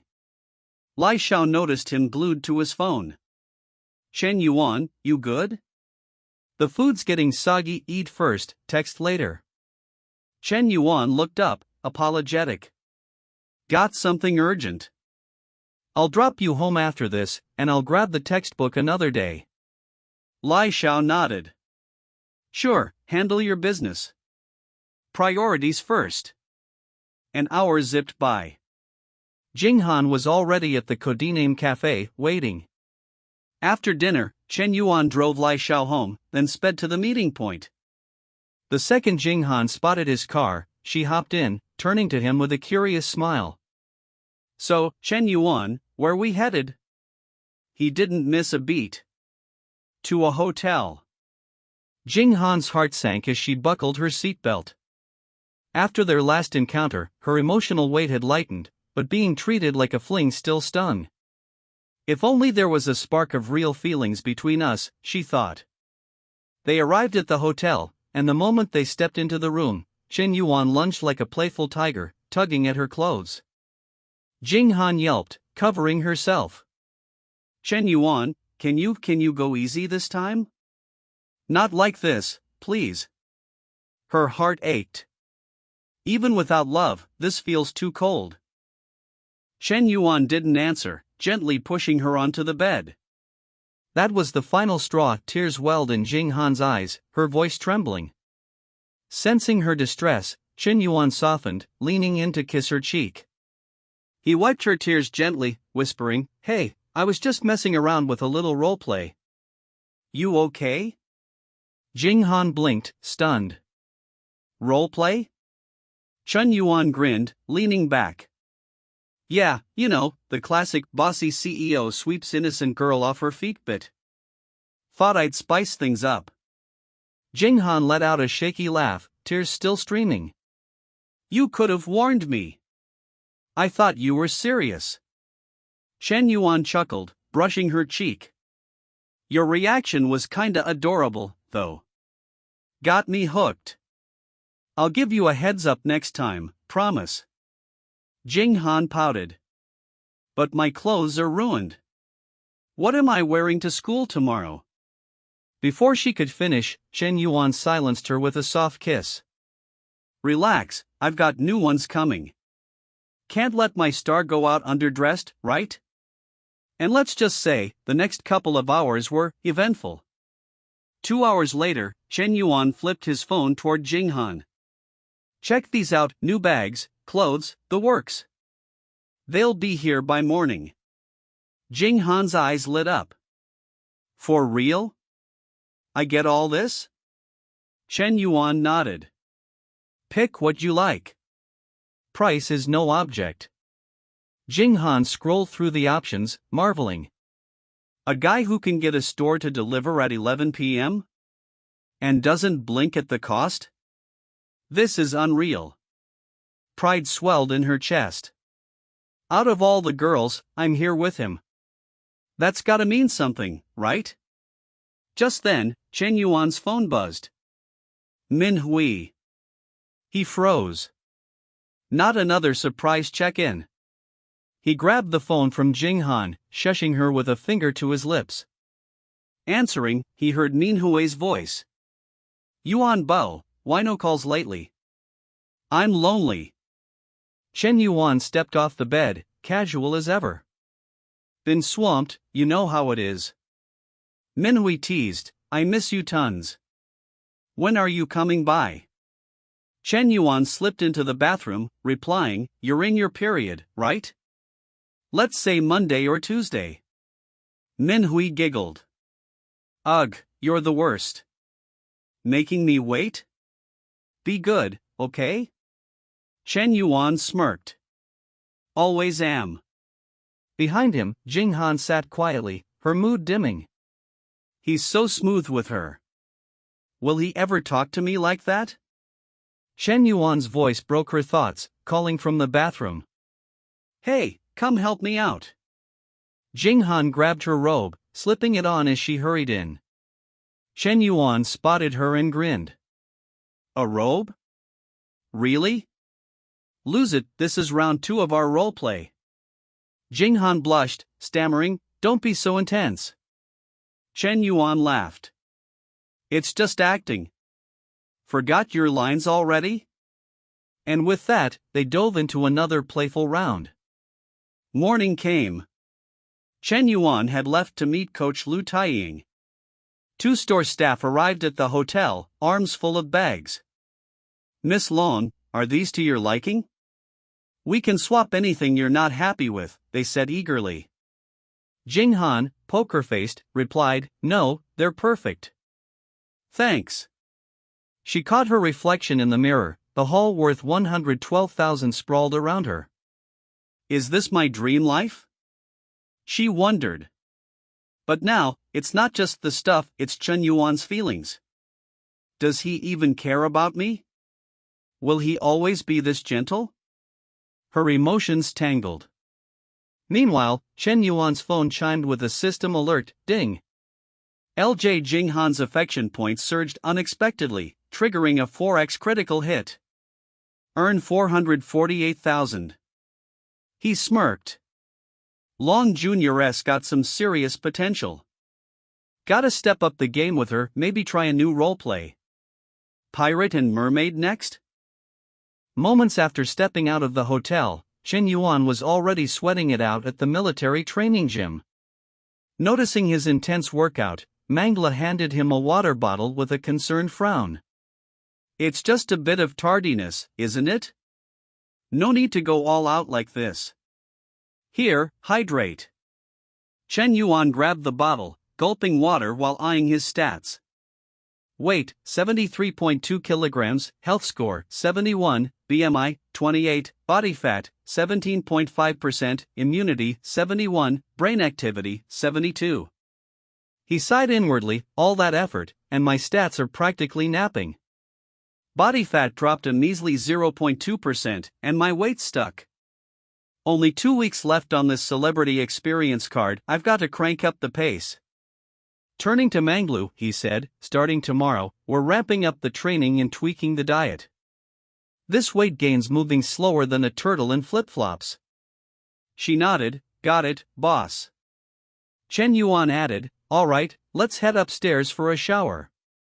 Soon after, back in their room, Mangla gazed at Chen Yuan, her eyes sparkling. "Wow, you're looking more dashing every day, like a movie star." Chen Yuan, toweling his hair, chuckled. "You little charmer, what's with the sudden poetry? Spill it, what's the plan?" Mangla sidled closer, tugging his shirt playfully, her eyes gleaming. "Oh, nothing, just starving." She reached for a sausage, and Chen Yuan, stroking his chin, grinned. "That deserves a prize. Put on a little show for me, superstar." And so, Chen Yuan stood by the window, eyes half shut in contentment, as time zipped by like a puppy chasing its tail. Before they knew it, morning had arrived. The next day, Chen Yuan stood at the investment signing ceremony for a startup project in a cozy auditorium. Dressed in a crisp shirt and tie on the podium, he caught Li Hao's eye, who thought, first time seeing him so polished, way different from his usual vibe. Nothing like those pot-bellied big shots. Suddenly, an older woman nearby leaned in and whispered, "Miss Li Hao, your student's quite the catch, isn't he? Rich, handsome, and I hear plenty of girls at school have their eyes on him. Got a girlfriend yet?" Caught off guard, Li Hao flushed, stammering, probably not. "I think." The woman raised an eyebrow, smirking. hold on, why's your face redder than a tomato? Li Hao grew even more flustered, mumbling, and no reason. At that moment, all eyes turned back to the podium, where Chen Yuan was signing a hefty check for the school. The older woman glanced at Li Hao again, teasing, still single, huh? Don't tell me you're crushing on your student. Li Hao shot back, absolutely not. Stop making things up. But the woman wasn't done. Oh, come on, the way you were staring at him? Your eyes were practically glued. You two would be a perfect pair. Teacher-student romance, what's the harm? On stage, Chen Yuan presented a symbolic 10 million renminbi check to the school, cameras flashing like a light show. The old headmaster, beaming, turned to him. Student Chen, thank you for your generous support. Chen Yuan smiled politely. Headmaster Shu, you're too kind. I grew up at this school, it's the least I can do. After the presentation, Headmaster Shu shook Chen Yuan's hand warmly. Beyond this project, we've got more in the pipeline. If anything catches your eye, I hope you'll keep working with us. Chen Yuan nodded. If it's a good fit, I'll definitely consider it. Shu turned to the reporters, friends from the press, get some great shots of Chen Yuan and write glowing pieces about him. Make him a shining star of our foreign affairs school. The crowd chimed, yes, Headmaster Shu. Chen Yuan waved at the cameras, thinking, Shu's already laying the groundwork for the future. But am I that easy to play? If it weren't for the system's prestige mission and all the lovely ladies at this school, I wouldn't be sinking cash into the startup zone. Backstage, Headmaster Shu asked a teacher, does Chen Yuan have any other roles right now? The teacher replied, nope, just overseeing the startup zone. Shu nodded, good. Let's make him a role model. Approve him for this year's 3 Good Student title and add him to the school's top 10 outstanding students list. The teacher hesitated, but his grades are, well, awful. He skipped most classes this semester and will probably fail. Shu smiled, not an issue. These titles aren't just about grades, ability matters too. A student like him boosts our school's influence and gives us an edge in university competitions. The teacher bowed deeply. Your vision is spot on, Headmaster. I'll get it done. After his speech and the check presentation, Chen Yuan stepped off the stage. A female reporter hurried after him, calling, Student Chen, hold up. She flashed a card. I'm Shihan Iae, a trainee reporter from Xinjiang TV. We're doing a feature on outstanding university students this month and would love to have you. Interested? Chen Yuan pulled out his phone, replying coolly, leave your contact info. I'll think about it. They added each other on WeChat. Glancing at the auditorium's far end, he thought, my academic advisor's heading this way. If she thinks I'm cozying up to this reporter, I'm toast. Gotta keep my distance to avoid any drama. He said, let's sort out the details on WeChat. I've gotta run. Shihan asked, won't you join us for dinner? Chen Yuan shook his head, nah, I've got plans tonight. Catch you later. Shihan felt a pang of disappointment, while Li Hao, catching his glance, felt a shiver. The older woman nudged her, Miss Li Hao, your student's a bit of a heartbreaker, huh? Turning down a dinner with a gorgeous reporter like that. Li Hao didn't respond, just gave a subtle, pleased smile. Later, back at his school office, Chen Yuan was handed a stack of documents. Jing Han, now an accountant, was there too. Ingzi reported, boss, after yesterday's review, here's the final list for the entrepreneurship zone. 2 guys, Yensong and Majin Wang, and 5 ladies, Tanzi Nani, Japanese studies major Lu Xinyu, ethnic dance troupe Xuan Baiyan, flight attendant major Ayuo from Xinjiang, and cosplay enthusiast Yahello. She glanced at Jing Han, who continued, we've outlined a 3-stage share allocation.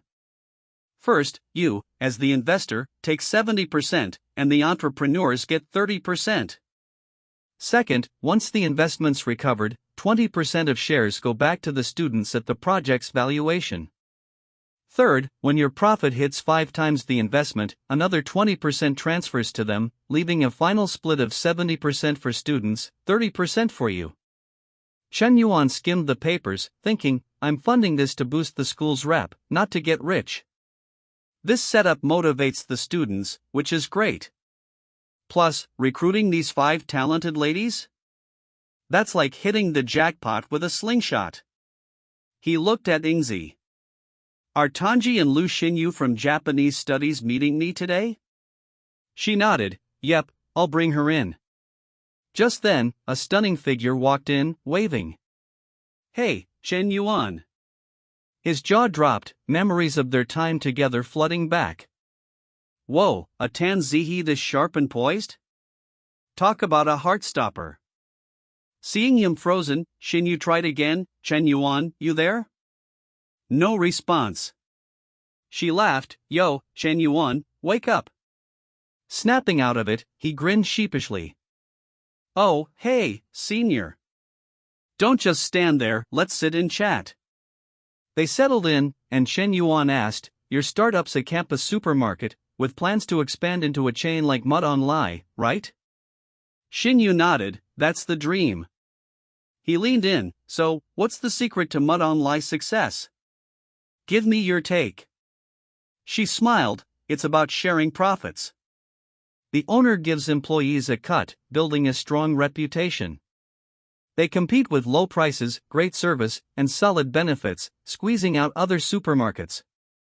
Chen Yuan nodded, thinking, she's done her homework, straight out of that Hong Kong program.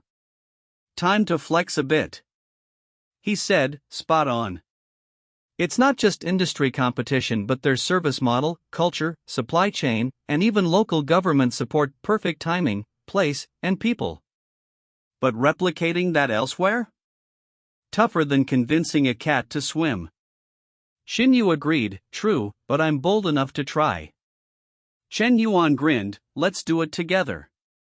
Now, since you're in Japanese studies, ever thought about translation or working for Japanese firms? Xinyu paused, thoughtful. My parents picked this major, they work for Japanese companies. I just went along with it. Chen Yuan raised an eyebrow, how's your Japanese? She smiled, pretty good. I've got the JLPT certificate, passed the JTST, and aced the Japanese Major Level 8 exam. He pressed, so, you can chat with Japanese folks no problem? She nodded, daily stuff? Easy. Chen Yuan's mind raced, picturing himself surrounded by cherry blossom girls. Perfect. First, your skills are top-notch. Second, once we're tight, you're my ticket to cracking Japan's market. Frolicking in a world of sakura and smiles? That's the dream. Right now, in Chen Yuan's South Dormitory, this guy bursts in, all worked up. La Hang La Chow, I still can't figure out why my project was rejected, but Yen Song's project was approved. Lao Huang's just chilling there, legs crossed, messing with his computer. He glances up. What's your project? The student grabs the file, flips through it. A sexy lingerie shop. There are so many couples involving foreigners. The market is huge. Lao Huang spins around fast, looking pissed. Is there something wrong with your head? Opening a sexy lingerie shop in school. Let me ask you if there really was such a shop. Who would dare to go in? Who could be so thick-skinned?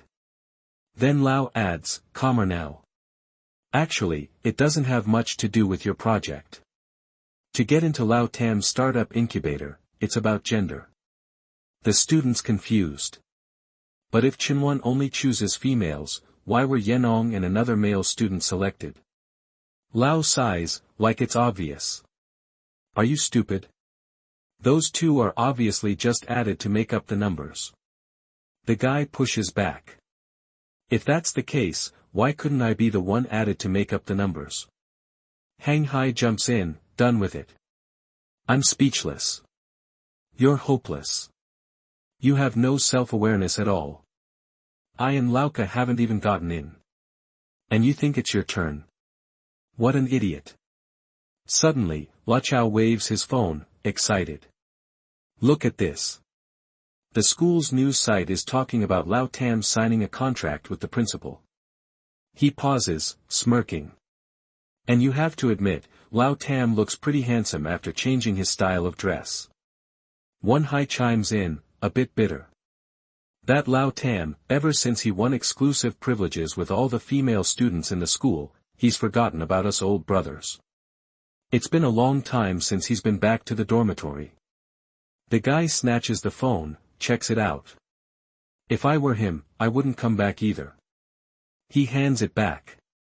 What's so fun about being with a bunch of guys? Wouldn't it be better to change girlfriends every day? But still, if he came back to the South Dormitory now, the guys from other classes would probably be green with envy.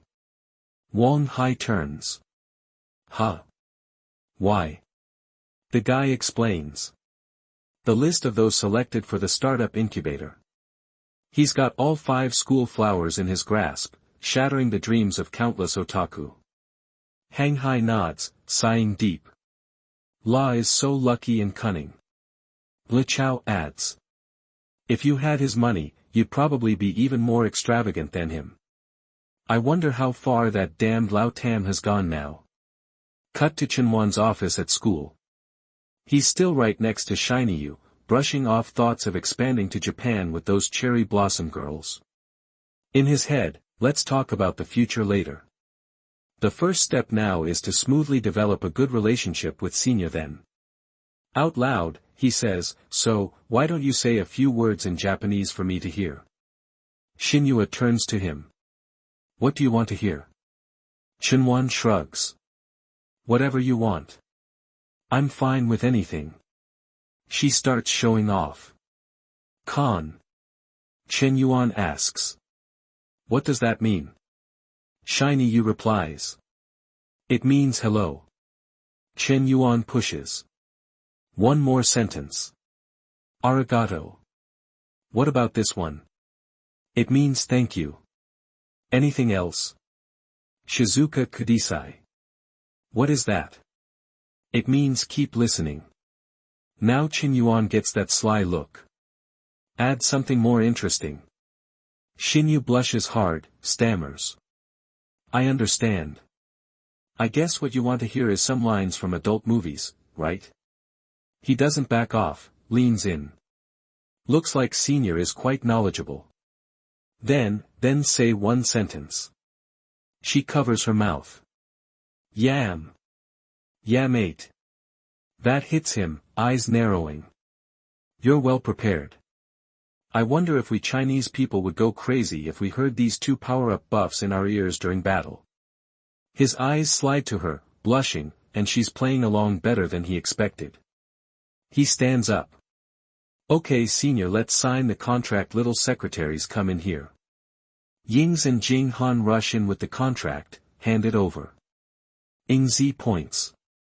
According to Junior Jing Han's calculations, the investment amount for Senior Lu Xin Yes project is 220,000. Please sign your name here. Shiny Yu grabs the pen. Okay. Chen Yuan watches, chuckling inside, for the rest. I'll have to observe for a while to see Senior's actual combat ability. Right then, the system dings. Ding. Congratulations to the host for completing 10 million in investments. The system is distributing rewards. He perks up. Wow, Big Brother Systems industry reward is coming. What will it be? I'm so nervous. Next ding. Ding. Mission reward received 100% equity of Jing Ching Healthview Company. Limited Healthview under the umbrella of 2 health examination centers, 3 fitness centers, and a yoga studio. He grins to himself. Holy crap, the system is really domineering. This reward is too generous. Just throwing me an entire business. Phone buzzes, message from Minhui. Chen Yuan, I miss you again. He smirks inside, HMP. This little Hui Hui really has a good appetite. She gets cravings every few days. Texts back, come here. I'll wait for you at the cafe.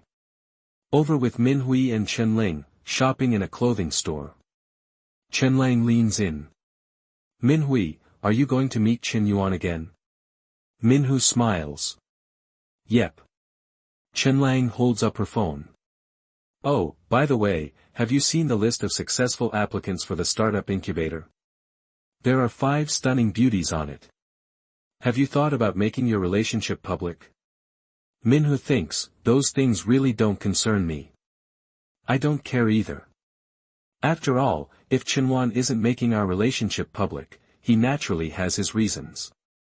After being with him, I found that he's not like other ordinary boys. Beneath his extremely easygoing exterior is a maturity far beyond his peers. Although I've never heard him say what he wants to do, I can feel that he's someone who will achieve great things. I especially like that side of him. A bit later, Chenling eyes the outfit Minhui is trying on.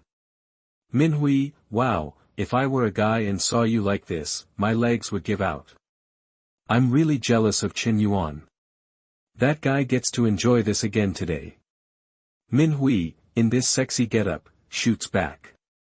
Stop talking nonsense. Back to Qinyuan.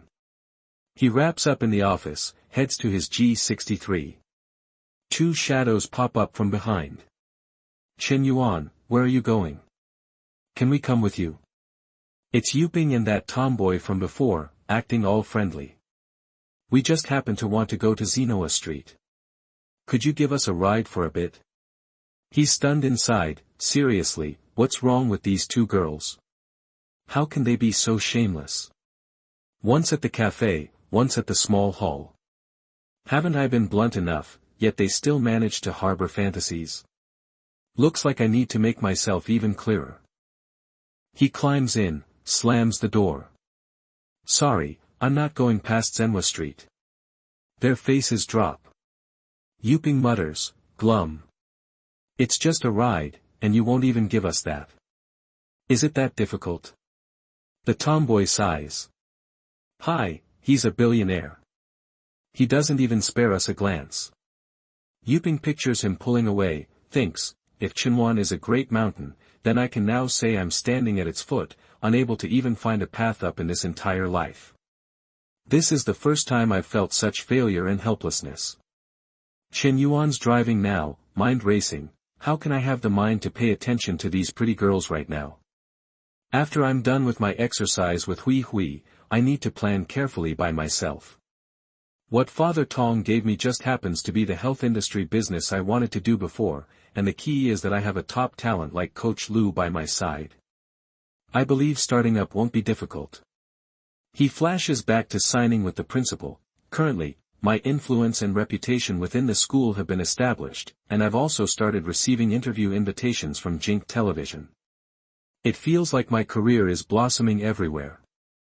But that's still far from enough. With a foundation of good health and fortune to navigate the commercial seas and greatly expand my grand enterprise in the future, that's what a true god-tier tycoon should do. But then, the karma god side of him thinks, however I can't rush things, everything must be done step by step for today, let's slowly resolve Hiwee's love sickness first. A moment later, his G63 pulls up at Chenha's cafe. He steps out, thinking, said she'd be a while, I'll just have a coffee and wait for her. He pushes the door open, spots Shiny Yu chatting with Xiao. Steps up. Xinyun, can you make me a cappuccino? Shiny Yu sees him, cheeks go red. Yes, coming right up, brother-in-law. She turns to Shurao, stumbling.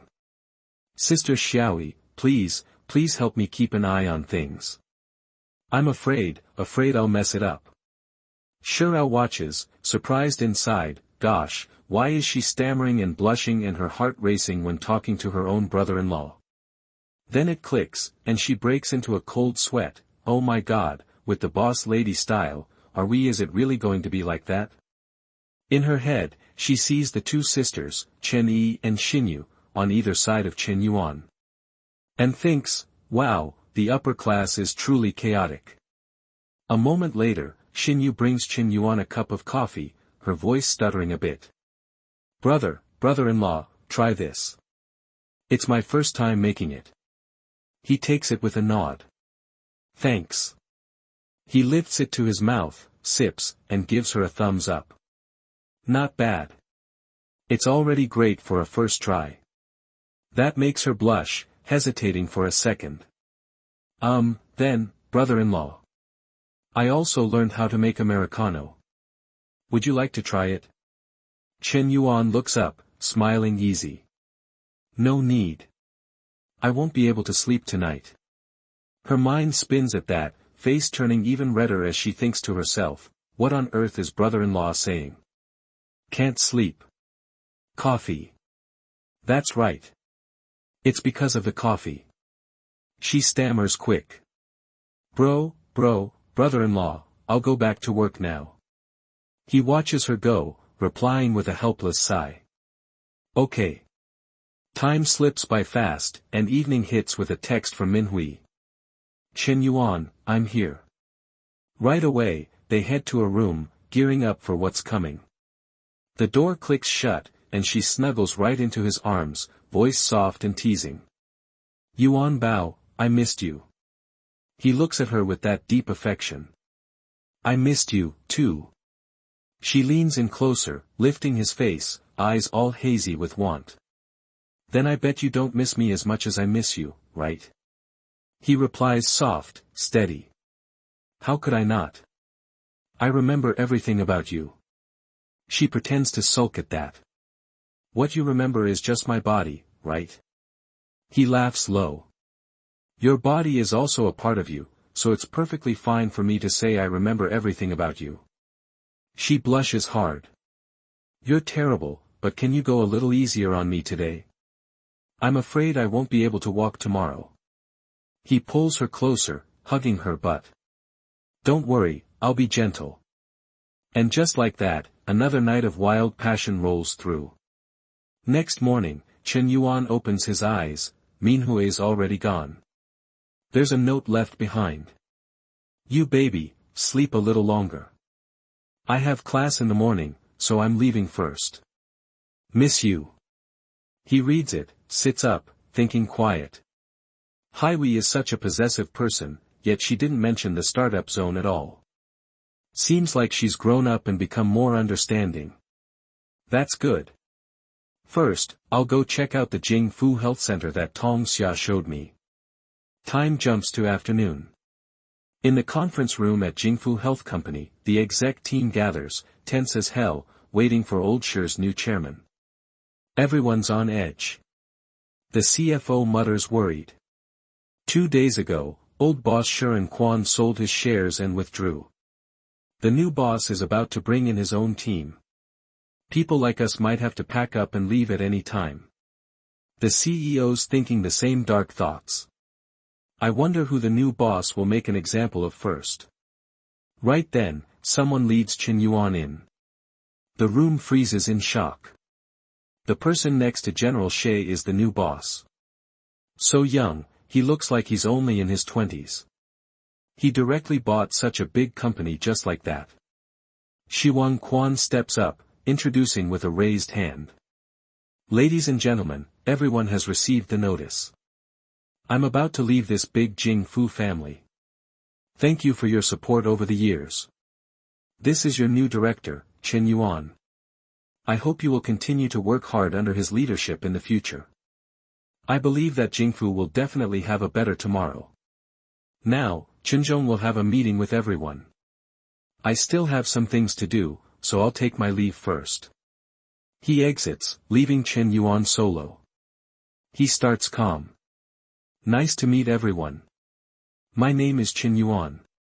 Today is just a handover meeting. There are no other work arrangements for the time being except for the HR director and the CFO. The rest of you can go home first. They file out, leaving just those two. HR director Yongyu stands. Chinzong, do you have any work instructions? Chen Yuan walks over. I need the company's financial reports for the last 3 months and also the monthly reports from the HR department. Yongyu nods. Yes, we will go back and send the reports to your mailbox immediately. Then asks, do you have any other instructions? Chen Yuan pulls out a chair at the table, sits. How long have Director Jiang and Director Lu been in their positions? Director Jiang replies. I've been here for more than 5 years. Director Lu adds. I've just been here for 3 years. Chen Yuan pulls out his phone. I see. You two can go now. In his head, he's calculating sharp. The most important things in managing a company are 2 things, personnel power and financial power. Therefore, these 2 senior managers need to be observed first to see if they can be used. However, the key is to have my own people. He dials Ying Z. She picks up fast. Boss, please give your orders. The Startup Zone project is basically completed. The next work can be handed over to Long Jing Han, who has more suitable expertise. Tomorrow, you come to my Jing Fu Health Company to work. She's stunned silent for a beat. Holy crap. Chen Yuan really has other industries outside. He's been hiding it so well. Then she recovers. Wait, boss. I don't get summer vacation for another half month, and I still have to go to class every day. Just don't fail any subjects. Besides, aren't you starting your internship in October of next year? Now you can start challenging higher positions early. Are you planning to be a secretary for the rest of your life? She jumps at it. Then I'll go prepare, boss. Send me the company address. I definitely won't be late tomorrow. A message tone pings as he hangs up. He thinks. The quarterly financial report and the HR monthly report have both been sent. Let me take a look. He dives in, scans them. The profits from both the fitness centers and the yoga studios aren't bad. The health checkup center is the worst, but it can still break even. The company's problem lies in the redundant personnel, too many lazy bones, and the excessively high monthly online promotion and network operation costs. However, these aren't major issues. Before fully grasping the company's situation, there's no need for drastic reforms. After all, the company is still making money right now. He stands, muttering to himself. The main thing is to ensure a smooth handover in key positions. Then heads out, chuckling under his breath. The company matters are more or less settled. Time to pick up Sushu from work. It's been over a week since I saw that silly girl. I wonder how she's doing lately. Out to his car, he calls Shu Wei. It rings on and on, no answer. He frowns.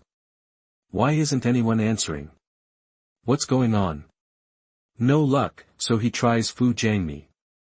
She picks up. President Chen, are you looking for an hour ago? She took leave to go home, saying she had urgent family matters. Did she say what urgent matters? No, I called her afterward, but she didn't answer. That sends him straight to Shu Wei's home. Up the stairs, a crowd's packed in front of her door, voices clashing loud. Noisy echoes hit him. Isn't it just a little water leak? What's the big deal? It'll be over in a moment. Why make such a fuss, Zonglin Fong? It's one thing to talk rudely normally, but now that you've done something wrong, how can you still argue so confidently? What did I do wrong? Hasn't everyone's home leaked water before? Is a water leak called doing something wrong? Your house leaked water and you didn't even come down to say hello. Nor did you come up to fix it. Little Jai went up to tell you and you even scolded him. Does anyone behave like you? He pushes forward, and freezes.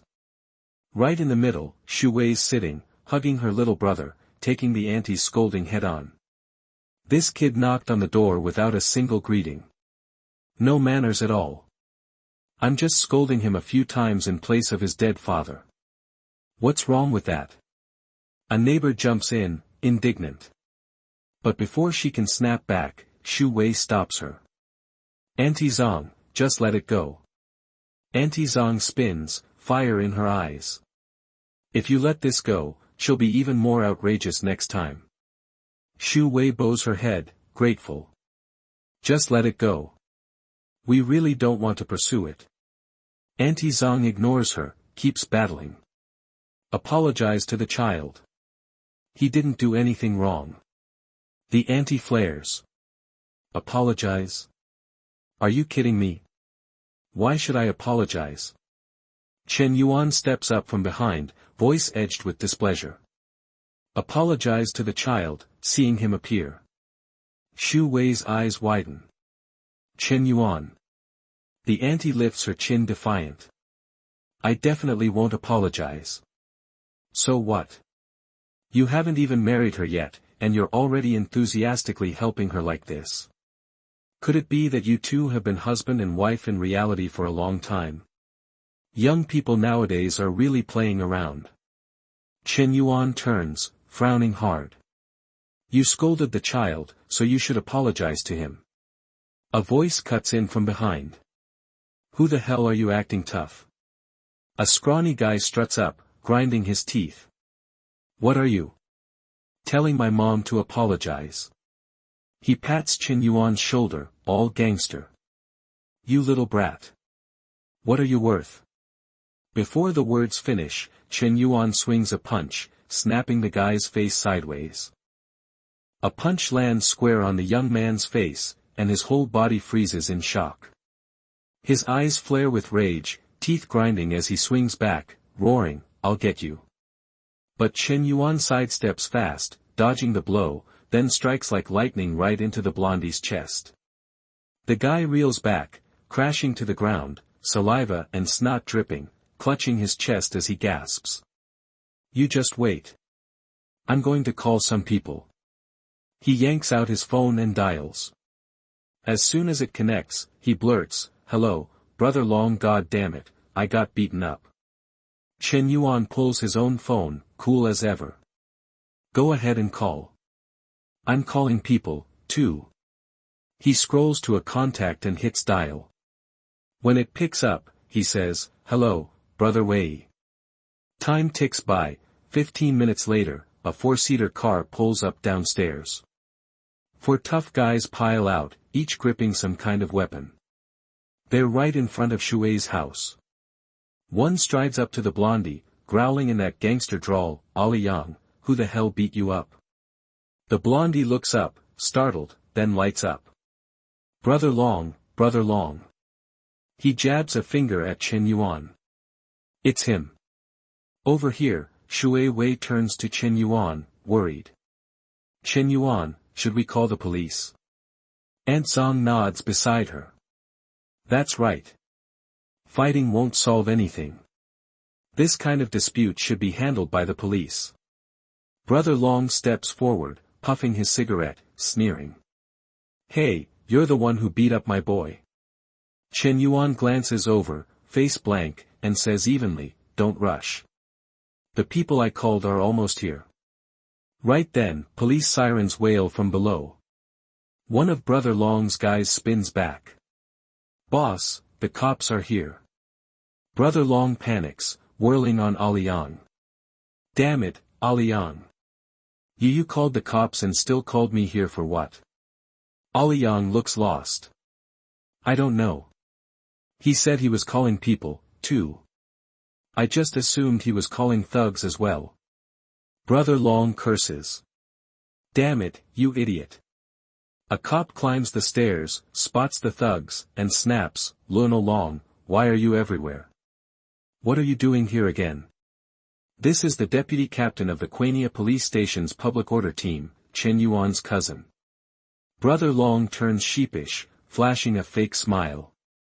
Officer Chen, I didn't do anything. I just came to watch the fun. Chen Wei eyes him. Watching the fun? You brought so many people just to watch the fun. You stand right there. I'll get to you after I understand the situation. He pulls Chen Yuan aside, whispering, little bro, what exactly happened? Chen Yuan lays it all out from the start. Meanwhile, Li Wenlong glares at Ali Yang, furious. These two look so alike. They're obviously brothers. You told me to come join the fun. God damn it. Are you brain dead? Ali Yang stammers, face dropping. Sorry, Brother Long. I didn't know this kid had such connections. I saw he had some money, so I thought maybe we could extort some from him. Liwano Long snaps. You're on your own. I'm not getting involved in this muddy water. Back with Chen Wei, after hearing the story, he punches Chen Yuan's chest lightly. Not bad, little rascal, playing the hero saving the damsel, huh? Chen Yuan grins. This is called drawing one's sword to help when injustice is seen. Your station should definitely give me an award. Chen Wei gets serious. No more joking around. Tell me, how do you want to handle this? Do you want to take all these people back to the station for questioning? Chen Yuan smiles. Can we simplify things a bit? If that woman is willing to apologize to the child and fix the leaking roof properly, we can let this matter go. Chen Wei nods. All right, I'll handle it. He steps in, mediating, warning Li Wenlong and his crew. They all bob their heads like puppets, silent. The loudmouthed hag, once so bold, now bows low. I'm so sorry, Xiaoai. I spoke out of turn earlier. Please don't take it to heart. I apologize. Xiao Ji ducks behind his sister, scared. Chen Yuan waves her off. All right, just go back and deal with the leak. Aliang bolts upstairs, saluting. Yes, team leader Chen. The hag scurries after. I'm going. I'll fix it in a jiffy. Team leader Chen, rest assured. Chen Yuan says, go. Then he turns to Chen Wei, whispering, that brat, is that your girlfriend? Chen Yuan's eyes stay on Shui Wei, who's comforting her brother. He startles. Not yet, brother. You have to keep this a secret from me. After this, those thugs won't mess with the Shui family anymore. The neighbors will see them differently too. Chen Wei shrugs it off, chuckling as he heads out. I didn't expect you to have dirt on me now. As he leaves, Xiao Ji toddles off too. Shui stands, turns to Chen Yuan, cheeks pink. Chen Yuan, thank you for today. Finally, a favorability rating pops over her head, 61 points. Chen Yuan surprised, thinking, this girl finally has a good impression of me. He says, how are you going to thank me? How about returning the favor? Shui blinks, confused. Huh? There are so many people on the field upstairs. Chen Yuan presses. What's there to be afraid of? It's just a hug. Just think of it as friends saying goodbye. She hesitates, then thinks, what he said makes sense. Slowly, she lifts her arms, hugging him gently. Chen Yuan seizes the moment, pulling her tight, thinking, the full feeling of those snow pears. Shu Wei is really rich. Shui startles, eyes wide. Huh? Right then, Xiao Ji returns, holding up a bag. Sister, brother, these are the chicken eggs Mom told me to bring down. She said, they're for big brother. Chen Yuan sits by the boy, takes the bag. If I take all these, won't your family have any left? Xiao Ji says innocently, there are more. My aunt brought over a lot. Chen Yuan pinches his cheek, smiling. All right, Shirao Ji, don't call me big brother when you see me in the future. You have to call me brother-in-law. Got it? Xiao Ji turns to his sister. Sister, what does brother-in-law mean? She stammers, startled. Huh, bro. Bro, brother-in-law. In her mind, she sees herself marrying Chen Yuan. Then him lifting her veil, whispering, wife, I'm coming to you.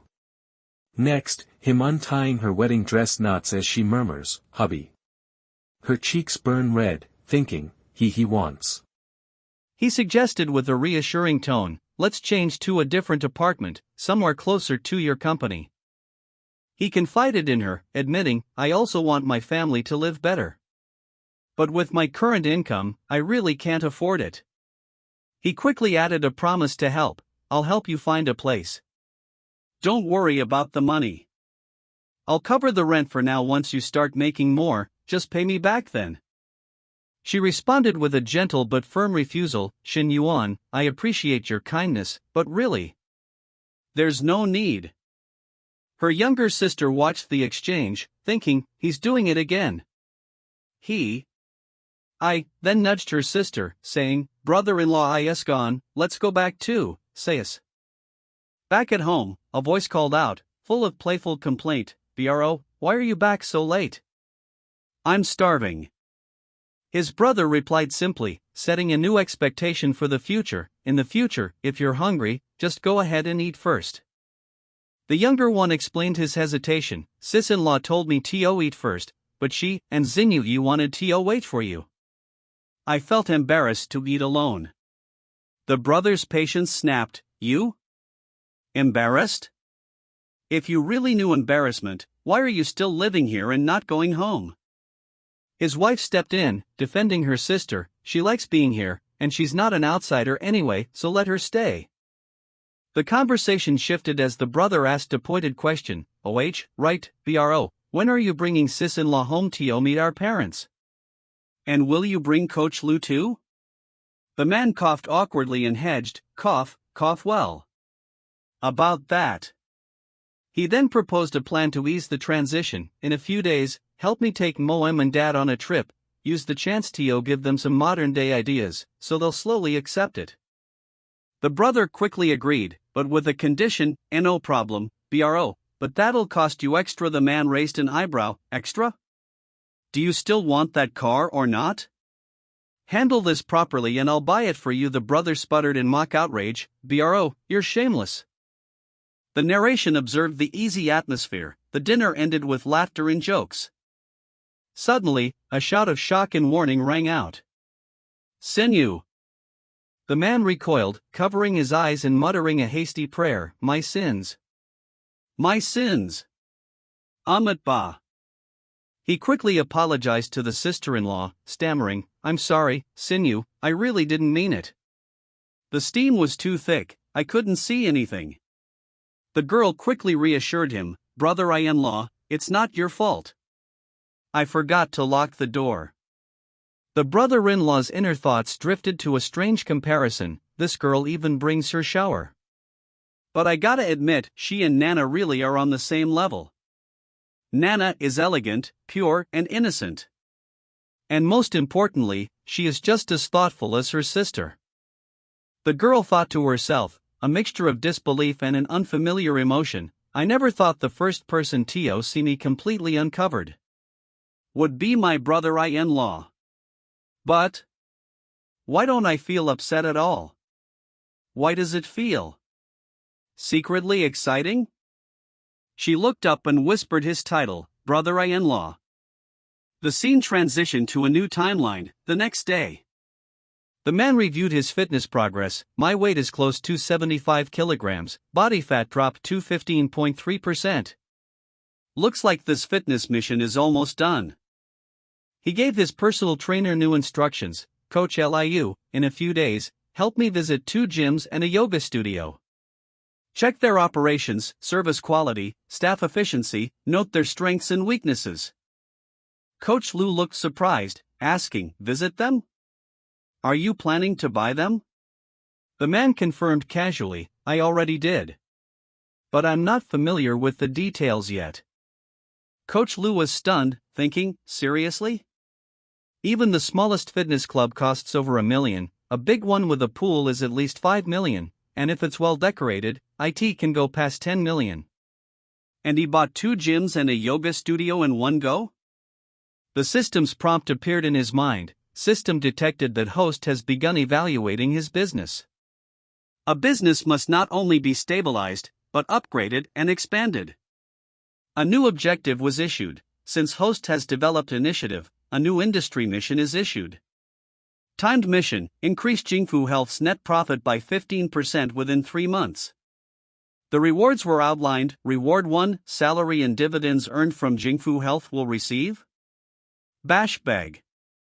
Reward 2, host will obtain mystery equity shares. He sighed internally, this system really raised the difficulty. With the market so saturated, IT looks small, but in reality it's already a big jump.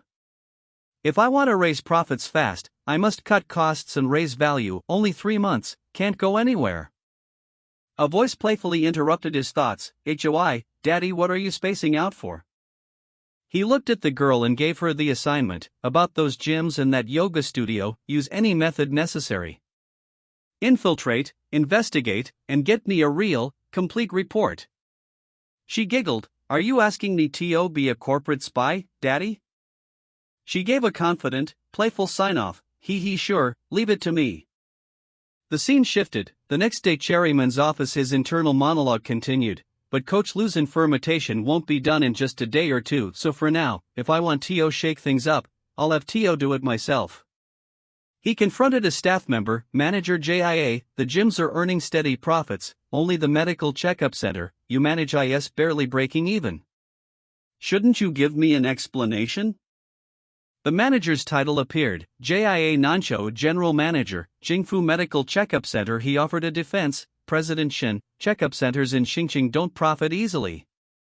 Many are losing money. Ours is already considered pretty good.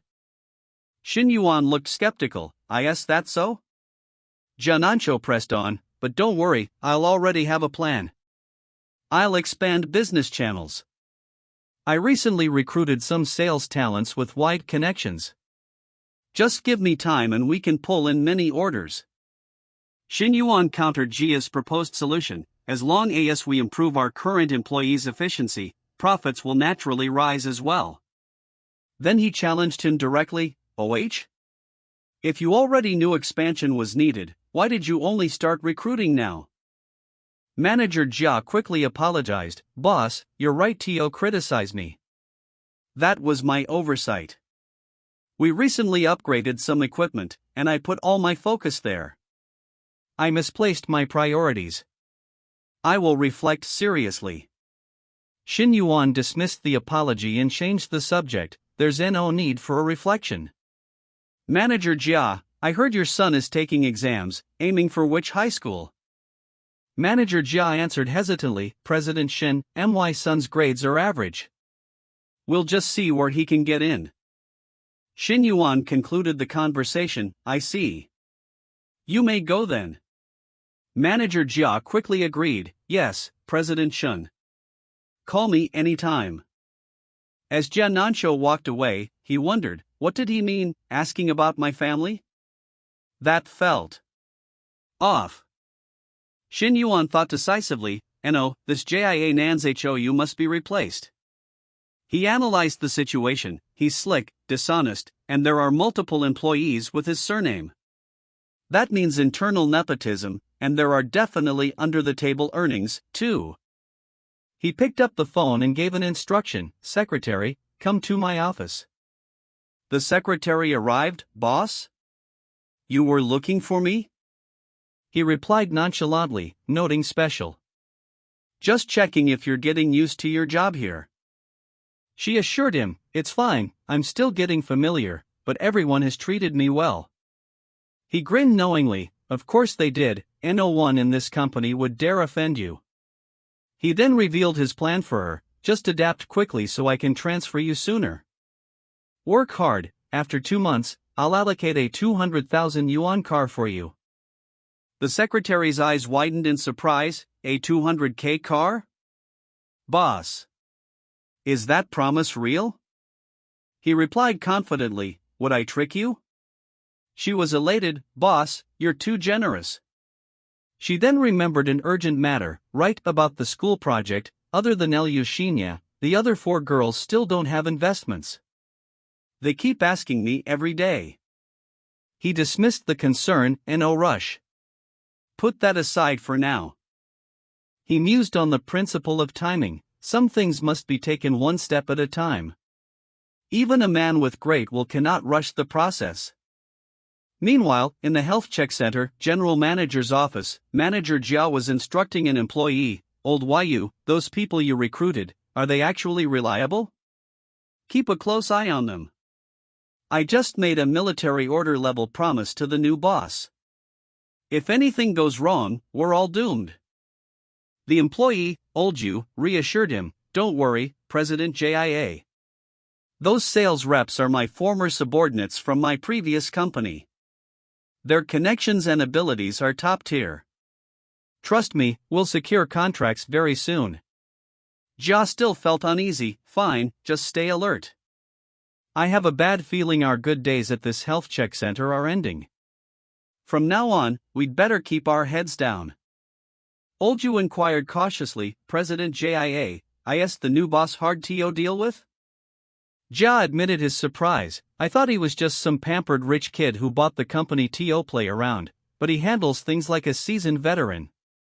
I can't see through him at all, so listen, stop trying to take advantage of anything for now. Make our performance look good first." Olju acknowledged the command. "Understood, President JIA." Shin Yuan arrived home and greeted his wife, "Nana, I'm back." Evening. His wife responded cheerfully, "Shin Yuan, I went to Nigratron Mall this morning and bought you a few suits, 2 pairs of shoes, a belt, and a watch." Shin Yuan recognized the expense. "Naya and Blony business menswear? Must have cost a fortune." He asked the total. "How much?" She replied casually, "Just over $1 million. She clarified, mainly the Peter watch, it alone was over 800,000. Shin Yuan affectionately scolded her, "Silly girl, spend the money on yourself. Why blow it all on me? My lovely Nana, come here, let me reward you." She shyly pushed him away. "Don't. Sinew is home too. If she sees, it'll be embarrassing." He laughed, dismissing her concern. "What's there to be afraid of? It's just a kiss." Suddenly, the sister's voice came from the doorway. "Sister, the sterilizer." Shin Yuan froze, muttering, Sinew." The sister stood there, looking at them. "Sister. Brother-in-law. You two go ahead." Nana immediately turned to Shin Yuan. "This is your fault." She really saw it. Shin Yuan shrugged. "She's 18, not a child. Eventually she has to adapt."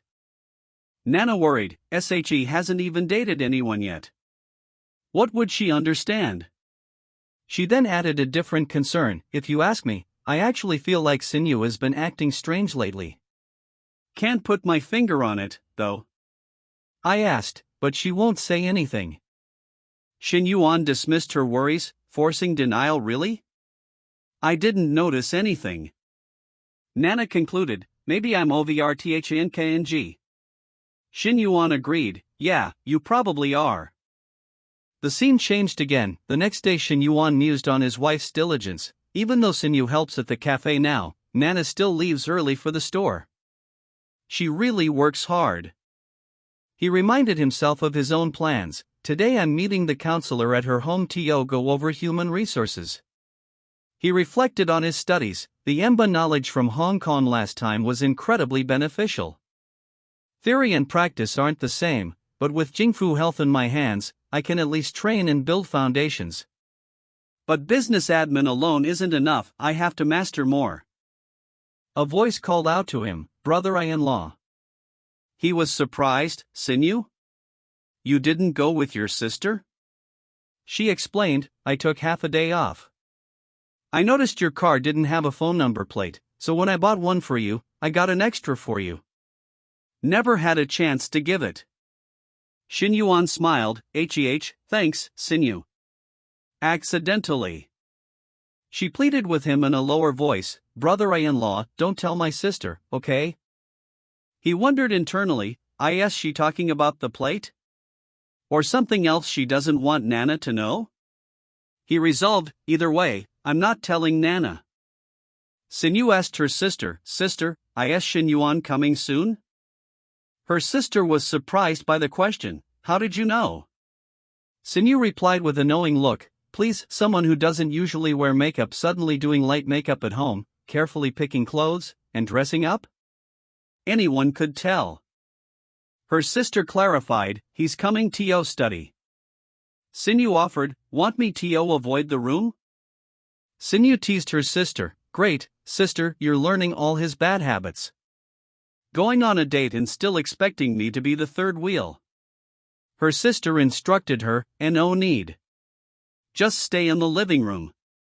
If it's just the two of us, it feels too intentional. She insisted to herself, he's coming to study, what date? Sinew muttered under her breath, it is a date. It is a date. The woman opened the door, saying, come in. She saw him standing at the door. Why are you frozen at the door? Get inside, Shin Yuan smoothly complimented her. Counselor, you look amazing today. You look this good and still expect me to concentrate on reading? She smiled and told him, stop joking. Shin Yuan presented a gift. Li Mang, this is for you. See if you like it. Li Mang was thrilled. A gift for me? And it's NT? Thanks, Shin Yuan. Sinew interrupted with a pointed observation. I'll go inside and admire my gift, sister, Shin Yuan. I'll leave you two to your studying. The woman was annoyed. I told you to stay in the living room. That girl gets bribed so easily? Shin Yuan cheered. Come on, counselor, let's begin our happy learning time. She looked at him sternly. You did that on purpose, didn't you? He played innocent. What?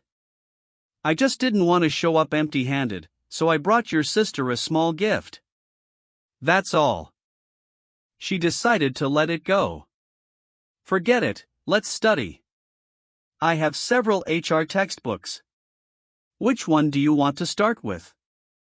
The system chimed in with a new objective. System detected. Host has begun learning human resources to manage a company. One must master high-level management, stimulate employee motivation, and perfect company systems.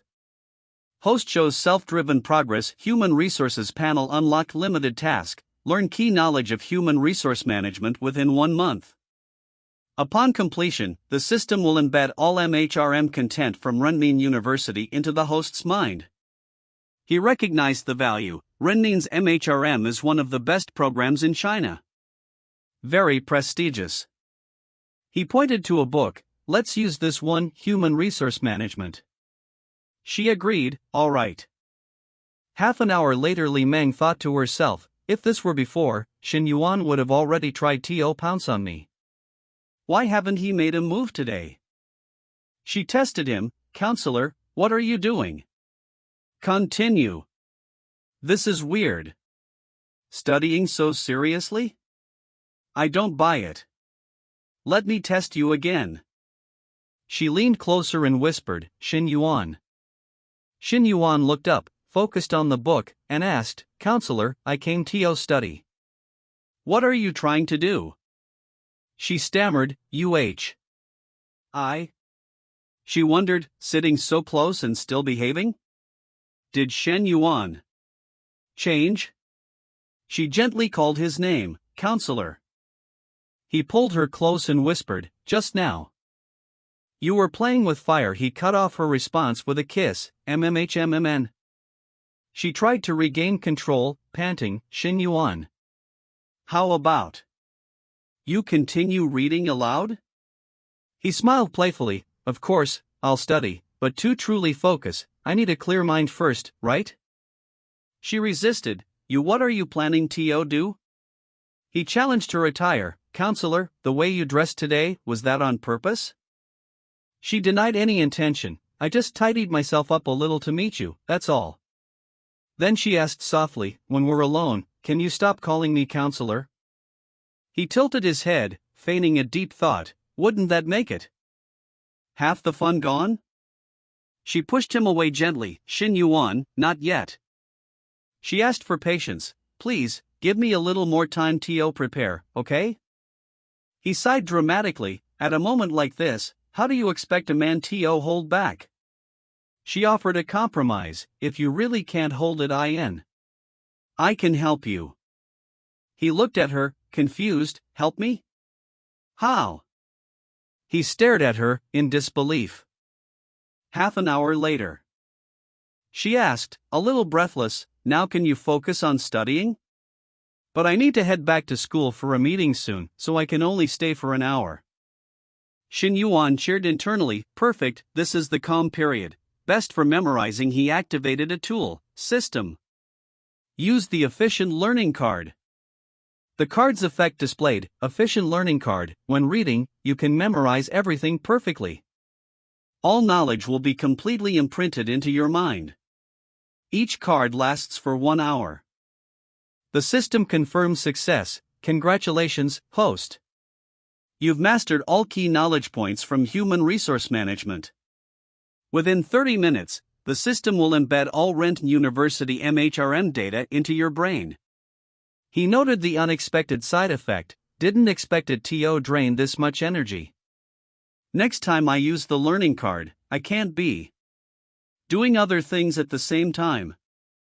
He looked around the room. All right, counselors should have gone back to school by now. He noticed something was off. What's wrong? He saw her face. Why does Li Meng look a little off? She quickly offered an excuse. It's nothing, I just got tired from studying, and I'm all sweaty. Mind if I take a shower at your place? He agreed instantly. Sure, I'll get you a new towel. Li Meng felt her own heart racing as she waited. Why is my heart racing? Is it because it's the first time a man's showering in my house? Xin Yuan answered his phone. Hello? Principal Su? What's up? A voice replied, Student Xin, did you see Secretary Kong's message? We're waiting for you at Longley Hotel, 3rd floor, Tianduan Pavilion. He quickly told Li Meng, Li Meng, I've got something to handle, I'll head out first. He mused on the recent behavior of both sisters, that Li Meng girl, along with Chen Xinu. Both those sisters are acting weird lately. He arrived and greeted the school officials. Hello, Secretary Kong. Hello, Principal Su. Vice Principal Xu Shotai greeted him warmly. Student Xin, we meet again.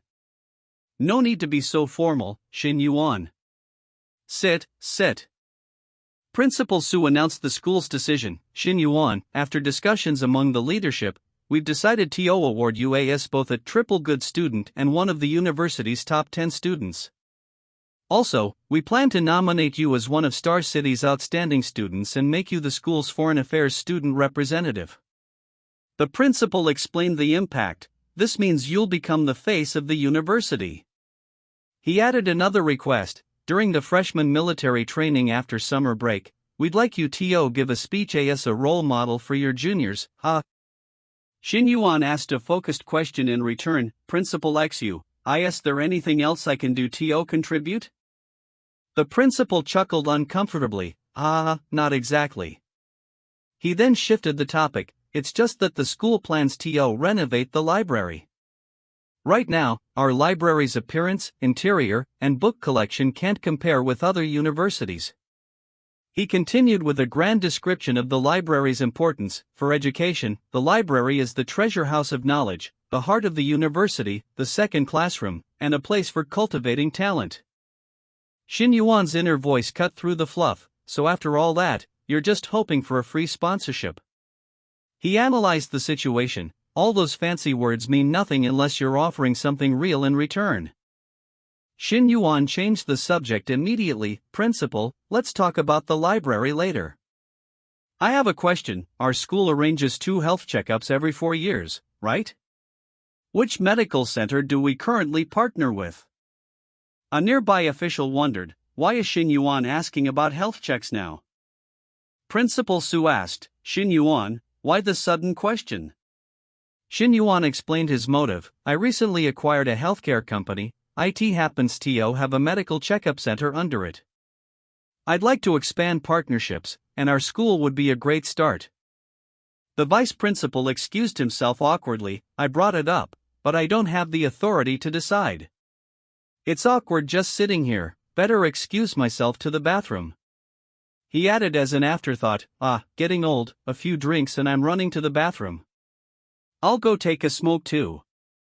Principal Su replied smoothly, I didn't realize Student Shin owns multiple businesses. That's a good thing. You're one of our top students going international, it's only right for you to have school collaborations. Xin Yuan pressed on for a concrete answer. So? Principal Su, what are you suggesting? Principal Su thought to himself, looks like we'll have TO exchange resources through this library deal. After all, whoever handles the health checkups gets a commission, giving it to him is the same. The principal spoke, setting the condition, this area happens to be under my supervision. If your company has the proper credentials and a reasonable price, there's a chance we can work something out. Shin Yuan immediately understood, got it, Principal XU. I'll have my manager contact the school right away. He added a promise, we'll send the credentials first to reassure you, and we can discuss plans and prices later. As for extras, I understand that's you. Shin Yuan raised his glass for a final, tactical sip of wine, then claimed fatigue, I've had too much, starting to feel dizzy. Principal Su, I'm a lightweight, sorry. I'll skip the rest of the meal. Once we sign the contract, I'll treat you next time. The vice principal returned and asked, Principal, where's Shin Yuan?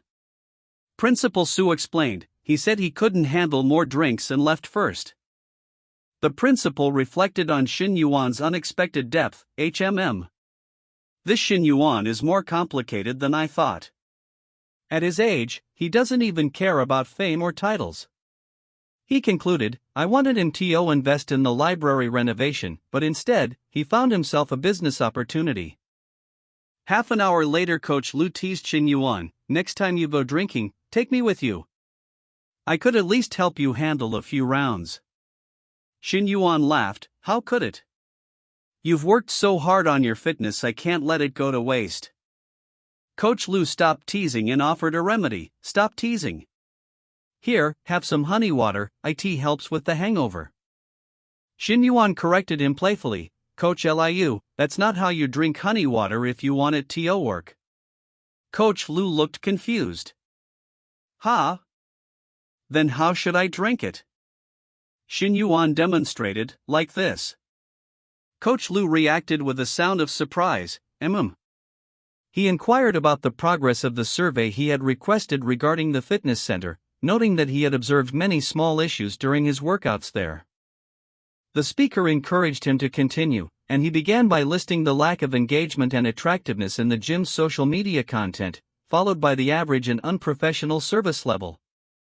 He continued his critique, pointing out the trainer's weak service awareness, how they affect the member experience by chatting during downtime, the inadequate member follow-up after visits, and the absurd lack of KPI for new client follow-up among the sales team, concluding that the sales head needed to be replaced. The coach complimented his detailed assessment, confirming he had met expectations, and the speaker proudly agreed that this was his field of expertise. The system congratulated the host on completing the fitness task, listing the improved metrics and confirming he was one step closer to a perfect life, with the star badge activating in 1 week. He realized that the long-awaited reward was finally being delivered. As he took a drink of water, he was asked by the coach if he felt different after the intense workout session. He confirmed to Coach Lu that he had successfully completed the task of gaining 5 kilograms and reducing his body fat to below 15%. The coach praised his accomplishment and suggested he check his messages for a small reward. He reacted with excitement upon seeing the large monetary transfer, declaring his love for the sender, while a friend asked if he was available for a thank you dinner that evening. He told Coach Lu that their session was finished for the day as he needed to leave soon, reminding her not to forget the matter they had previously discussed. He asked Shuawei why she was waiting outside instead of comfortably waiting inside. She explained that she was concerned he might not easily spot her if she waited inside the building. He assured her that her beauty made her impossible to miss, teasing her for being shy when he was simply stating the truth. He mentioned that the apartment he promised to find near her company was ready for her to move into that weekend. Shuawei initially protested, saying her current place was fine, but he insisted, stating the rental would go unused if she and her family did not move in. She agreed to the arrangement but insisted on treating the rent as a loan, promising to pay him back once she began earning money. He casually agreed to her proposed arrangement. A person recognized him, exclaiming their surprise and briefly mistaking him for a celebrity or idol due to his attractive appearance. The friend accompanying the person speculated that he might be on a date.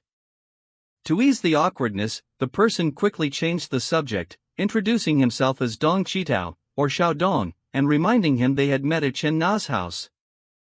He greeted them and noted the unexpected meeting, then asked why the man was not drinking that night, suggesting they share a few glasses.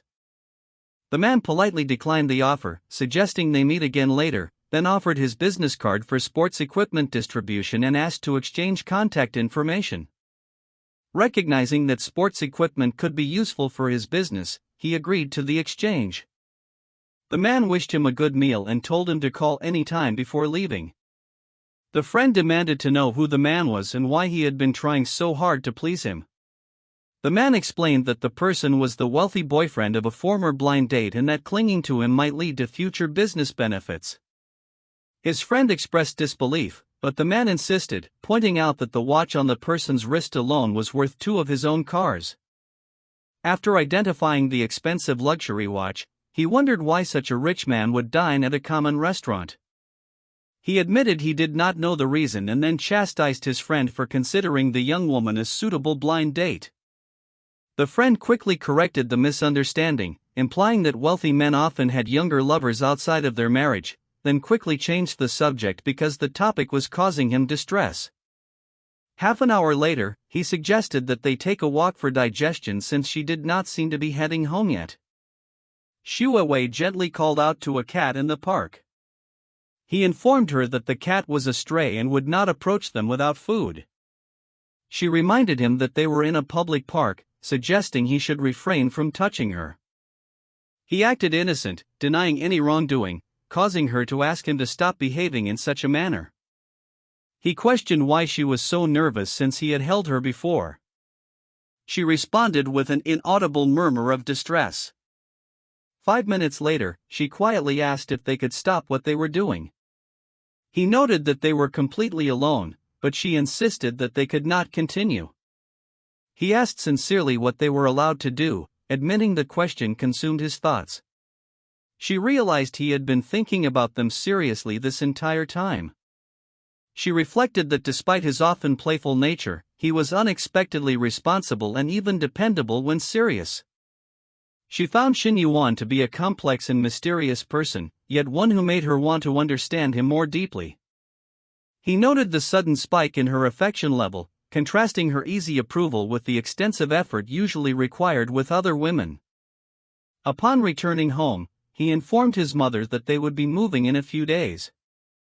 His mother questioned where and if this move was final, warning her that there would be no turning back once they left. She confirmed her decision, telling her mother that she thought she might be starting to like him. The next day, he inquired about the progress of the health check partnership arrangement. His assistant reported that the meeting had been arranged the previous day and was scheduled for 10 a.m. that morning with Principal Su in his office. The speaker realized it was already 9 o'clock and that their lazy subordinate, Jia, would soon be replaced. Principal Su was surprised to see Xin Yuan arrive at 10:10 a.m. Principal Su invited Xin Yuan to have a seat since he was already present. The marketing manager of the medical center, Yu Jifeng, was introduced to Mr. Shen. Jia Nanshou was surprised by Xin Yuan's unexpected attendance, as he had not mentioned coming, leaving Jia unprepared. Xin Yuan told everyone to continue their discussion without him, explaining he was only nearby and wanted to drop in to see Principal Su. Xin Yuan listened intently to the negotiation, noting Jia Nanshou's incompetence and confirming his decision to find a replacement soon. Principal Su resumed the discussion, and the narrator expressed relief that the person he saw as an inspector had finally left. He considered Yu Jifeng as a potential replacement for Jia Nanshou but decided he needed to check his background first to ensure he was not connected to Jia's questionable activities before heading to Jingfu Company for his next meeting. An hour later at Jingfu Company, he questioned manager Chang about the poor quality of the company's online marketing videos on TikTok. Manager Chang Ru, the operations department manager, explained that good promotional videos typically feature attractive female trainers, but the budget for hiring models was insufficient. Xin Yuan asked why the gym zone trainers could not be used, and the manager replied that some were unwilling to appear on camera, leading to concerns about unfairness in client distribution. Xin Yuan asked why the manager had not addressed this problem sooner. The manager admitted that the steady walk-in traffic and good profits at the gym and yoga studio had caused the issue to be overlooked. Xin Yuan confronted General Manager Sun Jin about the low online traffic, poor service quality, weak staff discipline, and messy follow-ups, asking for his opinion. Sun Jin struggled to answer. Xin Yuan asked if he was incorrect in his assessment, and Sun Jin hesitantly admitted he was right.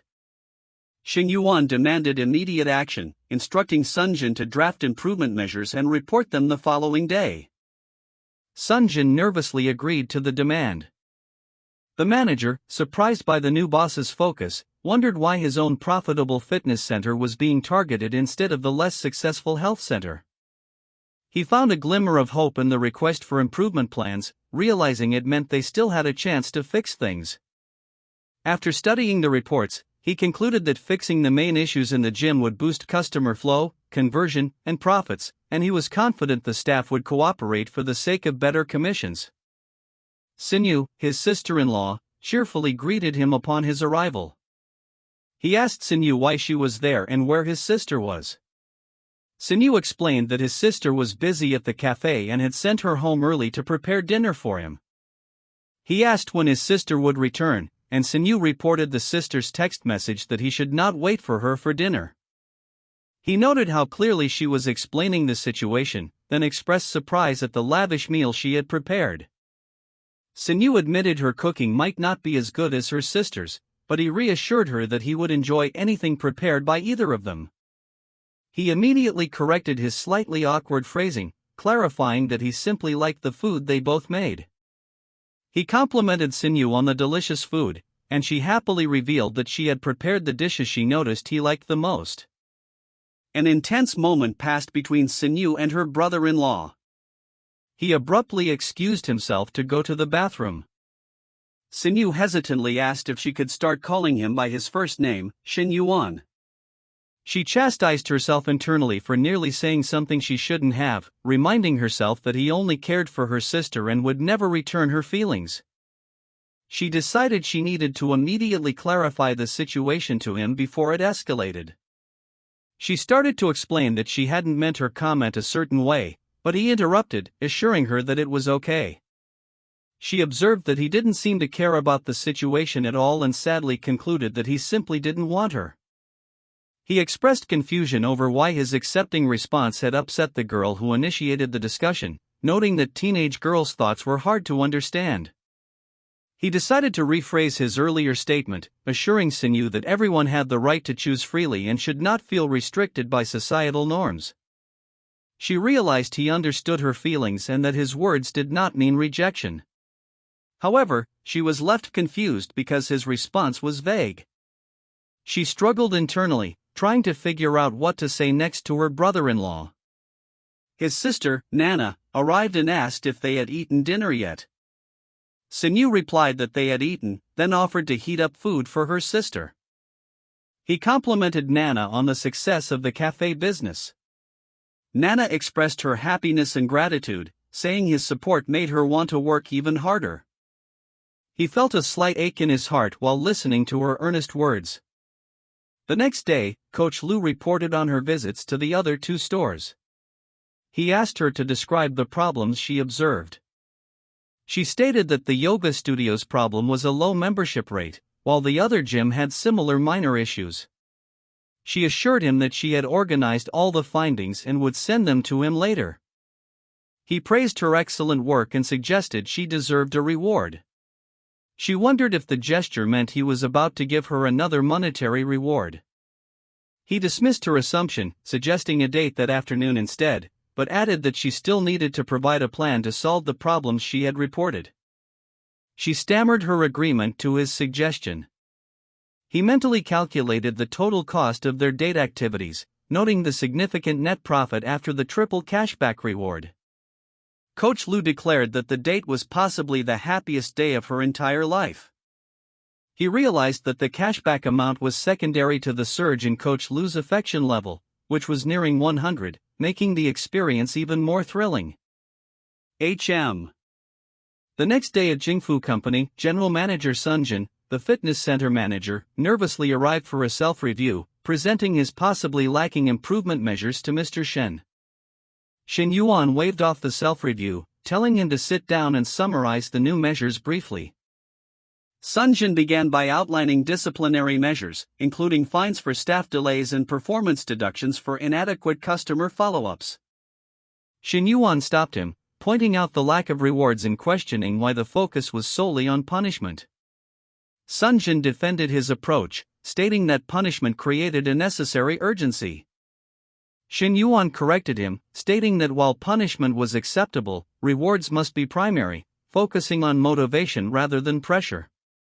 Sunjin quickly acknowledged his far-sighted wisdom. Shen Yuan asked about customer acquisition. Sunjin explained that they relied mostly on walk-ins and that he needed to consult with the network operations manager, Chang, for concrete online improvement plans. Shen Yuan immediately ordered him to adjust the traffic distribution rules due to the lack of coach cooperation in videos, demanding a detailed policy by the following afternoon. Shen Yuan emphasized that the company's goal was to boost staff efficiency and profit, asserting that the business could not afford to support idle employees. Sunjin confirmed that he understood what was expected of him. Sunjin sighed, realizing the new boss was just as capable and forceful as his predecessor had described, and wondered how someone so decisive could only be 21 years old. The manager worried that the boss's stern words meant his job was in jeopardy if he failed. The secretary noted that Sunjin had been completely intimidated by Shen Yuan, hoping she would never witness his terrifying side. The secretary leaned in to share some private gossip with Shen Yuan. Shen Yuan told her to drop the formal title since they were alone. The secretary, now calling him boss, revealed that Yu Jifeng was the one truly coordinating with the school, but he had been suppressed by Jia Nansho for 2 years. She added that she had checked Yu Jifeng's background and found he had been a deputy general manager at another medical center. She explained that he had to resign after physically assaulting his former boss, who had been having an affair with his wife, and that he was now enduring Jia because he could not risk another job change. Shen Yuan complimented his secretary for being able to uncover such detailed gossip. He then asked her if she had a boyfriend. She asked why he was suddenly asking, noting that he already had so many women in his life. She jokingly asked if he was tired of his current women and wanted to try a smaller physique. He responded with a suggestive comment about the secretary's duties. She insisted that her boss already had enough lovers and did not require her. She preferred to remain his devoted and industrious little assistant. He confirmed the approval of startup funds for Yensong, Emotionwon, and Luzinyi, instructing them to begin implementation immediately, which the boss accepted. Observing Sister Lin's daily social media posts, he noticed she appeared completely immersed in a new romantic relationship. He wondered if she was deliberately messing with his emotional state. She offered to send him the lunch she just prepared, asking if it suited his preferences, but he declined, explaining he would visit her after his lunch to repair her air conditioner. She nervously asked him not to come to her house, admitting that the thought of his visit was already making her apprehensive. He instructed her to bring her lingerie to the hotel, promising to send her the exact location soon. 1 hour later, the scene shifted to the hotel. He immediately noticed a striking woman at the elevator, fixated on her slender waist and the perfect curve of her hips, remarking on her unbelievable waist-to-hip ratio. Her physique was incredible, but unfortunately, he could not see her face because she was wearing a mask. He was suddenly struck by how much her figure resembled his wife's and decided he must call home to confirm her whereabouts after finishing the current customer check-in. He immediately questioned her for acting suspiciously and moving around as if she were a thief. She retorted that she was nothing like him, emphasizing that he had no idea of the immense risk she was currently undertaking. He questioned if it wouldn't be better if their secret were discovered, but she disagreed, stating the time was not right, and asked for a moment to change clothes first. 5 minutes later, she turned to face him. He admitted that this specific outfit was making it impossible for him to concentrate on his work, but she simply dismissed his concern. He demanded that she compensate him for his distraction and then asked how she planned to do so.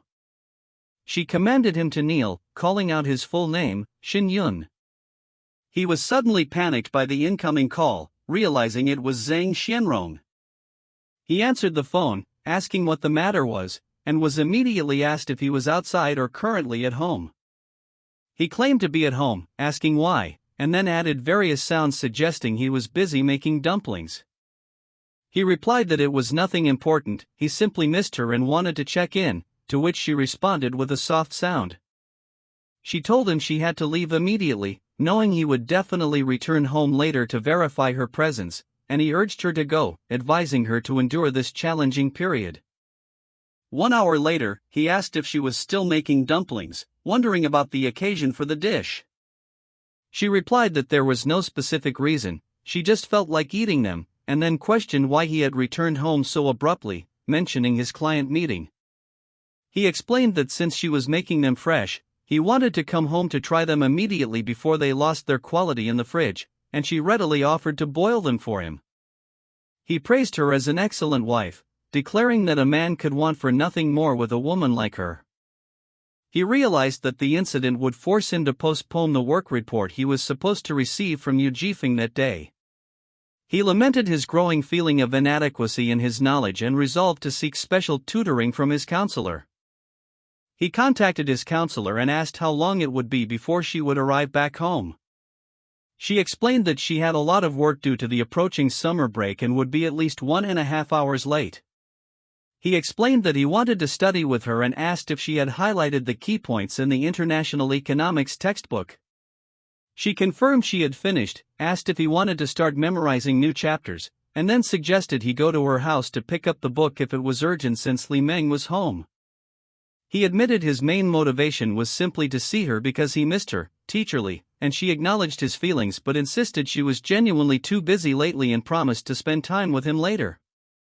He probed her, asking if she was currently dating someone, but she instantly denied it. He scoffed, telling her not to lie, claiming he could smell the lovesickness on her, and demanded to know who her new partner was, but she continued to deny having anyone. He teased her for treating him like a child, expressing disbelief at her denial, and speculating that her lover might be one of her students. Calling a forbidden teacher-student romance spicy. He insisted he was not an outsider and urged her to tell him if her lover was the student he was thinking of, making a dramatic sound effect. She told him to stop joking around because her meeting was about to start soon. He apologized and said he was getting ready, but then reassured her that teacher-student relationships were common nowadays and he would not judge her.